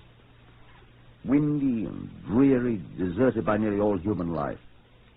The cottage where the tragedy had occurred, Dignam told me, bore the quaint name of the Officer's House, part of a former Coast Guard station. And Dignam had rented it from a Mr. Saul Brainerd. When Dignam had finished his statement, he was tucked into a cell at Cannon Row Police Station, and I motored to Eastbourne to interview Mr. Brainerd. I'm Brainerd, Inspector. What have I done now? You've rented a house, Mr. Brainerd. Well, I suppose it was a crime to charge 3.5 guineas a week for that place. Oh, I'll go along peacefully. You did rent it to Mr. Dignam, then? Dignam? I told me his name was Plunkett. Old Irish family, he said. Related to Lord Dunsany. Little bit of a chap. Recognize him again, would you? Oh, he's unmistakable. Cocky little beggar. Paid up, of course. Oh, for 2 more weeks. Well, that's why I haven't been around there. Said he liked privacy, and I'm no trespasser, though I am a landlord. I wonder when you saw him last. Well, I saw him and his wife come in. I was cycling by. He didn't see you? Well, I don't think so. He was up there on the road. His wife? Oh, great tall girl.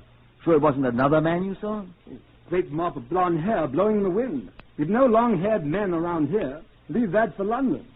Besides, he did mention his wife to me when he rented the place, seems to me. Well, when was that? Oh, Saturday evening. Late afternoon, rather. Why, what's up? Haven't seen him since? Or her? Haven't been around. Said he was looking for privacy, as I said. Yes, I expect he was. A good place for it. Yes. Would you come to London and see if you recognize him? Isn't he here? No. I say, old chap, what's up? Things. Would you? Well, the fare to London... Oh, the Home Office will pay it. In that case, the answer's yes. Well, won't mind if I go round to my tailor's whilst I'm there, will you? Not at all, if you'll come. Say no more. I'm your man for a free trip to London. What else can I do for you? Spot of whiskey? A cup of tea? Thanks. Just let me use your keys to get in the place. She'll let you in. I doubt she's there. Oh, I don't know if I should let you in, old boy, after all. I've got a search warrant. Oh, something is out there. What are you looking for? Proceeds of a bank robbery? Well, hardly a robbery. Oh, you won't talk, eh? Well, look, the big one here is for the front door. This one? Oh, well, all the others are for various rooms. They're labeled, see? Sure you won't need any help, then? No, thanks. Like to go back to London with me today? We'll catch the up train at 4:30, shall we? Oh, righty-ho.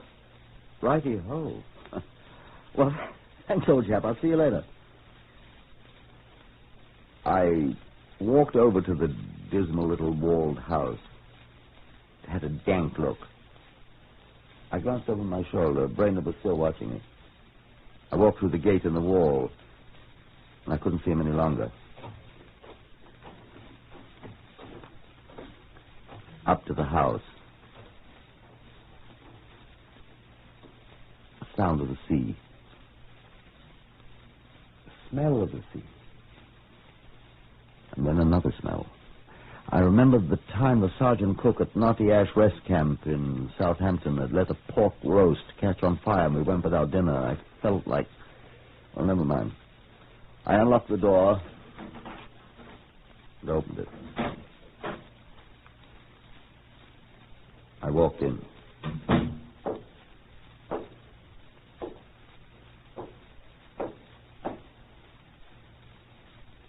There was the fireplace choked with ashes.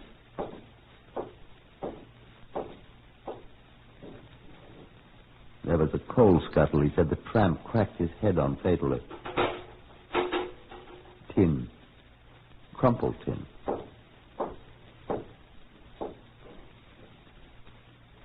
There was the axe. The axe, he said, had been thrown at him. The handle was broken. Exactly the way he said it was. Bloodstains, I thought they were on the floor. What's that? White thread. Looks like a long blonde hair. Huh. Let's keep that. What's in the other room?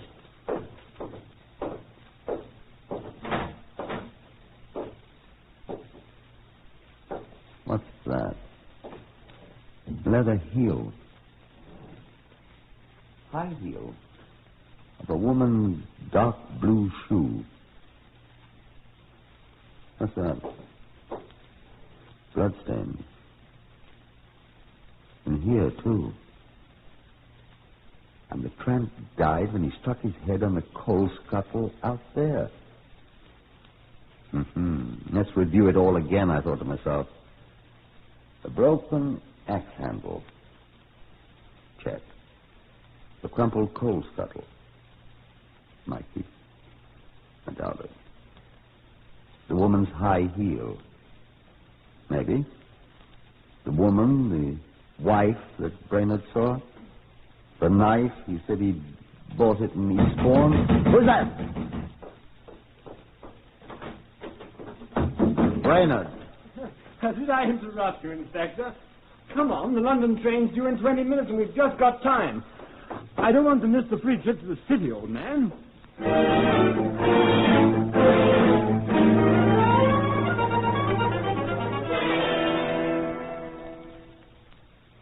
We caught the next train. Just caught it, as a matter of fact, because I had to stop at all the ironmonger shops in Eastbourne to inquire about a cook's knife. I deposited Brainerd at the West End Hotel and we went home for a night's sleep. 7 o'clock the next morning. I called Alfred Ormerod, the Home Office pathologist at home. He was annoyed.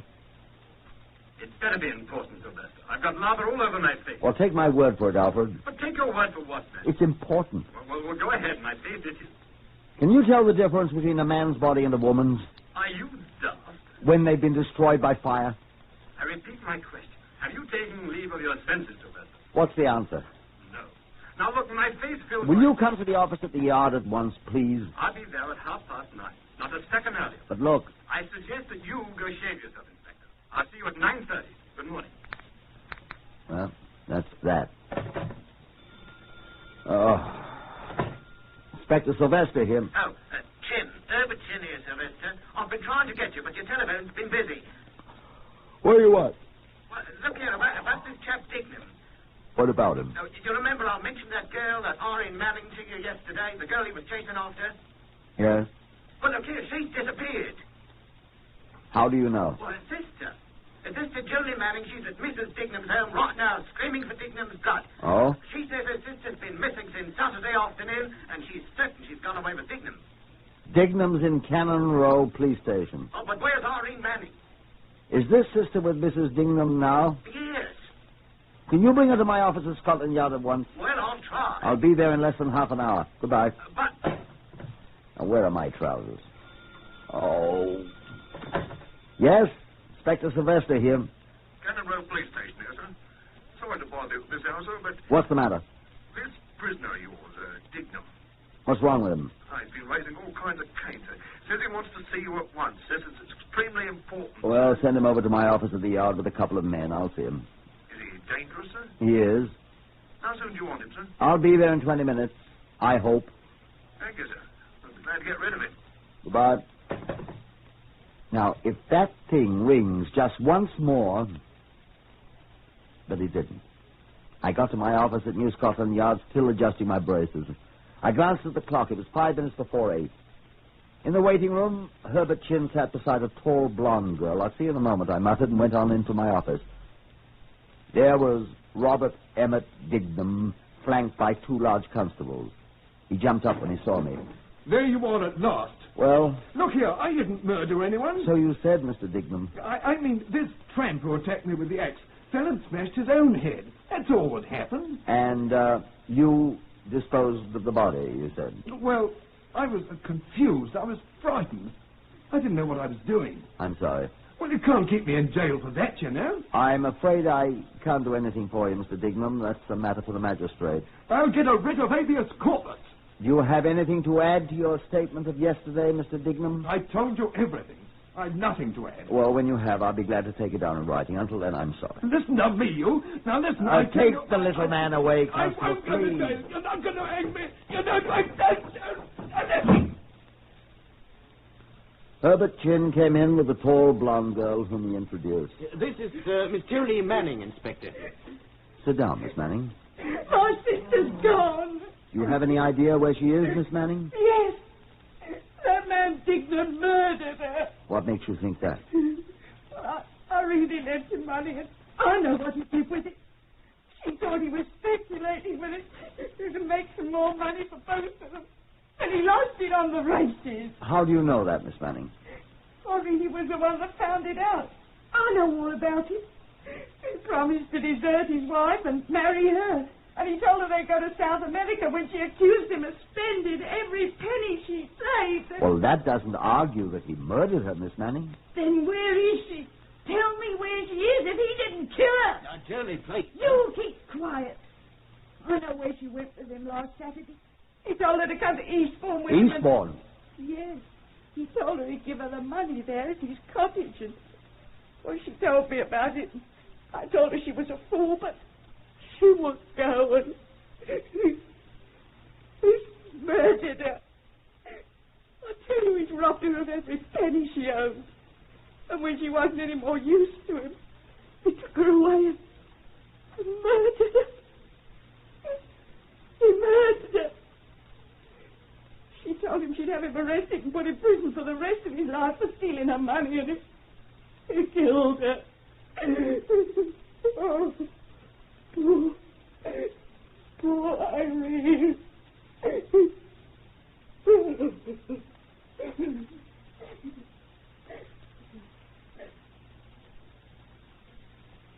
He said he walked to the village and bought a knife after the tramp had died.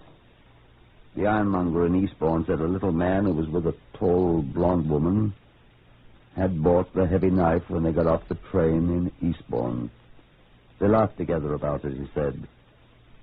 He bought the knife before they went to the cottage. And they laughed together about it. Alfred Ormerod, the pathologist, you remember, came in at 9:30. He left on the 10:03 for Eastbourne with his murder kit, promising to telephone me. At 10:15, the landlord Brainerd came in. I'm sorry I'm late, but I've just been to the bank. Bank?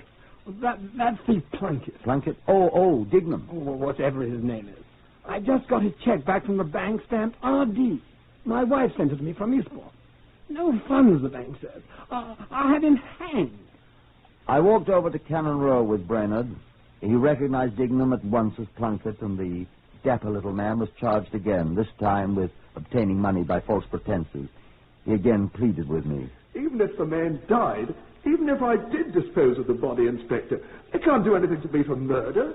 Even if I killed him, it's manslaughter, isn't it? Justifiable homicide. It's self-defense. I'm sorry, Dignam. Perhaps Robert Emmett Dignam already felt the clammy touch of the hangman's hands on his neck. At 4 o'clock that afternoon, Alfred Ormerod telephoned me from Eastbourne. Hello, Sylvester. I've been working all day here at the cottage. I've never seen such a diabolical... Did hang. When it was demonstrated in court that he had bought the knife before he enticed the girl to the cottage, they laughed over it together, the ironmonger said. When they fitted the axe into the wounds on what Alfred Ormerod proved was a young, blonde-haired girl's skull. When the whole sorry tale was told about his relations with Irene Manning and his fleecing of her money, then the jury said, guilty. And dapper little Robert Emmett Dignam was hanged.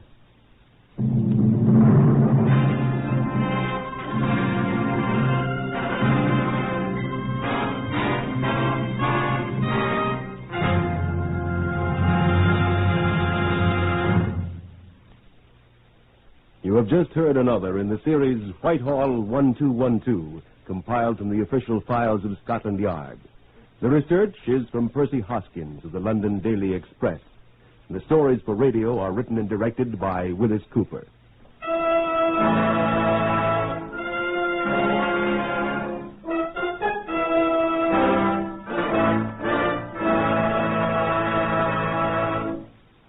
3 chimes mean good times on NBC.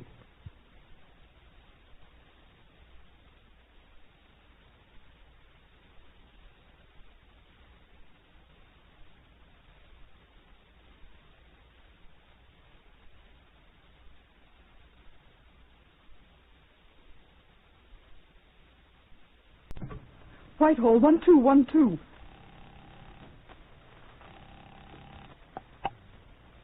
This is Scotland Yard.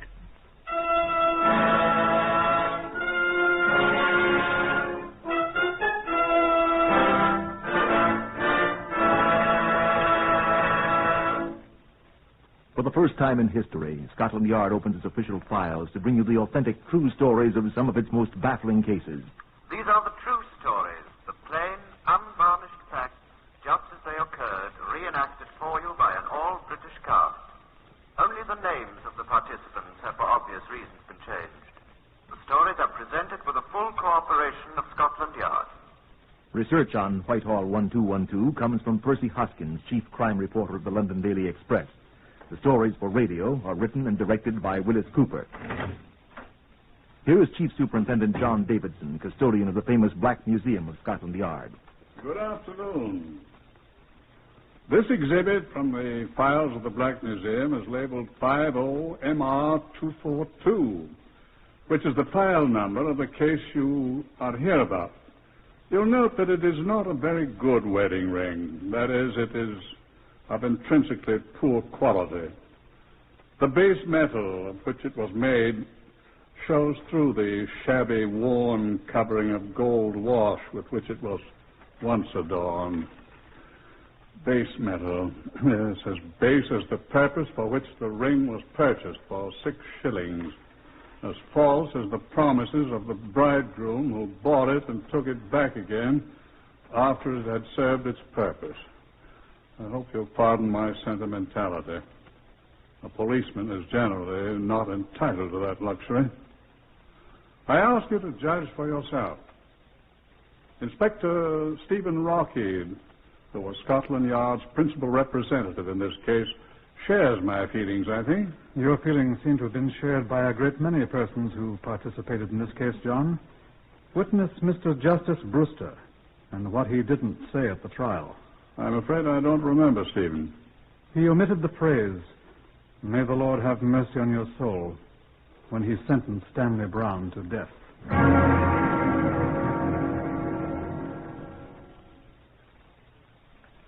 50-242 began for me with what, if it happened in a drama for the wireless, would be described as an incredible coincidence.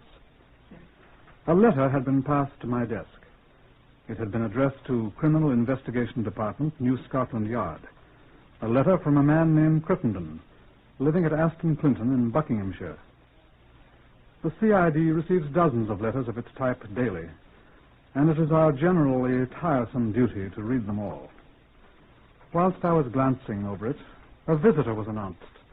Before he sat down, he laid a 3-days-old copy of the Morning Telegraph on my desk. You're Inspector Rockheed? Yes?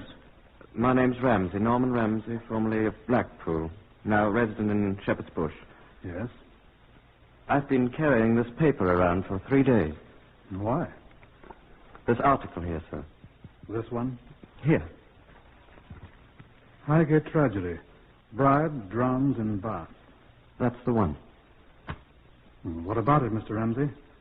Well, I've come here because I was a witness to a very similar case 2 years ago. Where, sir? In Blackpool, where I formerly lived. A bride drowned in her bath just 2 days after her wedding. What was her name? Brown. I see. Well, Mr. Ramsey, you are to be commended for bringing this to our attention. That was her husband's name, I assume. Stanley Brown was his name. What happened to him, do you remember? I don't know. He went away the day his wife was buried. In rather a hurry, I thought. Are you making an accusation, Mr. Ramsey? I must admit I didn't like the fellow. Are you making an accusation? I am telling you what I know about an extraordinary coincidence, sir. Excuse me. Did you know the wife's maiden name? Oh, I believe it was Crittenden. Crittenden? No, that's right, yes, I'm sure. Alicia Crittenden. Oh, you've heard of the case? Do you remember how the late Mrs. Stanley Brown, the former Alicia Crittenden, was buried, sir? I most certainly do. But the most shocking thing I'd ever heard of. She was buried in a common grave. With 3 other deceased persons in the cheapest part of the graveyard. How do you know that? Because I have a letter here in this morning's post from her father, relating the same facts you've just told me, and considerably more besides. You speak of a coincidence, Mr. Ramsey. Well, this is amazing. It's more than that, sir. I'm afraid I shall have to ask you a few more questions.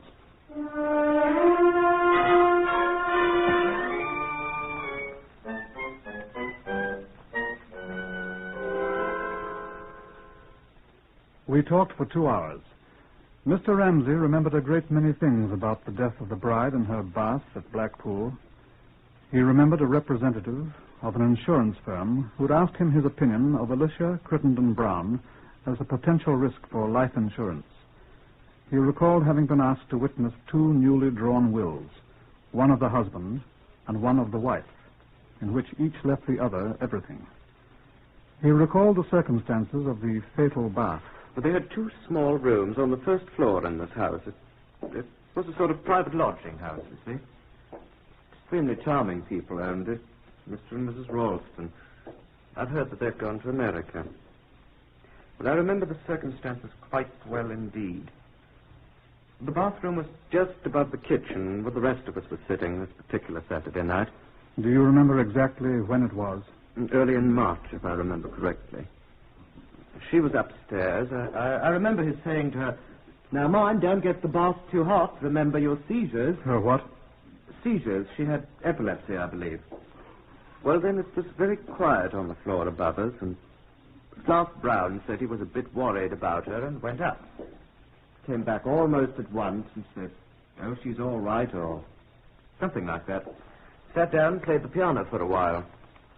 Then he went upstairs again, and I heard him calling out that she had drowned. The doctor came, and that was the whole thing. And you have certain suspicions? Not enough to go to the police. Before, I mean. You obviously have now. Did you notice the name of the husband of the bride who was drowned in the bath at Highgate? Why, Look at the paper here. Stanley. J. Stanley. Stanley Brown's full name was James Stanley Brown. Well, Mr. I'm sure you understand, Inspector, that I realize I may be doing the man a dreadful injustice. He may, so far as I know, be the victim of... Coincidence? Eh? Well, yes, put it that way, if you like. I shall never forgive myself if I stirred up suspicion of an innocent man, but... You'd recognize him if you saw him? Of course. Never forget him.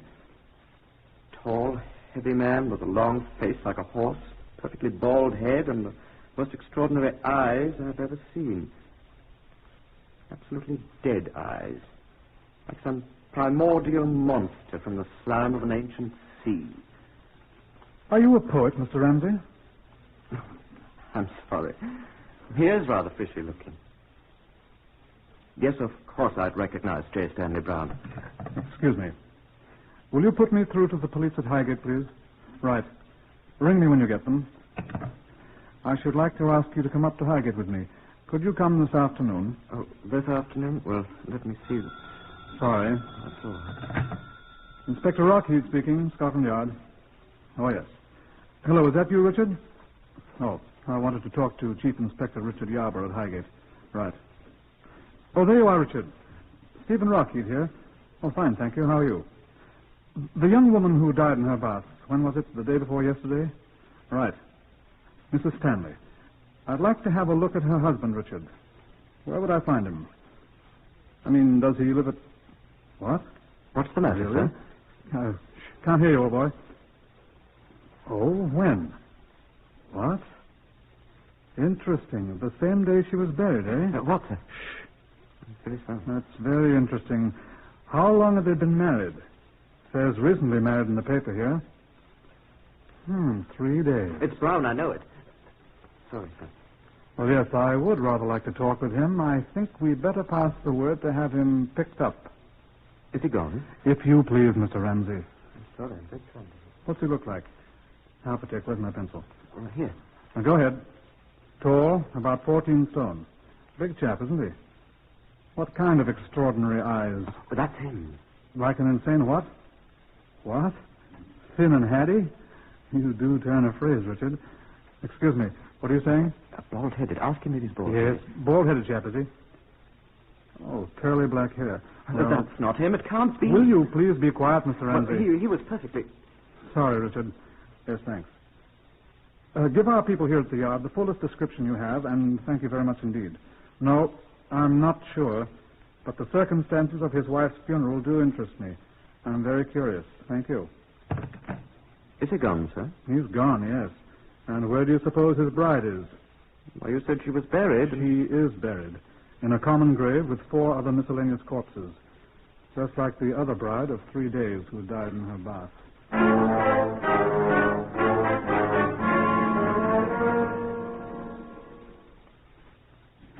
Mr. J. Stanley of Highgate, who bore certain resemblances to Mr. James Stanley Brown of Blackpool, was not to be found.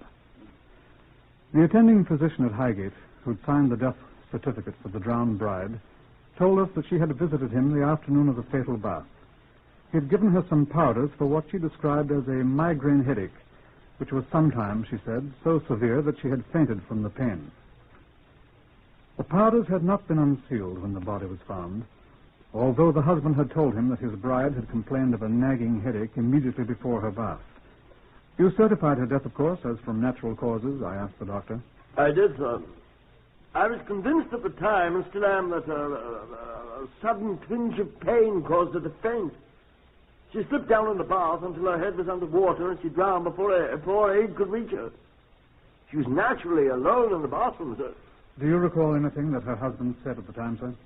Well, the man was all but prostrated. He kept repeating that if he'd only insisted she take some of the medicine I had given her, she'd still be alive. Would she have been?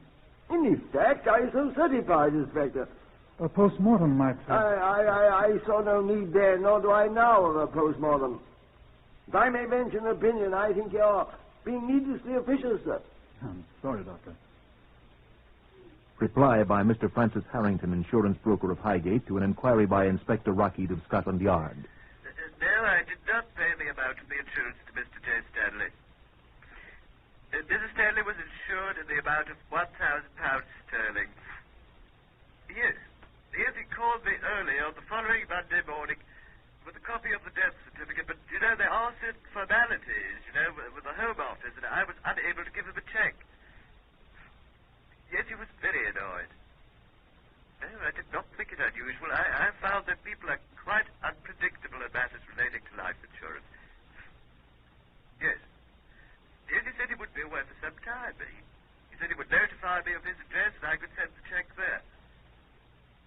He notified me today, and I've already sent him the company's check for £1,000 sterling. Yes. I think I can give it to you, yes. It's 8 Rotherhithe Crescent, South End. You're quite welcome, sir. An inquiry at 8 Rotherhithe Crescent, South End, disclosed the fact that this was an accommodation address. Stanley had picked up his check, canceled his arrangements for receiving mail, and gone away from there, leaving no forwarding address. I was having a plate of cold roast beef with John Davidson, the Black Museum man. He was a superintendent then. In the course of our meal, I told him the sequence of events. John finished his roast beef in silence. What do you think, John? I asked. A little too well done for me, I'm afraid. What? I like my roast beef rare. Wasn't that what you were talking about? You know quite well I wasn't, John. So pass those pickles if you're not going to eat them, will you? Mm-hmm. Well? Excellent pickles. Why, if you're asking about the story of the brides in the bath, Stephen... I am. Well, I'm forcefully reminded of a biblical quotation. The wicked flee when no man pursueth. That's Proverbs 28, first verse. We're pursuing this fella. Yeah, but he doesn't know it. As far as he knows, no man is pursuing him. Yes, but he... And he's obviously fleeing. Therefore, he must be wicked. QED. On the face of things, these two deaths are coincidences, John. Well, it's quite possible. We don't even know it's the same man. Bald-headed men don't suddenly grow curly black hair. Well, sometimes they wear wigs. Yeah, I thought of that. Have to find him to prove it. Is there any more beer in that jug? Thank you. No, I don't think you're going about finding him in the right way, Stephen. Do you have any suggestion, then? There's no more of that beer, I suppose. That's a pity. But I think if I were doing it, I'd take my cue from that proverb I just quoted. Well? I'd give the wicked something to flee from. He just might flee right into your arms. Perhaps you'll tell me how to do that one. Of course. Well, I'd dig up those girls' bodies and let Henry Bernard, the pathologist, have a look at them. Can't say I envy him. One of them's been dead a year or more, hasn't she? 2 years. Poor Henry. Well, at least he could tell you whether the chap's really wicked or not. If he is, then cry havoc and let slip the dogs of war. And Julius Caesar, Act 3, Scene 1.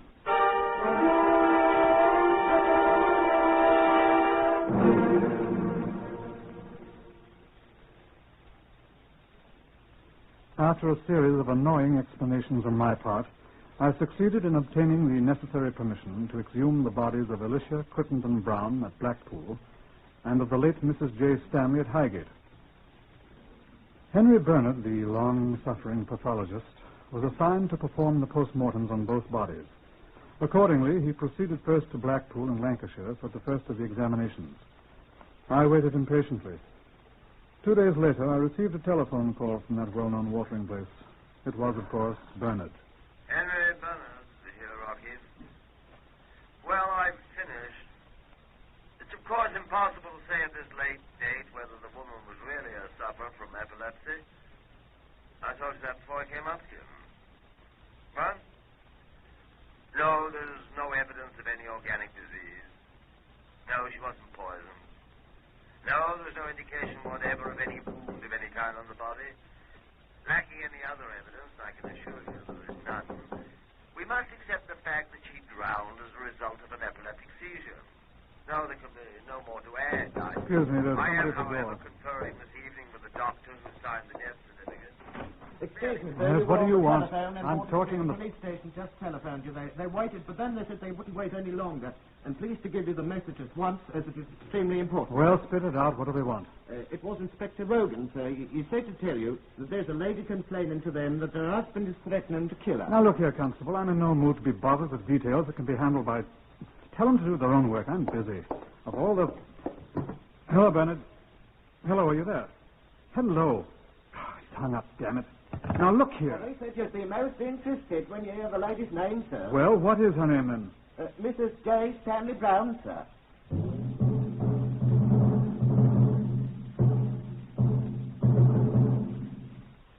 I hurried at once to Wardour Street, where Mrs. Marigold Brown, the alleged wife of the vanishing J. Stanley Brown, had come to report the threat in her life. She was a tall, angular woman, singularly unattractive, wearing a shapeless gray tweed coat and a series of large aluminium bracelets which clanked. She sat stiffly in an uncomfortable chair and answered my questions quietly. Yes. We've been married for 11 years, Stanley and I. You could, of course, produce your marriage certificate, Mrs. Brown. I have it at home. Mr. Brown and you live together? He's away a great deal. I'm alone for several months at a time. Where does he go? His business takes him to various parts of the country. What is his business, Mrs. Brown? I'm afraid I don't know. Does he... He doesn't give me much money. When he's away, I generally go into service. I'm considered quite a good housemaid. Do you know what your husband does when he's away from home? I think he deals in second-hand goods in various places. Do you hear from him when he's away? sends me picture postcards. From where, for example? Portsmouth, Bristol, various places, Blackpool. Where? Blackpool. That was a long time ago. 2 years. He doesn't tell me his business. This is the first time he's threatened your life. I've been a good wife to him all these years. Would you answer my question, please, Mrs. Brown? Well, he said things in the heat of the moment. Not threatened me, but he said he wished he was well rid of me. And this time? He meant it. I could tell from his face that he meant it. I could tell by the way he shouted. And he laid hands on me, too. Your eye? Yes. What was the occasion for this? I don't ask Stanley for money very often. But this time I knew he had some money. He'd been drinking when he came back from Highgate. Highgate, you say? Yes. When I asked him if I could let me have £2 for a new dress and coat, he blew into a rage. He'd been drinking, I said. And he flew at me and broke my glasses and threatened my life. Just what did he say to you, Mrs. Brown? He said he'd take me and drown me.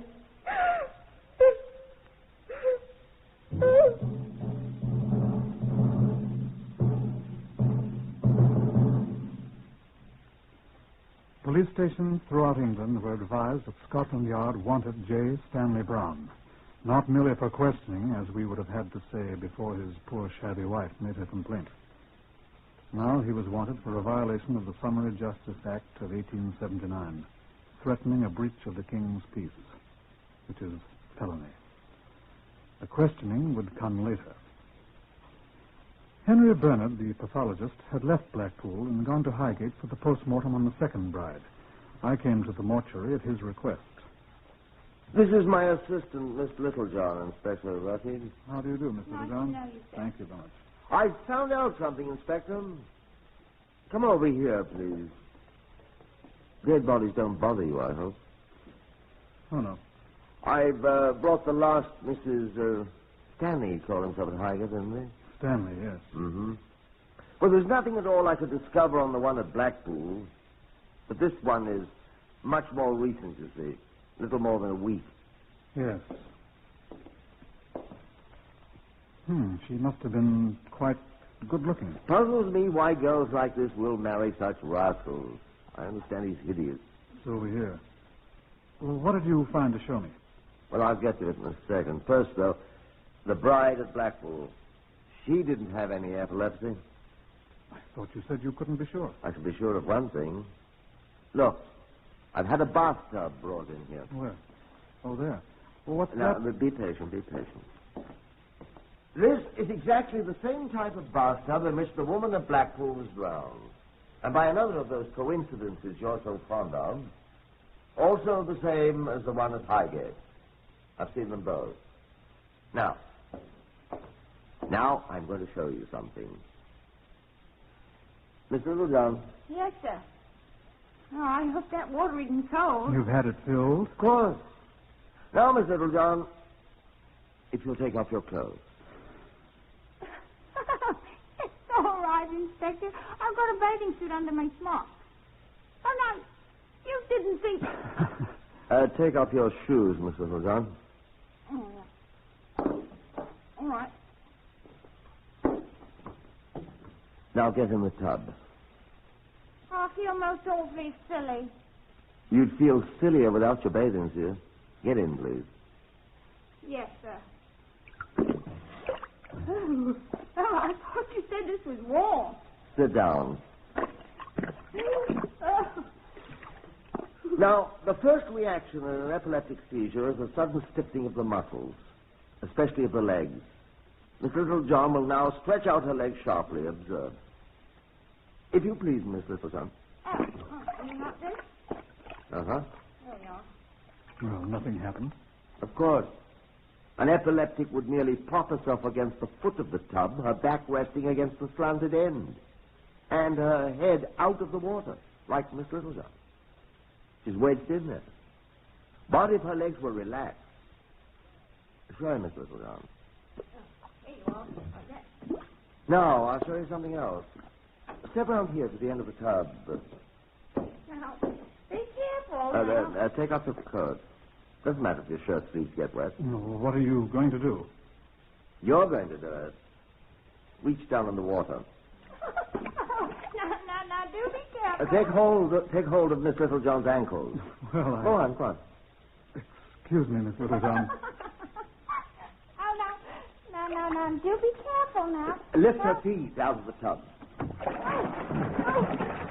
Hold her feet up. Hold them up. Hold them up. But her head is underwater, man. Of course, old chap. She's drowning. That's the way the young lady over there on the table was murdered. Oh, I say, drop her feet. She is drowning.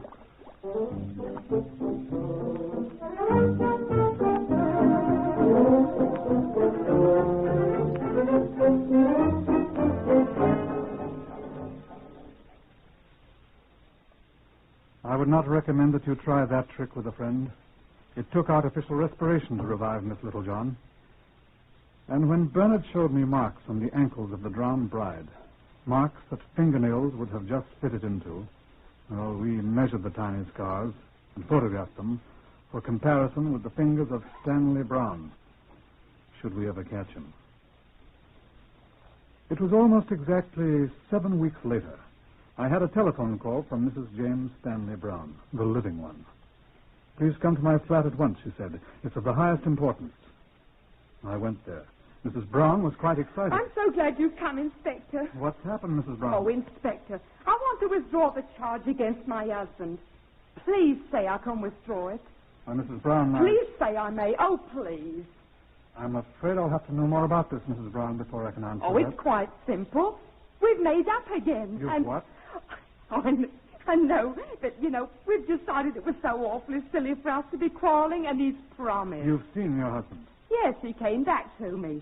And we've had such a long talk. We're going to start over again and... Whose idea was it? Why, his, of course. And now I want to cancel a silly charge I laid against him. It wasn't a silly charge, Mrs. Brown. So ashamed of myself. I simply must have you drop these charges. They're only a formality anyhow. Oh, we're going to be so happy.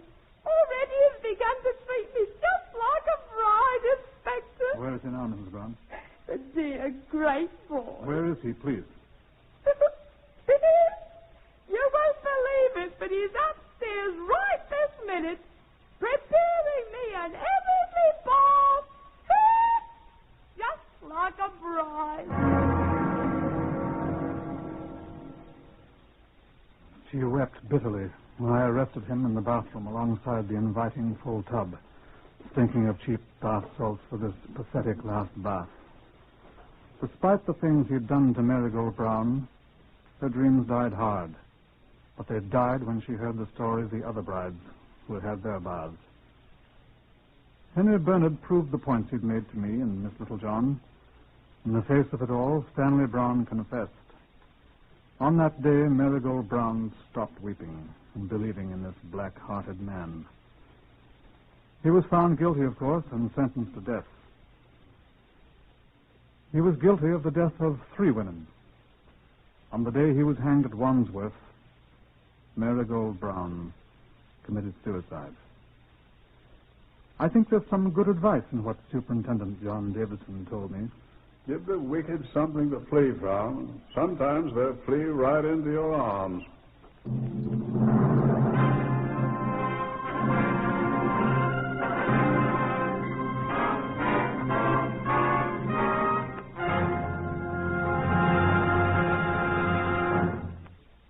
You have heard another in the series Whitehall 1212. Research is from Percy Hoskins of the London Daily Express. Among those heard in today's story of Scotland Yard case number 50MR242 were Harvey Hayes, Winston Ross, Horace Braham, Lester Fletcher, Patricia Courtley, and Beulah Garrick. The stories for radio are written and directed by Willis Cooper.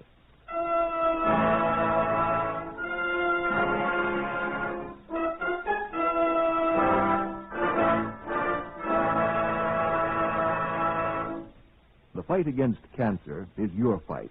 You're personally concerned with this disease, for anyone can develop it. And there is something you can do to protect yourself and your family. First, familiarize yourself with the facts about cancer. Interesting, easy-to-understand literature may be obtained from the local unit of your American Cancer Society. Guard your family and strike back against cancer. Mail a generous contribution to Cancer in care of your local post office. This is NBC, the National Broadcasting Company.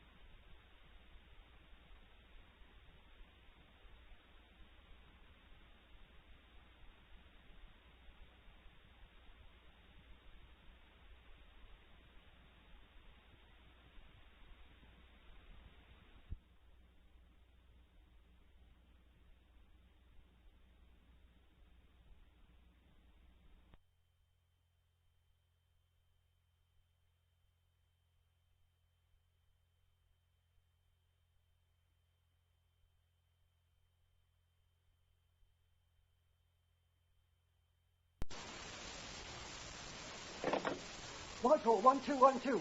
Quickly, please. This is Scotland Yard.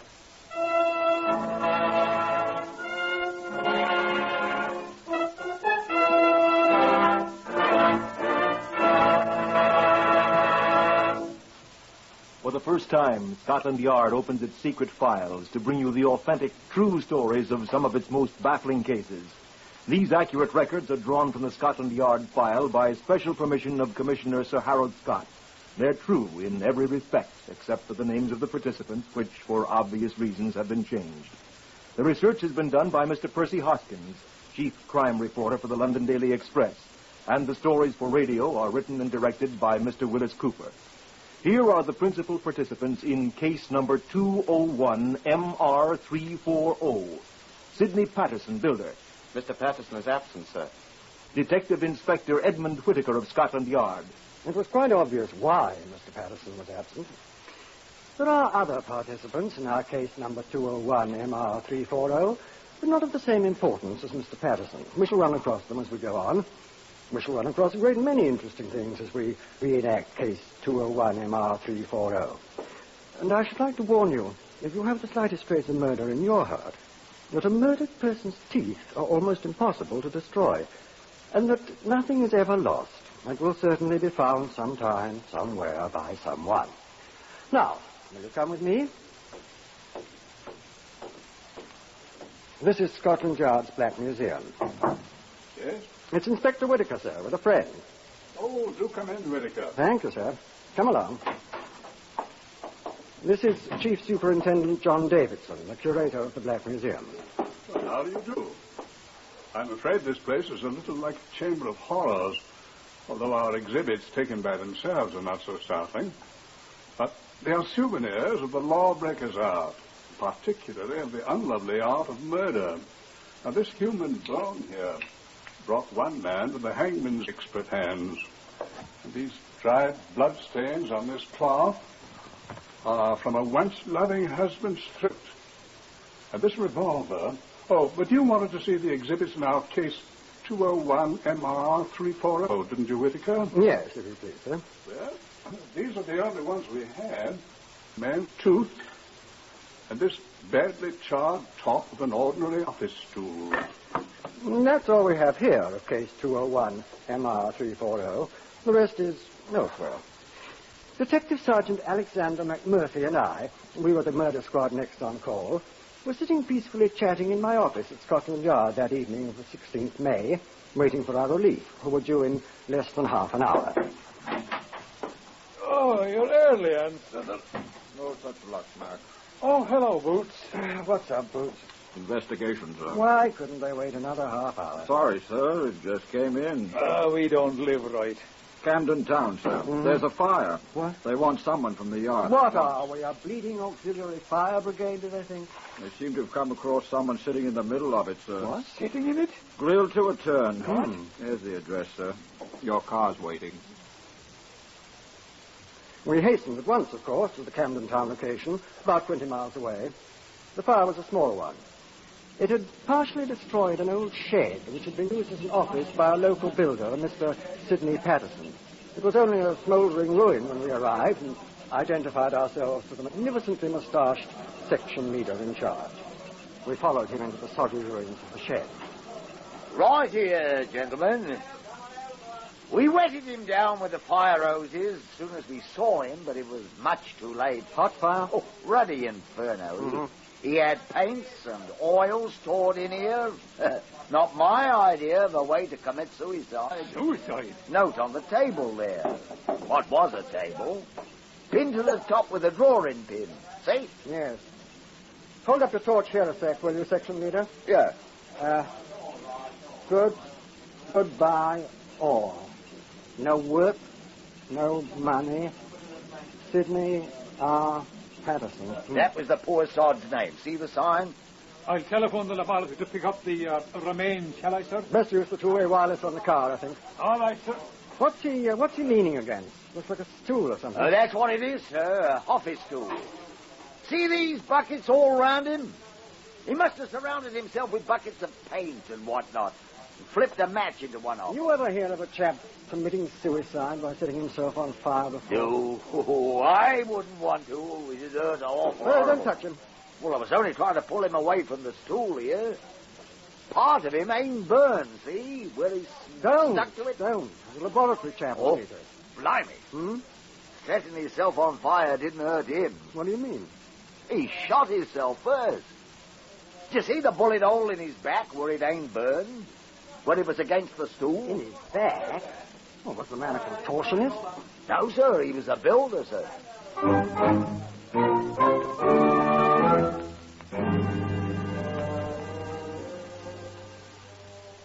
At the Yard's pathological laboratories, the relatively small, unburned portion of the body was carefully examined, and it was established that the bullet wound was the probable cause of death.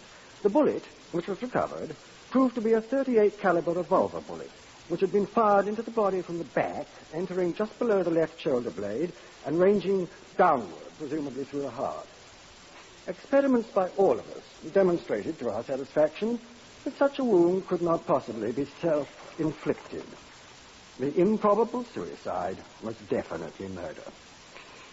I sent 2 detective constables to search the ruins of the shed. It had been roped off at our request by the Camden Town Fire Brigade.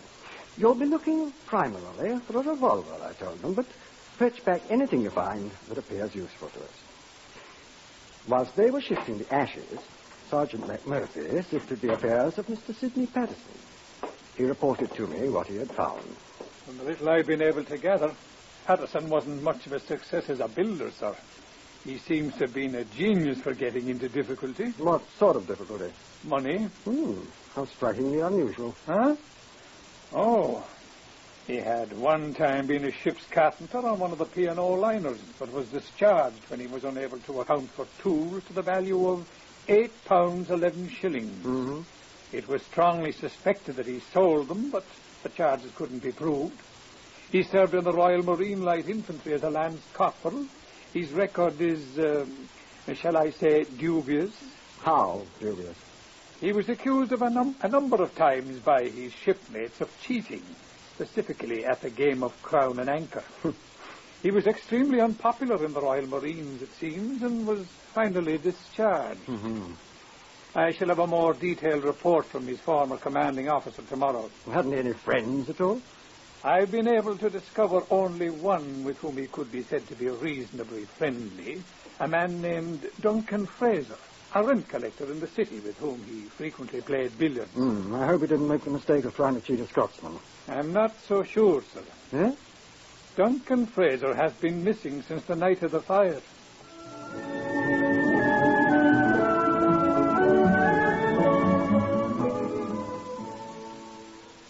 The hue and cry was immediately set up throughout all Britain for the missing Duncan Fraser. It's extremely difficult for a British subject to leave our tight little island without record. But the search was no avail whatever.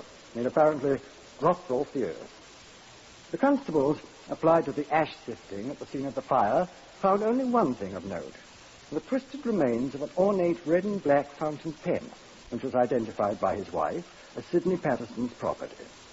Careful examination showed that it was the pen with which the farewell note had been written, and comparisons with other known samples of Patterson's handwriting demonstrated that it had been actually written by Patterson himself.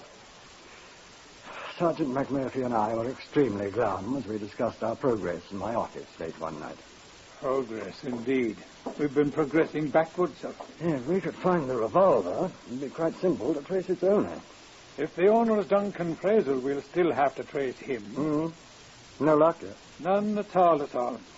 You know, sir, one thing puzzles me. A great many things puzzle me, Mac. If this missing rent collector did murder Patterson, why did he first deposit half the money he'd collected in the bank, I mean?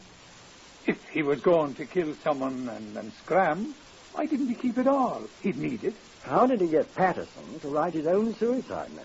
Had a gun on him, maybe. Well, the handwriting wallers insist there's no indication of stress, strain, or emotional upset or whatever in the handwriting. It's normal, they say. I wonder... What? I'm thinking. I have a filthy little hunch, Mac. What? What if Fraser's dead? Maybe he is. We can't find him. The teeth of that deader weren't destroyed. Patterson's? I'm wondering if it was Patterson's. Or Duncan, Mac. Patterson was a known crook. Could he have been playing games with us? Show me that telephone, old boy.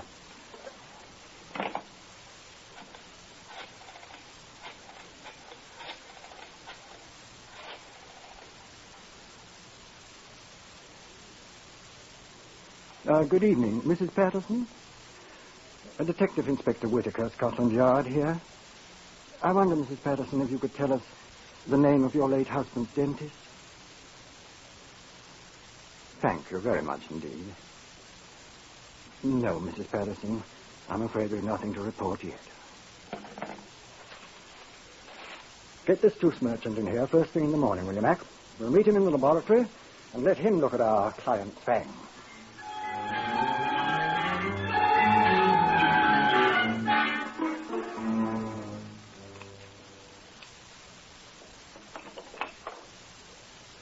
Well?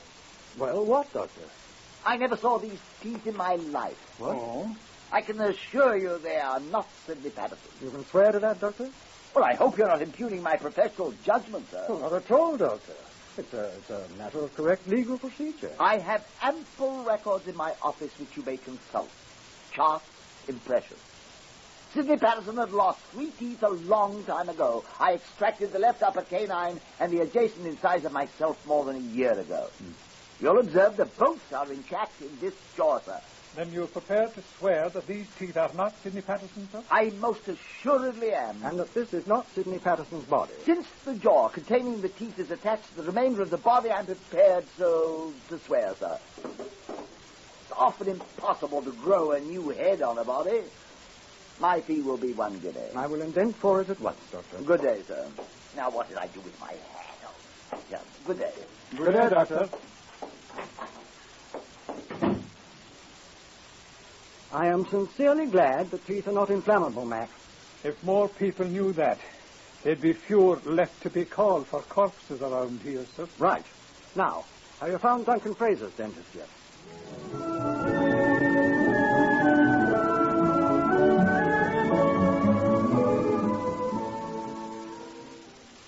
I at once caused a thorough investigation to be made throughout London and the vicinity of Perth in Scotland, where Fraser came from, to discover a dentist who had been employed professionally by him.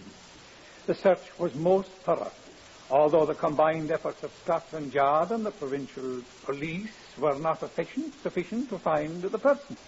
In the meantime, we were able to lay our hands on some 13 or 15 persons who had known either Patterson or Fraser.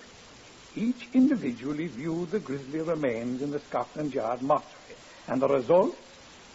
Ivor Young, Esquire, former employer of Duncan Fraser. Oh, it's hard to say, but I believe this to be the body of Fraser. Michael Fish, a former neighbor of Fraser. No, that ain't him. I knowed him well. Edgar Stone, brother-in-law of Patterson. I'm quite sure this is Sidney Patterson's body. And so that's the fountain pen I gave him. Artificer Sergeant Rodney Smith, Royal Marine Light Infantry, a former service acquaintance of Patterson's. No, that ain't him at all. Oh, I wish it was. Bleeding stinker he was. No, but this ain't him. Police Constable Mark Emerson, a former billiards companion of Fraser. Duncan, all right. He looks awful, but then he always did. Hamish Fraser, uncle of Duncan. Oh, no. No, that isn't my nephew, Duncan. Samuel Furness, laborer, sometime employee of Sidney Patterson. I know it's him. Well, didn't I work for him? Confusion. Confusion confounded. 6 said it was Furness, 7 insisted it was Fraser. Patterson's widow herself was not sure, and she and her brother, Edgar Stone, Patterson's brother-in-law, had high words. McMurphy and I nipped round to the Goat and Compasses to refresh and sustain ourselves. I was finishing my gin and bitters, and Mac was deep into his second pint of mild and bitter, when the proprietor, one Dick Gillespie, came out of the saloon bar and accosted us. Oh, I say, Inspector Whittaker, I didn't know you were in here. Yeah, hello, Dick. There was a telephone call for you. Oh, who was it? Sergeant Kenneth at the yard. What do you want? Well, he said they'd found the dentist. What's the matter, Inspector? Your teeth hurt you?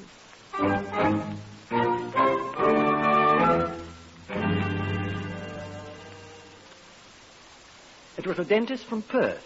The Scottish police had found him. We brought him at once to Scotland Yard, where he immediately identified the charred remains as those of Duncan Fraser. One of his molars was curiously malformed. It corresponded exactly with the one shown in the clinical photograph of Fraser's mouth the doctor had made a year ago. There was no mistaking it, he said. We returned to my office to marshal the facts that we had accumulated. The labourer, Samuel Furness, who had been so certain of his identification of the body as that of Patterson, was waiting. Mac and I listened. I knew that was Mr. Patterson what burned up to a skeleton, sir. Why are you so sure, Furness? Because I was the last man to see him alive, sir. When? Well, in the afternoon of the day he was burned up, sir. Go on. Well, it was like this here, you see, sir. Go on. Well, I come into his office, sir. You know, the shed, what was all burned up. I was after the 7 and 6 he'd owed me for 2 months. Oh, he was always putting me off, sir, but... Why? Well, he always seemed to be stony, sir. Never seemed to have a shilling. He was always putting me off. Go on. Did you get your money? Oh, that I did, sir. Before you could say knife, he had out his purse and he pulled out a great wad of notes. Then he counted me out me 7 and 6. And then he handed me half a crown. And he says, here, buy yourself half a pint, Sammy. Cool, I was fair took aback at old Sidney giving anybody anything for nothing. He seemed to have plenty of money, did he? Well, his wallet was fair stuffed. You know, it's the first time I ever known him to have more than threepence in my life. Oh? Well, I was so took back, I tried to get up and I fell right on my apple and plum, yes. I kicked my foot against a couple of bags of cement he had under his desk and I fell right down. Did you see the bags of cement? Well, they was under the desk, sir. Did you see them? Well, well, no, sir, I didn't, but I know I kicked them.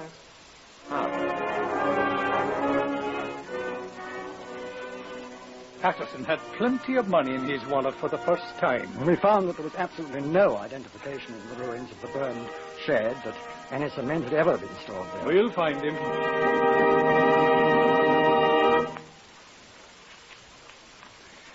I said that nothing is ever lost. No thing, no person.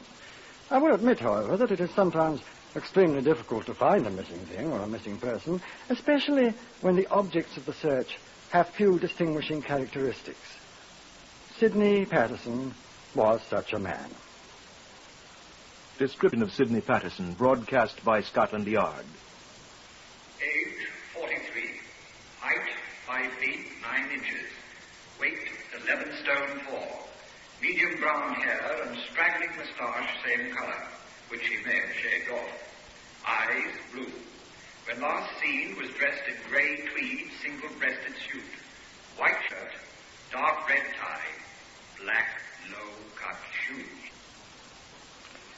How many men answering that description do you see in a day? We had reports from every corner of the United Kingdom. 2 slightly addled gentlemen, neither of whom resembled Patterson in the slightest, marched, one at Torquay and one at Llanfair in Wales, into police stations, announcing themselves as the wanted man. Each was promptly committed. Lodging house keepers by the 100 were interviewed. The manhunt dragged on for 8 days before we had our first glimmer of success. Let McMurphy tell it. He was there. There was a lodging house in Regent's Park, a very obscure one which smelt of Brussels sprouts. The proprietress was in the hospital having another baby, and her husband, a very harassed man, was in charge. Yes, he said, they'd had a lodger who seemed to answer to the broadcast description. Had, I said. Well, he ain't here anymore, I mean. What became of him? Well, he opted. He opted the very day that the piper come out with the description. Where? I don't know. He just sent us his telegram. Brother ill. Must leave. We'll get in touch later. Rogers. Rogers, eh? That the name he gave? Right here it is in the register book. Here. Sidney Rogers, see? Sidney, eh? That his own writing? Yes. I'd like to have that page, if you please. Oh, I'll return it. You're sure it's his handwriting? Oh, I seen him. I seen him write it. May I have the page? Well, my old lady likes to keep things neat and tidy. Well, I'll return it as soon as we've checked it against a sample of his handwriting. Now, when did he come here? 16th of May. It says right here. And when did he leave? Well, the day his description first come up in the paper. He leave his luggage? Oh, he hadn't any luggage. He was here all the time without even changing his shirt. That room of his, fair piggish. Must be. Well, we're rid of him, and he's paid up till the end of the week. Anyway, so we don't lose nothing. You suppose it was him? It'll be in the papers. Comparisons of samples of Patterson's handwriting with the signature of Sidney Rogers showed them to be identical. Peterson's full name was Sidney Roger Patterson. The telegram had been sent from Southend. We turned our attention to that muddy little place. He was not to be found, although our search was scrupulous and thorough. We put a postal stop on all letters addressed to his former home, expecting that sooner or later he'd attempt to write to his wife. Thus, all letters addressed to that house would be held out and delivered to us first. We would open and read them, reseal, and allow them to be delivered to the addressee without the wife's knowledge that we had read them. No letters appeared. We waited. Time was on our side, and the searchers at Southend plodded along, making no apparent progress. And then, after a week had passed, the post office people sent us a letter. It was addressed to his brother-in-law, Edgar Stone, who had a room there. Letter addressed to Edgar Stone. Dear Edgar, just a line to you in the hope that I shall be able to see a friend before I end it all. Will you come to see me at Southend Sunday, please? Take the 10:35 train. It arrives at Southend at 12:08. Come out of the station, walk straight across the road and down Whitegate Road on the left side. I shall see you coming. If you come, please bring me a 15.5-inch shirt and a comb.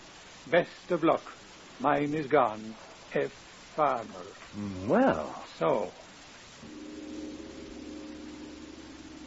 I withdrew the detectives from the area mentioned in the letter, which was resealed and delivered to Edgar Stone. I didn't want to alarm Mr. Farmer Patterson. Next day, Edgar Stone came to see me. He sat down nervously. "What can I do for you, Stone?" I asked. I have received a letter, Inspector. Yes? It's from... Are you going to Southend on Sunday, Mr. Stone? Stone had a strong sense of justice. Strengthened, perhaps, by the shabby way Patterson had treated his sister for so many years. He agreed at once to assist us. We sat in my office and planned it, Mac and Stone and I. You're taking the shirt, of course, Stone, I said. Yes, sir. What a man who's going to end it all once with a shirt is beyond me. Probably needs it. Afraid he'll be recognized if he goes out to buy one, I expect. He's got plenty of money, we know that. If the banks had been opened that afternoon, he'd have any. He wouldn't have any. What? Well, Fraser would have deposited his afternoon's collection, same as he did his morning. Well, the banks had been opened. Fraser'd still be alive. Sydney'd be up to some other mystery. Yes. Well, let's get organized, shall we? First, we'll need a good man on this Whitegate Road to see Patterson doesn't get frightened and do a bunk. You'd better do that, Mac. Well, afraid he'll spot you for a cop. Sky? Hmm? I've seen too many cinemas, I'm afraid. I don't like false beards. Wait. You play the fiddle, don't you, Mac? What? You could be a street fiddler, couldn't you? Well, I could. That's what you'll be. Complete with tin cup and pathetic look. Very touching and very unsuspicious. And I'll have half of what you take in. How am I going to stop a man with a fiddle? Oh, simple enough, old boy. Just play God Save the King. He'll stand at attention till I get there.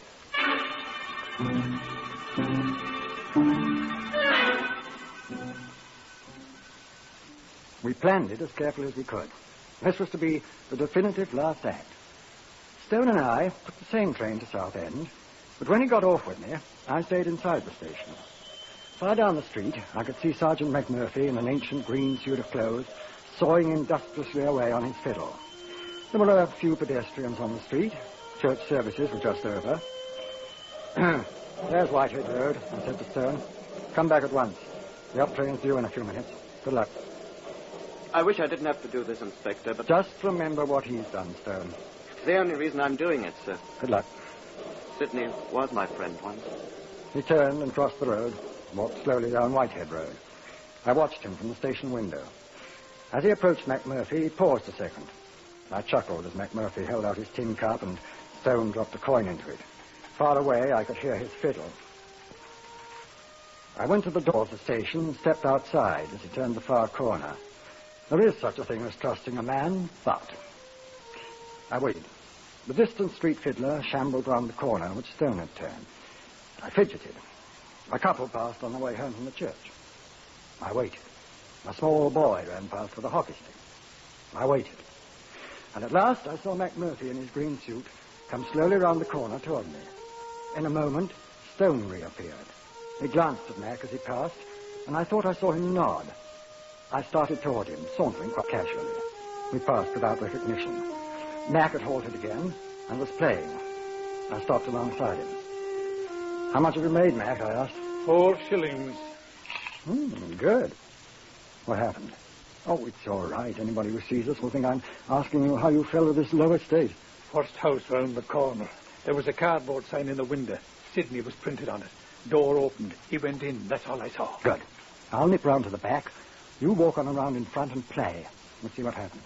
I can't play God Save the King. It was easy to nip over the fence and slip around to the rear of the second house, which was marked J. Huntington. I tried the rear door. It was unlocked. I opened it cautiously and stepped inside.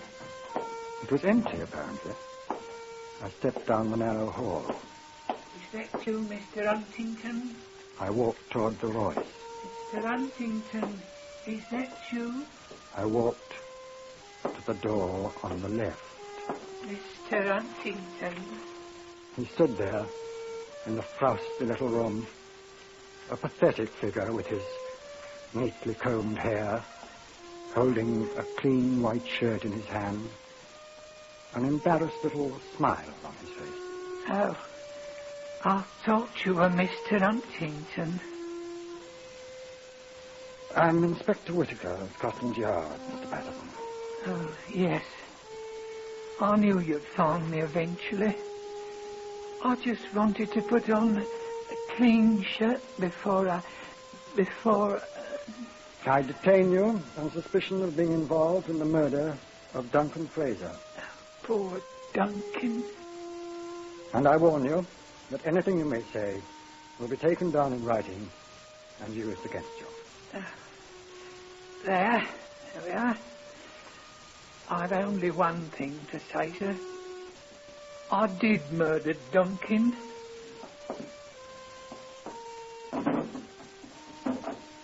This is the revolver I shot him with. Give it here. The one you couldn't find, sir. Give it here. It wasn't lost, sir. Give it here. Oh, no, sir. Patterson!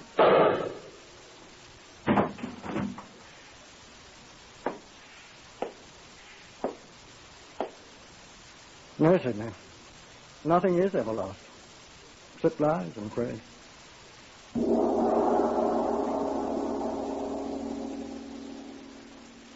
You have just heard the story of case number 201 MR340 from the official files of Scotland Yard. All of the facts related are true, with the single exception of the names of the participants, which, for obvious reasons, have been changed. The research prepared by Mr. Percy Hoskins of the London Daily Express, and the story for radio was written and directed by Mr. Willis Cooper.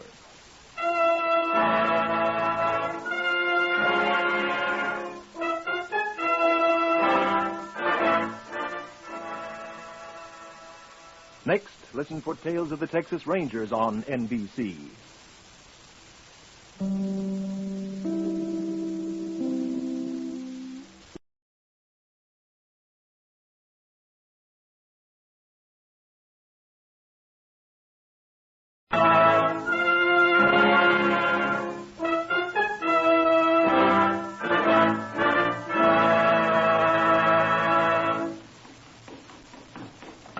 Whitehall 1212.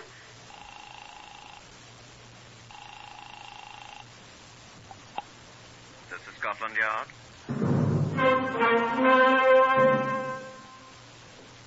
For the first time in its history, Scotland Yard opens its official files to bring you the true stories of some of its most baffling cases. These are the true stories, the plain, unvarnished facts just as they occurred, reenacted for you by an all-British cast. Only the names have, for obvious reasons, been changed. The broadcasts are presented with the full cooperation of Scotland Yard. Research for Whitehall 1212 is prepared by Percy Hoskins, chief crime reporter of the London Daily Express. The stories for radio are written and directed by Willis Cooper. The next voice you will hear is that of Chief Superintendent John Davidson, who is in charge of Scotland Yard's famous Black Museum. Good afternoon. We keep this document in an ordinary letter-sized filing cabinet, the kind you've surely seen many times. Oh, yes, here it is. It is typed on the official stationery of a London evening...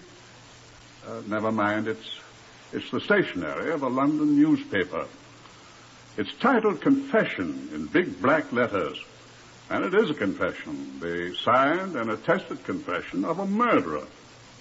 No, it didn't hang him.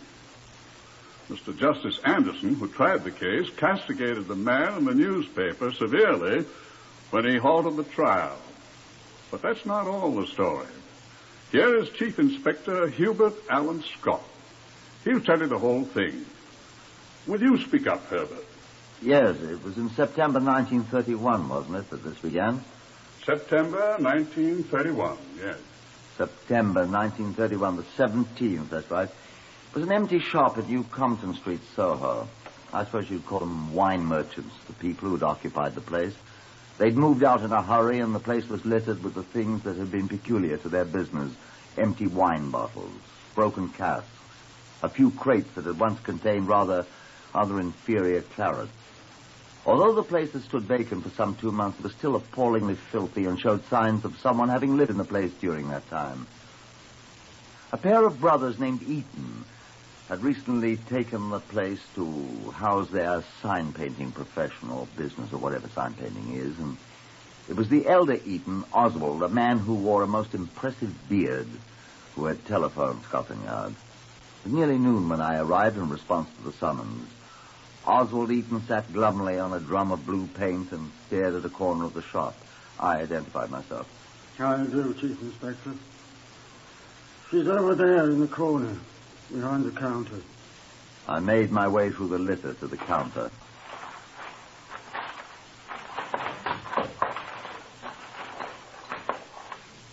To the little counter in the corner of the room where the cash register had stood. And there she was. She's dead. A youngish woman with black hair, wearing a green woolen suit, crumpled up under the little wooden counter as if she'd fallen asleep there. Lying quite peacefully on the floor, one arm cuddling what had been a Jeroboam of... I glanced at the label, very inferior champagne. Her face... I don't like to think about her face. The woolen belt of her dress was knotted tightly about her throat. Not at all an edifying sight. Who is she? I asked Eaton. Never saw her before. How'd you get in here? Sure, I don't know, Chief Inspector. Horrid, isn't it? How many times have you been in here? Only twice. When? Day before yesterday when I saw it the first time. Yesterday when I told the agent I'd rent it from his son's shop. Was the agent here with you? Yesterday, yes. Before, no. Was she here then? Didn't see her. The agent didn't see her yesterday either, I expect. Didn't say anything about seeing her. Well, I must talk with him. Got an office, such as it is, next door but one. What's his name? Harold Turner. What sort of chap is he? Seedy. Oh? Office next door, you said? Next door but one. Poor blighter. Why poor blighter? Poor fellow's Stony Brook. Oh. He used to own this wine shop before he got run out of business. Lost every bean. That's a shame. Happens to a good many people these days. Lost his home, flat, you know. They took that away from him, too. Where's he been living? What's the matter? He's been living in here. Here? I mean, in this shop here? That's right. See? That's where he slept. That's straw over there. Ah. Said he'd moved to a new place when I said I wanted to rent the shop. He did. Where? You know? His office, I mentioned. Has a carpet on the floor, better bed than his straw. Oh, poor beggar. Say he's been staying here up to yesterday, The day before. Moved out at once when I told him I wanted it. Hadn't much to move. Look, what do we do about this new tenant here on the floor? Oh, I've got to get this place cleaned out. I'll have her taken to a mortuary. Someone killed her, you suppose? Looks like it. Somebody strangled her with her own belt. We'll have to let the police surgeon decide that. You don't see any other wounds?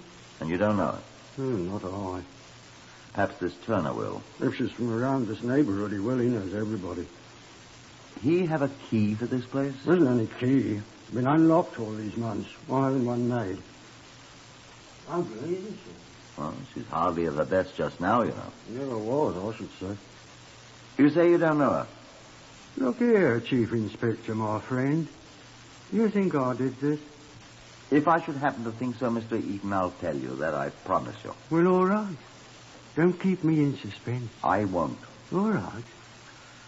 Do you know anything about this you haven't told me? No, I don't. Do you suppose you could call and ask your Mr. Turner to step in here whilst I finish my preliminary examination? I'd like to have a little talk with him. You're thinking he did it? Will you allow me to draw my own conclusions, Mr. Eaton? I'm sorry. I'm hoping he can identify this woman. Oh, excuse me. Will you call him, please? Yes, sir. Yes, indeed, sir. There's not much to examine.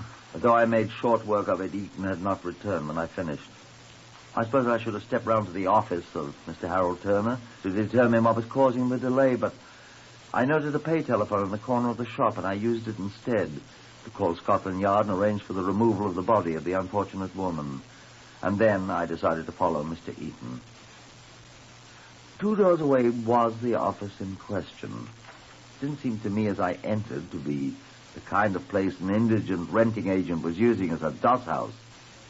It was neatly, if not elaborately, furnished, and a well-dressed young man smiled at me from a battered but quite decent desk. Good morning, sir. Oh, I say, I'm looking for Mr. Oswald Eaton, but, Oh, the chap with the beard who rented my old wine shop. Oh, yes. I'm afraid I haven't seen him since the day before yesterday, sir. Eh? I completed my arrangements with him, left him in possession. settee, just fix himself up a bed on the floor. Are you Mr. Harold Turner?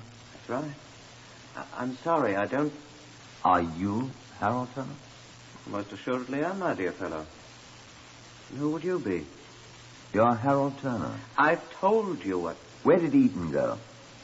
Being most impertinent, sir. Who are you? Oh, I'm sorry. I'm Chief Inspector Scott. Scotland Yard, you know. What do you want Eaton for, Chief Inspector? Why, he said... Are you the man who rented that shop to Mr. Eaton for his sign painting? Sign painting studio?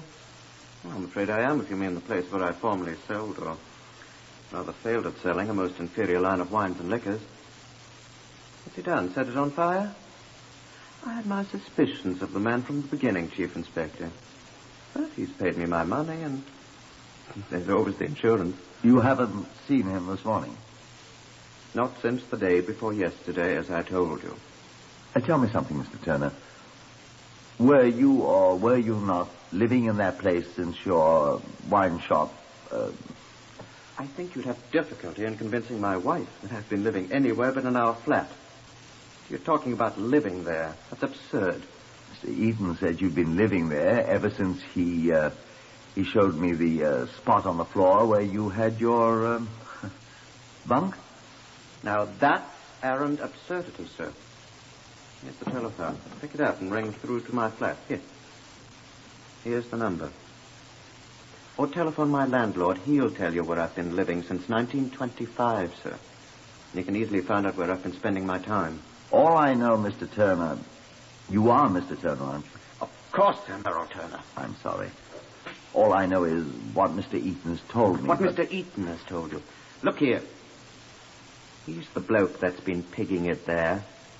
For 2 nights at least. Where is he? Let me get my hands on that citizen. I'll chuck him out on his filthy beard with my own 2 hands. Where is he? He was coming here to get you. Get me? What's he want of me? What's he want of me, I say? We wanted you to identify the dead woman. Look here, are you really a Scotland Yard man? What dead woman, I say? What dead woman? Mr. Turner, I'm sorry. You'd better be, sir, coming to me with... What dead woman? I'm sorry. There's a dead woman in the shop where you were living. I mean... Are you from Scotland Yard, sir, or are men in white coats looking for you?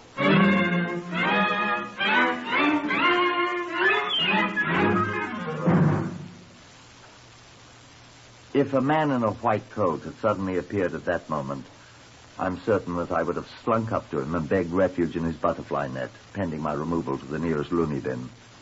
Instead, clutching Mr. Harold Turner securely by the arm, I proceeded back to the former wine shop. Nothing had changed. Where's this dead woman? Here she is. Do you know her? It's Marlena. Not Dietrich. Marlena Corcoran. You admit you know her? Of course, everybody in Soho knows Marlena. You know what I mean. She's dead, isn't she? Well, there's not much doubt of that, Mr. Turner. Who killed her, do you suppose? I don't know. I didn't. Eaton? We don't know, sir. No, not Eaton. Frankly, I'm beginning to wonder, sir. But we shall see. Tell me about her, please. Well, Marlena's been a character about Soho for a good many years. Since the war, at least. Everyone knows her. She wasn't very smart. But, poor girl. She must have got in here hoping to find a bottle of wine or something. She apparently did. That bottle she's clutching never had anything in it.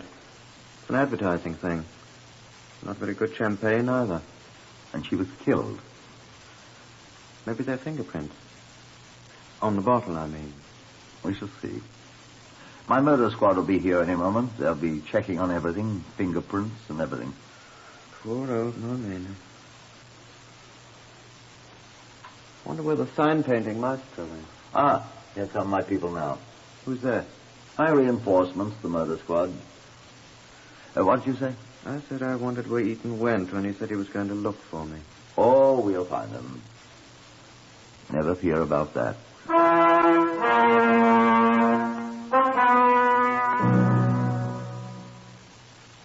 The men with the grisly wicker body basket came and took Marlene away with the police surgeon. The men with the efficient little black bags and the little vacuum cleaners came, and they searched everything in the dingy little shop. The fingerprint men came with their brushes and powders and cameras, and they examined everything. The other men came and listened to what was said, and they echoed my confident statement. Oh, we'll find him, never fear.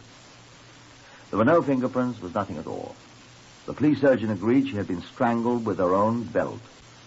And the hue and cry was raised, and Oswald Eaton was not found. And presently what was once Marlene Corcoran was buried.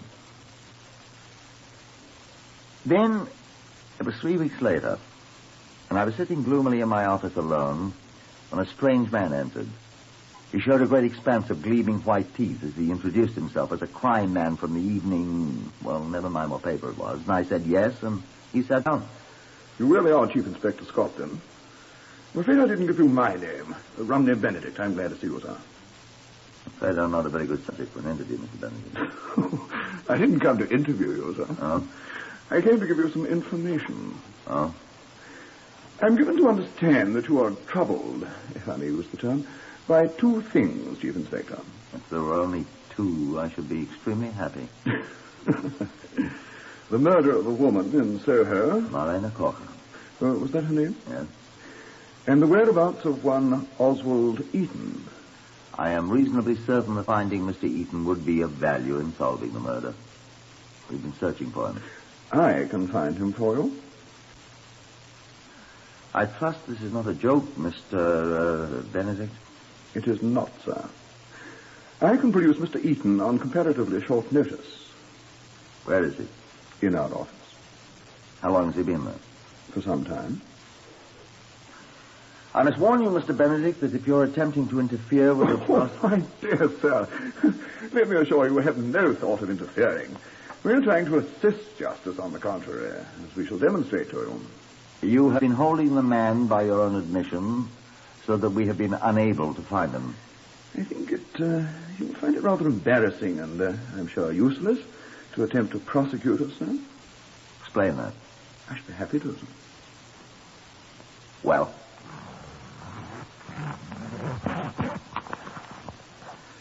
Be so good, Chief Inspector, as to have a look at this document. What is it?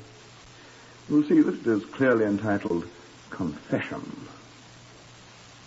Confession of what? Confession to murder. What?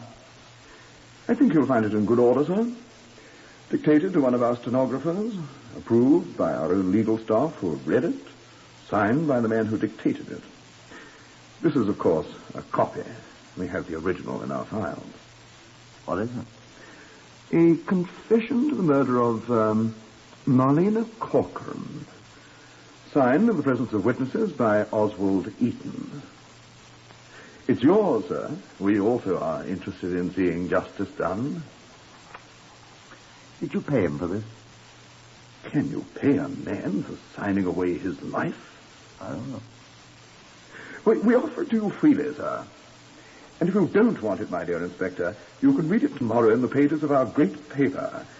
Well, what about Eden? Where will we find him if I don't accept your offer? We'll find him for you. Scotland Yard finds its own criminals. You're being dramatic, son. We found this one. Come and get him. And if you're not disposed to accept this document and prefer to read it tomorrow with our thousands of other readers throughout the British Isles and abroad, we shall be charitable when public opinion asserts itself. We shall lead you to him again, and you can use your own excellent judgment. Give it here. You're so gracious, Chief Inspector. Excuse me, sir. Scotland Yard is grateful to you for assisting us, although I'm sure you're aware that this confession is not admissible as evidence. It'll be an extremely useful guide in preparing your case. I'm not finished, sir. I was going to say, however much we deploy your methods, and I may say your morals. We may rely upon your well-known generosity, sir. May I suggest that you send for your prisoner at once? We're at some expense. I shall accompany you myself, Mr. Benedict. My car is outside, sir. After this somewhat painfully formal exchange of the amenities of the occasion, I was relieved to be able to look Mr. Oswald Eaton once more in his beard and say to him that, among other things, whatever he might say from now on would be taken down in writing and might be used in evidence. Mr. Eaton giggled and jingled money in his pocket. I was actually sorry for the fellow. It was his own blood money he was jingling. A magistrate remanded him at once on the strength of his confession and the things I could add to jail, Bow Street. He chuckled as his cell door closed behind him. The newspaper came out with great boastful headlines. They even mentioned the sum of money they paid Mr. Eaton for his confession. We received some of the congratulations, and my name was in the story, too. We set out at once to recheck the points he made in the confession. He had confessed that he strangled her with his bare hands. I referred back to the report of the police surgeon. The cause of death was strangulation or suffocation accomplished with the belt of Marlena Corcoran herself. There is no evidence that manual strangulation was employed. No evidence that manual strangulation was employed. I had an exhumation order issued, and a second post-mortem examination of the victim's body was made. They established that it would not have been possible for her to have been strangled by anyone's hands. The belt was the sole cause of her death. I asked Eaton, and he laughed through his beard. I went back to the confession. I gave her a bottle of liquor to drink, and she finished it, it said. Then she started it on the Jeroboam of champagne, drank it all, became unconscious, and... I reached for the telephone and called Harold Turner. Didn't you say, Turner, there had never been any champagne in that bottle? Never a drop. It was a fake. An advertising stunt. He couldn't have got a drop of liquor of any kind into it or out of it. It would have leaked out through the holes that were cast right into it. I got the bottle and looked at it myself. It was porous. I told that to Oswald Eaton, and he laughed again. And then a man came to me and assured me he would swear to having seen and sat alongside Eaton in a public house for 5 hours the same night the murder was committed.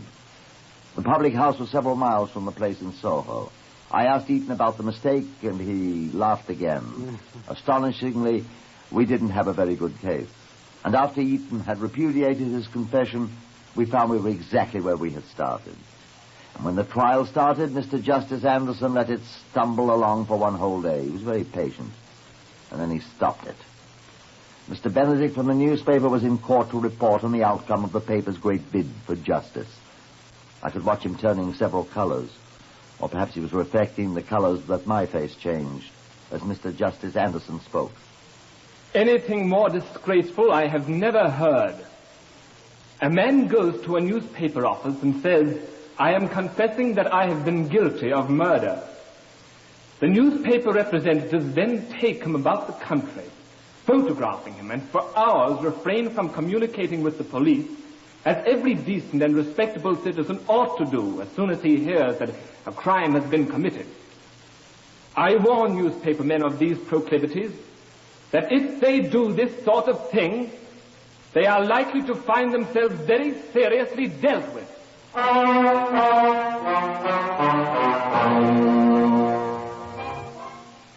Those are the exact words used by the justice himself at the time. This is another story compiled from Scotland Yard's own official files for Whitehall 1212, to which we're listening. Whitehall 1212 is researched by Percy Hoskins of the London Express. It is written and directed by Willis Cooper. No, this is not the end of the story. Listen for the astonishing and true conclusion now.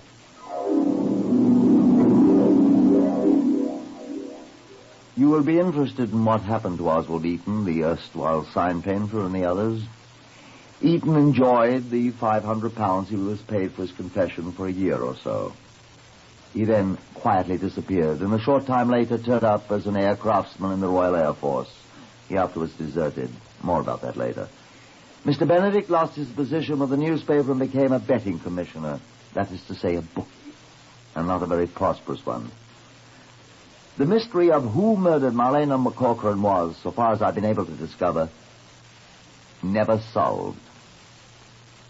I was discussing the case with Harold Turner one autumn day in 1936, 5 years later. I had a curious bit of news today, Hubert. Yes, what was that? Remember our old friend, the sign painter with the beard? Oswald Eaton? I shall never forget that one.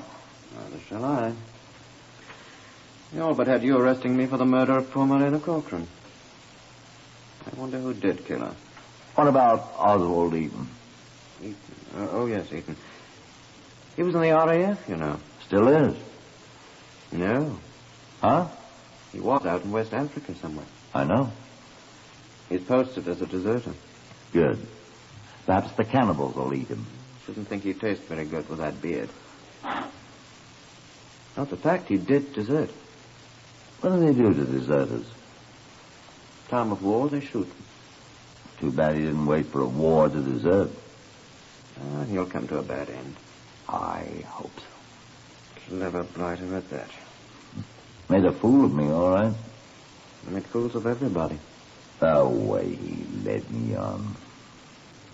Wonder if he cooked up that scheme on the spur of the moment. Must have. Came into the shop and found poor Marlena lying there, scuppered. Thought up a way to get out of my hand. What a sap I was. No, I don't think so. Anybody'd have believed him. I fell for it. And then when he did get away, he rushed out and cooked up his phony confession. And his way to get out of it. And sold it to that stupid newspaper. Pretty smart. Made a profit. Wonder who did kill that Marlena woman. Nobody'll ever find out. Smart, clever man. Deserted from the RAF, though. In West Africa. That's not smart. Hope the cannibals eat him. You said that. And I said they wouldn't. Count of his beard, you said. What business you on now, Hubert? Scotland Yard business, my good man. Same old things. Murders, robberies, frauds. Oh, there was an interesting murder yesterday. This morning, rather. What's that? Thank you, I will have another beer. Huh? Oh. Miss, couple more pints of the bitter, please. What happened? Who? Woman over in Clapham. Oh, do they count murders in Clapham? Thank you, miss. Who was she? I don't know much about her. It's no assignment of mine, thanks.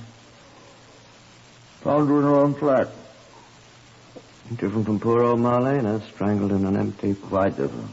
Right at home. Comfortable. With her head cut off. How'd they know who she was? Fingerprints. Clothes, whatnot. Besides, she was at home. Any idea who did it? Not yet. Be careful, Oswald. Eat'll be confessing to it. From West Africa. None of the wogs get him first. It's been a couple of weeks since he's deserted. Time enough for him to get back to Clapham, buy a snickersnee and go visiting. Watch for aircraftsman Eaton, Chief Inspector.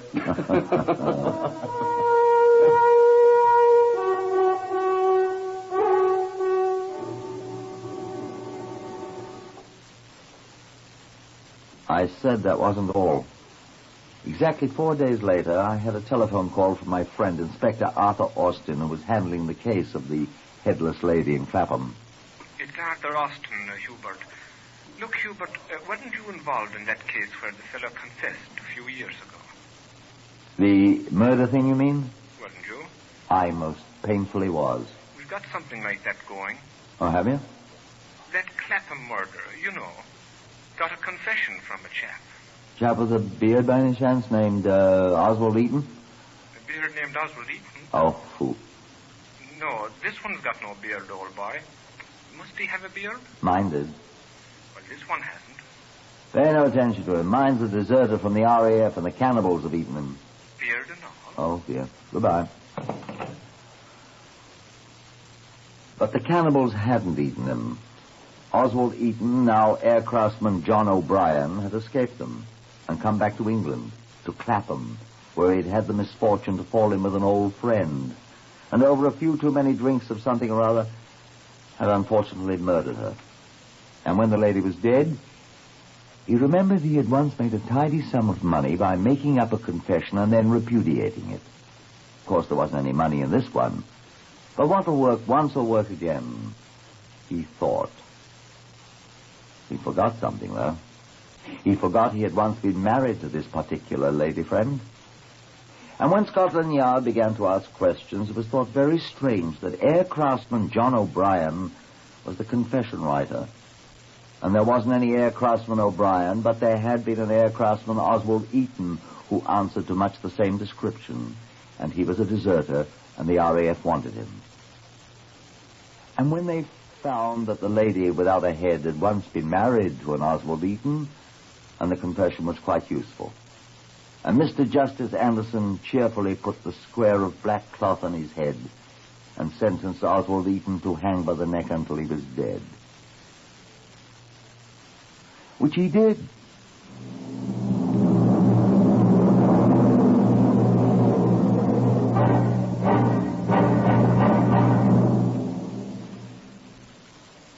Heard today on Whitehall 1212, Horace Braham as Inspector Scott. Others in the order of their appearance, Harvey Hayes, Carl Howard, Lester Fletcher, Morris Delamore, and Gerard Burt. This is Lionel Rico speaking. Whitehall 1212 is written and directed by Willis Cooper.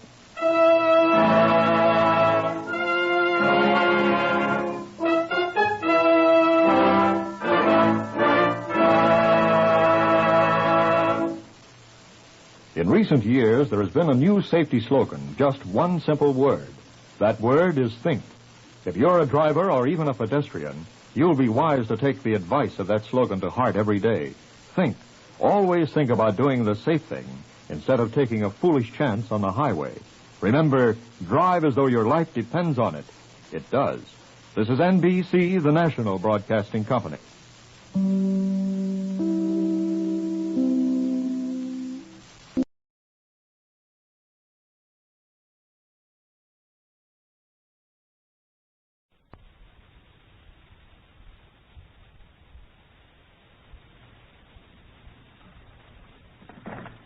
Whitehall 1212.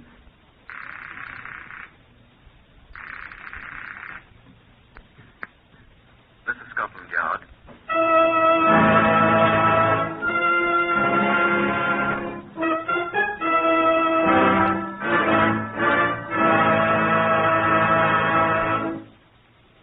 For the first time in history, Scotland Yard opens its official files to bring you the true story of some of its most baffling cases. These are the true stories.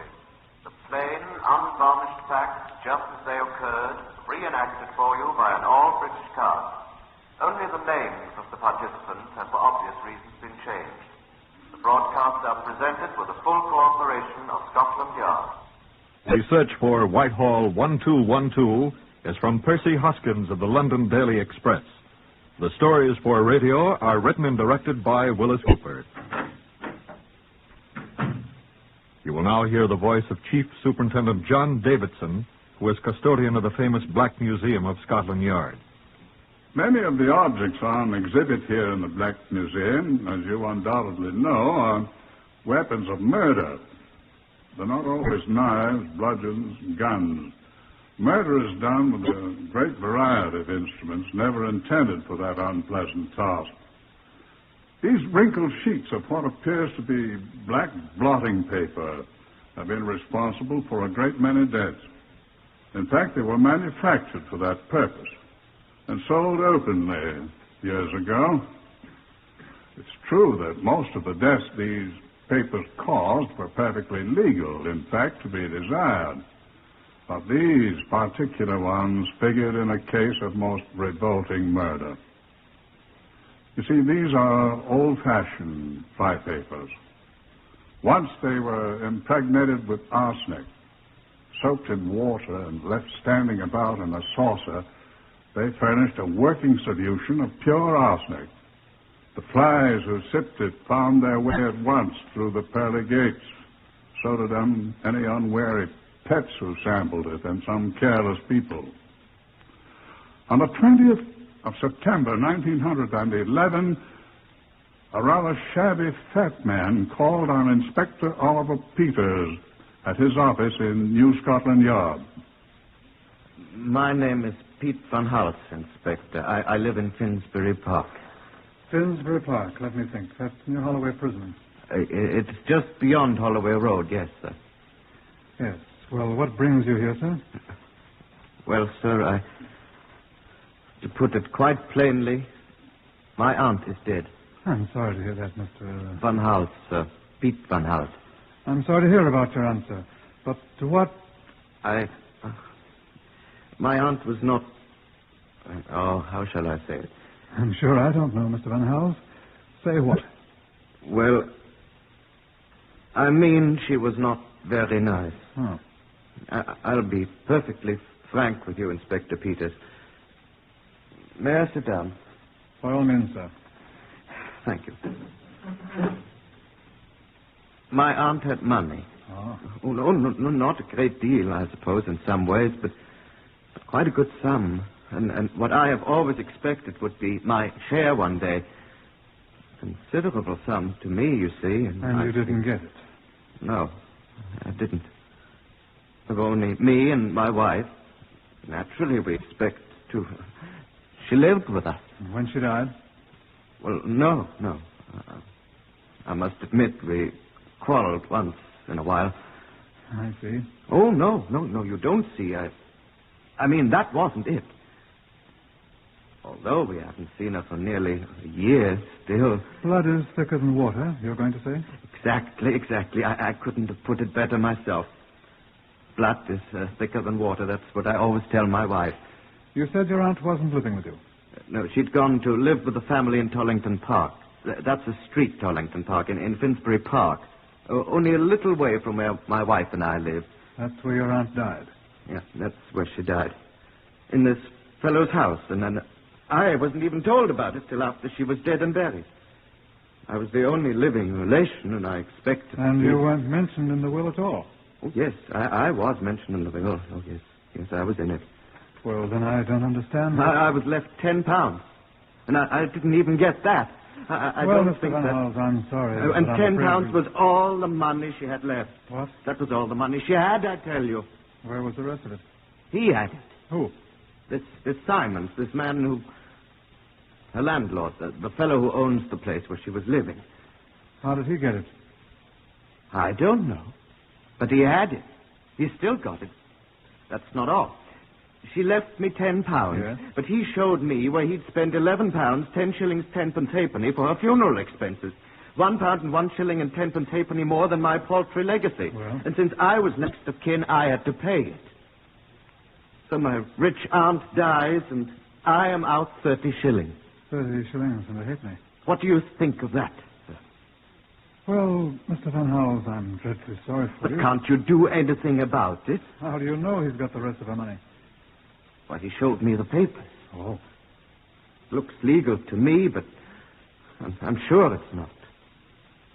Look here, Inspector, I don't want it all. I want only my share, but as the sole surviving relative, well, it was a lot of money.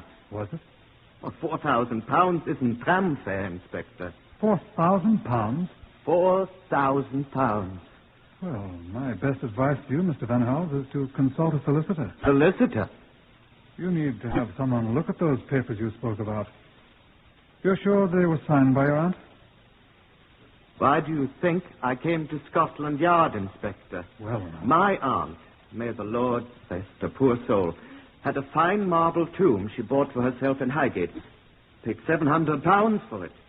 She always talked about being placed in it when she passed away. And? This fellow Simons, he knew about it. My aunt was always talking about her last resting place. He knew about it all right. You know what he did? I'm sure I don't. He had her buried... I didn't even know she was dead.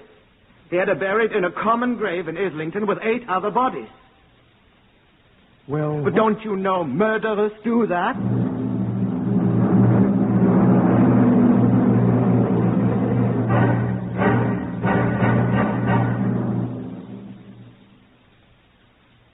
That was no basis for an accusation of murder, of course. But the circumstances did warrant an investigation, Inspector Peters thought. So he paid a visit to Bertram Simons, the man who had been Miss Hogg's landlord. That was the aunt's name, Miss Hogg, Miss Winifred Hogg. Mr. Simons, the landlord, was a businessman.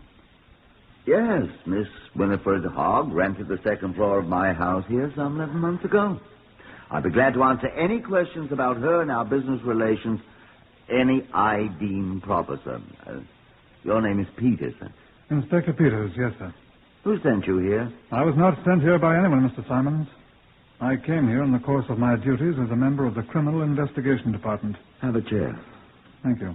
Now, what would you like to know about Miss Hogg? Well, sir, with your permission... Did Van House send you here? I think I told you, sir, that nobody sent me here. Oh, yes, that's right. But Van House has been complaining to you about me, hasn't he? Mr. Van House has spoken to me, sir, yes. I would like to... What did he say? I don't think that... Oh, yes, it has. He's accusing me. I've met our Mr. Van House, Inspector.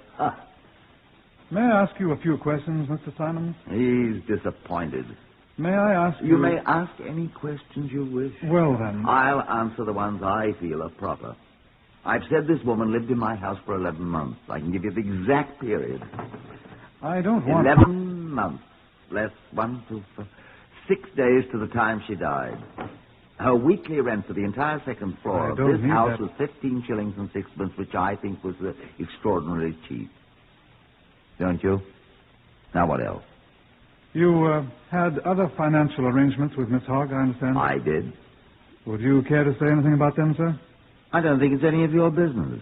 But I see no reason to... No reason whatever. It's purely a business arrangement. I'm a businessman, Inspector. I'm sure you are, sir.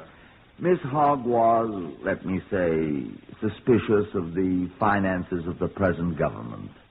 The Lloyd George budget, for example, caused a great deal of trepidation. A great many people seem to share that trepidation. I'm sure I don't, sir. I've never had cause to fear for the soundness of the British Empire. I wasn't suggesting... She suggested to me that she would be willing to turn over to me such bonds, securities, and monies as she possessed. She did? Yes. What she wanted was security. Freedom from worry, she said. She asked me if I'd be willing to pay her an annuity for life in return for what monies and securities she possessed. And you agreed? I did that, and she made over all her assets to me. I'll show you the papers. Yes, but... Is anything wrong, Inspector? I don't seem to find a record of your agreement to pay her this annuity you speak of. £3 a week. Let me see. I was sure I had it. Yes, but... But what? These seem to be your records of payment to Miss Hogg. Well, that's what they are. 10, 15, 20, 30 weeks at £3 per week until the 8th of September, the day she died. I don't see any record of her having received the payments, Mr. Simons. And is there a record of the whole transaction? I mean, a signed agreement between you two? There is not. Miss Hogg didn't wish to have any further agreements in writing, about the matter of the... I think she didn't wish other people to know she was receiving an annuity. This is most extraordinary, Mr. Simons. It is, isn't it? Yes. Miss Hogg was not very much of a businesswoman, you see. Obviously she was not. But you're a businessman, aren't you, Mr. Simons? There's nothing wrong about that. Well, these appear to be in legal form. But I'm not prepared to say what Mr. Van Hals or a court of equity would be likely to say to it. It's legal, all right. What about Miss Hogg's will, then? I have several copies typed up. I was a witness to it. Yes. Yes, here's the will. Yes, it's essentially what Mr. Van Hals said. He was bequeathed the sum of £10 by his aunt. £10, yes. I see. And here's the undertaker's bill. £11, 10 shillings and 10 halfpenny. I advanced this amount to the undertaker. Leaving Mr. Van Hals in your debt in the sum of 31 shillings and a halfpenny. He paid me. Yes. What's this? Oh, that's the undertaker's original bill. Signed paid by him. Yes. That's what I'm looking at. What's this item? Remitted to Mr. Simons, £1, 1 shilling. F. Anderson. That's the undertaker's signature. No. The item. Oh, commission. Commission? 10%. I gave him the business. He paid me for it. You made a profit? Yes. On the funeral? Of course. What's wrong with that? I'm a businessman. Yes. Why did you have Miss Hogg buried in a common grave, Mr. Simons? Because it was cheaper? Partly, yes. But did you see her death certificate? Of course not. Let me show it to you. What about the tomb she owned in Highgate? Why wasn't she buried there? Look at the death certificate, Inspector. See here? Cause of death? Epidemic diarrhea. Epidemic diarrhea, sir, is a contagious disease. Isn't it better to bury that kind of a corpse in a grave with half a dozen other victims of the same and not risk passing the disease on to healthy people?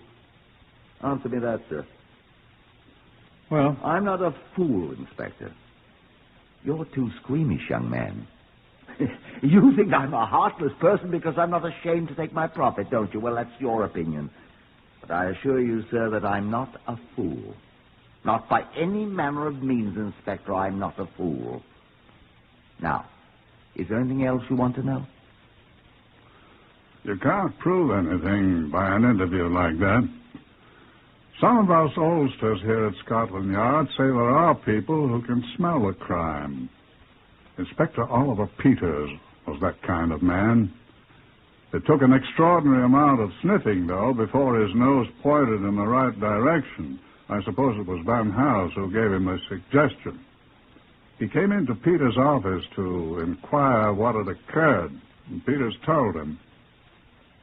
I don't like it at all, Van House. I can't say anything at all, sir, but I believe he treated my aunt very badly. I don't know what he did to her, What's but... that? Well, when I was at his house there in Islington, the day before I came to see you... Yes? Well, I saw the room she lived in. He showed it to me. Nice room? It was filthy. It was. I don't believe he took any care of her at all.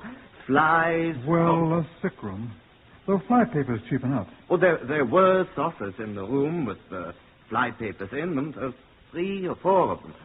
But all the water had dried up, and there was nothing but the dried-up poison papers left, and I saw that they were... Poison? What? The poison papers were all dried up. Excuse me. Did I say something? Stay here. I'll be back in a few minutes. Peters was in Basil Pearson's office in 2 jumps. Basil Pearson was the famous Home Office pathologist. He died last year. This was 40 years ago, remember. Peters had a question to ask. Sorry to burst in on you like this, Basil. What's chasing you? Look here. You're familiar with the symptoms of this epidemic diarrhea, aren't you? Of course. Afraid you've got it, old boy? Oh, of course not. What I'd like you to answer me is, are the symptoms anything like the symptoms of arsenic poisoning? Arsenic's what's in flypaper, isn't it? Yes, of course. Yes, under certain circumstances. If a person was suffering from this epidemic thing, the presence of arsenic might not be suspected. The patient's dead, of course. And buried. No, unless arsenical poisoning was suspected, there's enough similarity to warrant certifying that death was caused by the epidemic thing. Good. Now, is there enough arsenic in flypaper to cause death? Under certain circumstances. You can identify arsenic in a dead body, too, can't you? The body's not been dead too long. In lethal quantities, you mean? Yes. Well, it's not generally too difficult. How much is a lethal quantity? 5 grains or upward. You planning on murdering someone? I shouldn't recommend arsenic. How long after death can you find arsenic in a body, Basil? A good time, I should say. How long is this one? About 2 weeks, I think. That's not long at all. Why, post-mortem for me? I'd rather hope to get away for a holiday tomorrow. Oh, it won't take you long to do a PM, Basil. Come on, old boy. Well, got the papers. I'll have them for you by tomorrow. All right. Where is it? Islington. That dreary place. Islington Cemetery, to be quite honest. Well, thank heavens arsenic acts as a preservative. I'll give you a hand. Just get me the papers, old boy. Shan't even pack a kit bag until I see the papers, you know. Oh, by the by, is it a he or a she? She. I'll go and see if I can get George Redmond to give me the papers at once. Thanks ever so much. Don't fret too much. We won't let you have them at once, however. What? Well, she can't get away.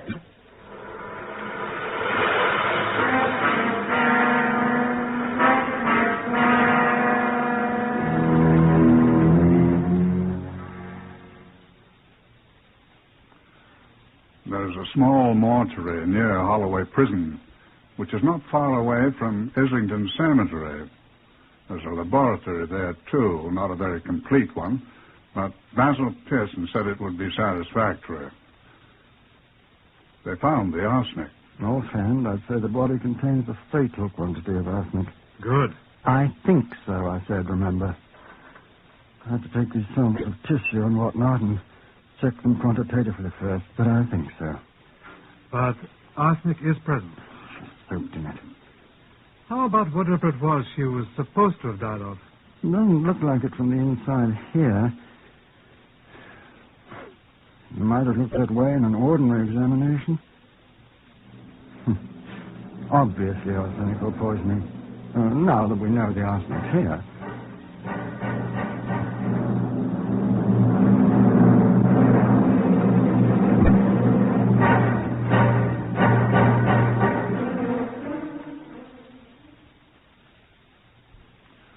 Inspector Peters went back to see Mr. Simons, the businessman. Mr. Simons didn't seem to be very excited, and that rather puzzled Inspector Peters. But he tried not to be obvious about it. What's so hilarious? May I ask? Oh, you look funny. Oh, do I? Have you been outwitted by a clever criminal, Inspector? I don't think I have, no. Well, pardon me for laughing. But you did look funny. What can I do for you, Inspector? Are you agreeable to answering a few questions, Mr. Simons? Oh, you're a very inquisitive man. I am. Well, I'll give you the same answer I gave you before. I'll answer such questions as I think are proper. Thank you. Go ahead. Very well. Well, begin, Inspector. Very well. Oh, stop saying very well and ask it questions. Very well. Where did the arsenic come from that was found in Miss Hoggs' body? What arsenic? You didn't know that a large quantity of arsenic was found in her body? No, I didn't. It was. How did it get there? I doubt it was an accident, Mr. Simons. Well, how could it get there? Arsenic. Arsenic. I don't believe it. I can assure you it's there. That's what killed her. Where could she have got arsenic? I wonder, too. I don't know. Where can one buy arsenic? At a chemist shop, I fancy. Not without a poison certificate. Are they certain it's arsenic? Basil Pearson says so. I've heard of him, haven't I?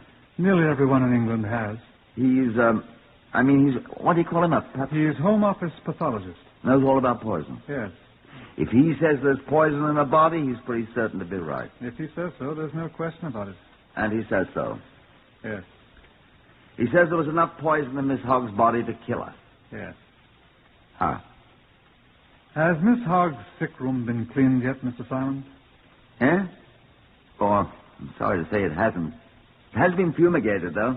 Otherwise, nothing's been changed. Oh, no. I was going to sell the bedstead and the mattress. You are a businessman. Yes, that's right. Have you any objections to taking me there? To the sick room? Yes, of course. Why? Why, the germs. The microbes. She died there. She died of arsenical poisoning. Oh, that's right. So you said. Will you take me to her room? Well, if you insist. I'm afraid I do insist, Mr. Simons. Well, I'm not at all sure I want to go in that room, Inspector. Why not? Well... Are you afraid to look at the flypaper, Mr. Simons? Flypaper? The flypaper that the room is full of. The flypaper that contains arsenic. The flypaper that can be bought at any shop without a poison certificate, Mr. Simons. Flypaper. That's it, flypaper. That's what it was. That's right. Why, I bought that flypaper myself.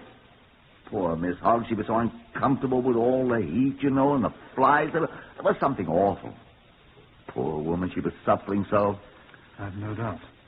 And she said to me the very day before she died, she said to me, go and fetch me some packets of that black flypaper. You soak in water and the flies drink it and they die. She begged me. Poison.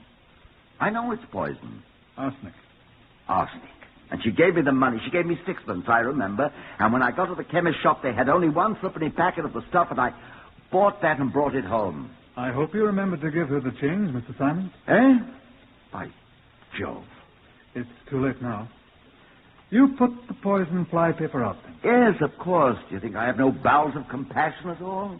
There were 6 sheets of the stuff, and I could find only 4 saucers or things for containers, though. You still have the other 2 sheets here in the house? Of course. Waste not. Want not. Quite right, Mr. Simons, quite right. Now, how do you suppose the arsenic got from the flypaper into Miss Hoggs' body? Why, that's very hard. Yes. And Miss Hogg drank a great deal of water. Yes. Go on, Mr. Simons. Well, could she have drunk off the poison water in the saucers? All of it?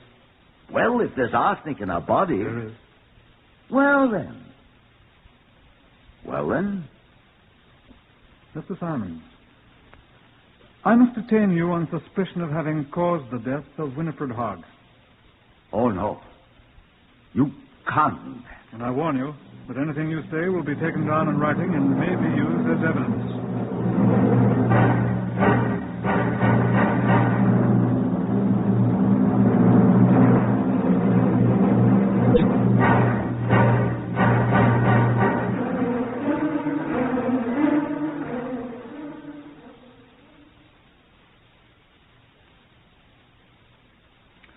But when Inspector Peters brought the remains of the threepenny packet of arsenical flypapers to Basil Pearson, Pearson shook his head.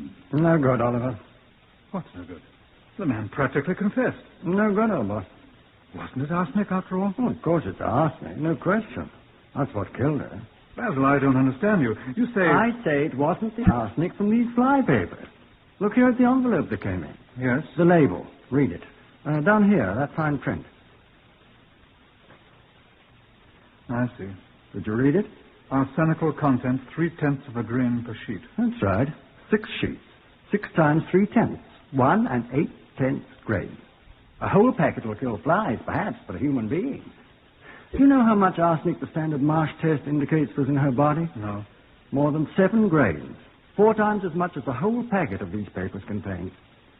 You couldn't be wrong. Did you ever know me to be wrong?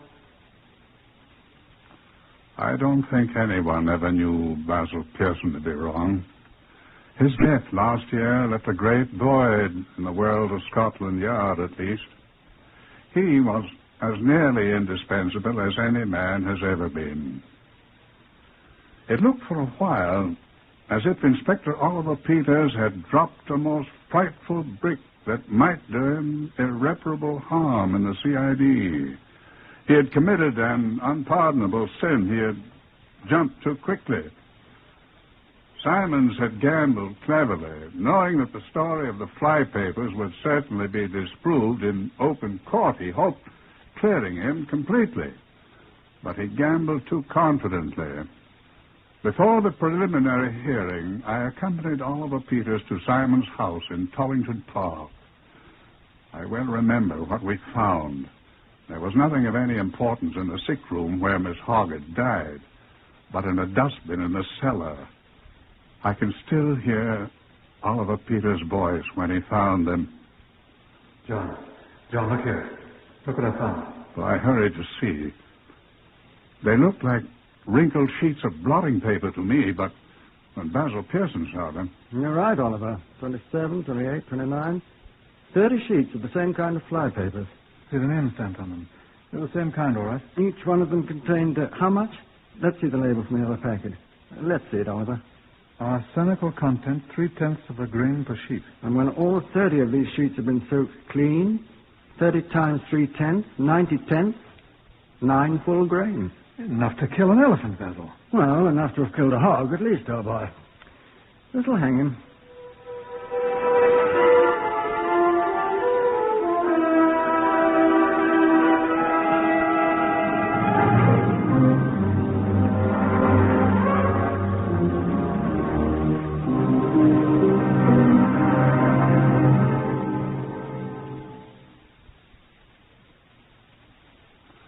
And so it did. The jury at Simon's trial at Old Bailey believed he'd made the concoction of 30 sheets of flypaper and fed it to Miss Hogg. And so they sentenced him to hang. Oh, and by the way, these are the same sheets of flypaper I showed you when we started to talk. I must put them back in the file. They've done their part. Good afternoon.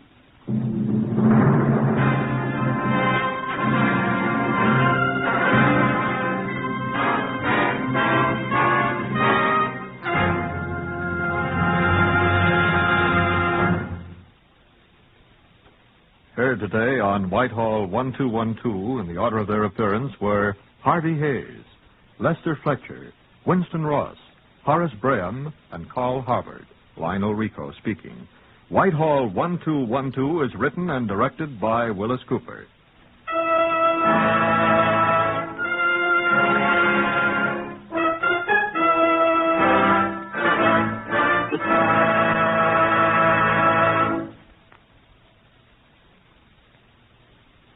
Forest rangers do a good job in protecting the woodlands of our nation. But even if we had many times the present number of forest rangers, they couldn't prevent all of the fires that threaten our forests. Anytime you're out in the fields and the woods, you should be your own forest ranger. Crush out cigarette, cigar, and pipe ashes. Break matches in two after using them. Drown all campfires. Always follow these simple rules yourself and insist that others follow them too. Remember, it's up to all of us to protect our forests against fire. So don't be careless for a moment. Remember, the risk is far too great.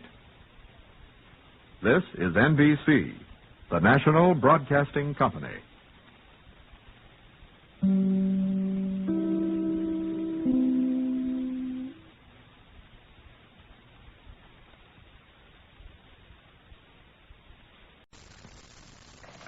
Whitehall 1212. This is Scotland Yard.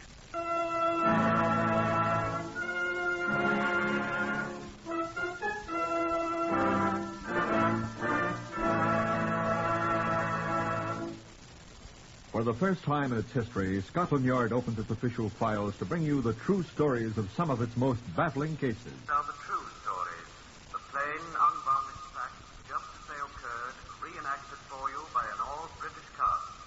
Only the names of the participants have for obvious reasons been changed. The broadcasts are presented with the full cooperation of Scotland Yard.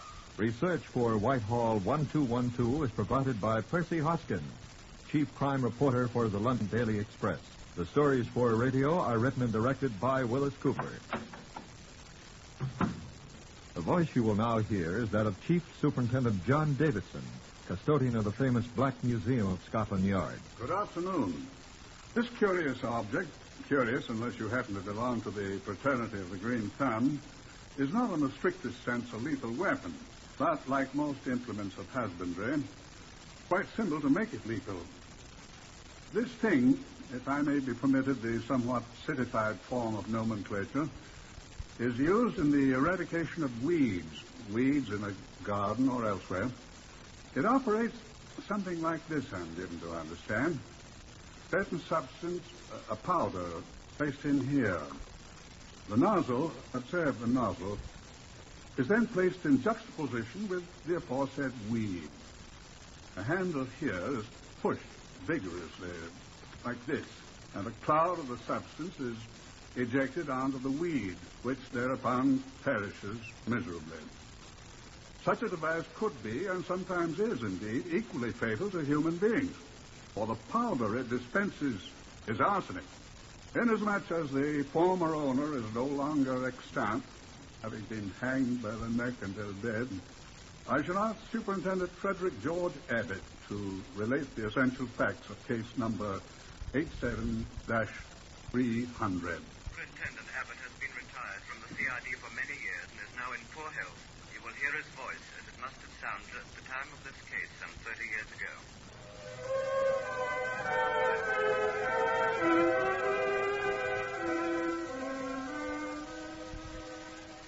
Go to Hay, I was told, and I thought he was swearing at me. I quickly learned that Hay is only just across the border in Wales. The railway station, in fact, is in England. Hay is a little town, an old one, and the market centre for quite a countryside along the River Wye. the valley called Chesterton Dingle, which separates the two countries. I sought out the local police sergeant, whose name was Jones. Catesby ap Catesby Jones. Jones is a fairly common name in Wales, it is. But there are not so many of the ap Catesbys, I will assure you. Oh? I have lived here in Hay all of my life. Then I take it that you know this chap quite well. Yes, I know the foreigner quite well. Foreigner? I'm talking about, what's his name, Major Birdsong? Yes, the foreigner. He is an Englishman, Devonshire, isn't it? Where he comes from? I'm sure I don't know. I know all about him. He came here long before the war. That would be 8 years ago, and he... And he's still the foreigner. Whoever is not born in Hay is a foreigner, Superintendent. What else do you know about him, Sergeant? Well, he became partner to Mr. Gwilym Evans, the solicitor. And when Mr. Evans died in 1913, he succeeded to the business. Oh? And then he went to the wars and came back a major. And then he wanted to become a partner of Mr. Arthur Hughes. Oh. He was the other solicitor. He had an office opposite on Broad Street. But Mr. Arthur Hughes had a young relation with him in his office. And when he died, this young man, who had served with the Royal Welsh Fusiliers, took over the business by the terms of the will of Mr. Arthur Hughes. Ah. Which is why you have come down to Hay from London, do you see? As through a glass, darkly. Okay. As through a glass, darkly, Sergeant. That's from the Bible, I think. Indeed to goodness, from 1 Corinthians, sir. You didn't tell me the name of this young man you speak of. Oh, for heaven's sake, he is Mr. Owen Davies, who came so near being the late Mr. Owen Davies. I thought it was a maid in Davies' house who almost died. That is true, of course. But if Mr. Owen Davies had eaten one of the chocolates, he might have been made ill, and he might have died, Superintendent. But he didn't. God be thanked. You're certain these chocolates were poisoned? Dr. Llewellyn examined them, Superintendent. But why do you suspect this Major Birdsong Jones? You don't know the chocolates came from him, do you? Who else would have a motive? And besides, isn't he a foreigner?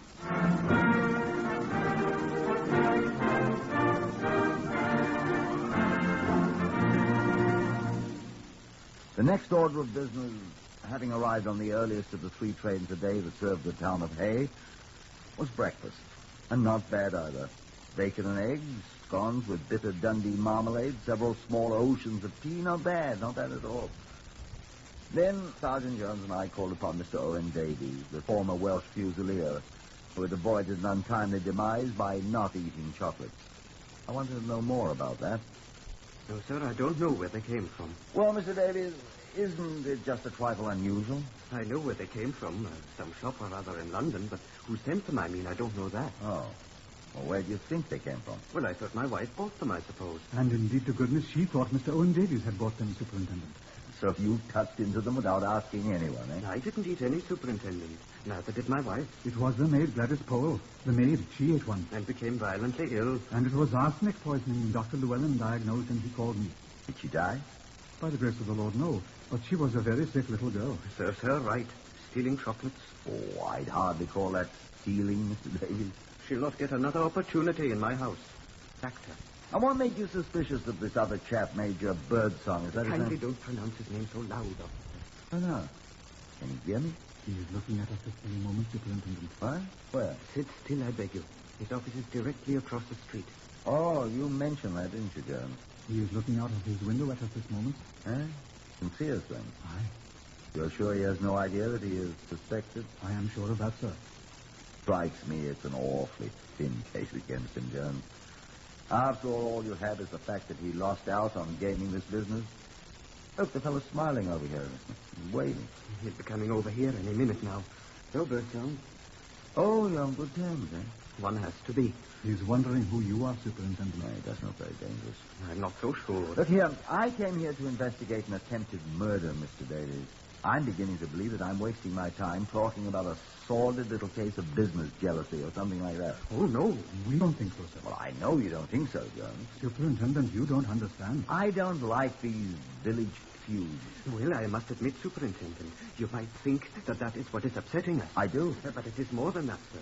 Major Birdsong owes me and one of my principals a large sum of money which I have been pressing him to pay. Yeah? And Major Birdsong has been quite insistent that he cannot pay the sum, which, as I say, is quite considerable. Is that a motive for attempting murder? Major Birdsong is a very violent man. Like so many small men, he's a very violent man. Indeed, yes. Has he threatened you? He has indulged in some very violent language. He seems friendly enough now. Still afraid of him. And I, too, Mr. Davies. May I ask why? It's a long story. Tell us. Well, He lives across the border at Mayfield and Cusack Dingle. Across the border, sir, in England. Well, that's not so very reprehensible, Mr. Davies. Except you're a Welshman. That's not the point, Superintendent. What is then? The man has rather extensive lawns and gardens at his home, and to hear him tell it, life with him is a continual battle with weeds. Well, most He gardeners... carries on a continuous war against weeds, quite savage, He works Superintendent. harder destroying weeds than he does at his office. Yes, with arsenic, weed killer, Superintendent. He's the only man in the village who keeps a stock of pure arsenic on hand, Superintendent. How do you know that? From my father-in-law, the village chemist, who sells it to him. Are you happily married, Mr. Davies? Why, I hope you are. Why? You just said that your wife's father also deals in arsenic, sir. In wholesale lots.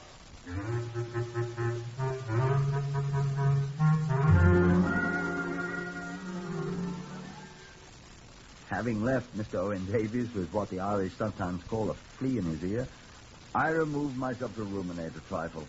The suspicion of the foreigner, Major Birdsong, I must admit, appeared to me much absurd, as I no doubt it also appears to you. Of the two, I was most impressed by Birdsong, although I'd had but scant opportunity to observe him from across the street. I went to call on him. I wanted to form a better opinion of the man. He was a small, dapper man with a most military moustache which seemed a trifle too large for him. Birdsong, I ventured. I'm Major Birdsong, yes, sir. May I be of service to you? I noted a black mourning band on the left sleeve of his jacket. Nobody had told me about that. Another point in his favor, I noted mentally. A man still wearing mourning for close relatives, hardly the type to attempt murder. Major Birdsong, I said, I'm Superintendent Abbott of Scotland Yard. He smiled cheerfully at me through his huge moustache. Come to arrest me for sending poisoned chocolates to Davies across the street? Oh.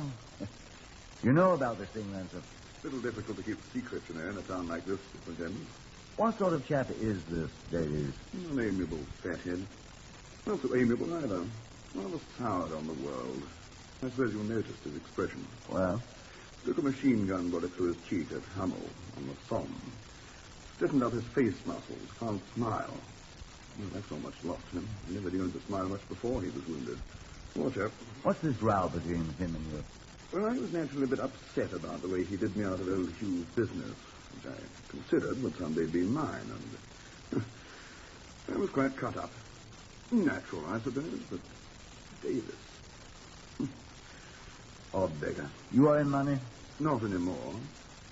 If you've ever seen a mountain made out of a molehill, that was it. I hear it involved a considerable sum of money. He accused me. I saw you in his office with Dogberry Jones, the local limb of the law, a bit ago. He accused me as usual. He wasn't very happy with you. It was very annoying. It was quite legitimate, but he made rather an issue out of it. Principally, I think, because I was strapped and couldn't find the money at once. But you settled that indebtedness now? Yes. I fortunately came into some money recently, although it took most of it to pay off this fellow. I should be quite well off if he hadn't. Oh, well, it's all over now and forgotten. I'm not so sure of that, Major Birdsong. Oh, come now. Well... Do the men actually think I sent him poisoned chocolate? He points to your use of arsenic. I use my arsenic on weeds. Nasty things, I've been using arsenic for 8 years or more here. Or rather, my home. I haven't been accused of murder yet. Besides, I buy my arsenic from his father-in-law. I pointed that out. How do he and the old gentleman get along? Viciously. Oh? I think that wound of his has rather put him a little off his trolley, really. I've seen many a case like it. Nothing serious, you know, but, you know. I was in the army, you know. So was I. You could call was light infantry. I was in the ASC. Then I take it that, so far as you're concerned, Major, there's no ill feeling between you. Oh, decidedly not. Business? All fair in love and war and business, you know. Why, as a matter of fact, he and I are driving over to my place, Mayfield, you know, in Cusack Dingle, my house for tea together. That's how unfriendly I am, Superintendent, even if I am a foreigner. Well, don't serve chocolate, Major Birdsong. That's my advice. Thank you, sir, and good afternoon.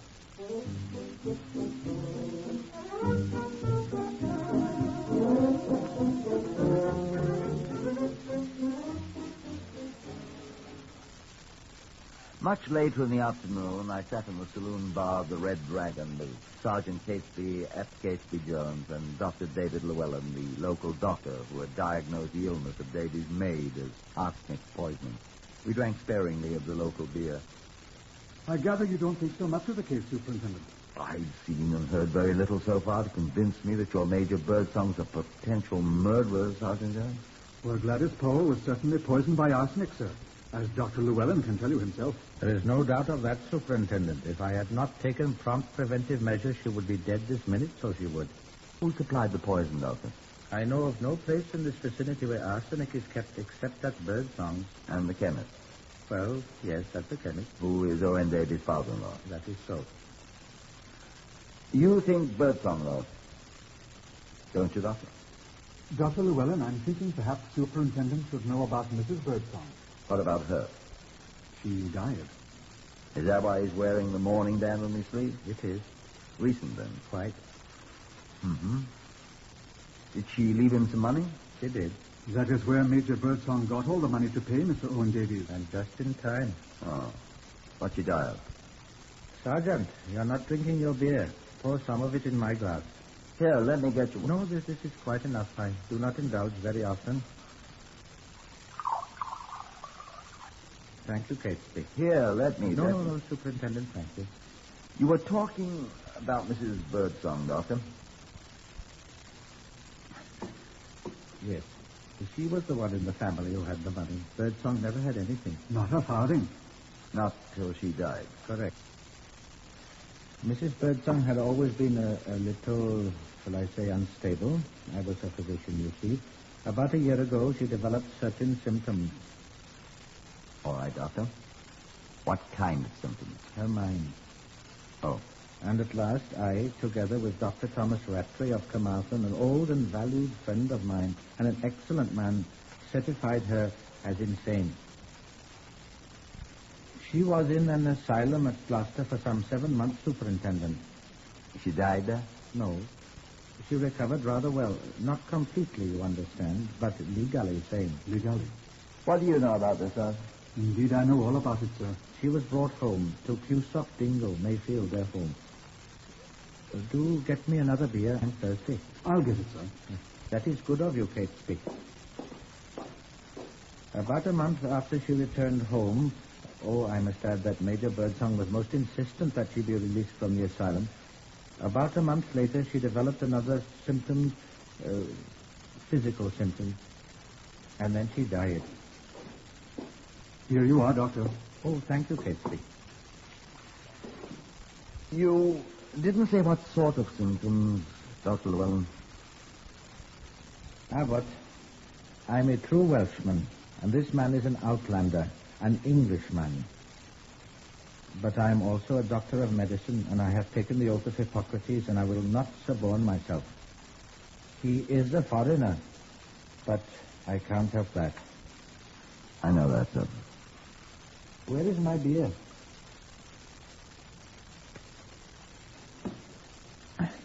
When her will was admitted to probate... Just in time, Superintendent. Just in time, leaving him all her money... and cutting off the rest of her relations, father, brother, all of them, without a sixpence, 2 things came to light. One, the will was a new one, legal, of course, drawn up only a week after she returned from the asylum. Sergeant Jones, you may tell the superintendent what else was discovered. There are certain irregularities in the witnessing of the document, sir. Indeed, there was a considerable disagreement about it, but... it was finally decided that the man had had trouble enough with his wife insane and then dying. Nothing was said about it. But the evidence is there. Yes, it is. If evidence indeed it be, sir. I'd like you to tell me about those symptoms of Mrs. Birdsong's, Dr. Llewellyn. After carefully going over those symptoms in my mind, as best my memory serves... Yes? And in the light of certain recent occurrences of which you are now aware. Get on with it, Doctor. I am prepared to state that her symptoms might, mind you, have been those of arsenic poisoning. But you cannot prove that, Doctor. A post-mortem examination could, Superintendent. You realize what that would mean? Shall the wicked escape while the hunters rest?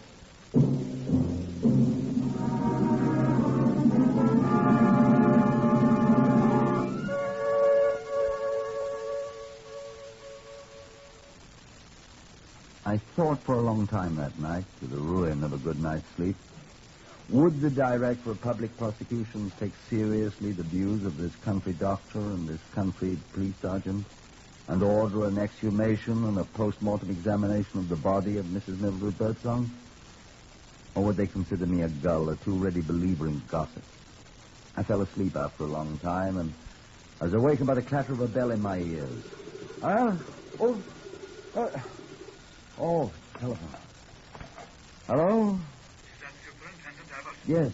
This is Superintendent Abbott here. Who? Sergeant Catesby of Catesby Jones here, sir. Who? Oh. Hello, Jones. What on earth? Sir, I would never think of waking you at this hour of the morning. What time is it? 4:26. 4:26. In the morning? Yes, sir. Sir, I wouldn't have waked you up if it had not been for Dr. Llewellyn, I assure you. Dr. Llewellyn? What's the matter with Dr. You talk to you, sir. He's right here, Dr. Llewellyn. Where are you? Police station? Hello, Abbott. That you? Llewellyn here. Yes, this is Abbott, Doctor. What's happened? We're at Mr. Owen Davies' home, Superintendent. Davies? Has he been hurt? No, he is very seriously ill. Ill? What's the matter? I think I got here in time. What's the matter? You remember he went to tea at Major Birdsong's last night, Abbott? Yes, of course. He was taken extremely ill here in his home. But what? He has had nothing whatever to eat since leaving Major Birdsong's home. What are you trying to tell me, Doctor? About his symptoms, Superintendent. They're exactly the same as those of the maid Gladys Powell and of the late Mrs. Birdsong. Arsenic poisoning.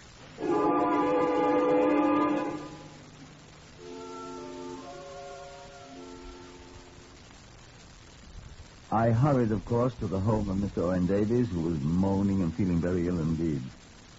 Fortunately, said Dr. Llewellyn to me, arsenic is thrown off quite rapidly from the human body. So he's in scant danger now, but it might very easily have been fatal. You can be certain that this is arsenic poisoning, Doctor? No. I cannot be absolutely certain by what rough and ready tests I've been able to make yet, but we'll know very soon. How that? I've sent Catesby Jones with samples to the Clinical Research Association, and they'll find out for me whether arsenic is present. It couldn't be anything else. He has the symptoms of a severe bilious attack, that's true, but that rapid pulse, that could be arsenic's doing. You're not sure, then? Frankly, no. That you will know? One way or the other before very long. May I talk to him? Yes, of course. Not very long, though, of course. Of course. In here. Well, Davis, what happened to you?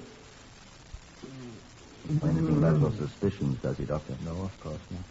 What happened, Davies? That's how